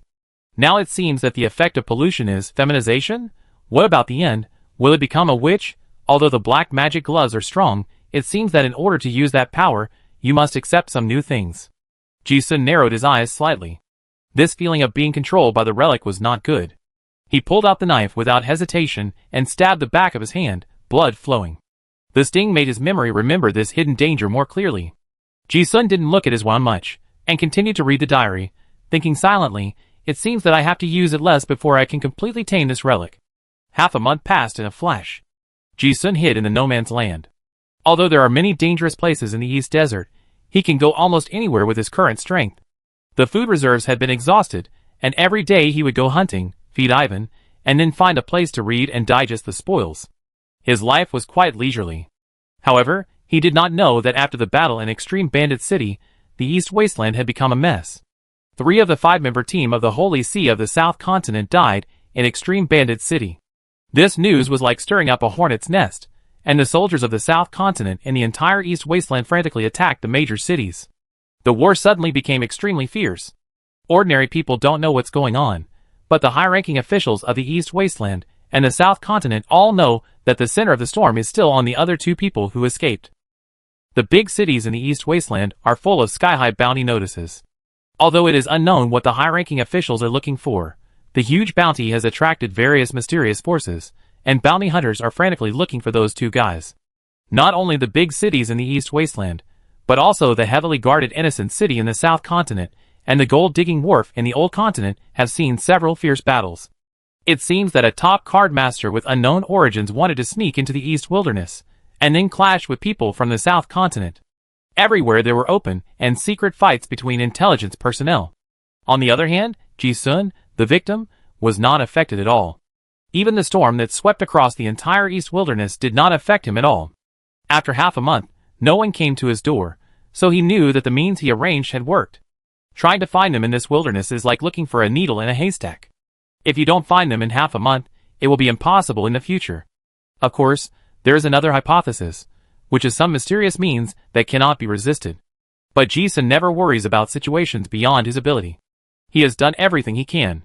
He is now concentrating on studying the secrets of space. After seeing Ivan's ability, Ji-sun realized that the people of the southern continent would never give up. Now is not the time to show up. What he wants to wait for is for the rebels of the Dragon Army to come to him. With such a big commotion, they must know about it. On this day, in a mountain stream. This elephant-like mountain eagle was flying in the mountain stream an hour ago, and now it is sizzling on the campfire.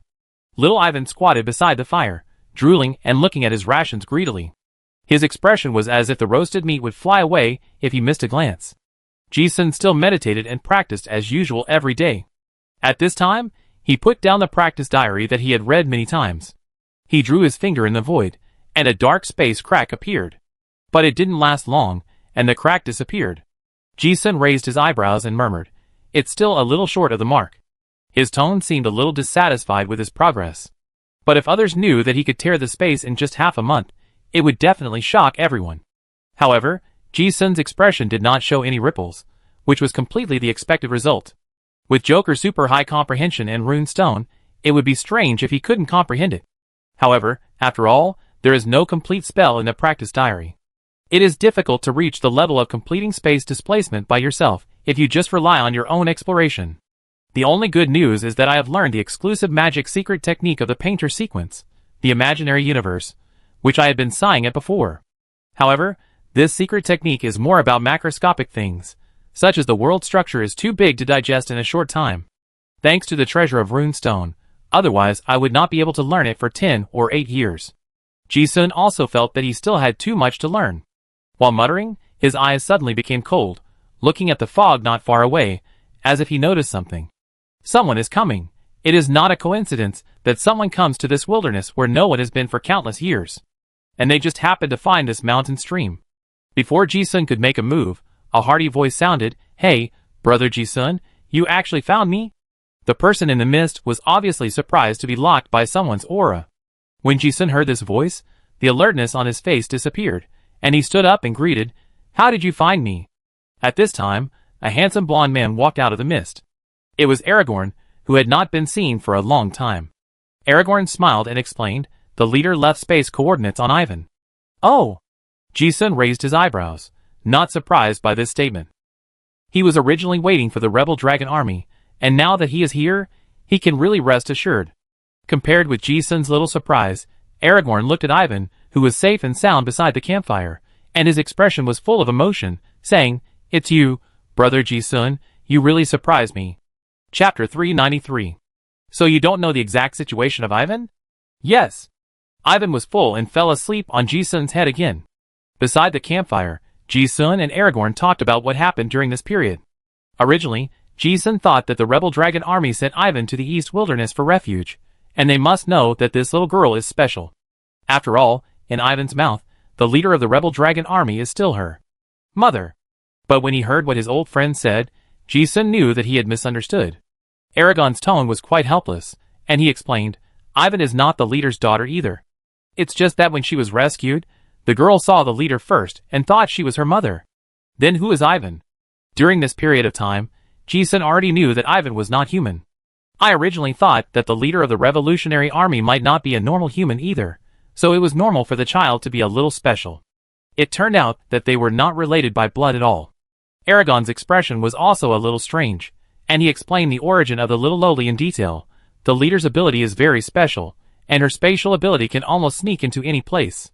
Then, because of some ancient mysterious prophecies, she went to a place in the World Rift and accidentally discovered a secret base of the Holy See Inquisition. It is said that those guys in the Holy See were studying a very high-level secret project at that time. Although we don't know what the people in the Holy See are doing, what they want to do is what we want to destroy. Then, the leader found a little girl who was dormant in the black iron coffin, that is, Ivan, and brought her out. Aragorn shrugged and continued, "The leader is not sure what kind of creature Ivan is, or what kind of special personality she is. But she contains indescribable high-level spatial laws, which even the leader cannot fully understand. And there is a destructive power in her right eye.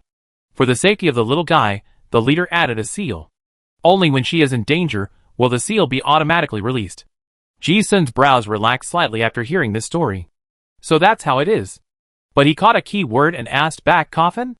Aragorn didn't know why he focused on this, and explained, "Yes. A black iron coffin. The leader said that it should be a very old thing. It should be a space relic." But when Ji-sun heard the word coffin, he inexplicably remembered the two he had seen before. One was on the Netherworld train Neon, the coffin that could warm the soul. The other was the coffin in the hands of the Orlon royal family, which could warm the human body. This is the third one, and it is related to spatial ability. Ji-sun asked Aragorn, and it was obvious that the Dragon Rebel army was not fully aware of it, and it was more of an accident that Ivan was found. They also didn't know the origin of the coffin. Aragorn continued, "The reason why Ivan was sent to the East Wasteland was that when the Dragon Rebel army found out that Ivan was missing, the reaction of the Holy See was a bit strange. The leader realized that Ivan might be very special, so just in case, he wanted to hide her in the East Wasteland." Ji-sun understood everything after hearing this. The rebel dragon army actually didn't know about the risks involved in little Ivan. They didn't mention it in the letter when they sent Ivan here, because they didn't know where to start. Or it's because the more you know about these things, the easier it is to be exposed. If the parties involved don't know, they will avoid being targeted by many mysterious means. Sending him to the East Wasteland, especially Ji-sun, an outsider who has nothing to do with the rebel dragon army, almost cuts off all possibilities of being found. However, the fact is that they were still found. Aragorn knew that Ji-sun would be confused about this, so he explained directly, "We didn't know that things would turn out like this. Later, I heard that the leader had specially found the blind prophet, who had been practicing in the misty abyss for some advice. The result was that Pope Polarandi might have used the power of Order of the Royal Orb to divine Ivan's location." Ji-sun was not too surprised to hear this. The only way to lock Ivan in the East Wasteland was by mysterious means. After a pause, Aragorn continued, "But don't worry, that kind of order divination is very costly, and the Pope can't use it frequently. And now that the means have been exposed, the leader has made some arrangements. At least for a long time in the future, they can't use the same means to locate Ivan again." Ji-sun was completely relieved when he heard this. If someone can lock the position at any time, then the next enemy will definitely be stronger. The trouble will never end. After explaining, Aragorn also said with an apologetic face, "I'm sorry to cause you so much trouble this time." Ji-sun shook his head indifferently. "It's just a small problem. The other party didn't know the risk, so it couldn't be said that he had been cheated. Besides, this experience was also a rare and thrilling experience for Ji-sun. Not dying is a big gain." Then, Aragorn added, "As soon as the intelligence was obtained, the leader organized forces to rush over. Later, we were discovered by people from the South Continent at the gold-digging wharf and Innocent City, and some conflicts occurred. We thought we were all going to jailbreak, but we didn't expect that you, Brother Ji-sun, would escape safely. Then I came to find you." His tone was full of disbelief. He glanced at Ji-sun while speaking. He knew the methods of the Holy See very well. That kind of five-man team was almost unbeatable in the East Wilderness. Among them was a Grand Deacon. He actually failed? If it were him, he would have been captured. Ji-sun smiled when he heard it, but he didn't take the credit on himself. He said, "It was just good luck. Thanks to Ivan." He briefly described the battle process, focusing on little Ivan's "whoever stares at him will die" ability. "Ah, so strong?" Aragorn obviously didn't know Ivan's ability, and was surprised to hear it. But he didn't think that the two of them were able to get out of trouble only because of Ivan. From that simple description, he saw how powerful Ji-sun was. Being able to foresee the crisis in advance and then transfer the risk to the Bai family, this plan is already beyond the reach of ordinary people. Moreover, it is hard for others to imagine that a person can withstand the attack of Thunder Judgment Dominic, a great deacon who is good at space ability. Apart from other things, Aragorn and Dominic had fought each other personally, and he knew how difficult the guy was. The Thunder Dragonborn was good at speed and dominance, not to mention the 6th level. Even the card master of the same level would find it very difficult. I didn't expect Ji-sun to survive. This was already very rare. Aragorn knew that Ji-sun had a secret, and he didn't want to ask in detail. He was just very emotional. You know, the main material 3-headed chimera for Ji-sun to advance to the 5th level was given by himself. I didn't expect that, after not seeing each other for such a short time, the opponent's strength has become so outrageous. Aragorn was very moved. Brother Ji-sun's change is really amazing. Ji-sun smiled. Without explaining his ability, he took out the rune stone and asked, "By the way, I also found this thing from those people. Can you help me see if there are any hidden dangers?" This is. When Aragorn saw him holding the spiral stone in his hand, he was also stunned for a moment. Obviously, he had never seen it before. After a moment of shock, his pupils suddenly dilated and his mouth couldn't close. "You mean, this is a space rune?" "Yes." Ji-sun knew that Aragorn hadn't seen the Enlightenment, so he explained it directly. Although Aragorn had never seen it, he knew what it meant. He seemed to think of some incredible picture, and said in amazement, "How did you survive with this thing in the hands of the Great Deacon?" Ji-sun knew what he was surprised about, so he explained half-jokingly, "Thanks to Ivan. Luckily, I got rid of the enemy at the last moment." Aragorn looked at Ji-sun as if he was looking at a monster. After a moment of silence, he said faintly, "This is the original rune stone. In the hands of the Archdeacon of the Holy See, many people will die when they see it. This is not something you can survive by luck." "Haha, is that so?" Ji-sun smiled without commenting, and the two of them were not shy. "It's really strong. I was almost killed by that guy many times." After a pause, he asked again, "By the way, is there any special use for this thing?" "He has the Joker mark, knows so many magic secrets, and has many relics including black magic and useless great sword. When it comes to external objects, he is no worse than the enemy. It can only be said that it is not difficult for that woman to kill any 6th level, but she happened to meet me." Aragorn looked at Ji-sun's disapproving expression, sighed, and explained, "This is a legendary divine object, and I have never seen the real thing.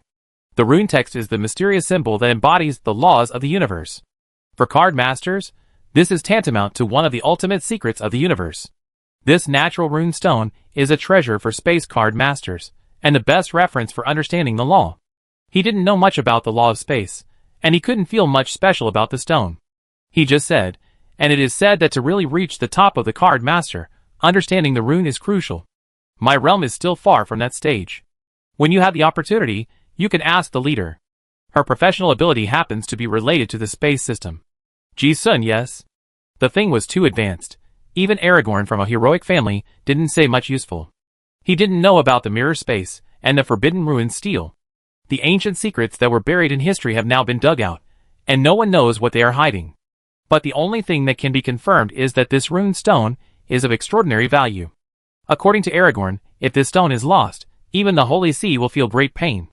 Aragorn came to find Ji-sun just to pick him up with Ivan. Now seeing that the two were safe and sound, the atmosphere of the chat became more and more relaxed.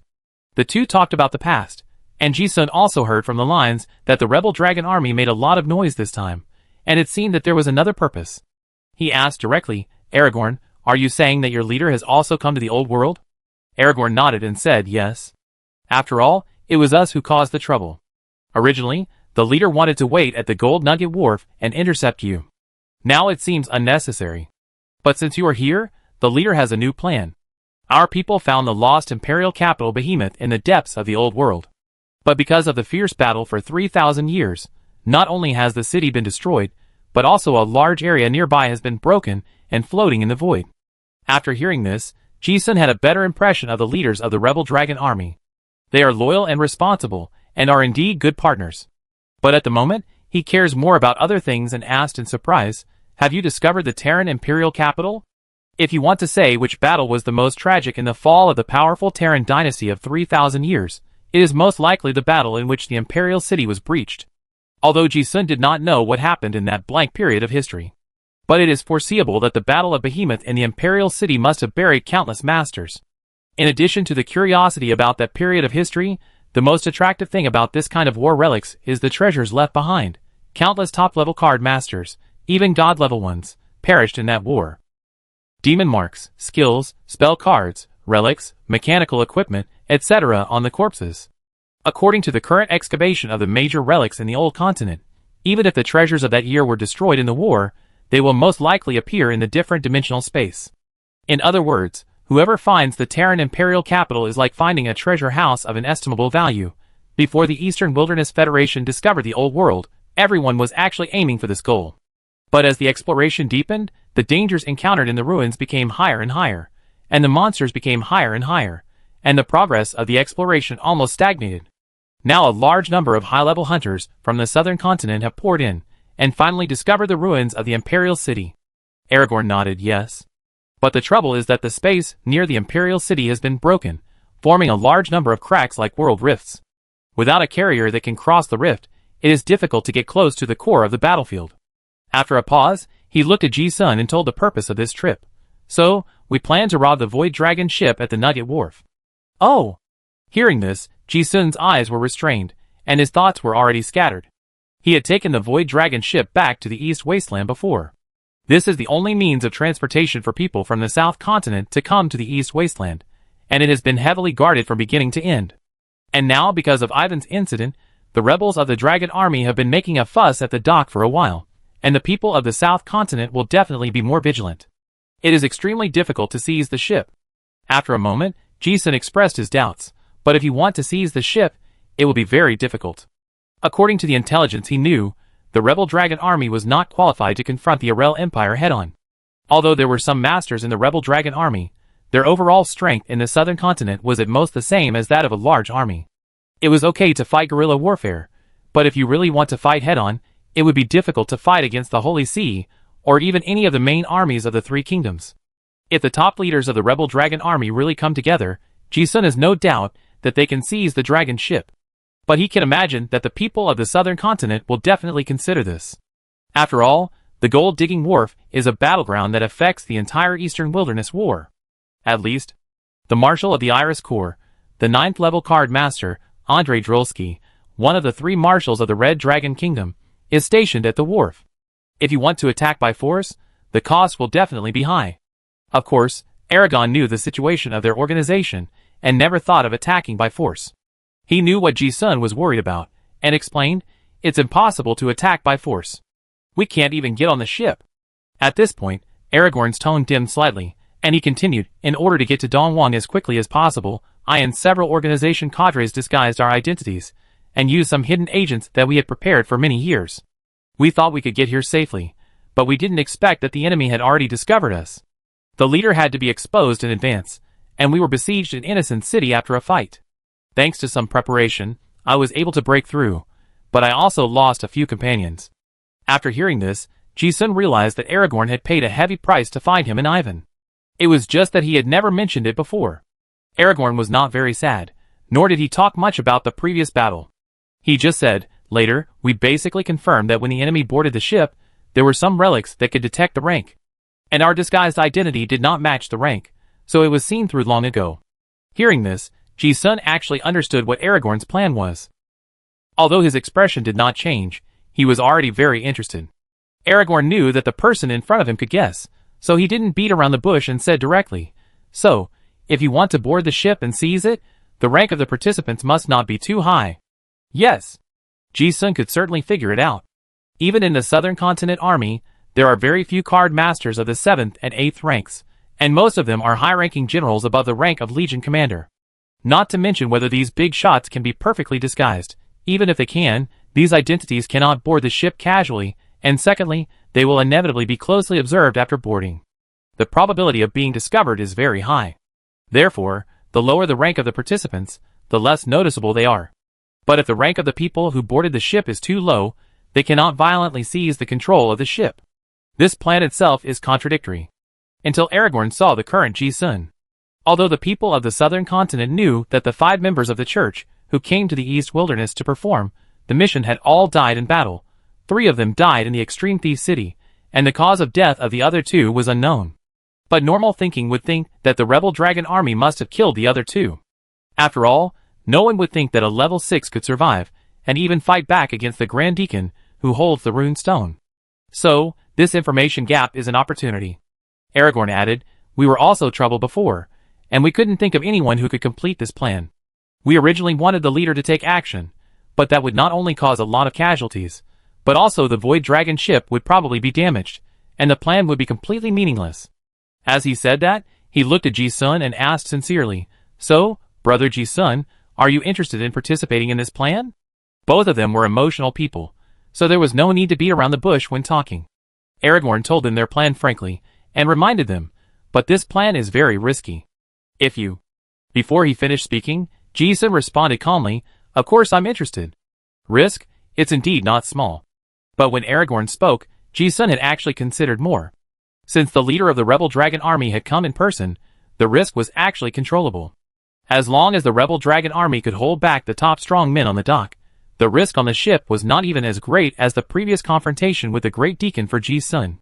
Moreover, now that Ivan's magical ability has been discovered, the risk assessment can be further reduced.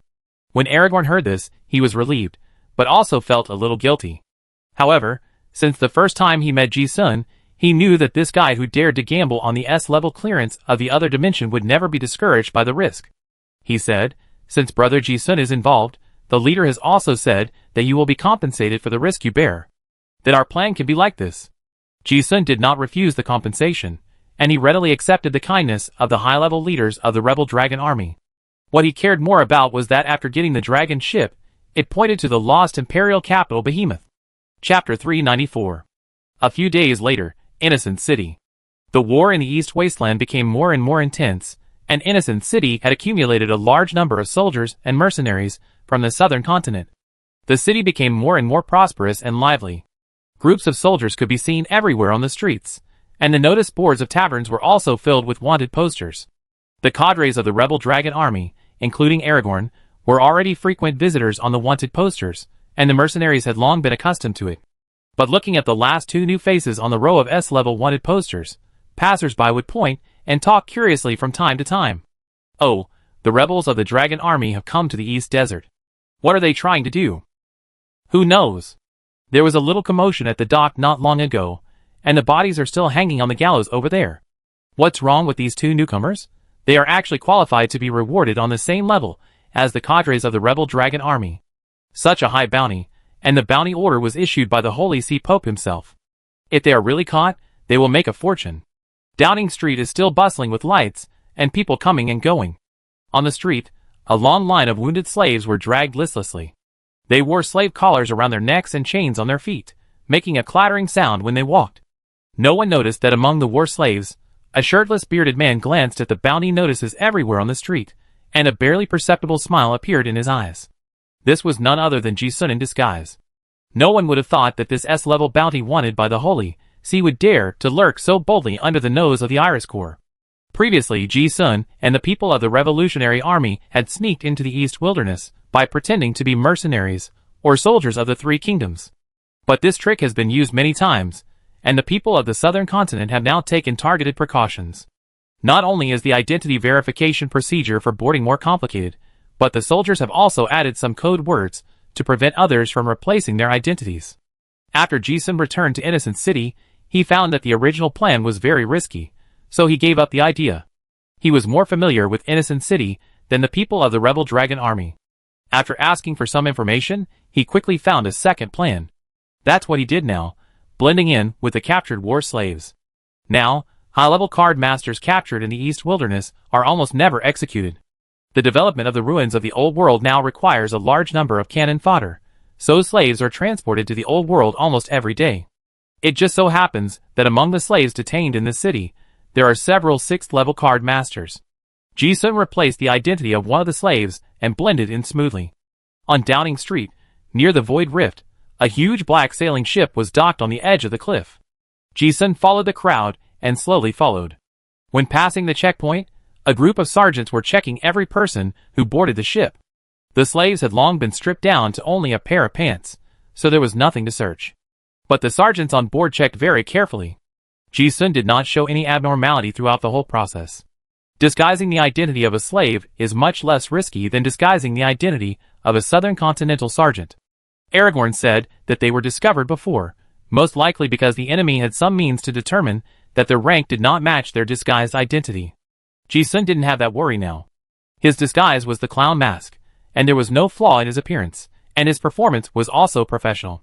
It was normal to be silent after a defeat, and even people who knew him wouldn't notice the problem. Ji-sun passed the security check smoothly. In fact, he also knew that the people in the southern continent were wary of the masters of Aragon, who were level 7 and above. After all, only masters of that level could pose a substantial threat to the Void battleship. After boarding the ship, Ji-sun and a group of slaves were taken to the bottom of the cabin and stuffed into a cell like sardines in a can. After waiting for nearly 2 hours, the nearly 20,000 slaves and looted war materials were finally fully loaded on the ship. Gravity was hanging upside down, and the huge black sailing ship sailed into the vast rift. Ji-sun's affinity with the laws of space is very high now.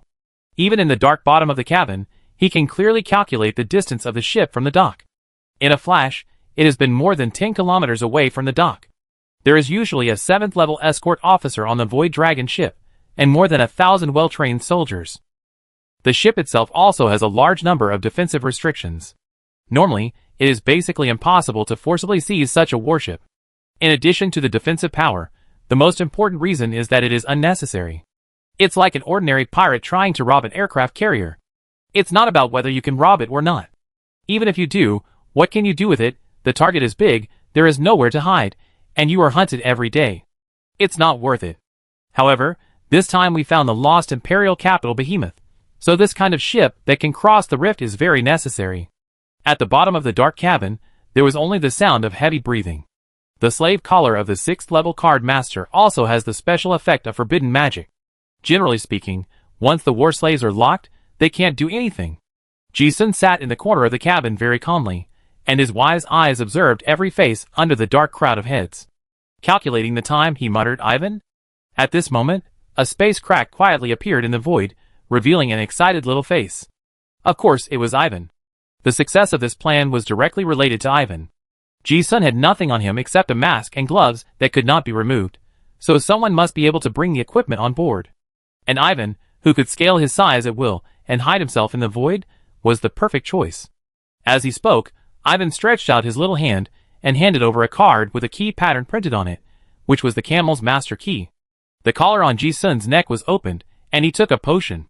When the spell power was almost restored, he quietly broke the chains on his hands and feet. At this time, Ji-sun stood up directly, and in the stunned eyes of the slaves beside him, he walked directly to a slave. Without waiting for the guide to send a signal, he punched his head to pieces. When observing before, Ji-sun found that there were also hidden players from the South Continent among these war slaves, and that was the guy whose head was blown up. Looking at this bloody scene, everyone was stunned. But they were all captured slaves. They had a vague guess, and no one spoke. They just looked at this accomplice, who suddenly jumped up in silence and shock. After killing him, Ji-sun shouted slowly, "Who is Green?" At this time, a brown-haired young man in the crowd raised his hand weakly and said, "I." In addition to Ji-sun and Ivan, the rebel dragon army also arranged a technician for this operation. After all, controlling the Void Dragon ship is a technical job. This young man named Green is a magician from the southern continent. He is good at designing and forging various magic devices, as well as breaking and dismantling barriers. Aragorn said that the design of the Void Dragon ship was designed by Green's ancestors. He is also one of the few people who really understand the structure and operation of the Void Dragon ship. Ji-sun walked over and untied the collar on the man's neck. In fact, he had already observed some of the characteristics that Aragorn mentioned before, and there was nothing to doubt. Green still had doubts in his eyes. He looked at Ji-sun with some disbelief and asked, "Who are you, sir?" He knew his mission, which was to help his fellow rebels seize the ship. And when an organization carries out a mission, usually not everyone knows the plan and the people involved. Just know your own responsibilities. This will also prevent the plan from being exposed and protect the safety of other teammates to the greatest extent. The crow introduced by Toad. Ji-sun didn't intend to waste any more words and said a code word. It means the foreign aid introduced by Aragorn. He then directly stated the battle plan. "We talk about this later. I take you to the control room later. You figure out how to control the warship, and I take care of the rest." "Yes." Green listened and nodded instinctively. This was his mission on board. But in a blink of an eye, he saw that only Ji-sun stood up, and there was no familiar figure of the Revolutionary Army cadres. Green couldn't help but ask, "Sir, are there only two of us?" Ji-sun untied the collar and broke the chain. Hearing this, he grinned, "Yes." "Ah?" When Green heard this, his eyes were full of astonishment. Just the two of them. When he saw that no one in the crowd responded, he realized that the foreign aid invited by this organization was not joking. "But this is a heavily guarded Void Dragon ship. How can we seize the ship with just two of us?" However, before Greendo could ask anything, Ivan on Ji-sun's head had already opened a space crack. Ji-sun pulled the guy who was standing there like a piece of wood and stepped in. The surrounding scene changed, and the three of them came from the dark cabin to the control room on the top floor. The control room is like a bank vault, with an extremely complex protective barrier. This is the most difficult part of the plan to seize the ship. The people of the southern continent had long thought that someone would seize the ship, so the barrier defense specifications of the control room of the Void Dragon ship are extremely high, and under normal circumstances it can withstand the strong attack of a 9th level card master. In other words, if someone wants to seize the ship, at least a 9th level card master must come to forcefully enter the control room. But now both the Innocent City and the Gold Nugget Wharf are strictly guarded, and the people of the southern continent did not give this opportunity at all. However, now with Ivan's spatial ability, the three of them came in very easily. Seeing the plan go so smoothly, Ji-sun also confirmed his previous guess that the people in the southern continent did not know Ivan's ability. According to Aragorn, Ivan was found in a coffin by the leader of the rebel dragon army. After being rescued, she was like a newborn baby, seeing the world for the first time. So at that time, he speculated that the people of the Holy See might not know Ivan's ability, but just extracted the spatial power in her body to maintain the formation. This also adds a key factor to the success of this ship-grabbing plan. Green watched them enter the control room with a rich expression. They came in now. When the three of them came in, the several soldiers from the southern continent in the control room were also extremely surprised. But in the moment of being stunned, several flying knives flashed by, and in the blink of an eye, they turned into several corpses. After killing the enemy, Ji-sun observed the control room, threw out a scroll and a toolbox, and said, "This is the plan made by your leader. We need to drive the ship to the predetermined coordinates. The rest is up to you." Green was reminded by this, and then reacted. At this moment, he also understood the plan. It really didn't take too many people to force the attack to enter the control room so easily. Although he thought the plan to seize the ship was a little incredible, since the leader arranged it this way, he also fully trusted Ji-sun's words. He hurried to the control panel and tried to take over the control. Green was indeed a professional and quickly entered the working state. After the magic was released, the 8 spider-like arms behind him unfolded and controlled the complicated handles respectively. But after trying it, he immediately found an obstacle and suddenly said in a serious tone, "But sir, there is a very troublesome problem now. The people of the southern continent have set a fixed route. It will take at least a quarter of an hour for me to tamper with the authority. But I suspect that those people outside may have some backup authority, or they will damage the hull. When the ship breaks down, we may get lost in the rift." The pictures on the magic screens in the control room are not optimistic. The movement in the cabin seemed to have aroused the agitation of the soldiers on board, and now a large number of guards were rushing to the bottom of the cabin. Yes, Ji-sun dared to come on board. Of course, he had made a careful plan long ago. Seeing this temporary teammate come up with such a professional assessment, he completely trusted this guy to be reliable enough, and said, "You follow the plan above, and I will take care of the people outside." He threw a communication cont to him and said, "If there is any change, notify me immediately." Ah? Green thought he had misheard. "There is a reorganized guard corps on this ship. It's handed over to you." But? Before he could say anything, Ji-sun walked in again from the space crack. Ji-sun needed to attract all the firepower to himself, so that the information that the control room's authority was taken away could be transmitted to the dock as late as possible. He went directly back to the slave cabin underground. Then he threw the master key to the war slaves in the cabin. At this time, the soldiers not far away also found Ji-sun, the slave who had escaped, but before they could react, several flying knives had already harvested their lives as fast as lightning. However, after killing the guard, the Wu alarm sounded throughout the cabin. Ji-sun didn't care at all and killed his way up leisurely. There were dozens of silver leaf-like flying knives around his body. In the dark cabin, low-level card masters could hardly withstand a single blow. When encountering the isolation restrictions between the cabins, Ji-sun easily passed through the space cracks. There was no obstruction along the way, and he also found the key from the corpse and opened the prison door. Before the guards of the southern continent understood what was happening, the entire base was already in chaos. Probably just thought it was a normal slave riot, until a while later, a 6th-level deputy legion commander came to check the situation. However, a normal 6th-level card master is almost no threat to Ji-sun's current strength. But he didn't kill him with all his strength. Instead, he pretended to fight hard, making the enemy mistakenly think that he could quell this slave riot. What he has to do now is to attract the attention of the entire ship here, and then delay time as much as possible. Under normal circumstances, if someone seizes the ship, there must be an emergency plan. If the people on the Void warship find that they are defeated, they will definitely contact the dock. At that time, the top masters of the South Road will reinforce as soon as possible. Although Aragorn said that the leader of the rebel dragon army will definitely intercept, Ji-sun doesn't know how many masters there are in the South Continent, or other trump cards. Delay is the best solution. When Green obtains the control of the ship, the dragon ship will deviate to the depths of the rift, and the top masters of the South Continent will not dare to come easily. After all, the Void Rift can get lost.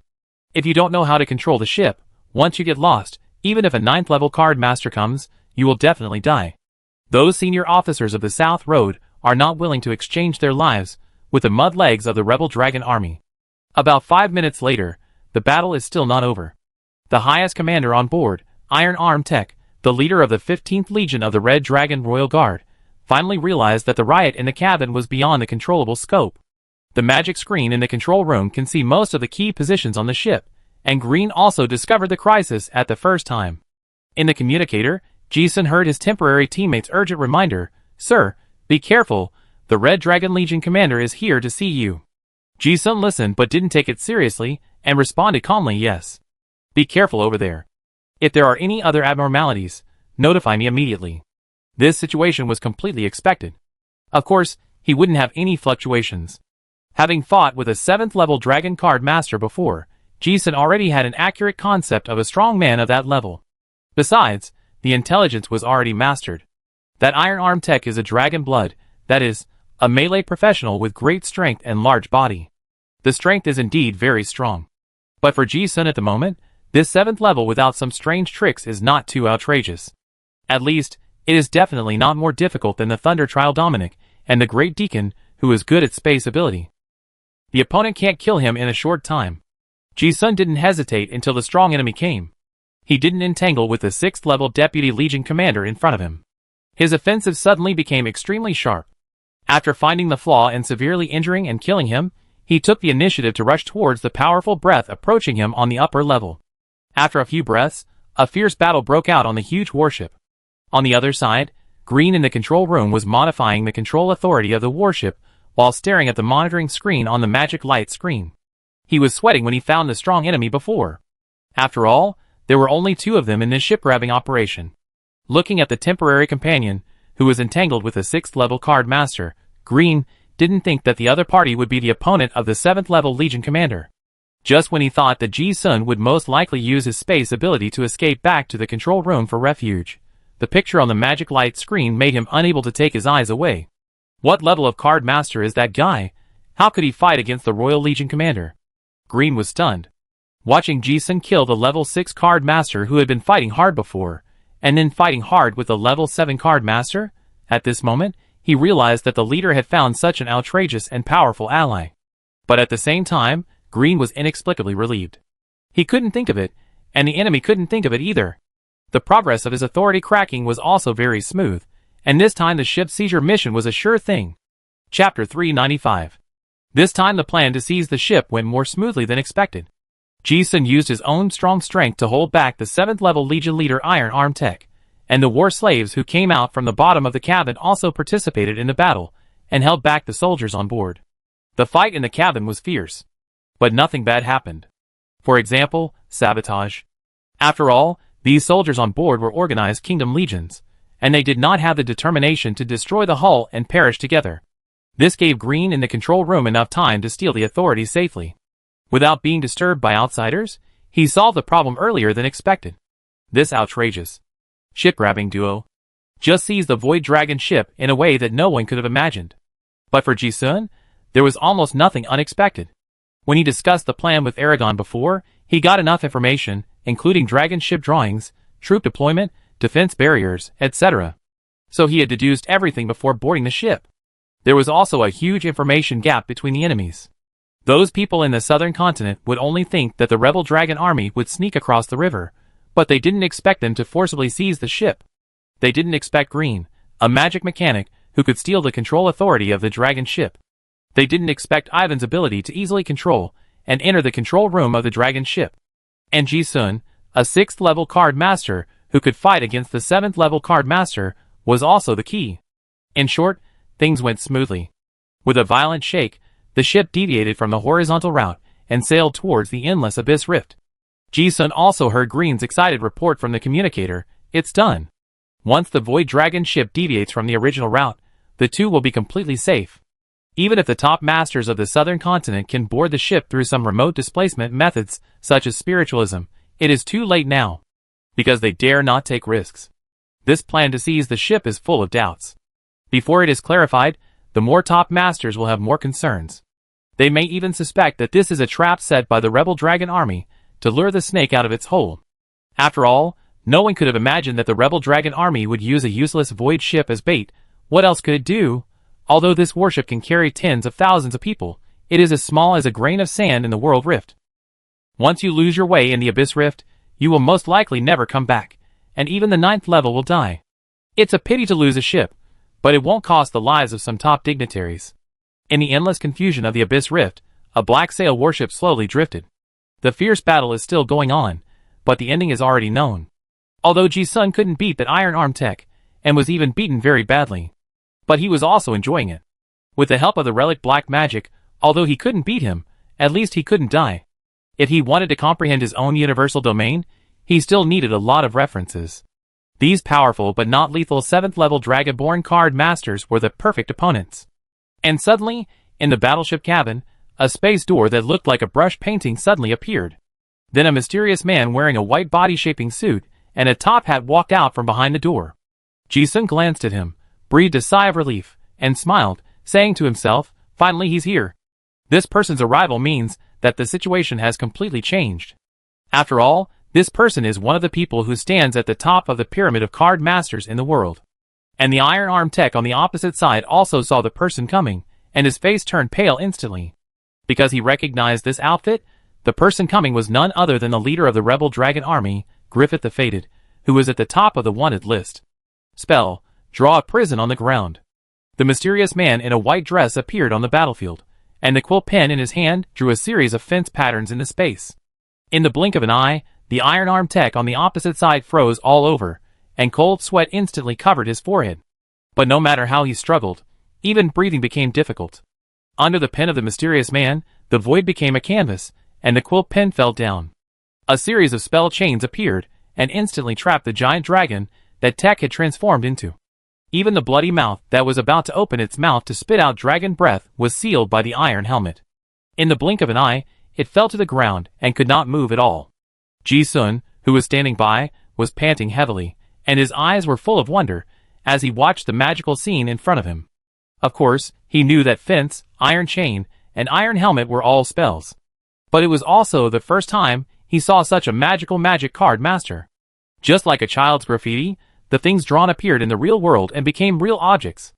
Ji-sun had a feeling that as long as the other party was willing, she could draw any object, even thousands of troops. In other words, the other party's ability could almost rely on the imagination of painting to draw any means to restrain the opponent. All his thoughts spread out in an instant. Ji-sun thought of many things and muttered in his heart, "Is this the fantasy universe? It's so powerful." Not just powerful. It's more appropriate to say that it is unsolvable. What ability can be richer than imagination? Artistic Path Spade 7 Painter, it is almost a sequence exclusive to the nobles. Not only is it difficult to be promoted, but the combat effectiveness in the early stage is almost zero. It is usually a path chosen by noble ladies, who have no survival pressure to cultivate their sentiments. At least before, Ji-sun had never seen a combat painter above the 3rd level.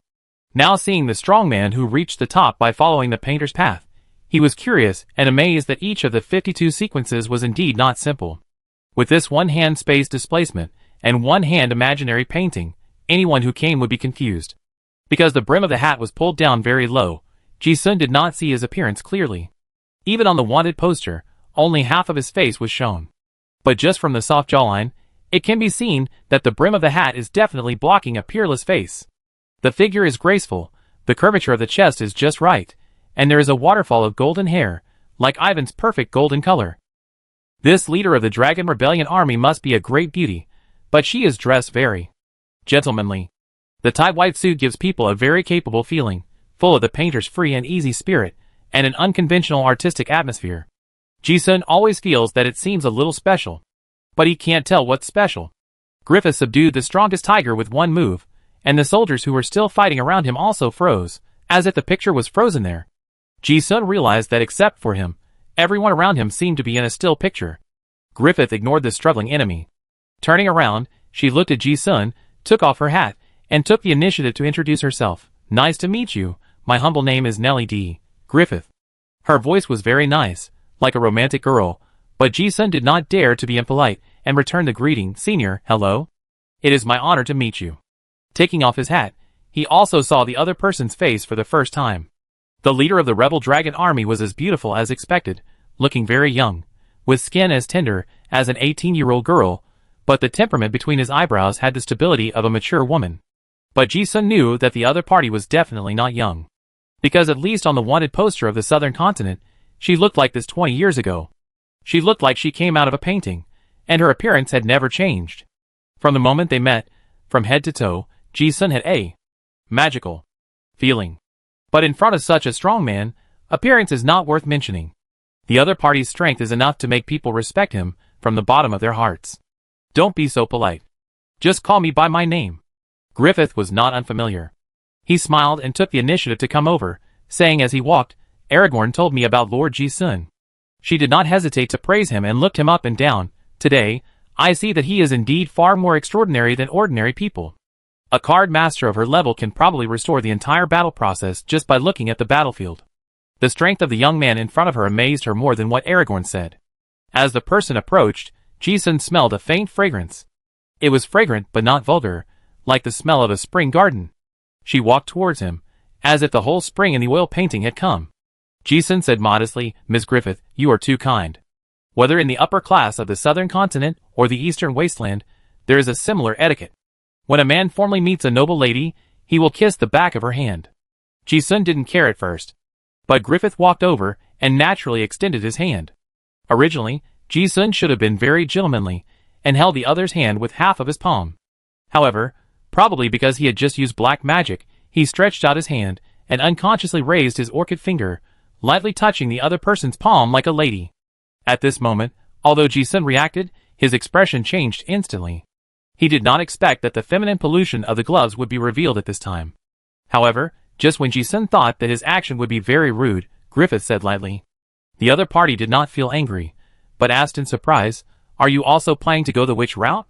Hearing this, Ji-sun was stunned at first, not knowing how to answer. But then, he suddenly felt that the other party's tone was not right. "Also, what do you mean?"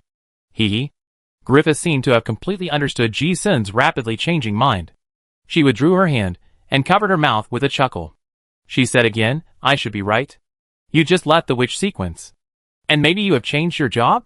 Ji-sun felt that the other party might have misunderstood something, and explained, "Senior may have misunderstood. I was contaminated by a relic." As he said this, he showed the glove on his right hand. "Ah?" Griffith also looked confused, obviously not knowing the black magic. But she also saw that the grade of the glove was extremely high, so she guessed, "Relic? Is it a relic exclusive to the witch sequence?" Ji-sun himself was not sure.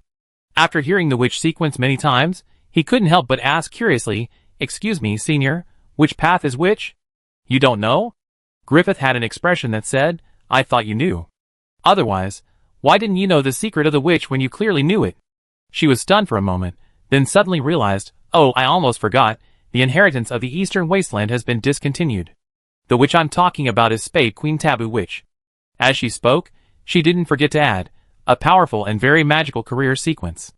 Ji-sun's eyes twitched slightly when he heard this. This is indeed a sequence that has been discontinued in the eastern wasteland, and no one has ever heard of it. The Q sequence is a high-order sequence, and it is definitely very strong. But Ji-sun was thinking of something else at the moment. For some reason, when he heard the name of this sequence, the fragments of information in his mind were connected. It reminded him of the spell that Mirror of the Prophet said on the Nether train before.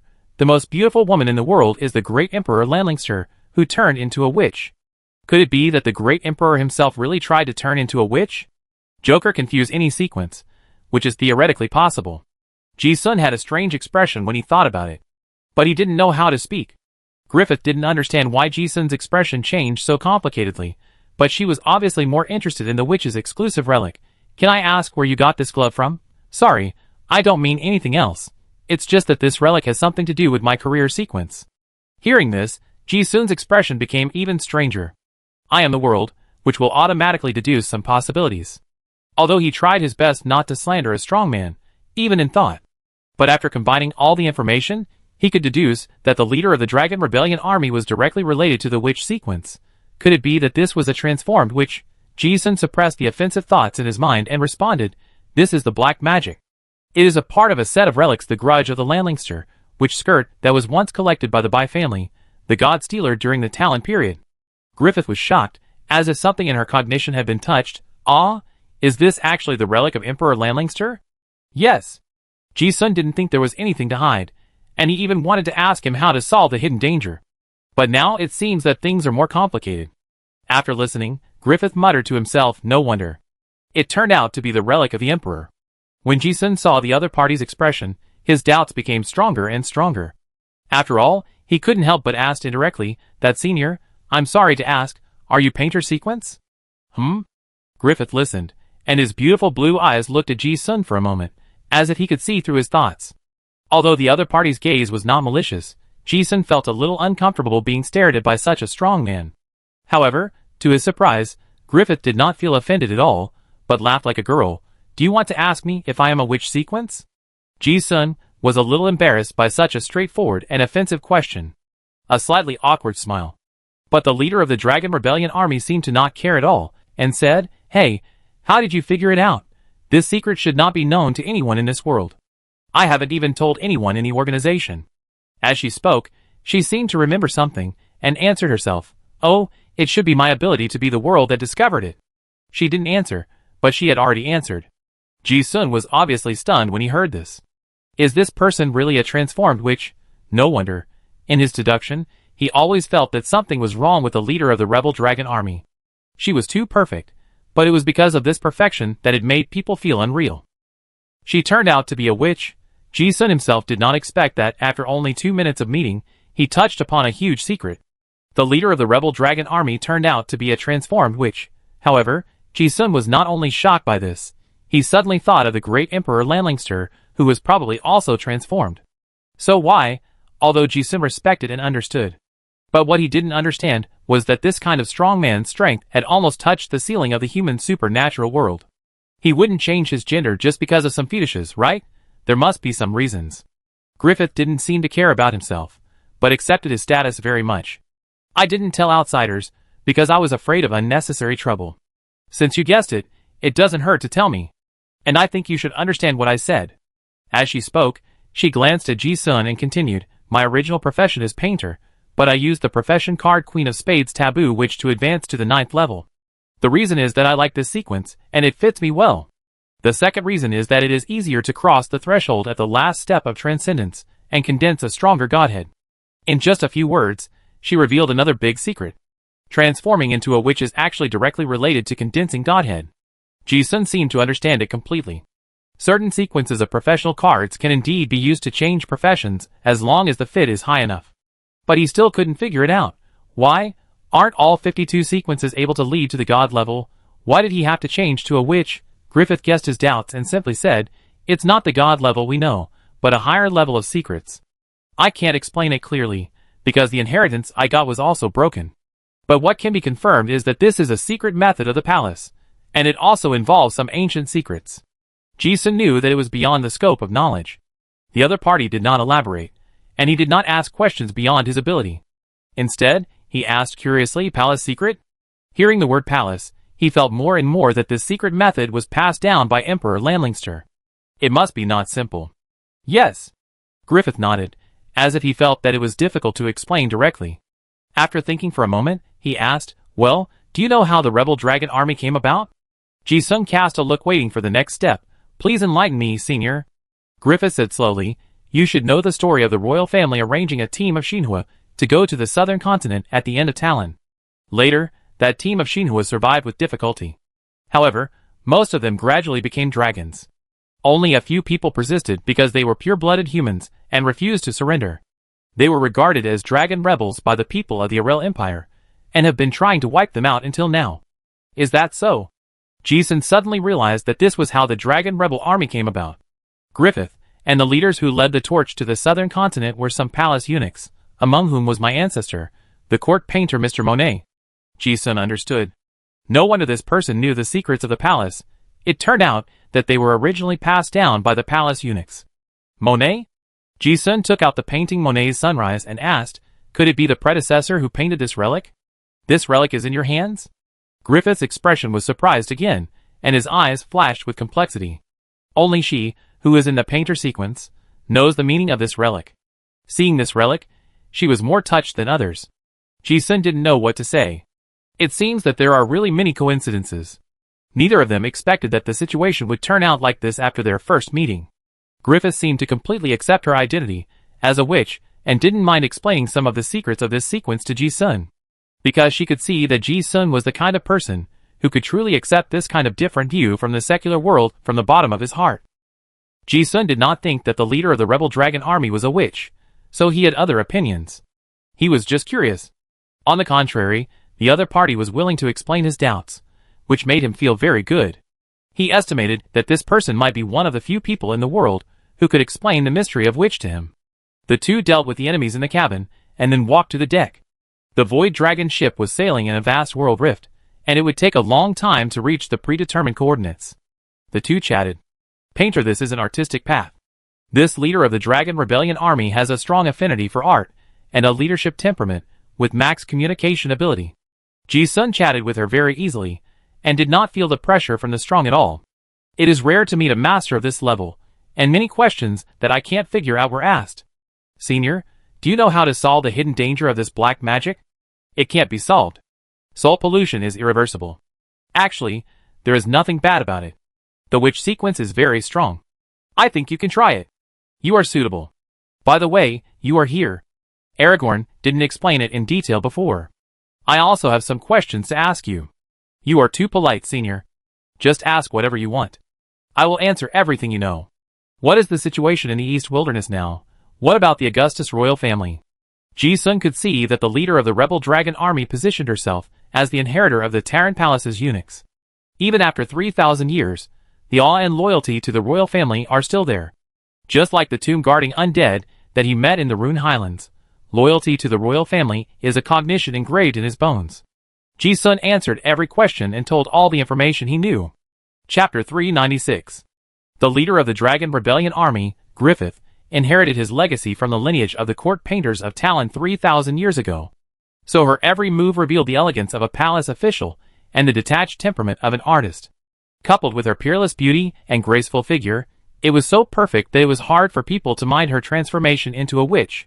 But Ji-sun didn't care. He could accept the distortion in his heart, and of course, he could accept the specialness of others. But he suddenly realized why the magic mirror said, Lon Lingster, who transformed into a witch, is the most beautiful woman in the world. Seeing Griffith in front of him, it seemed to confirm something. The two chatted casually on the deck.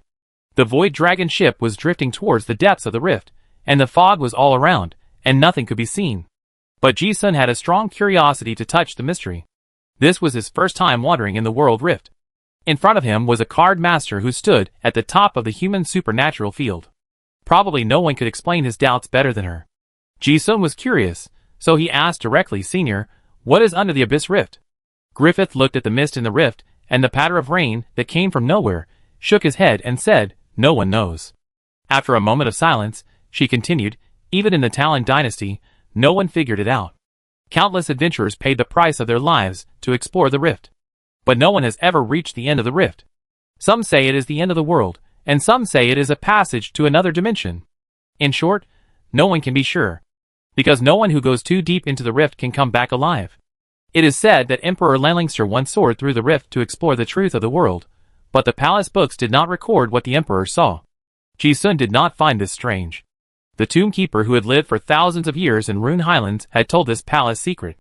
Thinking that Emperor Lanlingster eventually disappeared in the South Continent, he asked directly, Senior, is there anything special about the South Continent? I mean, what is the difference between it and the Old Continent, or the East Desert? Special? Griffith pondered for a moment. After all, the Dragon Rebels had been in the South Continent for many years, so of course they knew.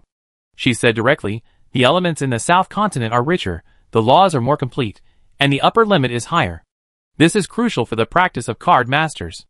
If we really want to make an accurate comparison, the East Wasteland is as barren as a desert, with only a few drought-resistant plants growing. The Old Continent is like an oasis, with a certain complete ecology, and the South Continent is more like a lush forest, nurturing countless creatures. In fact, before the middle period of Talon, the Middle-earth continent and the South Continent were the most fertile places in the nearby continents. Later, for some unknown reason, the spiritual energy gradually declined. This was also one of the reasons for the subsequent decline of the Talon Empire. The leader of the Dragon Rebellion army looked at Ji-sun's excited expression.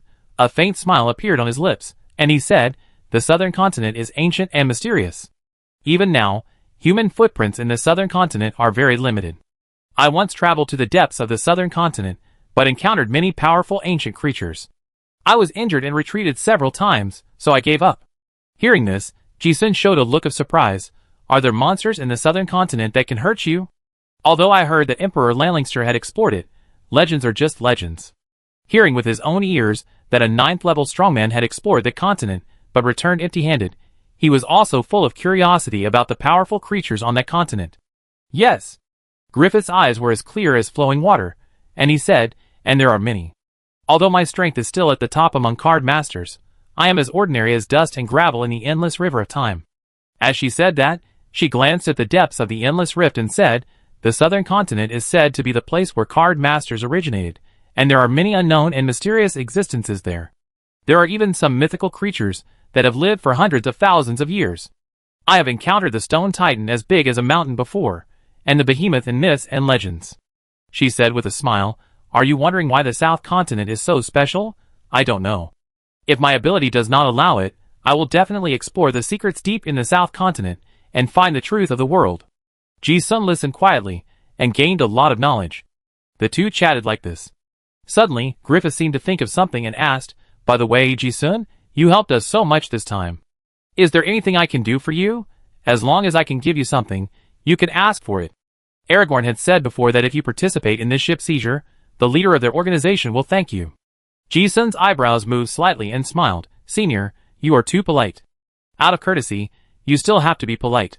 Griffith had a faint smile on his lips, and a smile of encouragement in his crystal eyes, as if to say, "Just say it." Ji-sun was not really polite, and said bluntly, "I want the senior to give me some advice on the practice of the field." With Gongwu's guidance, he was able to advance smoothly all the way to the present. Now he has a deep understanding of how important it is to have a senior guide on the road to transcendence. This is even more valuable than any rare relics or secret manuals. Griffith was not surprised that Ji-sun would ask this question, but was very pleased. He said, "I heard about your situation from Aragorn before. At that time, I thought you learned too much, and it might be difficult to advance. But now it seems that you have your own way. If I am not mistaken, your career sequence should be a Lost Card Master sequence besides the 52 Demon God sequence. Or maybe some special Demon God inheritance before the Chaos era."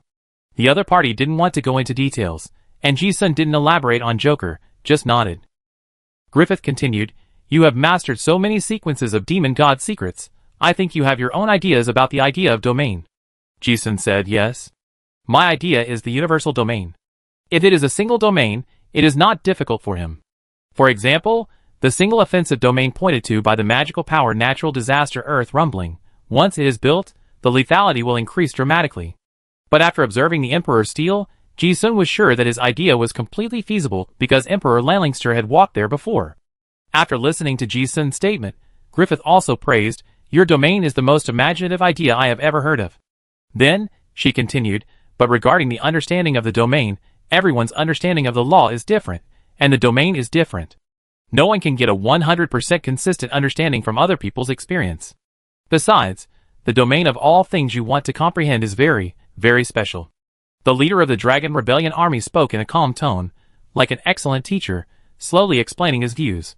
She always felt that language could not accurately express her views, and said, "How about this, you take a look at my domain world first."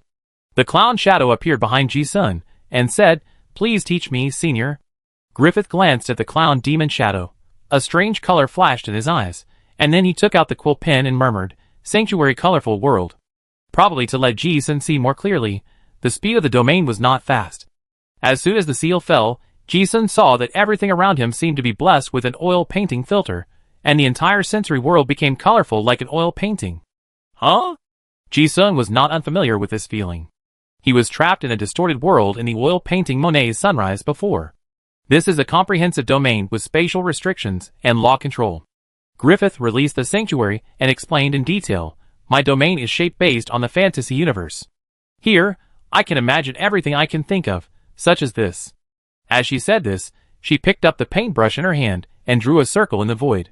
A magical scene appeared, and a huge fireball suddenly hung in the sky. The light shone on the boat, and it became scorching in an instant.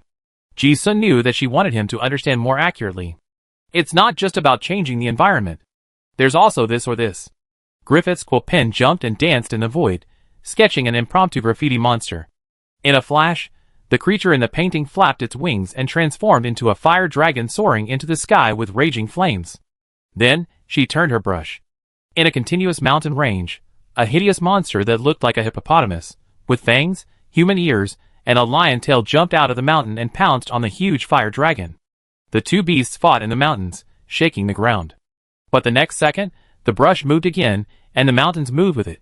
A huge arm stretched out from the mountains, looking unhurried, but accurately grabbed the two monsters in its hands.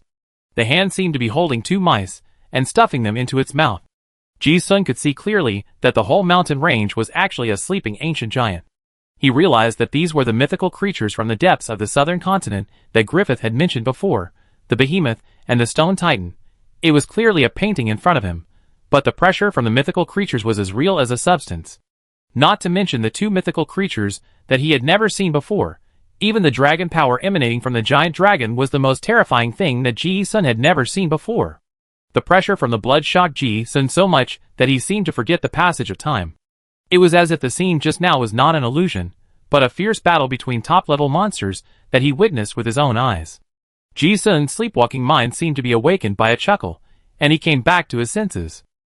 Griffith saw that Ji-sun had reached his limit, so he put away the quill in his hand and exclaimed, "You are stronger than I expected. Even a 7th-level beast may not be able to withstand the level just now." With his pupils focused, Ji-sun's forehead was covered with a layer of cold sweat. As soon as the voice fell, the colorful world around him quickly faded and returned to its original appearance. His thoughts were still in a state of excitement, and he heard the gentle explanation again, "Those are the mythical creatures I have seen in the heart of the southern continent. I painted them." Huh? Ji-sun suddenly understood, and slowly exhaled a breath of turbid air to calm down the shock in his heart. He had never seen such a terrifying monster before. Then, he fell into deep thought again. Griffith looked at Ji-sun's expression of understanding, and his surprise flashed away. She could see that the other party really understood, so she continued, "This is my field, the colorful world. In this field, I am both a creator and a rule maker. So, I can draw anything I want. The deeper my understanding of the laws of the universe, the more colorful the colors. From a certain perspective, it can be regarded as using a brush to depict the universe. However, the world in everyone's eyes is different. What you see is different, and what you draw is also different. The world you see must be different from mine. I just give you some references. I don't want to follow my path. I can't, and it's not suitable." "Yeah." Ji-sun listened and nodded, and added, "Thank you for your guidance."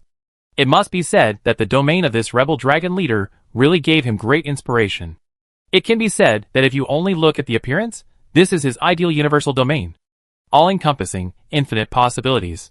Griffith's beautiful face always had a spring breeze smile, saying, "Your universal domain is very special, and I can't give you much advice. Since you know the secret method of I am the world, you have the ability to construct the logical skeleton of a complete world, and the fantasy universe can draw a shell for your fantasy world. Just knowing these two secret methods, you have already mastered a huge advantage that many people cannot have." Ji-sun deeply agreed. After really seeing the domain of such a top-level strongman, he did have an idea. But just like a tree sprouting, it needs a lot of nutrients to grow branches and leaves. Griffith obviously saw this point, and she put forward her own suggestions, saying, "If you want to improve your field, you need enough knowledge and understanding of the laws. Look at other people's fields, and see if other sequences in the 52 paths can help you." Yes, Ji-sun can certainly figure it out. So since he advanced to the 6th level, he has been looking forward to fighting with masters who have comprehended different fields. But he always feels that he is still far away. Where can he meet so many strong people, and still be lucky enough to survive every time? At this time, Griffith suddenly smiled. As if she thought of something, she took out a card with a noble inscription. Ji-sun cast a curious look, thinking it was some special treasure. This time, he saw a pattern of a dragon crown and a castle on the card. "If I'm not mistaken, isn't this the symbol of the Arel Empire?" Before he could get too confused, Griffith explained, "This is the library borrowing card of the Arel Royal Academy. If there is really a place in this world that can meet your needs, I think it's only here. It's much easier for Dragonborn card masters to advance to the 7th level than humans. The Royal Academy has a collection of countless high-level classics, including a large number of cultivation experiences." When Ji-sun heard this, his pupils shrank slightly. He actually had this idea before. Instead of relying on yourself to accumulate little by little, it is better to find some experience from the predecessors. The more centralized the monarchy is, the more knowledge is concentrated in the upper level. The Royal Academy of Arel has a large collection of sorted advanced classics, and the cultivation experience left by countless masters over the past tens of millions of years. Ji-sun had deduced this plan from the spoils of the Academy trial group that he had obtained in the Rune Highlands. But he had no idea, how could he get those precious advanced classics? Whether it was stealing or robbing, the risk was huge. Now seeing this library card, another smooth road is waiting towards him. Griffith did not forget to add the origin of the library card, saying, "Many years ago, I was an art and painting teacher at Arel College. So this library card has high authority. If you are careful, you should not be discovered." When Ji-sun heard this, his thoughts suddenly became active. In other words, he could use this teacher's library card to easily access the collection of the Royal Academy.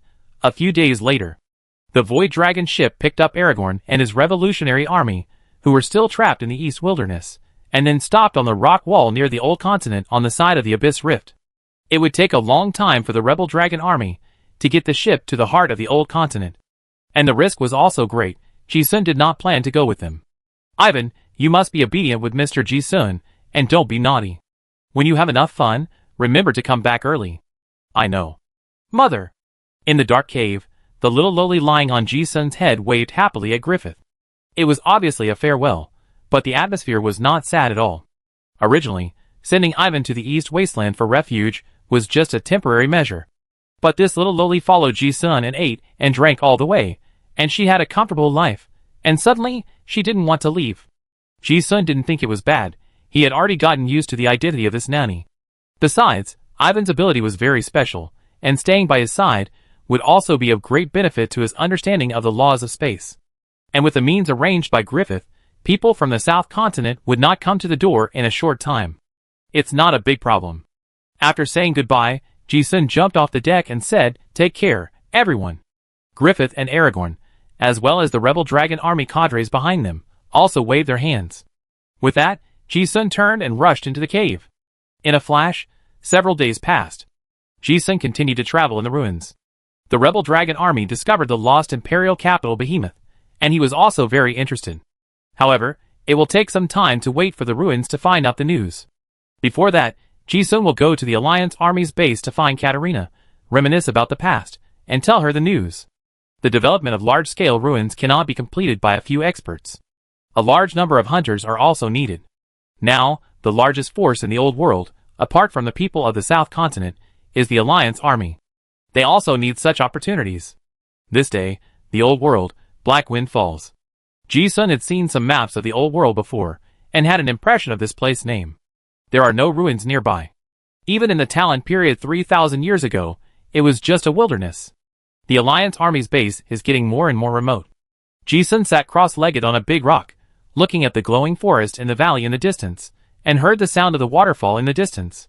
This was the place where he had agreed to meet with Catalina before.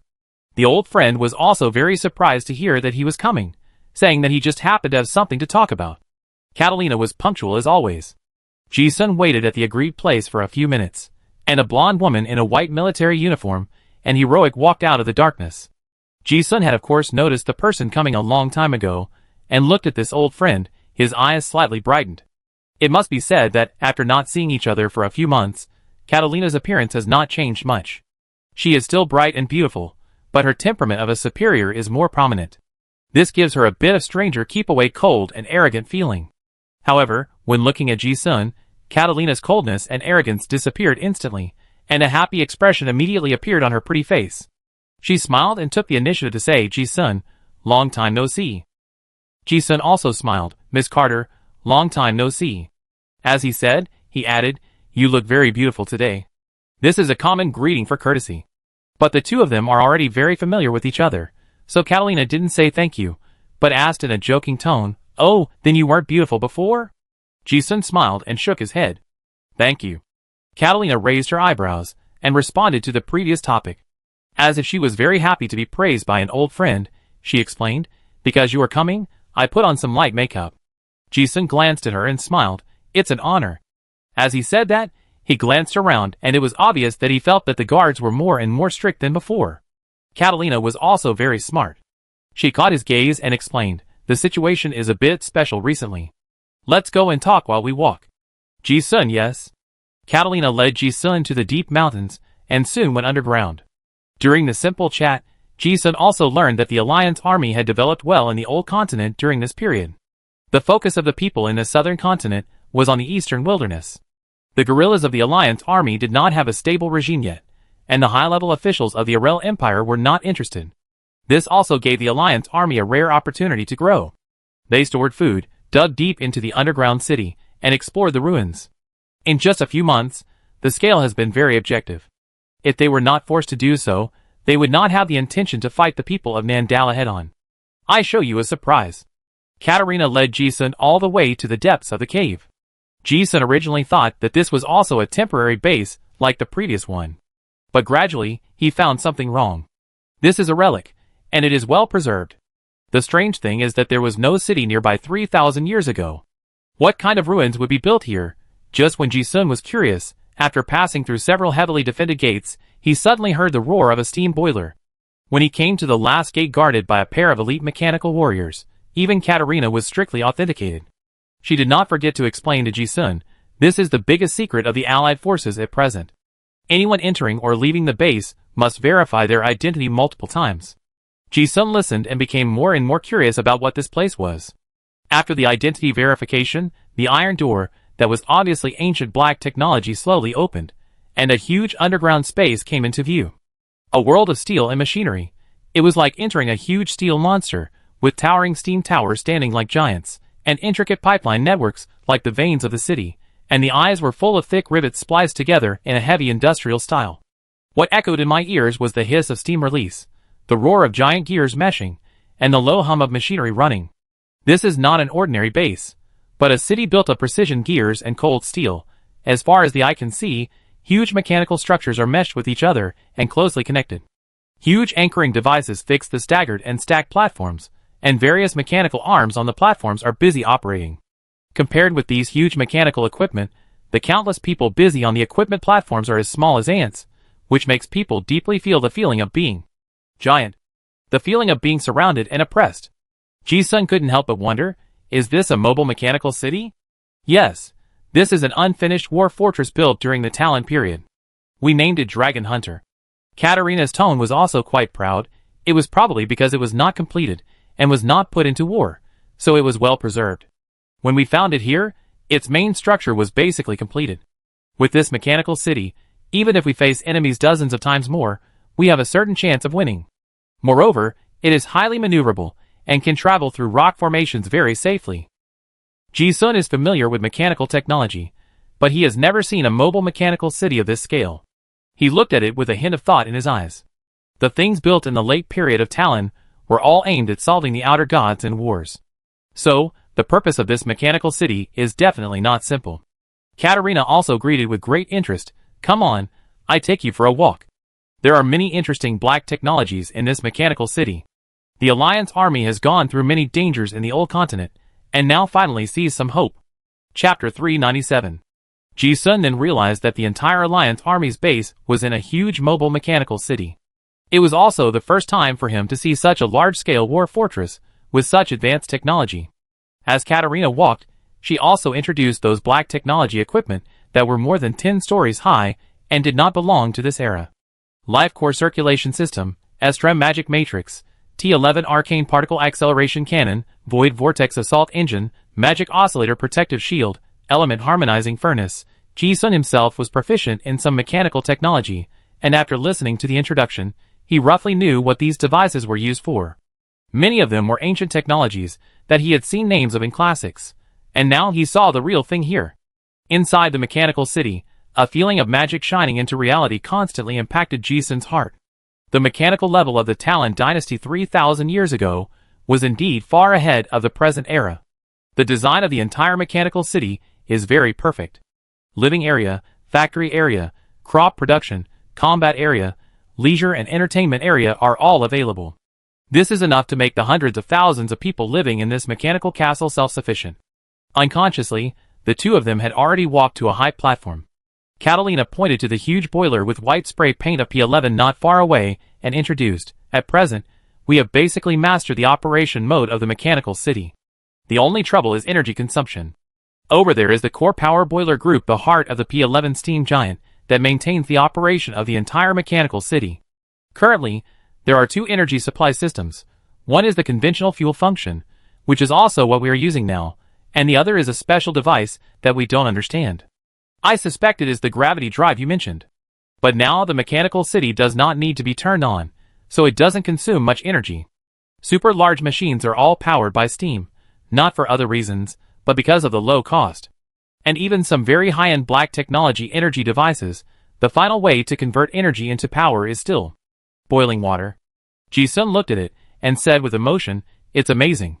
Yes. With this mechanical city, our Alliance army will have some powerful means to fight against the enemy in the future. Katrina also had a smile on her face. After coming to the old continent, she hadn't felt relaxed for a long time. As she spoke, she thought of something and said, you are here, I will take you to see the weapons system. Our mechanics have tested the effectiveness of some war weapons, but there are some with too high authority levels, so we have no clues yet. You are knowledgeable, so please help me take a look. Ji-sun was also quite interested and nodded yes.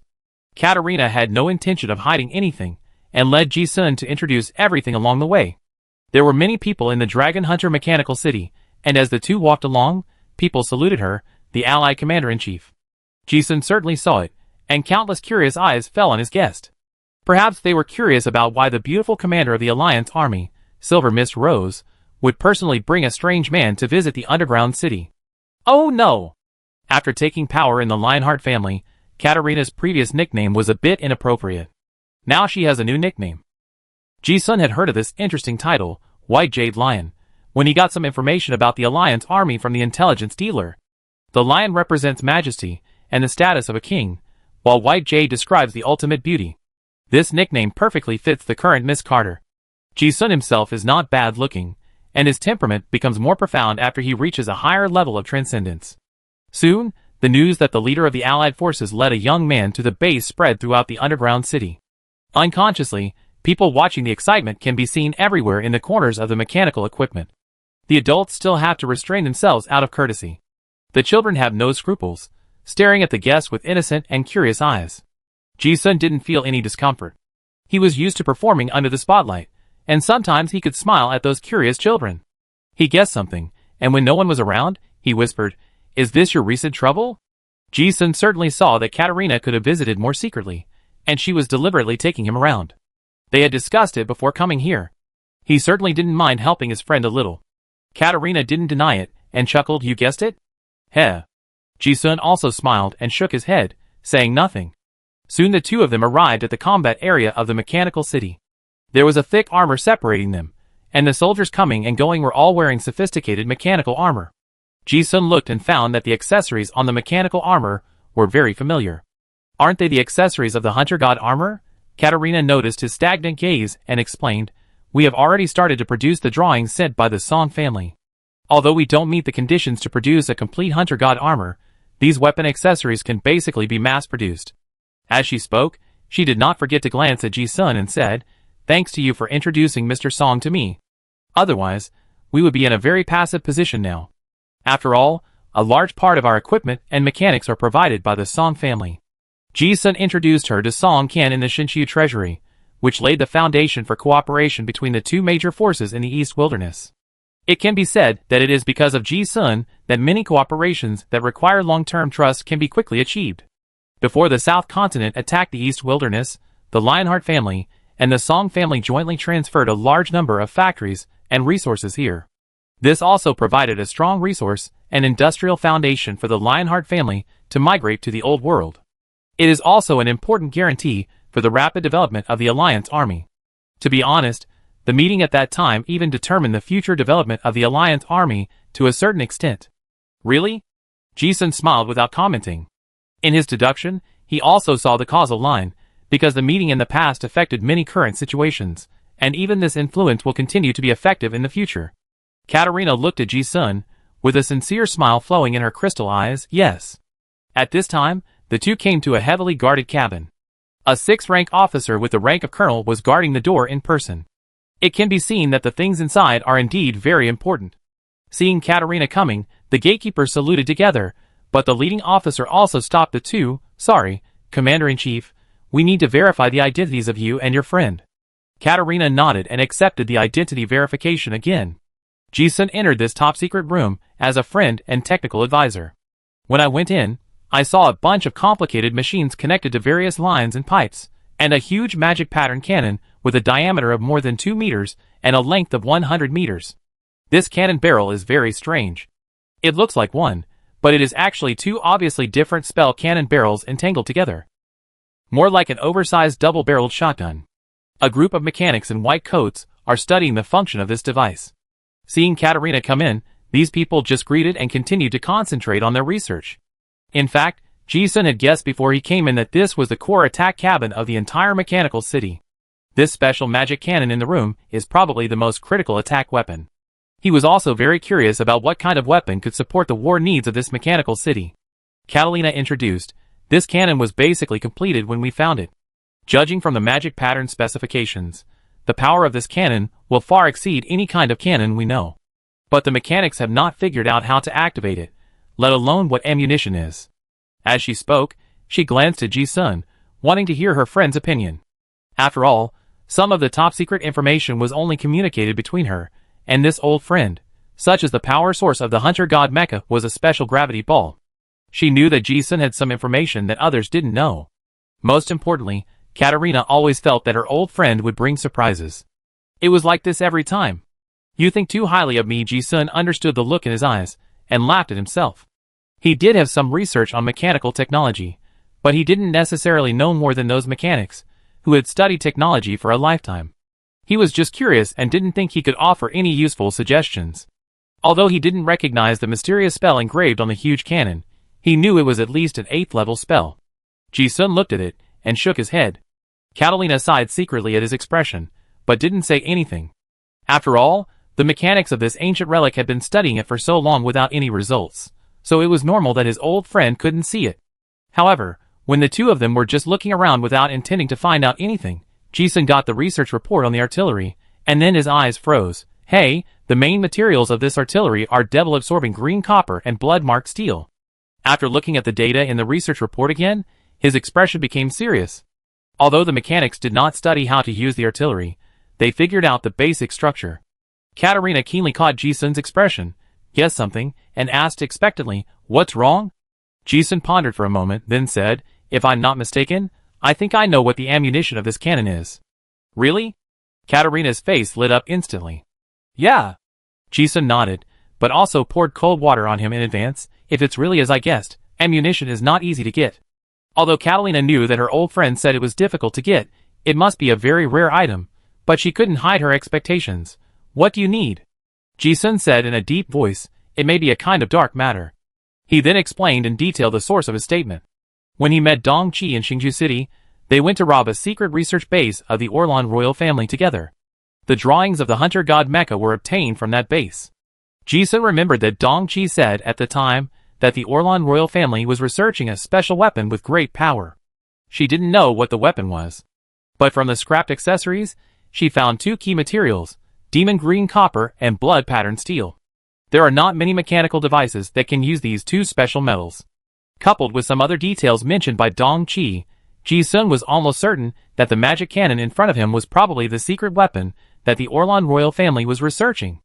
After another deduction, he witnessed the scene of the mechanical angel using dark matter energy to kill the 7th level dragonborn in seconds, and he was probably certain that the weapons studied by the Research Institute were directly related to the mechanical angel.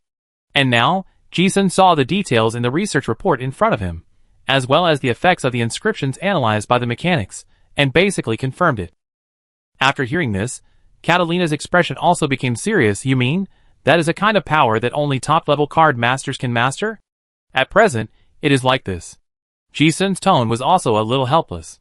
He estimated that the dark matter energy used by the mechanical angel was a special state of energy that could only be mastered by practicing the magic secret method of the lightless sun in the later stage. So, if the cannonball is really such a thing, it does not exist in nature and can only be produced by human beings. But if that is the case, the power of this artillery will exceed anyone's imagination. Catalina frowned and said to herself, "It seems that we can only try our luck in the ruins to find it. No matter how difficult it is, we have to find a way to solve it." Hearing this, Ji-sun corrected, "Not necessarily. That secret method is exclusive to the hero sequence. I am also practicing it now, and Aragorn, whom you have seen, is also practicing it. Maybe I can master this power in the future. And there is the angel corpse in Nanjing's hand. Anyway, there is still a possibility." "Yeah." Hearing this, Catalina's solemn expression improved a little, and she finally had some clues. Ji-sun saw that the mechanics had no idea about the magic artillery ammunition, which gave Catalina a surprise. Although it did not solve the problem directly, it at least gave a direction. This is of great significance to the Allies. With this beginning, Catalina led Ji-sun to continue to visit the mechanical city. It's true that Ji-sun's insights and ideas solved many problems. This tour took 2 hours. After a general tour of the mechanical city, Catalina led Ji-sun to a luxuriously decorated suite. As the leader of the Allied forces, she had the suite with the best view in the mechanical city. The suite had a huge floor-to-ceiling window that overlooked the entire internal structure of the mechanical city. The two friends, who hadn't seen each other for a long time, also had a lot to talk about. Without the servants to disturb her, Catalina personally greeted Ji-sun. "What would you like to drink, or tea?" "Yes, thank you." Ji-sun was not shy at all, and sat at the desk in the study where Catalina usually worked. The desk was piled with a lot of top-secret information and precious ancient books. Ji-sun was not shy about it, and flipped through them casually. After a while, Catalina brought a steaming hot cup of tea and handed it to Ji-sun, while introducing, "This is the information that the exploration team has obtained from the ruins and the other dimensional space in the recent period. A lot of it has not been deciphered yet, so you can help me take a look." It said to help take a look, but in fact it was also given to Ji-sun. Catalina knew that he was very interested in those ancient books, so she had been collecting them deliberately. Ji-sun nodded and read them carefully. Of course, he found that these books were carefully collected, and many of them were precious top-level extraordinary information. This was very valuable to him. Catalina herself was leaning casually on the table with a cup of tea, and her slender legs were swinging right in front of Ji-sun. If she were facing anyone else, she, the commander-in-chief of the Allied forces, would not show such a relaxed demeanor. This is only the case when meeting old friends. Before, they mostly talked about business outside, but now that the door was closed, Catalina completely put aside her position and asked casually, "Ji-sun, how are you doing recently? Is the trip to the East Wasteland going well?" As she spoke, she frowned and added, "The East Wasteland has basically been contaminated by the Silver Moon sect, and the intelligence network I set up has almost completely collapsed. Now, except for the Song family, there are some remote bases that are disconnected from the East Wasteland." Ji-sun looked through the books quickly, not surprised. He went to the East Desert himself, and knew that the religious pollution was more serious than that. In that environment, the intelligence network was meaningless. In the face of religious pollution, any loyalty was worthless. He responded, "Not bad." The Extreme Thieves City made a fuss, but it was finally safe. Catalina was stunned for a moment when she heard it, and couldn't hide her surprise. "Ah, did you cause the commotion in the Extreme Thieves City?" Ji-sun asked back. "You don't know?" "I don't know. I only got some fragmentary information, saying that there was a disturbance in the Bai family in Extreme Bandit City, and it seems that there were many casualties." Katarina shook her head and added, "Extreme Bandit City is the most polluted city in Silver Moon, and the information cannot be transmitted at all. That's all I know." She asked back, "What's going on?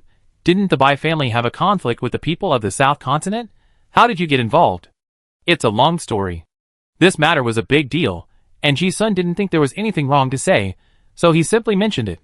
He was just slightly surprised. The commander-in-chief of the Alliance army didn't know, let alone the others." "Ah, you were the one who messed with the whole incident?" Katarina listened to Ji-sun's story, and her expression was also very interesting. If she hadn't known Ji-sun for a long time, she would definitely not believe it if someone else said it. Could anyone really plot against the Bai family in Extreme Thieves City? How dare they? Also, for 7th level card masters, and 1 6th level space card master from the South Continent died, the Bai family has become so strong. But what surprised Katarina the most was that Ji-sun actually played the most core role in the fuse in such a ridiculous story. "But how did you survive?" Katrina instinctively asked. "Did you advance to the 7th level?" Ji-sun took a sip of tea and said calmly, "No. Just advanced to the 6th level." Katrina breathed a sigh of relief. But she was stunned for a moment and asked in surprise, "You advanced to the 6th level?" She knew Ji-sun was extremely talented, but if she remembered correctly, the last time they met, Ji-sun was only at level 5, right? Katarina thought her progress was already amazing. She had been praised as a genius by others since she was a child. Unexpectedly, this guy was even more outrageous. Ji-sun said, "Yes. With some opportunities and good luck, you can advance smoothly." Katarina rolled her eyes at him, but she didn't think it was good luck. But besides the shock in her eyes, there was more relief. She was happy from the bottom of her heart that her old friend had become stronger. But at the same time, Katarina also wondered, how did you survive at level 6? The relationship between the two did not need to be roundabout. This question was very straightforward. Level 6 was indeed very strong in the East Wasteland. But judging from the result of this incident, whether it was the Bai family or the enemies of the South Continent, it would definitely not be difficult to kill a level 6. This guy also offended 2 powerful enemies at the same time. How could he survive? It would be troublesome to explain the battle process. Ji-sun just said casually, "Although I have only advanced to level 6, for some reasons, my combat power is still good. For example, I got a very powerful relic, which is also an important reason why I can survive this time. Katerina rolled her eyes at him, obviously not believing it.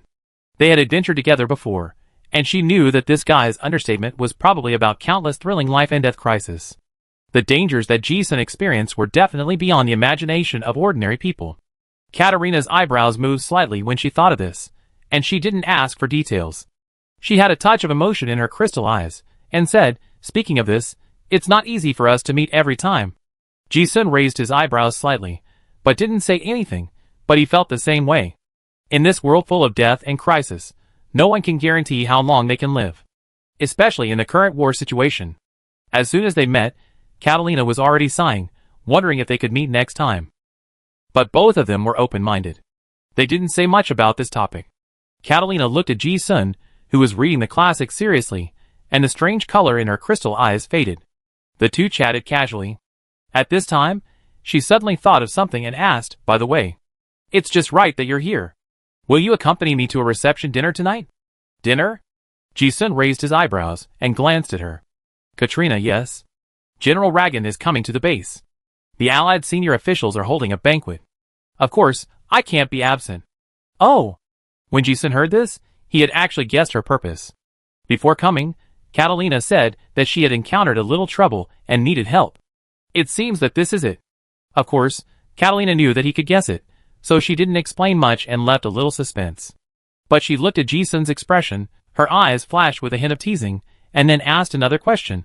"Mr. Ji-sun, as my good friend, did not have a grand reception dinner, but asked you to attend a reception for outsiders. Am I a little rude?" Ji-sun smiled and shook his head. Of course he wouldn't mind.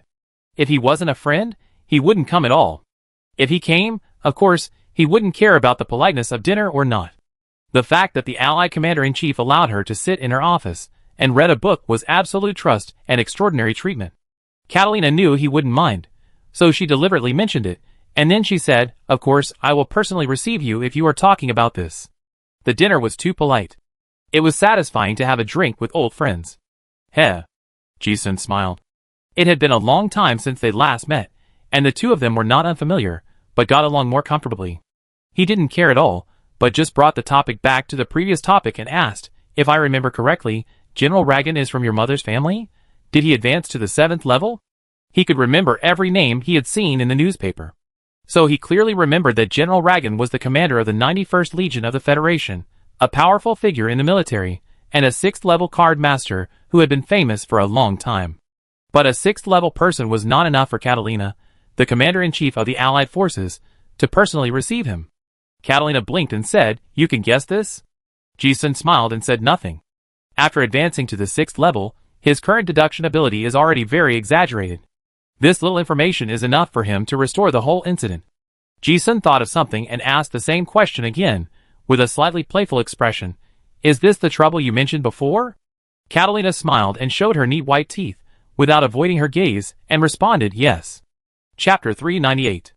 In order to have cutting-edge combat power as soon as possible, the strong men in the Allied forces have been looking for opportunities to advance recently.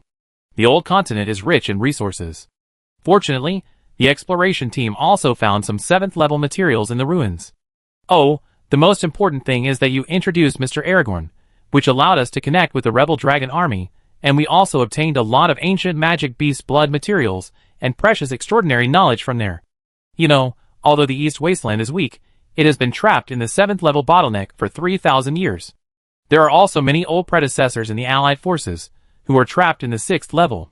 After getting the materials, everyone tried to advance, and finally several people succeeded in advancing. General Lagan was one of them. It just so happened that the materials contained Wind Demon's ancestral blood, which was highly compatible with him, which allowed General Lagan to successfully fuse the 7th level professional card Wind Demon Swordsman. Katerina explained the recent situation of the coalition army in detail. Ji-sun was not surprised to hear it. Comprehension. Divine power. The path of advancement is difficult, but if you use the method of transforming blood to obtain the gene chain of alien creatures to stabilize the power of the demon god, this method is already very mature in the southern continent. This is not difficult for a 6th level card master in the East Wasteland, who has laid a solid foundation at the 6th level. Hearing this, he also knew what Katerina was going to say, and smiled. "So, the skyrocketing strength has given some people ideas?" "Yes. Katina's tone was also a little helpless. She shrugged and said, originally, this is a good thing for our alliance army. After all, high-end combat power plays a particularly critical role in war.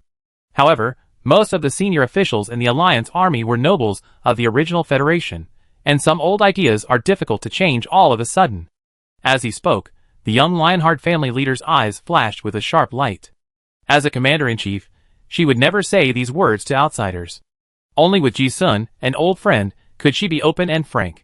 Catalina continued, when our Lionheart family migrated to the old continent, some forces were actually forced to come. After all, without the Lionheart family, they would not be able to gain a foothold in the East Wilderness. Among them are several families from my mother's side, the Lozan family, the Bibo family, and the Morton family. General Ragan is the representative of the Morton family. Ji-sun listened and thought about the power represented by these family names. In the past, the marriages between the upper-class families in the Federation were complicated. If you really want to be honest, they can almost be considered distant relatives. The Lionheart family was once the first warlord of the Federation, but in fact, it was a group of interests tied together. There were dozens or even hundreds of families, big and small. Catalina continued, when the Alliance army first came, the living environment they faced was very harsh. Our Lionheart family was on the front line, and those people didn't dare to say anything, and they were happy to see us take the biggest risk in front. But later, the exploration in the ruins gradually yielded results, and countless precious resources were discovered, such as this mechanical battle fortress. She raised her eyebrows and said, later, because of you, we got in touch with the Rebel Dragon Army, which allowed us to quickly reach the realm of superclass card masters. Then it is now. The focus of the southern continent is on the East Wilderness. The Orlon royal family is busy developing the Silver Moon sect, and our Alliance army is in a good situation. This good time didn't last long, and some people had some ideas. Ji-sun guessed what she wanted to say and smiled. So, that General Ragan wants to marry. The Lionheart family has many experts and background, and the key is that they have absolute leadership in the Alliance army. Fighting is impossible. So they must have thought of this tried and tested method of the aristocracy to seek power. Yes. Katerina was not surprised that he could guess. When they looked at each other, the crystal eyes seemed to speak, and there was a smile at the corners of her eyebrows. Before Ji-sun could speak, she said, General Ragan's nephew, Major General Mick, has good talent and is also a 5th level strength. After all, that guy is my distant cousin. The elders in the family have mentioned marriage alliances many times before. Even my mother persuaded me to consider it. Ji-sun listened with an unchanged expression. The content of the conversation was very serious, but Katerina's tone sounded very relaxed. How could Ji-sun not see that she had a plan in advance? Even if she didn't come, she could solve it herself. Katerina said, but you know, if I am willing to be a bargaining chip for marriage alliance, I will never sit in this position. I don't think the future of the Allied forces is stable by marriage. And once this opening is made, it will set a very negative example for others in the future. But I am the commander-in-chief of the Allied forces, and some things that are not conducive to unity cannot be done. This matter has been dragged on. This time General Lagon came, most likely for this matter. After all, he is an elder, and I would be very embarrassed if I really asked him in person. As she said this, she leaned forward slightly, bent over, and looked at Ji-sun beside her with a smile. The two of them didn't speak, and the atmosphere in the room was a little subtle. Catalina looked at Ji-sun's face for a while, but couldn't figure out what he was thinking. She added, of course, the most important thing is that I don't want to get married. Ji-sun didn't speak, but he had actually deduced the cause and effect. He looked at the pretty face in front of him, which was less than half a meter away, and said in a joking tone, so, I have to go to this dinner? The distance between the two was very close, so close that they could clearly see what thoughts were emerging in each other's eyes. Hearing this, Catalina's eyes slightly raised, of course. The pretty face revealed a rare provocation and arrogance, and she pretended to be tough and said, you are my best friend. You have to do me this favor. As she said this, she blinked, her eyes were full of teasing, and there was a trace of serious admiration, and she sneered, as long as you show up, any genius will be eclipsed in front of you, and then no one will mention this matter again. Ji-sun smiled without comment and agreed, yeah. It was not a troublesome question, so he certainly would not refuse. He also promised Ivan a good meal. Thank you. Katerina nodded with satisfaction. The atmosphere in the room returned to the relaxed atmosphere before. One person read a book, and the other sat beside him. Friends, who had not seen each other for a long time, felt very harmonious even if they did not talk. The relationship between the two was more like a close alliance. They could be defenseless, share all their secrets, and have the trust to fight for life and death together. They had always been in this very pleasant relationship, step by step to the present. Ji-sun knew very well that in Catalina's heart, the most important thing must be her lofty ambition. Everything else came second. And Catalina also knew that Ji-sun was different from her friend. It was because of this mutual understanding and recognition that the two felt that they got along very well. The two chatted about their experiences in recent times, and before they knew it, time had passed, and it was soon evening. Knock, knock, knock. Suddenly there was a knock on the door. The maid's soft voice came from outside the door. "Miss, General Ragan has arrived. Are you ready for the banquet now? The banquet will last 2 hours, but it will take a long time for the young lady of the noble family to dress up." Katerina replied, "Okay." After receiving the consent, the 4 young maids outside the house opened the door and walked in. They looked at the strange man in the room.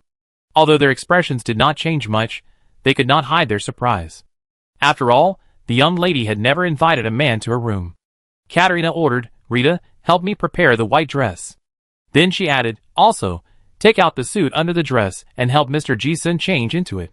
Ji-sun listened and realized that the young lady of the Lionheart family seemed to be sure that he would help her, and even prepared a dress for him. The leading brown-haired maid replied, "Okay, miss." After explaining, Katerina looked back at Ji-sun and smiled slyly. "It's custom-made for you. It's just the size I remembered from the last time we met." As she spoke, she looked at something and muttered, "It seems that you have become stronger recently. I don't know if it will fit you." "Yeah, as long as it's wearable." Ji-sun had a nonchalant expression on his face. It didn't take long for the 4 maids to prepare everything. The study and the dressing room were separated by a door, so they could just see each other. It must be said that the cards of the noble ladies attending the banquet really opened Ji-sun's eyes. The maids prepared the dressing table. There were dozens of jewelry boxes alone. After opening them, the dazzling array of jewelry made the whole room sparkle. Various luxurious shoes were like an exhibition, with several cabinets set up. The cosmetics were more like an alchemist's workbench, with colorful bottles and jars everywhere. Seeing that Catalina and Ji-sun were still in the study, the maid Rita asked tentatively, "Miss, do you want to change clothes and put on makeup now?" Catalina stood up immediately and said, "Yeah." When these words came out, the maid's expressions were obviously wrong. Their eyes were wandering, and they glanced behind the desk from time to time. There was another man in this room. Ji-sun certainly noticed it, and was about to get up and go out. "I go out for a walk." "No need to bother. You have to change your dress anyway, so just change here together." Catalina didn't care at all. She turned her head and glanced at him. The teasing in her eyes seemed to say, "You have seen me change clothes before, now you know to be cautious?" Ji-sun understood this expression, and didn't know whether to laugh or cry. Among these maids, there should be her mother's spies. This was the plan from the beginning when she took her to visit the mechanical city. Since the other party said so, Ji-sun didn't feel uncomfortable at all. This kind of scene was not the first time. Neither of them minded. Catalina was even more generous. After she finished speaking, she went straight to the dressing room. As she walked, she unbuttoned her military uniform, and the maid helped her take off her coat and hung it on the clothes beside her. Then, as the maids looked at each other in bewilderment, Catalina unbuttoned her shirt and took it off as if no one was around. A large area of snow-white skin was exposed to the air, and the crystal lamp shone on her skin, which was as shiny as white jade. While the maids were still a little stunned, Catalina had already reached behind her back and unbuttoned the back of her lace bra. Without any hesitation, she pinched and loosened it, and then her entire upper body was exposed to someone's sight. Then the straight trousers of the military uniform were taken off, and then the more intimate underwear was taken off piece by piece. Catalina's movements were not at all shy, and she took off all her clothes very naturally. Although her back was facing the study, as long as she raised her head, she could see her graceful back. However, even if the other party didn't mind, Ji-sun also knew the limit, and didn't watch Catalina's changing process rudely. The maids were obviously a little overwhelmed, not knowing how to deal with this situation they had never encountered before.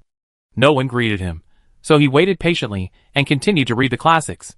After a while, the sound of water stopped abruptly, and Catalina came out after taking a bath, and the maids also got busy. That angle could not be seen in the study, but Ji-sun did not pay attention to it, and was immersed in reading calmly. Only a rustling sound of dressing was heard. After a long time, Catalina's voice suddenly sounded in the dressing room. "Ji-sun, can you help me see which necklace is suitable?" As he spoke, he leaned forward and stuck his head out, urging, "Come over and try on your clothes. If it doesn't fit, you can change it." Ji-sun looked at Catalina, who had already put on exquisite makeup, and his eyebrows moved slightly. Okay. He put away the classics and walked over. At this time, Catalina was wearing a gorgeous white dress with a fluffy skirt.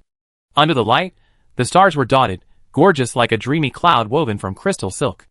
The evening dress was a low-cut sexy design, which elegantly outlined her smooth clavicle lines and snow-white pride, not only retaining the freshness and purity of a girl, but also having the sexy charm of a young woman.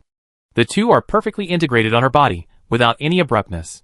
Catalina's appearance is excellent, and now with the exquisite makeup, she is even more stunning. When it comes to this level, the addition of temperament to charm is the key. The invisible aura of the superior lingers, giving people a queen-like nobility and majesty. Standing under the light in a plain white dress, her whole person seems to be glowing. Even Ji-sun couldn't help but brighten his eyes when he saw it. Catalina happened to meet the admiring gaze from the mirror and asked, "Does it look good?" Ji-sun smiled gentlemanly, "Very beautiful. Thank you." Katarina's eyes were graceful, and her smile was like a beautiful rose blooming on her cheeks. As she spoke, she gestured at the gem necklace in her hand and asked, "Which one do you think is more suitable?" In addition to the one on her neck, she also had 2 purple gem necklaces and a colorful crystal necklace in her hand, and the maid next to her had 3 more in her hand. The jewelry in this world has magic inscriptions, is shiny, and is made by masters. How can it be ugly? Ji-sun is not a person who wastes time. He took a look and said directly, "The one with cloud pattern crystal." Hearing this, Catalina finally stopped struggling and raised her eyebrows and said, "Yeah. I think so too." Not long after, Catalina, wearing a plain white dress, walked out of the room with Ji-sun's arm. If the two of them were visiting the mechanical city before, they could still be said to be friends. Then now, they are dressed up like this and attend a banquet together, which can express a lot of meaning. It must be said that although the lives of high-ranking nobles are mostly corrupt, their aesthetics are impeccable. Katarina was wearing a chiffon dress, so beautiful that people couldn't take their eyes off her, and Ji-sun was wearing a straight black suit, exuding an extraordinary temperament. Not many people saw it at the top of the mechanical city, but it was enough to spread the news to the entire Alliance army. There were still a few minutes left for the dinner, and Katarina, as the commander-in-chief, could certainly appear last. The two took the elevator downstairs slowly. When they arrived at the banquet hall, there were already more than 100 people here. Most of them were wearing military uniforms, and there were many generals. This reception was of high standard, and the participants were all high-ranking officials of the nearby Allied forces. When they reached the door, Catalina naturally took Ji-sun's arm, looked at each other, and walked in. This action was probably to show her friend that she was here, so don't be afraid. Ji-sun was not afraid at all. Even when facing the gazes of a pair of veteran generals, he was as calm as ever. As soon as the two entered, they immediately became the focus of the entire banquet hall. Although Ji-sun had never seen the people in this banquet hall, he had seen photos of many of them in the newspaper before, so he took note of them. Similarly, these Allied leaders did not know Ji-sun, but they were familiar with him, because this guy's wanted order was still at the top of the list of the East Wilderness Bounty Hunters Union. Also, before they came in just now, they had heard that their Allied commander-in-chief brought a friend. Anyone with a discerning eye knew what was going on at this banquet. Now that Catalina has brought this friend, it's very interesting. However, Catalina has a high prestige in the Allied forces. Not only is she the helmsman of the Lionheart family, but more importantly, her leadership ability is obvious to all. Most people are convinced, supportive, and understand. Even if they hope for a marriage, they also hope that the Allied forces will develop better. Only General Ragan and his nephew Mick, who has been rejected many times, look unhappy. Catalina led Ji-sun all the way in. The senior executives greeted them one by one, and she also took the initiative to introduce Ji-sun's identity. "This is Mr. Ji-sun, who is also the mysterious ally I mentioned before, who has helped our Allied forces through difficulties many times." Although the identities of the two were not made clear, their intimate attitude was already there. Although Ji-sun did not like this kind of useless social occasion, he could play the role perfectly in any environment. He acted as a shield and followed Katarina to meet the senior leaders of the Allied forces. Hearing that Ji-sun was the matchmaker between the Allied forces and the Dragon Rebel army of the southern continent, most people's eyes became friendly. They were all senior leaders of the Allied forces, so of course they knew some inside information. It was just that the mysterious matchmaker mentioned before was unexpectedly this famous wanted criminal. However, the Federation has collapsed, and the 5 major congressmen families are all gone, and the identity of a wanted criminal is no longer important. More importantly, Ji-sun's calm temperament made everyone in the banquet hall secretly amazed. After all, General Ragan is an old man in the army, and his nephew Mick is also considered one of their own. Originally, although many people were dissatisfied with the marriage between Catalina and Mick, it was their internal matter after all. Now there is an outsider to interfere, which makes the top leaders of the Allied forces instinctively unite against the outside world. I thought that no matter who the visitor was, the Allied leaders would give him a cold shoulder and give him a warning. However, I didn't expect that Ji-sun would walk into the banquet hall step by step, with a calm face from beginning to end. He didn't show off his edge, but made everyone feel a kind of indifference. They didn't know where Ji-sun's confidence came from, but just this temperament was enough to show that he was extraordinary. However, in the eyes of his rivals, Ji-sun's attitude was completely relying on Katarina's protection. When Ji-sun entered the door, he found the most eye-catching place in the distance. A beautiful woman with a charming appearance was chatting with a general with gray hair and a resolute face. He knew both of them. One was Catalina's mother, and the other was General Lagan. As for the young general next to him, he was holding a wine glass and smiling. He was naturally the young Mick. Then, there were several elders of the Lionheart family. Catalina took Ji-sun's hand and walked in front of them, and took the initiative to greet them. Mother, General Lagan. Then, she introduced Ji-sun. This is Ji-sun, my good friend, and the ally I mentioned who provided a lot of help to our allies. After the introduction, everyone's eyes fell on Ji-sun's face. Ji-sun smiled calmly, as if he was meeting a parent, and greeted everyone one by one. Etiquette is still necessary. Catalina's mother looked Ji-sun up and down, and although her expression was not much different, she was obviously not happy. No matter who Ji-sun was, he was not as close as her own family. The most important thing for the old-school nobles is the bloodline. It is difficult for people to have a good impression of commoners without roots. Ji-sun didn't care at all. However, he clearly felt that the moment he and General Lagan looked at each other, an invisible pressure came towards him. Of course, he knew what this aggressive pressure meant, and he was not surprised at all. Ji-sun raised the corner of his mouth slightly, still calm, and took the initiative to introduce, I am Ji-sun, it is an honor to meet the general. Chapter 399. General Lagan's eyes were like deep pools of water, and there was a sharp scrutiny in his gaze as he looked at Ji-sun. He originally wanted to shock this outsider, who came out of nowhere. But he didn't expect that the man in front of him seemed to be completely unaffected by his pressure. Although he was puzzled, it disappeared in an instant. Hearing Ji-sun's greeting, General Lagan quickly adjusted his expression, showing a smile that could not be seen, and replied, Friend Ji-sun is a handsome man. I have heard a little about your deeds, and seeing you today, I find you are indeed extraordinary. As he spoke, the invisible pressure quietly subsided. When Ji-sun heard this, his eyes narrowed slightly, and his face was also wearing a smile similar to the old man's. General, you are too kind. But no one noticed that at this moment, a barely perceptible grin appeared in his eyes, and he murmured in his heart, this old man has murderous intentions. Because he had been taught by Gong Wu, he had never slackened in the training of intention. This extraordinary ability, which is almost like a sixth sense, makes him very sensitive to hostility now. Just when they looked at each other just now, Ji-sun clearly sensed the murderous intent revealed by General Lagan. Perhaps it was because he had just advanced to the next level, and the old man's supernatural power had not been perfectly controlled, so he leaked this trace of murderous intent. Although he tried his best to hide it, others probably couldn't see anything. But Ji-sun, who was targeted by him, clearly sensed it. However, although Ji-sun sensed it, he was not afraid at all. Instead, he was looking forward to something. He was really used to being a top strongman in the East Wilderness, and didn't take others seriously at all, not to mention that Lagan was far behind Gong Wu, who relied on his own understanding of divine power to reach the 7th level. He was also far behind the 7th level Dragon Card Master in the southern continent. This kind of enemy seemed to be just right.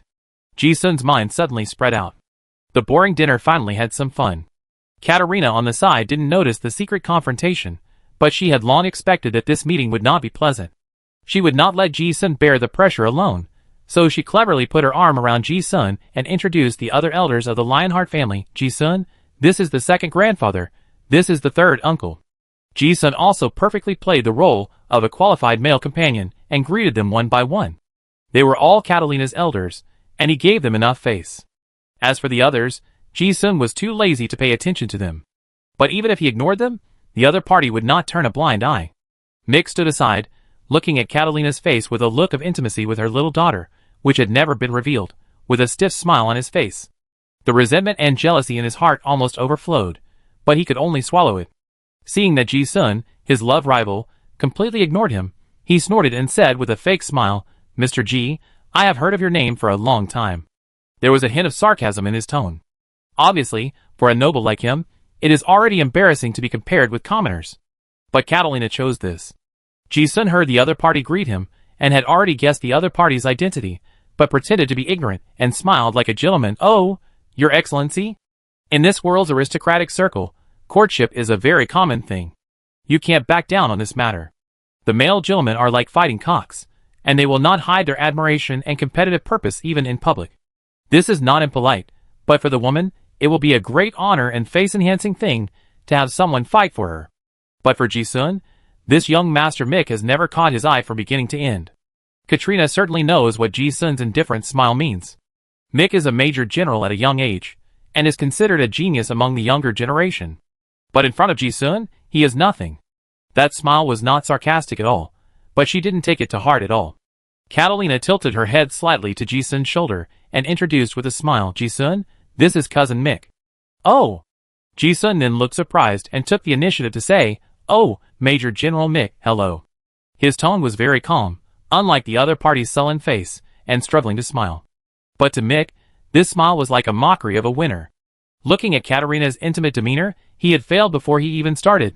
After all, he was young, and Mick could not suppress his anger. Katrina's mother, Mrs. Ingrid, saw that the atmosphere was not right, and took the initiative to smooth things over. She smiled and said to Katarina, "You young people can communicate more. Mick rarely comes to the bunker, so you should also entertain the guests well. After all, they are her own family, and she is more inclined to discuss the marriage plan long ago." After introducing the elders, Ji-sun's mission for this dinner was almost over. After all, Catalina was the commander-in-chief of the Allied forces, and the helmsman of the Lionheart family, so there were many procedures to follow. The protagonist of this reception was still General Ragan, and she, the commander of the Allied forces, had to give him face and discuss some military matters. In Catalina's own words, although she didn't like it, she couldn't do many things that were not conducive to unity. After the introduction, Catalina was dragged by her mother to chat with various family leaders. It can be seen that no one is optimistic about this marriage. This also makes Ji-sun a lonely person after Catalina leaves, and no one wants to make friends with him. He is happy to be free. It is called a banquet, of course. There is no lack of food. Although the living environment in this world is harsh, the food is very rich. There are many strange monsters and fruits and grains in the old continent. At this moment, a lot of delicious food is piled on the table in the buffet dining area next to the banquet hall. When Ji-sun came in just now, a greedy girl in his pocket couldn't hold back. Now that he had nothing to do, he walked straight over. Those who could attend the banquet were all senior members of the Allied forces, most of whom were once federal nobles. They were accustomed to these exquisite foods and had no interest in them. For them, the theme of the banquet was socializing. Apart from drinking, few people would really sit down to eat. This made it convenient for Ji-sun. She found a seat on the 20-30-meter-long dining table and started eating. Not only did she eat it herself, she also fed Ivan, who was hiding under the table from time to time. This little loli has spatial abilities. She doesn't want to be discovered, so it's naturally difficult to be seen. Wow, it's really delicious. Mr. Ji-sun, can I have that? Ji-sun, I want to eat the braised beef leg. On the table, a greedy girl never had a spare moment. You know, these are all delicacies made by chefs from top noble families, and the taste and ingredients are top-notch. So a strange scene took place. The delicious food on the table disappeared strangely, one plate after another, and the bottles of wine disappeared. At first, others didn't think much of it, but soon, Ivan was so happy that he forgot the rhythm, and there were more and more empty plates on the table. Ji-sun didn't stop him. This girl stayed with him mostly because she was greedy. Of course, she was satisfied as long as she could be satisfied. But the exaggerated appetite made the maids, who were responsible for serving the dishes, dumbfounded. Fortunately, the kitchen had enough food in stock, and the plates kept empty, and people kept replenishing them. However, of course, Ji-sun had to take the blame for this big eater. But it didn't matter at all. The noise of eating and drinking quickly attracted the attention of some people in the banquet hall. Everyone realized that the friend brought by the commander-in-chief had an amazing appetite. Although it was normal for extraordinary people to have a big appetite, Ji-sun was the first one to eat, so disregarding his image in such a high-end occasion. It was not a big malice, just curiosity. After all, from the moment he entered the door, Ji-sun gave everyone a very special impression. Not bad, but special. And at this moment, on the other side, Mrs. Ingrid was talking to Catalina, and she frowned more and more when she saw Ji-sun eating without grace.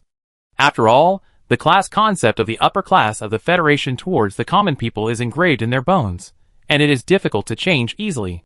She asked little Carter, "When did you meet that person?" Catalina naturally saw Ji-sun eating and drinking, but she didn't think it was bad, but smiled even more brightly. After hearing her mother's question, she responded, "It's been a long time. When we were in Innocent City." Katerina actually remembered every time they met very clearly. She thought the first time they met was when they were gambling in Honolulu. But later, when they chatted, she heard Ji-sun say that the first time they met was in the gambling den of the Brotherhood. At that time, Fate Gold Coin found a very special person. She knew that was the first time. Innocent City? Mrs. Ingrid felt even worse when she heard the name of the place. A city full of criminals had nothing to do with the nobility. How did you meet? Also, what family is that person from? Katerina certainly knew what this question meant. But in front of her mother, she was always a little girl, and said truthfully, "We met by chance.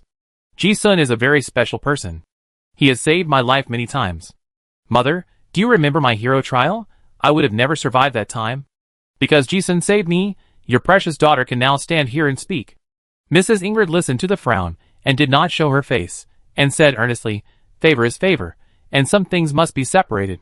You are now the commander-in-chief of the Alliance Army, and you need to consider the overall situation in many cases." She knew that the intelligence about Ji-sun was the same. That is, a wanted criminal in Innocent City, who may be the descendant of an exiled criminal. The only thing to note is that this person seems to have a close relationship with a legendary master. The first martial artist in the East Wasteland, Gong Wu, the deputy leader of the Revolutionary Army, Qin, the 13 Knights, etc. But it was indeed necessary to pay attention before. But now the Alliance Army also has the 7th level, and with the current foundation, those masters in the East Wasteland are not so important. Catalina is very smart. She has seen through everything a long time ago. We are talking until now, actually, because we are considering the overall situation. The superior is lonely, many decisions can only be known by oneself, and can only move forward alone. After all, she is her mother. She patiently explained, "Mother, the fact that the Allied forces can have a 7th level strongman so quickly, and the mechanical drawings and production lines we obtained through cooperation with the Song family are all related to Ji-sun. To be honest, your precious daughter not only owes him her life, but also owes him many favors that cannot be repaid." But Mrs. Ingrid wanted to say something after listening. After all, the marriage on her mother's side has been discussed. Catalina and mixed marriage is the best solution for the family's interests, and the best solution for the stability of the alliance. She sighed slightly and said, "Little Carter, I know you have a good relationship with that young man. But many times, if you are born in the Lionheart family, you need to make choices for the family." "Yeah, I know." Before she finished speaking, Catalina looked at Ji-sun in the distance, with a layer of mist lingering in her crystal eyes, and smiled and interrupted her mother to continue. "Mother, you will find that my choice is the most in line with the interests of the family in the future. Otherwise, why do you think Grandpa let me take charge of the position of the head of the family instead of my father or other uncles?" This. Mrs. Ingrid was speechless when she heard this. As a mother, she certainly understood her daughter. In those words just now, she heard the resounding certainty, and the lion-like dominance inherited from the family. Mrs. Ingrid also suddenly realized that the facts had been decided long ago, and she said it out not because she wanted to talk about it, but because she respected her mother. After a pause, Catalina added, "Also, Mother, you all underestimate Ji-sun. Don't think your precious daughter is pretty, and has a background. But in his eyes, these will not make him look at her with high regard. The reason why he and I can become friends is not because of anything else, but just because we have similar temperaments. He is very special." Hearing this, Mrs. Ingrid swallowed the words she had prepared before. At this moment, she finally realized that the daughter in front of her was no longer the proud rose blooming in the garden. He is a superior who has a mature mind. After frowning and hesitating for a while, Mrs. Ingrid knew that she could not change anything. She sighed and said, "Hey, you handle it well." Hearing her mother's compromise, Catalina's serious expression disappeared and she smiled playfully. "Yeah, I know. This reception was originally held for General Ragan. However, the appearance of an outsider added some surprises to the banquet. Originally, everyone thought that Catalina brought Ji-sun to the banquet to let her friend integrate into the circle of the Allied high-level officials. After all, this is the custom of the aristocratic circle. If you want to gain power, you must first be familiar with the power field. However, what people did not expect was that Catalina did not have the intention to introduce herself at all. And Ji-sun himself was also busy eating. This also left some people who originally planned to watch the fun without an excuse to find fault. Catalina is not the only one who has become the commander of the Allied forces. Her beauty has been well known in the Federation since she was a child. There are not only Major General Mick who loves this young lady from the Lionheart family, but also many young people who attended the banquet. But Ji-sun just focused on eating, and out of courtesy, others couldn't disturb him. Even if it was a duel, he had to wait for people to finish their meal. However, those people were disappointed. Throughout the banquet, Ji-sun just sat at the table and focused on eating, and didn't get up from beginning to end. In fact, he had finished eating a long time ago. But Ivan had a very good appetite, and he ate as much as he could after a rare full meal. Ji-sun didn't want to pay attention to others, so he just kept eating. And he also noticed that except for a few people in the entire banquet hall, most people didn't have any bad intentions. After all, he was Catalina's subordinate, so he didn't intend to make the relationship too ugly. Just like that, all the procedures of a banquet were completed. Catalina didn't let those trivial matters disturb Ji-sun, so he ate at the table all night. The banquet was finally over. The senior leaders of the Alliance army began to leave. Catalina came over immediately. The fluffy skirt of her dress made it inconvenient to sit down, so she stood beside Ji-sun and asked, "How was the meal?" Ji-sun smiled and said, "Very good." Just as he was about to reach out, Katerina took the napkin from the maid and wiped the corner of Ji-sun's mouth. She smiled and said, "Next time you come, I treat you to a meal." As she spoke, she glanced at Ivan, who was already full and about to fall asleep, and smiled mysteriously. Ji-sun said, "Okay." As soon as she got up, Katerina naturally took his arm. The two walked out the door as they did when they came. As they walked, Katerina whispered, "I'm sorry to have troubled you tonight." Ji-sun was the only outsider at the banquet. To be honest, the cold stares he received that night were not pleasant. If it were any other guest who was a little more shy, he would have been too embarrassed to stay. Ji-sun smiled and said, "You are treating me to a meal, right?" "Not bad." Catalina raised her eyebrows, as if she was wrong for him, and said, "That doesn't count. I said I would personally receive you. Stay a few more days this time, I will make arrangements." Ji-sun smiled, and didn't care about those things at all. Just when he was about to say a few words, he sensed something and muttered, "Trouble is coming." Of course, Catalina knew what was going on. She blinked her crystal eyes and smiled, "Yes. You didn't give them a chance just now, but now they are here." While she was talking, she leaned closer, as if she was announcing something. Ji-sun glanced at her helplessly. Catalina seemed very happy, and said without hesitation, "In the aristocratic circle, it is a great honor for someone to duel for a girl." As she said that, she did not forget to cheer him up with a smile, "Beat them." Hearing this, Ji-sun didn't know whether to laugh or cry. The young lady of the Lionheart family, the commander-in-chief of the Allied forces, seemed to be less and less burdened with the cold personality of a superior in front of him. The little girl attitude that she occasionally showed made him feel quite interesting. Before the two of them could say more, several young officers in military uniforms came over. The leader was Major General Mick. Seeing the two of them leaving, they certainly would not miss this last chance. After a few irrelevant polite words, Mick finally said his purpose, "Brother Ji-sun, I heard that you are also a master of fighting. If we have time, let's have a sparring match." The duel that was a repertoire of the noble dinner was finally staged.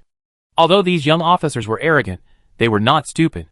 They knew that Ji-sun was a frequent visitor on the wanted list, so his strength was certainly not weak. Among the younger generation, the one who could really suppress the opponent was, of course, the 5th level Mick. If you want to beat him, beat the hardest one. Ji-sun was not sure how strong he was in the eyes of these people. But Catalina didn't know that she had advanced to the 6th level before, and these people probably didn't know either. Looking at the roosters in front of him, who were eager to beat him up, Ji-sun pondered for a moment, and said expressionlessly, "I'm not interested." When these words came out, the young officers were stunned for a moment, and then their faces were full of anger. This guy actually refused. You know, if you care about your face, even if you are not strong enough to be beaten, you will not refuse such a duel, right? This is no longer a matter of dignity, but a noble etiquette. What they don't know is that Ji-sun didn't think too much before refusing, but he really didn't have any interest at all. He had no intention of fighting with all the people in front of him. Mick had been holding back his anger for a long time. Hearing this, he felt ashamed and angry. Refusing to compete also means that the other party has humiliated him. Catalina beside him heard this, and was a little surprised. He refused. The original plan was to just show off his skills and shock these arrogant geniuses. But in an instant, she guessed that Ji-sun had a deeper meaning. Katrina said nothing, still hugged Ji-sun intimately, and said with a smile, "Cousin Mick, Ji-sun just came to the base today and hasn't had a good rest yet. If there is anything, let's talk about it another day when we are free." She helped to speak up, and others naturally couldn't say anything about public or private matters. Cake's face turned pale, and he could only snort coldly, leaving behind a word of coward, and angrily left. The smell of gunpowder dissipated immediately. But what it turned into was the misunderstanding of many people. After watching the man leave, Catalina asked curiously, "Why, no interest?" There was no blame in her tone, but curiosity. Besides, no matter what Ji-sun chooses, she will support him unconditionally.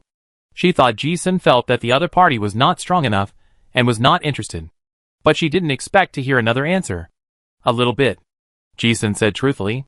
Catalina listened with an expression of as expected. But then, another directional voice came from her ear, "The guy has the intention to kill." Hearing this, Katarina's expression slightly shuddered, and then she realized the problem. The need for voice transmission means that there is a follow-up to this matter. However, looking at Ji-sun's expression that never changed, Katarina felt inexplicably relieved, as if this guy had already had a comprehensive idea, just like they had experienced many times before. This made her mind not think about the main thing, but think of something else.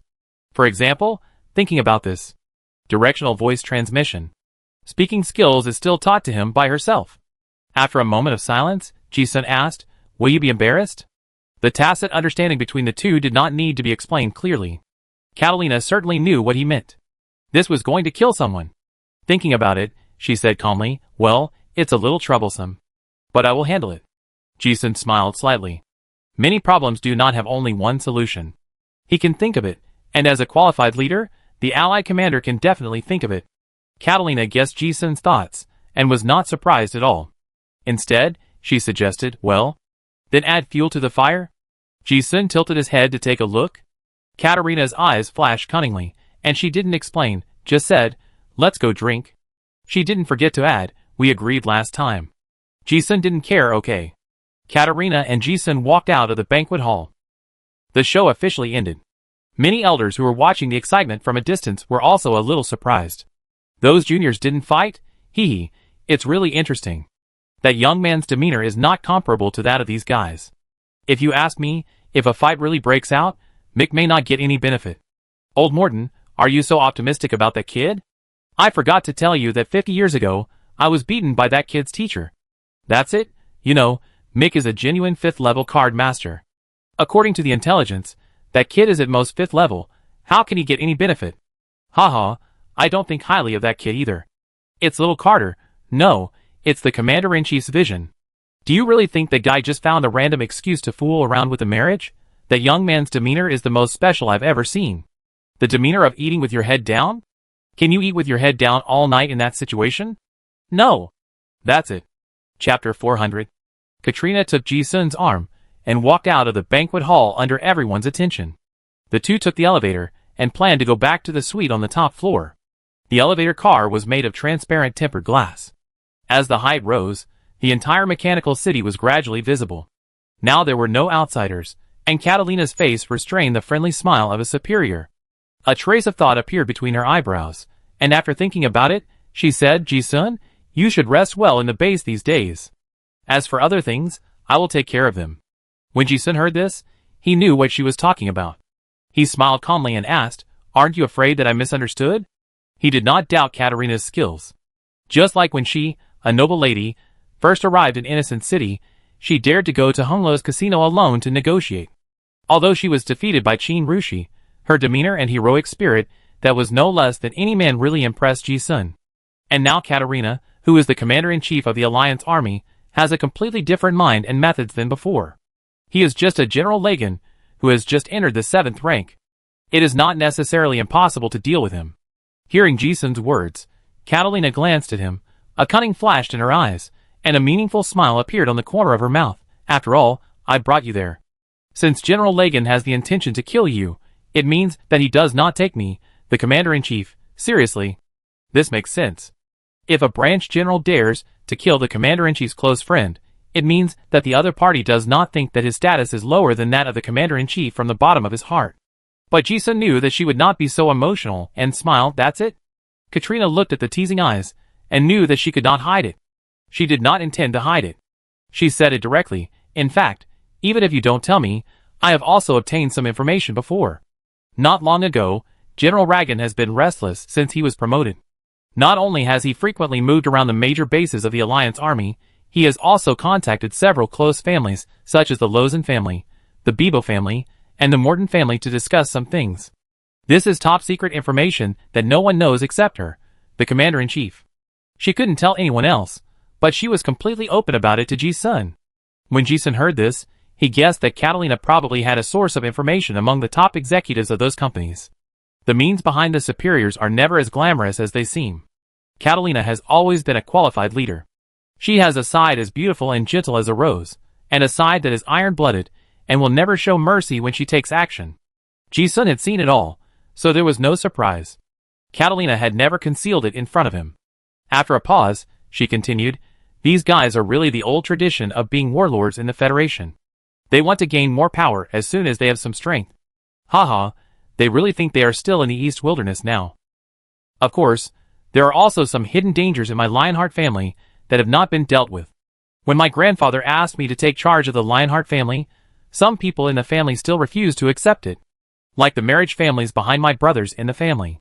Catalina became the head of the Lionheart family not only by her talent. She got there by walking step by step with bloody footprints. Ji-sun certainly knew that. When Catalina said this, she suddenly felt lonely. Only when you sit in this position can you know that there are no friends in this position. With all sorts of thoughts in her mind, she looked at Ji-sun, and only this friend who had no interest in power could say anything. Catalina hugged Ji-sun's hand tighter, and suddenly wanted to say something insignificant, so she said, "I'm not greedy for this little power. In fact, if those people can lead the Alliance Army to a better path, it will bring a promising future to the Kashi civilization. Even if they want the position of the Commander-in-Chief, I will not hesitate, and even assist them wholeheartedly. But they can't. Their pattern is still stuck in the idea of old-fashioned nobles fighting for power and profit. Even if they succeed, it will only be a replica of the corrupt old federal government. This is completely different from the new federation we wanted in the first place." Her tone was calm and firm, and she added, "Moreover, the current coalition army seems to be in a good situation, but in fact, every step is on thin ice. Any wrong decision will lead everyone with hope into an endless abyss." Her voice became softer and softer at the end. "In fact, every step I took was very difficult." Ji-sun heard it clearly. After she finished speaking, she responded with a sentence, "Yeah." Katrina snorted self-deprecatingly, and then the melancholy on her face disappeared. "I know you can understand.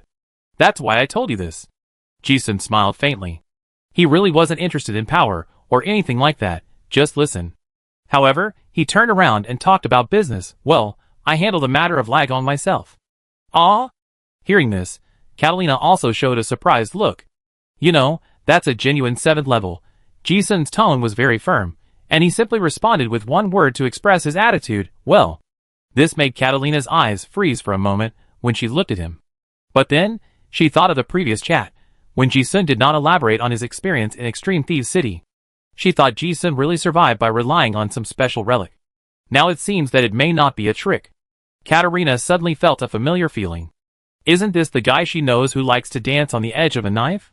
Thinking about the previous experience, she was not surprised that Ji-sun had this idea. Katarina suppressed her surprise for a moment and asked, "Are you sure?" Ji-sun smiled and shook his head. "How can I be sure? Just give it a try." Hee. Katarina smiled when she heard it. It was indeed a familiar feeling. But she didn't say much. She thought that if Ji-sun couldn't handle it, she would be able to handle it. No one would have thought that a major event that would affect the Alliance Army's situation would be finalized in a few words during a casual chat. At this point, the two did not continue to talk about business. The elevator door opened, and Katarina had already changed into a bright smile of lifestyle, and greeted, let's go drink." Just as Ji-sun and Catalina took the elevator back to the suite, an old man, and a young man stopped in front of a one-way window in a room downstairs and watched the two people chatting and laughing in the elevator from a distance. They were none other than General Lagong and the angry Mick. "You mean, that guy didn't agree to a duel with you?" Lagong wanted to test whether Ji-sun's strength was just bluffing, but he didn't expect that the other party didn't agree. If it were someone in the aristocratic circle, refusing such a duel would basically be a loss of face. But the other party is not from this circle at all. When Mick talked about this, he was furious. "Humph, there is no coward. Relying on Catalina's protection, he doesn't even have the courage to duel. There are precedents of women in power in history. In this case, there will always be some jesters around women in power who curry favor with the powerful. In Mick's opinion, Ji-sun is such a person." However, Lagong shook his head after listening. "It's not that simple. Or it's really as you said, that kid has no strength. Or he just doesn't take you seriously at all." Mick immediately said indignantly, "Uncle, how is it possible? After all, he grew up in the army with the name of a genius. The demon mark, skills, martial arts, and career cards are all the best. How could he be worse than a civilian? Besides, the strength of the 5th level is here. The younger generation is not unmatched, but at least it is not worse than anyone."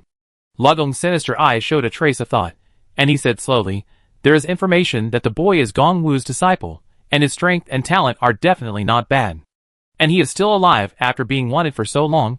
He must have some tricks. But you are right about one thing. That guy can be so arrogant, he just has the confidence of the Lionheart family." He paused and said meaningfully, "That little lion is the one to pay attention to." Humph. Mick certainly knew the information and guessed that the other party was not weak, but he still didn't want to admit it.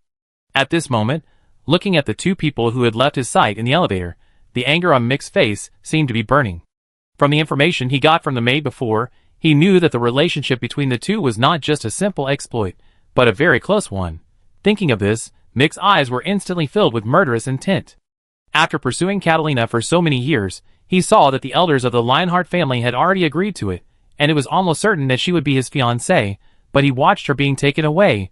This is a humiliation that no man can bear. Mick gritted his teeth and said, "Uncle, are we just going to let it go?" In addition to the person he loved being taken away, more importantly, this marriage represented the cooperation of the two major power groups of the Alliance army.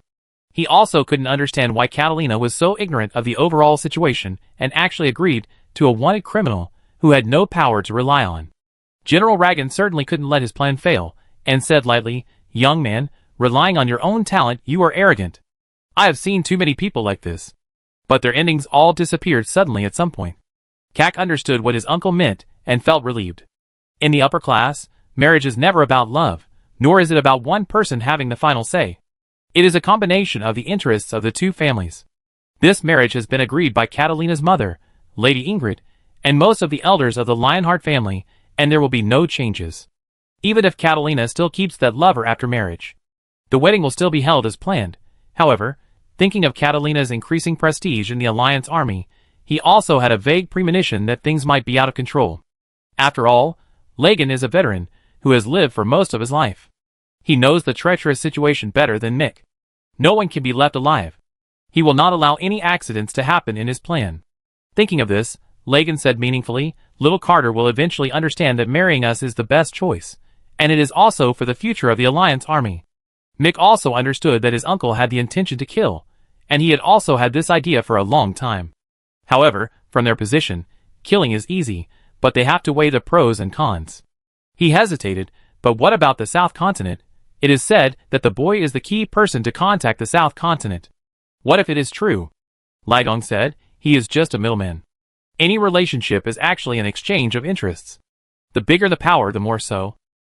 What he can give, we can also give, or even more. He continued, according to the information I have obtained so far, the rebel dragon army is also having a hard time surviving in the South Continent.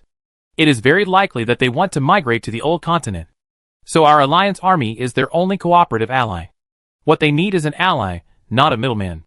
There may be some trouble in the short term, but when we apologize and give up some interests, they will not care who the middleman is. Mick, after you marry Katrina, you will also be the core leadership, and these things will not be a problem in the future. Kak thought of something and hesitated. What if you know about Carter's uncle? Her methods are not bad. I suspect that she dares to do this, and she may have a plan to deal with it. Lagong sneered, haha, we didn't do anything. Without evidence, how dare she frame me, if she really dares to do this? Not to mention that our Bebois family's million-strong army is not vegetarian. Even the elders of his Lionheart family will never allow it. The smarter she is, the more she can understand the seriousness of this matter.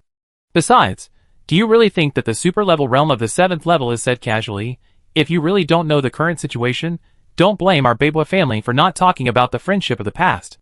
After saying this, Mick's face finally looked much better. But watching the empty elevator coming down from the upper floor, he suddenly felt as if someone had stabbed him in the heart, and he was burning with jealousy. Countless people watched Catalina take that man to her suite on the top floor. How could outsiders guess about this kind of relationship? You know, that was the private room of the Allied commander, and almost no one except the maids had been there on weekdays. Ji-sun and Catalina returned to the suite. As soon as the two entered the door, several maids who had been waiting at the door for a long time said respectfully, "Miss, do you want to rest now?" Catalina waved her hand. "No, I still want to drink some wine with Ji-sun." "You are not needed here. Go and do something else first." The maids, "Yes, miss." Since they knew that there were spies among the maids, who were bribed by outsiders, they kept them to spoil the fun. They had seen everything they were shown, so they simply sent them away. The two entered the room and closed the door. Katerina walked straight to the wine cabinet, took out a few bottles of wine, and said, "Last time, it was clearly agreed that you should buy me a drink this time. But Miss Alice happened to send a few bottles of precious wine, so I treat you." Ji-sun smiled and said, "Yes. Then I definitely treat you next time. Okay, let's make an appointment first." While speaking, Catalina took two large high-heeled glasses from the shelf. Alice said this wine is a specialty of the southern continent and is very precious. Ji-sun didn't care at first, and helped to open the amber wine with a bottle opener. In an instant, a graceful fragrance came to his nose. He couldn't help but sigh, "What kind of wine is this? It smells so good." It has to be said that just by smelling it, you know that this wine is very, very special. Katrina's eyes seemed to hide something, and she only introduced. Alice said it is a secret wine with an ancient mythological formula. Ji-sun was also very interested. "Oh? There are many secret wines in this world, just like potions, with magical nourishing effects." As she spoke, she picked up the wine glass and poured a little amber liquid into both glasses. "Cheers!" The crisp clinking of glasses sounded in the empty room. Ji-sun shook the wine glass and sniffed the smell to try to figure out what it was, but it was too complicated to tell. But it seemed that the aroma was intoxicating. He drank it in one gulp, and immediately a stream of heat flowed down his throat. In an instant, he felt his whole body warm up, and the alcohol was still spreading. Just one sip gave him a mysterious feeling of lightness. "Huh? Good wine!" Ji-sun couldn't help but exclaimed. You know, alcohol is actually a paralysis toxin. He is now a 6th level toxin with extremely high resistance. Normal wine has almost no effect on his body except for that little bit of wine aroma. But this secret wine actually made him a little drunk, and if you taste it carefully, the aftertaste is endless, as if the medicinal herbs in the wine are still nourishing the body. Katerina's rank is not as high as his, so she drank it in one gulp, and the performance was more obvious. The alcohol instantly got to his head, and a blush appeared on his cheeks. "Yeah, it's really good wine. This is the best wine I've ever had." She looked at Ji-sun, and the blush on her face added a bit of seductive charm. Before, drinking was for socializing, but now drinking is life. Katerina added, "I haven't drunk before. There are only 2 bottles in total. I was thinking of saving it for you to come and drink together." As she said, she poured some more into the 2 empty glasses. Ji-sun smiled and raised his glass again. "My pleasure." This time he drank more carefully, tasting it slowly, and found that the wine was stronger than expected. Catalina also raised her slender neck and drank it. Because she was very close to him, Ji-sun looked along the swan-like neck, then down to the deep whiteness. The low-cut evening dress was just the right amount of sexy, charming but not revealing, gorgeous but not vulgar. I don't know why, but I couldn't look away. At this moment, Catalina poured the last sip of wine into her mouth, put down the glass, and saw the eyes falling on her chest. She didn't feel rude and tried to hide anything, but laughed and teased, "Oh, you didn't look at me when I was changing clothes before, but now you're interested?" Ji-sun listened and laughed and shook his head, as if he had gotten used to being teased by Catalina, since he didn't know when. Neither of them took it to heart. This atmosphere made them feel very relaxed, and they chatted about some light topics. After drinking 2 more glasses, Ji-sun sat on the high stool. The dress Catalina wore was not good enough. This kind of fluffy palace-style skirt is designed to be extremely gorgeous with steel rings to fix it. It is designed to be worn standing all the time. After standing all night, Catalina was already dissatisfied. There was no one else in her room, so she would not make herself uncomfortable again. Seeing that she could not sit down, she put down her wine glass and muttered, I go change my clothes first. Wait for me. She walked to the cloakroom. Just like in the afternoon, she did not hide the fact that there was a man in the room, and she did not intend to close the cloakroom door at all. She didn't care, and Jason certainly didn't care either. He was savoring the wine by himself, and it seemed that he had just tasted some of the flavor. He thought, why do I feel that the secret medicine in this wine contains dragon materials? Just as he was thinking, Katarina's voice came from the cloakroom, Ji-sun, come and help me. Oh! Ji-sun immediately stood up and walked over. What's wrong? When he looked over, he saw Katarina standing in front of the mirror, turning back to point to the back of her skirt. Help me zip up. There are several fixed steel rings on the back of this skirt, and I can't untie them. Without a maid, this can't be done by myself.